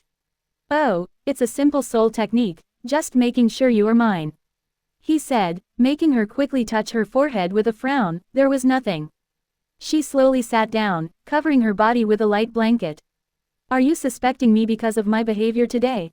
she asked. "Because I overreacted when the name Limbo was mentioned," she added with a soft voice as she looked him in the eyes. "I did," he didn't continue as he watched her bite her pretty lip. I can't tell you, but you have to trust me, I am not your enemy," she said, hesitating. "No need, I already know that you are a time traveler," he said, making her gasp. Yes, Margaret was a time traveler like him. There were another 3 too. According to the fate log, only one had already made it, the other 2 didn't. Victor had no idea if they would appear later though. How did you know?" Margaret asked in astonishment. This was her deepest secret. "I told you before, I know everything. You were the one who hid the camera and shot your uncle and his friends in action. You were also the one who told the police about him. If my guess was right, you have traveled from the future to someday 3 years ago." He squinted his eyes watching her flabbergasted face. She must have returned in time 3 years further than he did due to time-space turbulence. Ah, yes, how? She was very shocked and still didn't get how he knew. This conversation was something she practiced before, but not like this. "I have my ways, I should have known a long time ago," he said. "Your very good intuition must be the product of your future soul merging with your present one," he told her. Ah, she didn't know that. It's true though, she always felt better, stronger. And her intuition was always right since returning. What now? She asked him. "Do you plan to cut me up and study me?" That was the first thing she thought of when she returned, that's why she told no one. "I must tell you, I really don't know how I traveled in time. The last thing I remember in my past life was dying," she said as she looked down. She was a little disturbed, not knowing how he would treat her, now that he knew her deepest secret. "Yes, dying in excruciating pain. Your soul was extracted, then you were used to creating a talisman. Those guys, Limbo Empire, must have been the ones too," Victor stated casually, making her look back at him with shock. She was interrupted again. "And if I guessed correctly, the reason you want to work with Arya and not Alpha, despite your suitability to be a spy, is because you want to use your future knowledge to make profits in the stock market." He guessed correctly. "Did you use the soul wine on me? When was it?" she asked angrily, squinting her eyes. How else would he have known that? "I didn't. If my guess was correct, it would not work on you. Your soul was already forged before when they made you a talisman. This makes it much stronger," he said. He was right. When she drugged the villagers, she was not affected despite drinking with them. "Is it one of your skills?" she asked nervously. He told her that he could see the future before. "Nope," he said as he watched her lose her cool.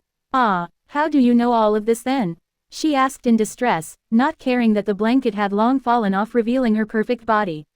"Simple, I am a time traveler too, and your case was just a lucky coincidence because I used the talisman forged from your soul as a beacon," he answered casually, making her freeze. She didn't see that coming. In fact, Victor's method of time travel was very ingenious. He didn't really exploit a bug but created one. The Book of Time could only send the consciousness and soul of the user to 1 second in the past, and it would change the soul in a way that it would no longer be usable after that. So Victor had only one chance. All he needed to do was extend this 1 second. Sadly, he had no way to modify this. And this was both practically and physically impossible. No one can modify an X-ranked artifact. No one had the skills and no one had the authority. Victor was distressed over it for 10 years until it occurred to him one day after an eventful night at a brothel that had one of those big rotating beds with girls sitting around. He got it. He doesn't have to modify the book, he can modify the world itself. He remembers running like a maniac back to his office that night where he began to formulate his plan. All he had to do was to find another world where the time flow there was slower than his own. Traveling to another world was very costly normally, and required the efforts of entire organizations to open a stable gate. On top of that, most other worlds were just inhabitable. If someone traveled there without a set coordinates, he might end up in space or near a black hole. On top of that, stabilizing the gate would require tons of high-grade gems. Victor never intended to travel though, he never intended to create a stable gate either. He planned to just open a gate to the other world and then throw a talisman inside of it, the talisman would be considered a part of his soul, allowing him to alter his own time flow. After confirming his plans, Victor began to work on them. And that's when he encountered a problem.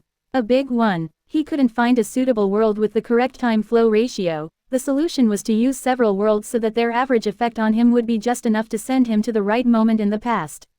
After many trials and errors, and by secretly doing some calculations on the Imperial family's private magical quantum supercomputer that Julian helped him use, he was able to pinpoint 4 worlds that had the right time distortion ratio. According to his calculations, he should have returned in time, about a week before his ceremony with an error buffer of 3 days. It was not ideal, but the further he returned the riskier it got. At that time what he did was another trick. To open 4 otherworldly gates at the same time would be considered madness. But he used a trick by creating a modified summoning. He summoned parts of the space fabric of the targeted 4 worlds by sacrificing one of the royal family's treasures, an X-rank gem, that he borrowed for research purposes. This was sheer madness. His summoning was doomed to fail as the world itself would stop him, but he didn't care as he just needed a few seconds to send the talismans into the summoning gates where the space-time fabric was affected by the other worlds. That's when he activated the Book of Time, just seconds before the worlds will annihilated him in his summoning circle. What? Oh what? She frowned. You too? Margaret yelled after 10 whole minutes. Yup, you don't need to know the details, but this is the truth. I returned from 323 years in the future. It would have been my 340th birthday that week. He pondered as she looked at him, not really getting what he was speaking about. You are telling the truth? She asked skeptically as he took the blanket and covered her back. His youthful body was getting crazy under the blanket. 99%, he told the truth. Didn't you see how I always knew what to do? You can also ask Arya to show you the 3 movie scripts I sent her. You can probably recognize one of them. He said, making her pause, not knowing what to say.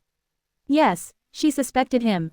Firstly, he always acted a bit older than his age, but she always presumed that this was due to his aristocratic upbringing. Secondly, he always seemed to be there at the right time as if everything was happening according to his plan. But after he told the girls that he can read the future, she presumed that his always spot-on predictions were due to that.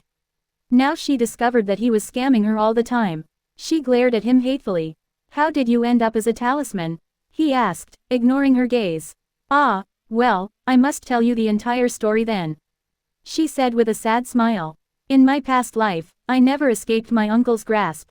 I just switched hands from one pimp to another. In the end, when I was 30 years old I was sold to a certain young man. I don't know his name, as he calls himself Mr. X like some movie villain. She said then stopped. He tortured you for a few months then extracted your soul, Victor said. For 2 years, she said, looking him straight in the eyes, watching as his face changed from shock to pity then back to his cheesy smile. It only took a fraction of a second. No wonder those talismans cost a fortune. He said as he looked at her clear eyes looking back at him. He knew that she must have been through a lot. What now? She asked again. Nothing, you are still my girl, and I am still your young master. He said, making her pause, frown then giggle. I can live with that, she said. Her plan never changed, and Victor was the perfect partner. One question though, why didn't you just escape and create some business? Why did you tolerate your aunt and cousins? Victor asked. He was curious. Do you want a cute girl like me to be alone in the seats at the age of 14? I am not that retarded, she said. I also can't start a business without capital, so I waited until I finished school and was planning to hunt for a rich young master, she added. Tom was your first choice. He chuckled. Don't laugh at me, she scolded. I didn't know how perverted he was at the beginning, but I had no better choice. He was both naive and seemed to be getting richer every day. I suspected that he was a drug dealer first. I had the plan to marry him then report him to the police and take all of his money. She confessed. Oh, Victor was surprised. This girl was dangerous. Then I met you. I decided to scam you instead. You seemed like a pervert, and I thought I could easily eat you up. And you ended up being eaten up, he said. We'll have yet to see about that, she said as she suddenly hugged him, putting her hand on his chest, hiding her blushing face. It all changed when you brought us to that dungeon. At that time I realized that you belonged to a different world. Then you saved my life, she said softly. Then you ruined my expensive shirt by crying on it, he said, remembering that day. Ouch, she bit him. Can't you appreciate a romantic atmosphere? She asked as she looked hatefully at him. What is so romantic about an old couple in teenagers' bodies sharing a bed? He stated, you are the old one, I was only 33 when I died. She complained, and think about it, we are destined to share this fate, she said as she began to wiggle her slender finger on his chest. I might be a little cruel telling you this at this moment, but I used 4 talismans to travel back in time, and I am pretty sure now that we were not the only time travelers, he said, making her freeze again. There are others, males or females, she asked as she eyed him. I have no idea, my skill is showing me that one of them is a female with the name Claricia, no info about the other 2, he said. Is your skill really future prediction? She asked, ignoring the girl's name, she never heard of her. You must never ask anyone about his skills, this is rude. He said, come on, I am your partner here, she said, looking at him with one raised eyebrow as her face got close to his. I can't tell you, but it's not a future prediction. Think of it as a future trend prediction. I can see the plan, but not the execution, he said, slipping back a little. What's planned for me? She asked. I have no idea, I am completely broke, and my skill costs a fortune of order points to activate. He stated. Oh, too bad, she said as she examined his face, he was not lying. She had been close enough to him later that she began to read his expressions. So, you now know my entire life story, what about you? Were you married in your past life? She asked him. Of course, he said. Did you have children? She asked. Yes, why are you asking? He frowned. Just making sure that the tools are already tested, I don't want to reach the goal just to discover that the ball is deflated. She said, reaching under the blanket. Slut, he said as jumped from the bed and headed to the door quickly while covering his crotch. Where are you going? She asked with a cheesy smile. Escaping for my life, for my little brother's life. He said, heading to the bathroom, he should probably continue his night on the couch after that. Margaret watched him close the door behind him, then threw herself on his pillow, inhaling deeply. She knew that the reason he escaped was probably that he didn't want to tell her anything. That's why she molested him in the first place, she was giving him an excuse to escape the awkward atmosphere. She wondered what secrets he kept, what kind of person would live for 300 years. How did he travel through time?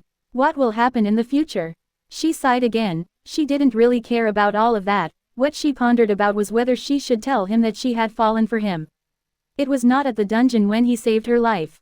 Sure, she was enchanted by him at that time, but she was not a small girl to fall for a charming prince. It was slow, it began when he carefully explained to her how to be a player, carefully warning her about many things, then when she moved in with him. The way he moved, the way he talked.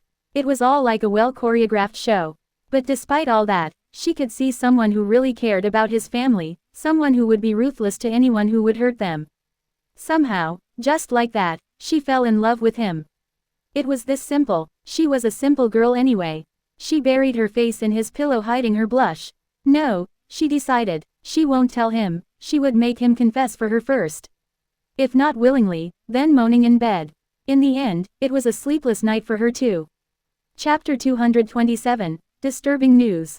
When the girls woke up in the morning, they were greeted by Victor, who was having an early breakfast with Margaret. They had dark circles around their eyes. Good morning, Theta yawned, as she sat at the table that was full of dishes.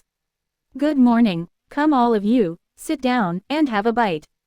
Victor said casually as he looked at them, then returned to his dish.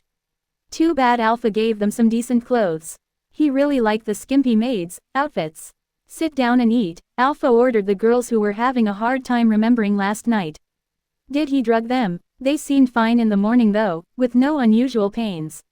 The girls looked at each other and then slowly took their seats, with Hannah, who was now more relaxed around Victor after the long talk she had with Theta and Alpha. Last night, they told her how they met Victor and how he helped them. Maybe he was not that bad after all. What's your plan now? Alpha asked Victor, as she sat down and grabbed an empty dish, then began to fill it with some salad and an egg. I will return to Vane City with Margaret, Theta, and Hannah. You will take the girls to your base, give them some education, then assign some missions to them. He said as Nightshade perked her ears. She had no idea that all of her secrets were exposed last night, and Victor didn't intend to inform her. He was going to leave this dirty job to Alpha. Oh, dumping all of the dirty work on me. She spat back, she was not easy to fool. Yup, he said as he looked at the orange-haired candle. You will be working for me as a maid, but you will have to disappear for a while before that. I don't want to be associated with Troy's death. He told her. She nodded, wondering why he told her that. Did he find out that she had a crush on him? Impossible. Shall I tell them about the awakening? Alpha asked, making the girl shoot her some questioning looks. Yes, Nightshade might be able to do it by herself like a big girl though. Victor said, making Nightshade pause with an egg in her mouth. Do what? It better not be what she was thinking about. She can already do that by herself. No. It is definitely something else. It was at this moment that Victor's phone rang. It was Kai.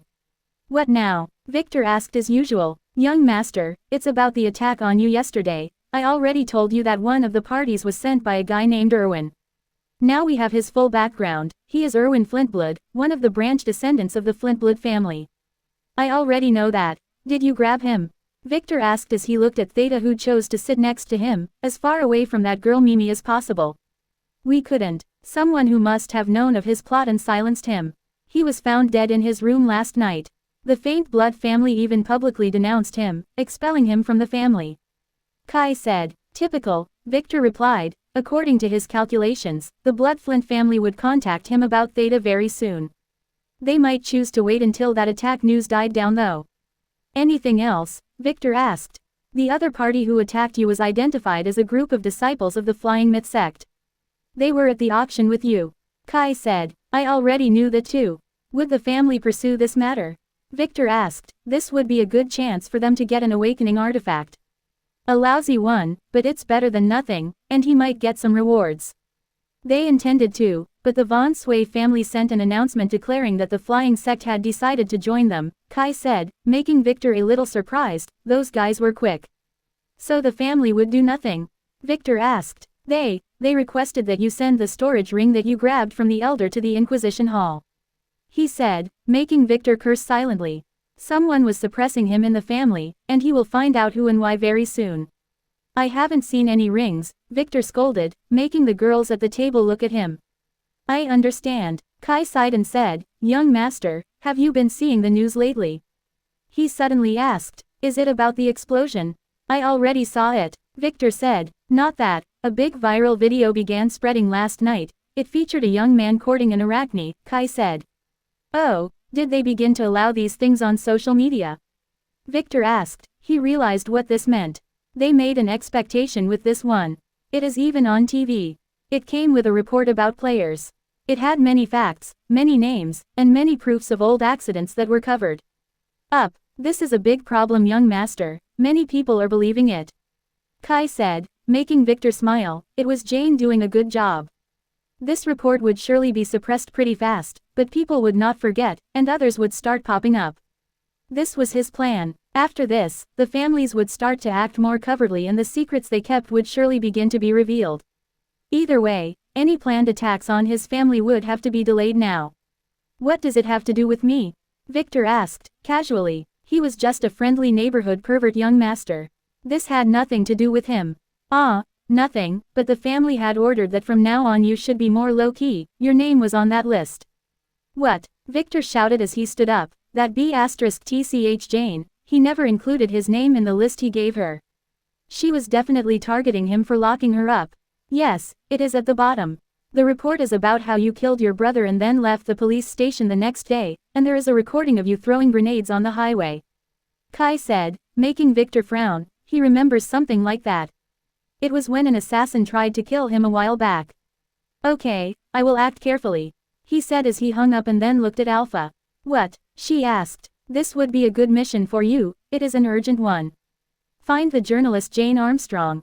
I will give you her secret phone number, trace her through it, then kidnap her and fake her death. Don't let her know your identity though. Victor said angrily as he sat back down, making Alpha squint her eyes. What happened? Margaret asked, noticing his disturbed expression. Look at the news, he said as he pinched his forehead. This was a big mess, maybe he can use it though. Wah, is that Sebastian? Hannah yelled as she watched the video playing on Margaret's phone. Yes, it is definitely him, Margaret said as she watched. She saw it on Victor's phone before, but she didn't mind watching it again. Oh, that Arcane would differently sue him after this. What are you watching? Theta, who was sitting next to Victor, asked. This is not for little girls.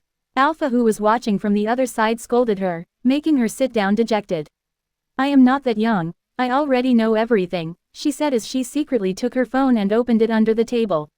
She had already seen enough movies in Titus's mansion as training material. HSSSSSSSSs. She gasped, what's wrong with that kid, is that a spider girl? She asked as the three other girls put their hands on their mouths in shock as they peeked at the phone. Yes, they call the spider girls Arachne. I can't believe such perverts exist. Victor signed too, making Alpha glare at him. He was the one who drugged Sebastian in the first place. Wasn't all of this his? He was the biggest pervert of them all. Is this fake? Hannah asked in a lost voice. Who knows? Victor said, but you know him better than anyone. Victor added, how can it be him? Hannah didn't want to believe it, but she could recognize that mole on his butt. She saw it before due to a bathing accident. It was defiantly him. Her face turned white as the video ended and Jane's picture appeared. She began to talk about the facts Vivi told her about. In a very logical and orderly way. Ellipsis. Malcolm watched with the other mud-covered children as the doors of their respective caves opened. Their eyes took some time to get used to the sunlight, then have a look at their beautiful captors. How can such a group of pretty girls be this deadly? Malcolm wondered as he looked at the 8 girls looking at the dirty kids that left the caves. Malcolm only had one girl in his eyes though. The veiled one who he didn't see since that day. He shivered a little when he remembered what she did to his former boss, but he couldn't take his eyes off her, not since that day. He was faking passing out, not wanting to watch his boss's dissection anymore. That's when he saw it for a brief moment when she removed her blood-stained veil to wear a new one. It was just a glimpse, but it was enough to rock his entire existence. How can such a pretty girl exist? She was absolutely beautiful. No, beauty did not give her justice. She was, he knew no words that could describe her better. Ever since that day, he dreamed about her every night. So those are the survivors? She said in her melodic voice. Yes, we divided them into groups with a chosen and 3 sacrifices at every cave. The sacrifices were chosen from the worst lunatics and criminals. She explained, we gave the chosen ones a strengthening pill and a technique booklet each so that they would awaken their latent talents under pressure. And look, in all of the groups but one, the chosen was the one to survive, Nora said, looking at the 21 children, there was an additional one. I am more interested in those 2, Lily said, making Malcolm notice that she was looking at him and the hateful girl beside him. She was the one at his cave, the one who stabbed him after he helped her. I didn't expect you to survive in this group, let me see. The other assassin girl, Sky said as she took a booklet and checked it. Yin, age 15, crime, killing her entire family with a knife then setting the building on fire. She is a little crazy and was scheduled to be executed. She said, looking at the girl who looked back with cold dead eyes. And Malcolm, he is our chosen one for this group. He is an orphan from the gang we killed earlier. He only has some minor robberies on his record. A good seedling, she added. Good, what about the sacrifice that killed the chosen and survived? Lily said, ignoring Malcolm and looking at a boy covered in blood standing alone to the side. Dim, a cannibal, Nora said as Dim looked at Lily and licked his lips with very dirty eyes, checking her thighs. How dare he? The next moment he lost his head, making the rest of the children shudder and gasp. They only saw the shadow of the chain sickle she used. I don't care what you did in the past. Now you are all mine. And I will train you to be the best of the best. Lily said to them, but if you ever disrespect, betray or try to harm me or my properties, I will make you die like him or a little worse. She said coldly. Malcolm was scared a little at first but a second later squeezed his little hand. He was not afraid. He will work hard and make her fall for him by herself. The cold girl by his side looked at him strangely, then shook her head and looked at Lily too with admiring eyes. Lily looked back at her. Nora gave her a strengthening pill and a fighting manual. I am giving this one a chance. She said, the girl didn't smell bad like that evil kid. On the contrary, she smelled extra pure. Like refined wine. Oops, the young master would defiantly scold her if he knew she was smelling people again. Ellipsis. After hugging Alpha and the girls goodbye, Victor took a hotel car to the airport where a private jet was waiting for him. He relaxed in his reclined luxurious seat as the plane took off. He needed some sleep. Theta chose to take the chance and occupy the seat beside him. Margaret was busy counseling Hannah, who was still really disturbed by what she saw. First, it was about the situation. Then it was about Sebastian. Victor was right, he was definitely not a kid. A kid's asterisk asterisk asterisk asterisk asterisk can't be this big. Why are you so annoyed? Perhaps you like that perverted kid. Margaret asked as she brought Hannah some orange juice. She was making herself at home in the private jet. He is my younger apprentice brother, Hannah said as she blushed. You are the kind who likes younger boys, aren't you? Margaret nodded at her as she sat beside her. No, maybe, Hannah said as she looked down in shame. She was a little disappointed in him though after he yelled at her at the auction house. And for not telling her the truth about his true age. She wouldn't mind. I only like guys older than me, Margaret stated, as she raised her legs leaning them across the empty chair in front of her as she slid back in her seat next to Hannah. Really? Hannah was surprised. She never expected that Margaret would say such things in front of Victor, who was differently younger than her.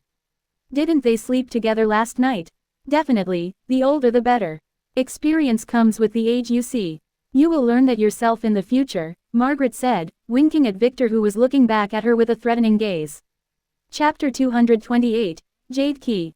It was already 11 a.m. when Victor reached the mansion. Hilda welcomed him at the door, eyeing Hannah carefully. Welcome, young master, she bowed. Oh, no need for formalities, where are the girls? Victor asked. Most of them are doing their arms training in the backyard. The twins are at school with Miss Monica. Today is a school day, young master, Hilda reminded him. Oh, it's already late, I am not going, he stated, looking at the clock. There was nothing important for him at school anyway. He had some more pressing matters to attend to. This is, Hilda, seeing that Victor was a little absent-minded, asked about Hannah. Oh, right, this is Hannah. She will be living with us from now on.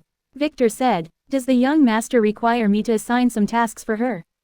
Hilda asked, after seeing that Hannah was keeping her distance from him. No, treat her as a guest. Just let her get familiar with everyone for now, he said, looking at Hannah, who was surprised a little. She thought he would put her to work immediately. Victor had other plans as Hilda's question reminded him of something important. I plan to make Hannah help me with some alchemy. But I don't have a good place for that. I decided to build an alchemy lab in the basement. You will be taking care of this. He said. He can't simply keep making bombs and poisons in the kitchen after the girls go to sleep. Oh, I understand. I will begin making arrangements. Does the young master have any designs in mind? Hilda asked. She wanted to ask him to do that before. Those weird stains in the kitchen were getting on her nerves. She thought they were something else at first. Not really, let Hannah design it. I want it ready by next month. Victor demanded unreasonably. Isn't the timeline a bit tight? Hilda asked. Young master, the family subsidies had been cut off and the Infinity account was frozen, she added. Kai had informed her in the morning. I know. Use the money from my own account. It should be enough for now. You can ask Arya to give you a loan using the company assets, Victor winked at Margaret. He decided to give her half of the money he laundered. She will use them in the stock market and should be able to bring him some big profits very soon. That's why they didn't sleep last night, as after an hour of pointless turning on the couch, he was approached by Margaret, who couldn't sleep either. Together, they sat down and put down a detailed plan and a list of all the successful companies they remembered and all the incidents that would affect the markets in the near future. Although their time travel would surely affect the markets, certain events are inevitable. Victor also wanted Margaret to be on the lookout for any anomalies, as they might lead him to the other time traveler.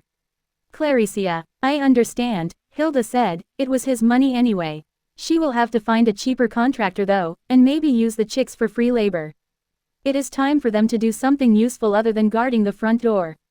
They got their dental insurance after all. Oh, and also make sure to build some cages. Make an especially big one. I will do the designs for that myself, he said. In the basement, don't you have some cells at the other base? She asked with a weird look. I need some close by, he said. For what? Hilda had to ask, just to make sure he wasn't developing some kind of depraved hobby.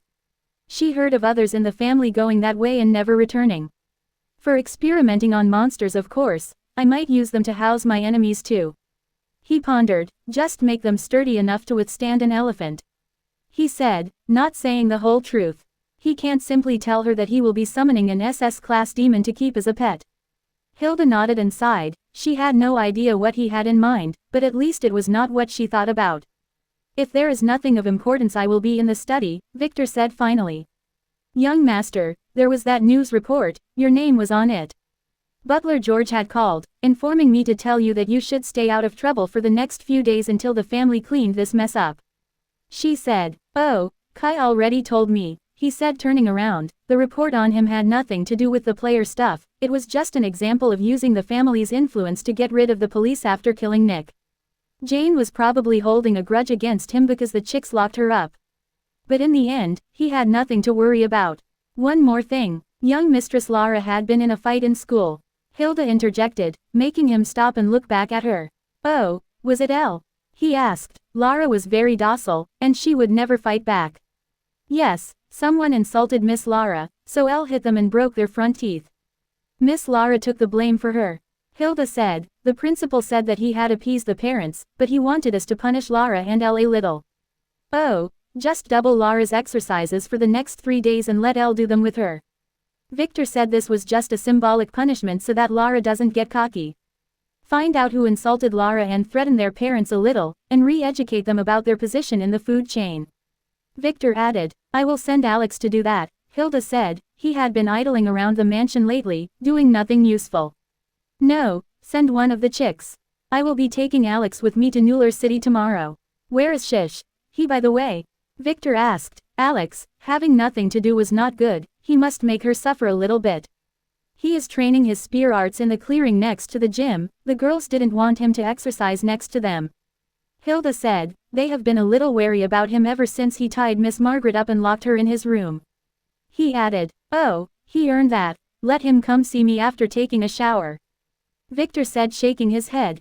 I understand. Hilda nodded. Theta, show Hannah around the mansion. Victor said to Theta as he turned around and headed to the study. Theta nodded, then dragged Hannah, who was still disturbed about Sebastian, upstairs. She had learned that Hannah was Alpha's cousin when she slept with them last night. So her attitude toward her was way better than before. She was family after all. Miss Margaret, are you going to school now? Hilda asked Margaret, who was squinting at Victor's back. Despite not letting it show, Hilda didn't like Margaret at all. She had a feeling that she was taking advantage of Victor, as she had seen a lot of these girls before.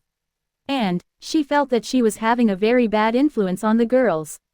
Especially the twins, whom she caught doing kissing training with each other, initiating her flirting lines. She had read the family report on Margaret's past, and she also showed it to Elena, who shared his opinion. Although they felt sorry for her circumstances, both of them didn't like her. They knew well that at the end of the day, the apple would never fall far from the tree. It was okay if Victor was using her as his plaything, but lately, it could be seen that he was giving her more and more responsibilities. Nope, I am going to take a shower then go to sleep. Last night Victor was really rough. Margaret said, making Hilda totally forget the next sentence she wanted to say. Margaret smirked as she walked up to her room. She had more important things to do. As for Hilda's disapproving gaze, she felt indifferent. She was not a naive little girl anymore. As long as Victor considered her his woman, she would consider him her man. That's all she cared about. Ellipsis. Victor sat at his desk in the study, popping an energy pill into his mouth. He took a quick nap on the plane, but it was far from enough. He was a little sleepy, but he had things to do. Yesterday's surprises were a lot, from Alpha's to Poe's attack and Margaret's secret. It was an eventful night. First things first, he needed to arrange his loot. First of all, the junk. He took out a storage ring that belonged once to the Flying Myth Sect elder. Inside of it were some spoils from the auction, and 3 other rings, probably stolen. Inside those, there were other low-grade treasures and some gems. He should probably sell those for some cash later. Sadly, nothing really caught his eye as he emptied the ring, so he just sorted them out and then stored them in his ring. After that he took out Sebastian's and Evan's rings. Those are the real treasures. Sebastian's ring was already searched in the forest, but at that time he was looking for manuals, not treasures, so he didn't look carefully enough. Victor activated an isolation talisman just in case before opening the ring and dumping its content on the desk. After a deep frown, Victor sorted out the garbage like the food, clothes, and underwear, keeping the good stuff. Rare pills, rare talismans, and rare artifacts. Minor healing pill X20. Major healing pill X5. Mega healing pill X1. Minor energy pill X30. Major energy pill X5. Minor poison antidote pill X10. Major poison antidote pill X2. Major overdrive pill X1. Major aphrodisiac antidote pill X1. Elixir X1. Minor invisibility pill X1. Minor cat eye pill X1. Minor soul strengthening pill X2. Minor invisibility talisman X3. Minor defense talisman X2. Major Defense Talisman X1. Minor Isolation Talisman X5. Mega Earthquake Talisman X1. Minor Lava Talisman X2. Minor Thunder Talisman X1. Major Vortex Talisman X1. Minor Frost Talisman X1. Major Aura Dispelling Talisman X3. Major Shapeshifting Talisman X2. Major Appraisal Talisman X2. Minor Survey Talisman X5. Minor See-Through Talisman X1. Blood-Sucking Dagger A. Arachne Slayer Spear SS. Wing Magic Wand A. Elemental Shield S. Dragon Scales Armor Damaged E. Immortal Abode Sect Legacy Disciple Token S. In addition to that, Sebastian had a bag full of medicinal herbs and random forging materials. Victor also found some random fake ids and a hand-drawn portrait of Vivi which made him chuckle. That's a lot. Victor was especially pleased with the elixir which would completely remove any system effects. And he got the Arachne Slayer spear back. Yay. Wait, wasn't it an S rank before? Did Sebastian upgrade it? Victor carefully inspected it. No, it was repaired. When he found it in the dungeon it had some cracks that were now removed. Sebastian must have fixed them at his sect. This must have cost him a fortune. Victor laughed as he looked at the final item, then froze. Then a smile slowly appeared, filling his entire face. Skeletal Jade Key number 5219 SSS. This was a treasure. Victor didn't know if Sebastian knew what this was, but Victor did. This thing was related to something that was still too far in the future. It should appear in a few years. The skeletal gates. Those are gates to a ruin. The Jade Skeleton Ruin. Ruins are different from dungeons. They are otherworldly places where people can come in and out freely depending on the ruin's conditions. Even non-players can enter, if they can keep their lives. As this would not cause an awakening. The world doesn't usually block ruins, as either they don't have any living thing, or the ruin itself exists outside the world with only its gate inside. Ruins were sorted into two categories, stable and temporary. The stable ones are the ones that have stable entrances, like conquered dungeons that can be considered as a kind of ruins, but those are dead ones that had no entry conditions. Living ruins are places like otherworldly burial sites and test grounds. They tend to be heavily guarded by their families and major powers. Even the Von Weiss family had one. The reason they kept to their island was the deep underground ruins under it. The real reason that hateful guy destroyed them was to get that ruin. The second type is temporary ruins, those with gates that open once every specific time. The skeletal jade key was the only requirement to enter skeletal ruins.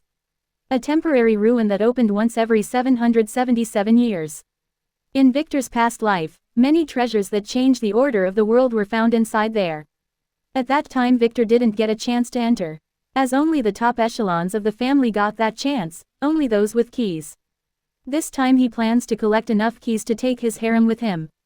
Sadly, since this one was here, it meant that the rest of the keys had also appeared, and most of them should be at the moment in the hands of the Players' Council.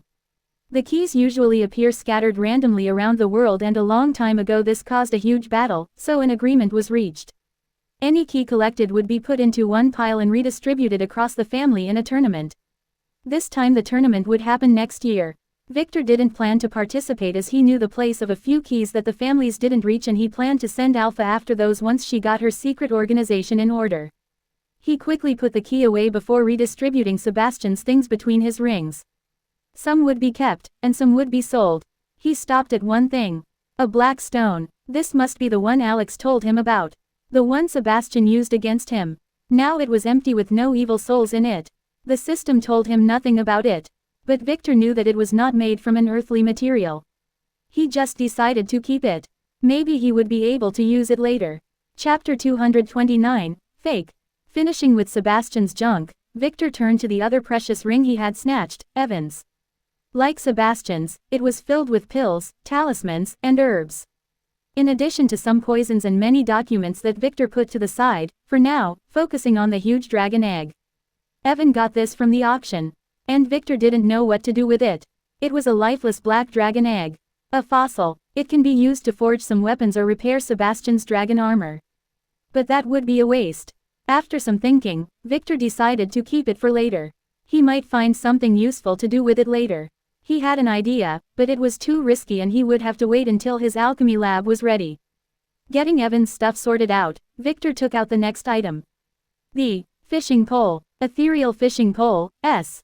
Throwing path controller by the user. Mana bound. Hook and line pass through obstacles. Authority and mana bound. Ethereal plane hook. Authority bound. Skills effect travel through line. Buy 1.1 cost for every foot. It had the ability to pass through any barrier. Victor checked the string's length and to his surprise it was infinite. It depended on his strength. He only needed to set a target and then throw the hook at it. The hook would travel the path he set for it. It can also transmit skills effects like paralysis.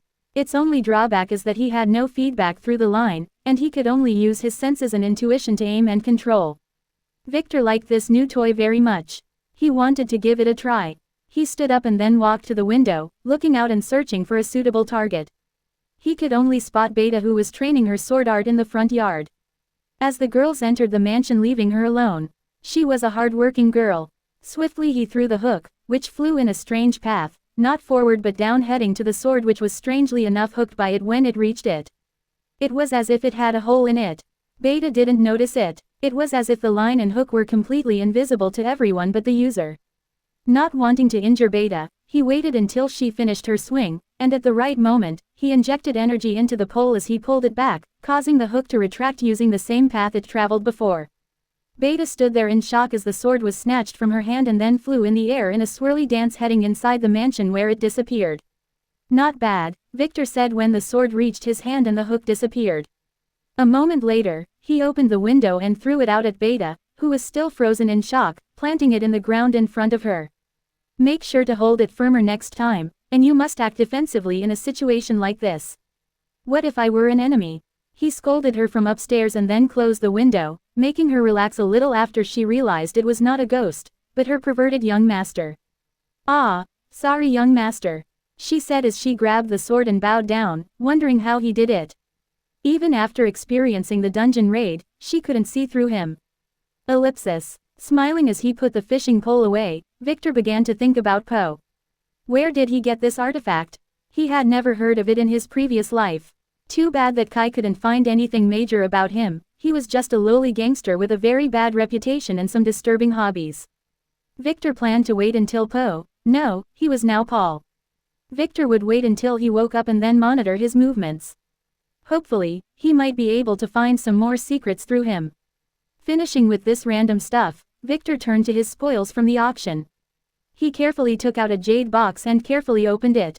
Inside, the celestial fire chicken feather was placed neatly in a glass container. He only heard about this in his past life, and never saw it. He chuckled to himself as he thought of the crazy method he would use to awaken his bloodline, then others' bloodlines. If his calculations were correct, this feather would earn him a fortune if he knew how to use it well. He carefully stored it again to keep it safe. This would be used by Lin on his wedding night. Next was the blueberry-eating slug. It was preserved in a bottle too. Victor nodded after taking a look at it. He didn't really want this, but Kai used it to signal him about the auction, so he had to buy it. If he really gave it to his grandmother like he said he would, he was 99.99% sure she would hang him from his toes and then slowly dip him in molten lava. He had seen this happen in his previous life when one of his unfortunate ignorant cousins suggested that the patriarch should take a few more wives. Victor decided to keep it in hand. He might not know where he can use this thing. After that, he took the golden goose and placed it on the desk. How was this supposed to work? After a quick check, he took out a bag of low-quality gems and began to feed them to the goose through the hole in its mouth. The goose's eyes soon turned from gold to ruby red as it vibrated a little. It didn't last, but Victor knew that tomorrow morning it would vibrate again and lay one golden egg. This was so cool. Victor carefully lifted it and began to look through its bottom hole. Although it was small, he could see the intricate array drawn inside. It was slowly forming the golden egg using the energy it extracted from the gems. Victor had already digested 10% of that artificer's soul, the one he found in the soul gem. Now he had the knowledge of a novice artificer and all he needed was some training.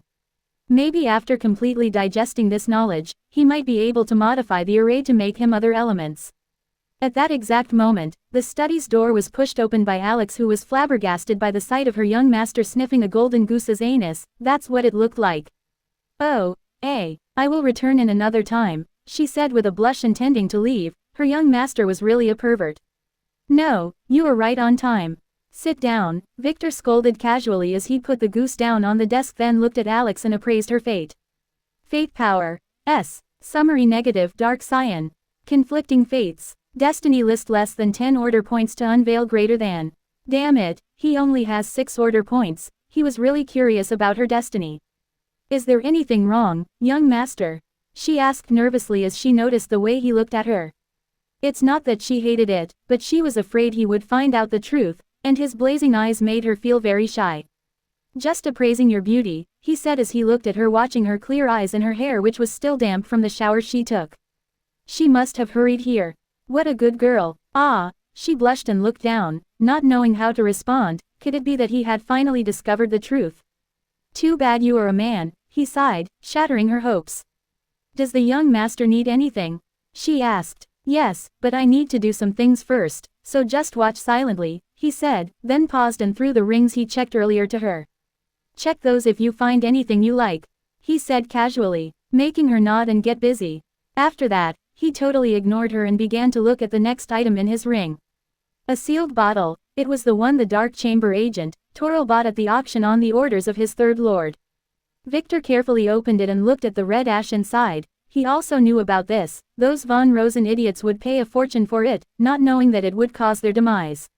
He read about it in the Imperial report that was compiled after a Scion conquered the von Rosen dungeon. Victor carefully appraised it. Rust Blood SS. No other explanations were specified because none was needed. This thing was the blood of the Rust Demon. The von Rosen had been trying to summon it for ages but failed as they only had traces of its blood which they found in dungeon ruins with the info about its summoning. The Rust Demon was not a strong one. In fact, it was very fragile and looked like an inch-tall jellyfish. Victor liked to think of them as metal spirits. Its real usage was forging sentient artifacts by integrating them with the metal. A sentient weapon was rare, but not very strong. However, like other living things, it had a chance to be awakened, to have a system. They call those holy weapons. They were so rare that even the Emperor, despite paying a heavy price and searching for ages, could not get one. He couldn't steal one either, as those who had them were powerful enough to protect them or smart enough to hide them. Victor only saw 3 of these in his past life. One was held by his bitch sister-in-law, a holy staff. The second was by that bastard who killed his family with his holy sword. The last one was held by Zoe. It was a ribbon. As far as Victor knew, the secret of the holy weapons was only known to a select few. As for the way to summon the Rust Demon, only the von Rosen family knew about it. Or else how could that idiot Toril be able to nab this bottle this cheaply? The main ingredient for those weapons, the Rust Demons, were extremely rare as they reside in only one infernal dimension that was inaccessible to humans. The only way to get them was through summoning. And the summoning was really hard. It required rare rust blood and had a 99% chance of failure. Every one of the demons had only 1 to 4 specks of this rust blood in it. So this stuff was very precious. The only way to get this bottle was to stumble upon a Rust Demon graveyard. Victor quickly took an empty box and then filled it with 1/10 of the bottle, deciding to keep it for himself. As for the rest, he just dropped a drop of his own blood in it, then sealed it again. This will be sold to the von Rosen family using some back channels. He needed all the money he could get. A speck of rust blood has a 1% chance of summoning a Rust Demon. 100 specks of rust blood have a 100% chance to summon the Rust Demon's apex predator, a SSS+++ ranked tentacle monster. His summoning would literally turn the entire von Rosen estate into a dungeon where that demon would take his time eating them all. Young master, why are you smiling like that? Alex, who was gladly checking the arachne-slaying spear, suddenly asked. He was scaring her. The smile on his face was simply too evil, like a wicked child who threw a booger into his friend's lunchbox and was waiting for him to eat it. Just planning some revenge, he said as he put the jar away and then looked at Alex. Do you like that spear? He asked. Isn't this the one we got at that spider dungeon? She asked. Yes, I took it from Sebastian yesterday, Victor said. You met him? Alex asked in horror. She can still remember that strange power he used against her. Tomorrow you will accompany me to New Lure City, Victor said. I am going to propose to that von Astrom girl. Oh, Alex nodded. Why me? She asked. Do you want me to take Lily or Margaret there? He asked. I understand, she said. She can't picture Lily sitting with a smile as Victor proposed to another girl in front of her. As for Margaret, he can't propose with a slut hanging to his arm. There is something else. I need you to be acting as me, Victor said, making her frown as she looked at him. What do you mean? She asked. She didn't really get it. Tomorrow I need to be at 2 different places at once, so I am turning you into my double. A fake Victor. Victor explained. What? How? She wanted to ask but was interrupted. I need you to get comfortable with being me, so for the entire day today, you will be acting like me. He added, making her frown at him. Ah, but, Alex still didn't get it. The moment you leave this room, I will be using my disguise skill to make everyone see you as me. Everyone will see me when they look at you, and hear my voice when you speak. Victor explained slowly again, you will be taking my persona, and I want you to act like me and fool them, Victor said. Is that possible? Alex asked. She was still not convinced. Yes, for you it is. It will consume a lot of my energy but you must get used to it. I really need you to be proficient in acting like me. You will be doing it tomorrow. This is vital for my plans. He said seriously. You are the only male buddy I can trust. He said. Alex wanted to scream that she was not a male, but on the other hand, she liked the feeling of him depending on her. It took her a few minutes to get it. But the more she thought about this the more she liked it. Acting like him might be fun. She might be able to take revenge on Margaret. I understand, she said, nodding to Victor like she was saying, I am your man. Though she was not really a man. Excellent, you can go now. I have a lot of work to do and will not appear in front of the girls today, so have fun playing me. Victor gestured for her to get out as he took a heavy briefcase from his ring and put it on the table. Be careful though, if you do anything perverted or stupid that might ruin my image, I will castrate you and feed your little Alex to the dogs, Victor warned as she reached for the door. It took her a few seconds to understand what he meant by little Alex, then blush as she quickly left the room. There was no little Alex.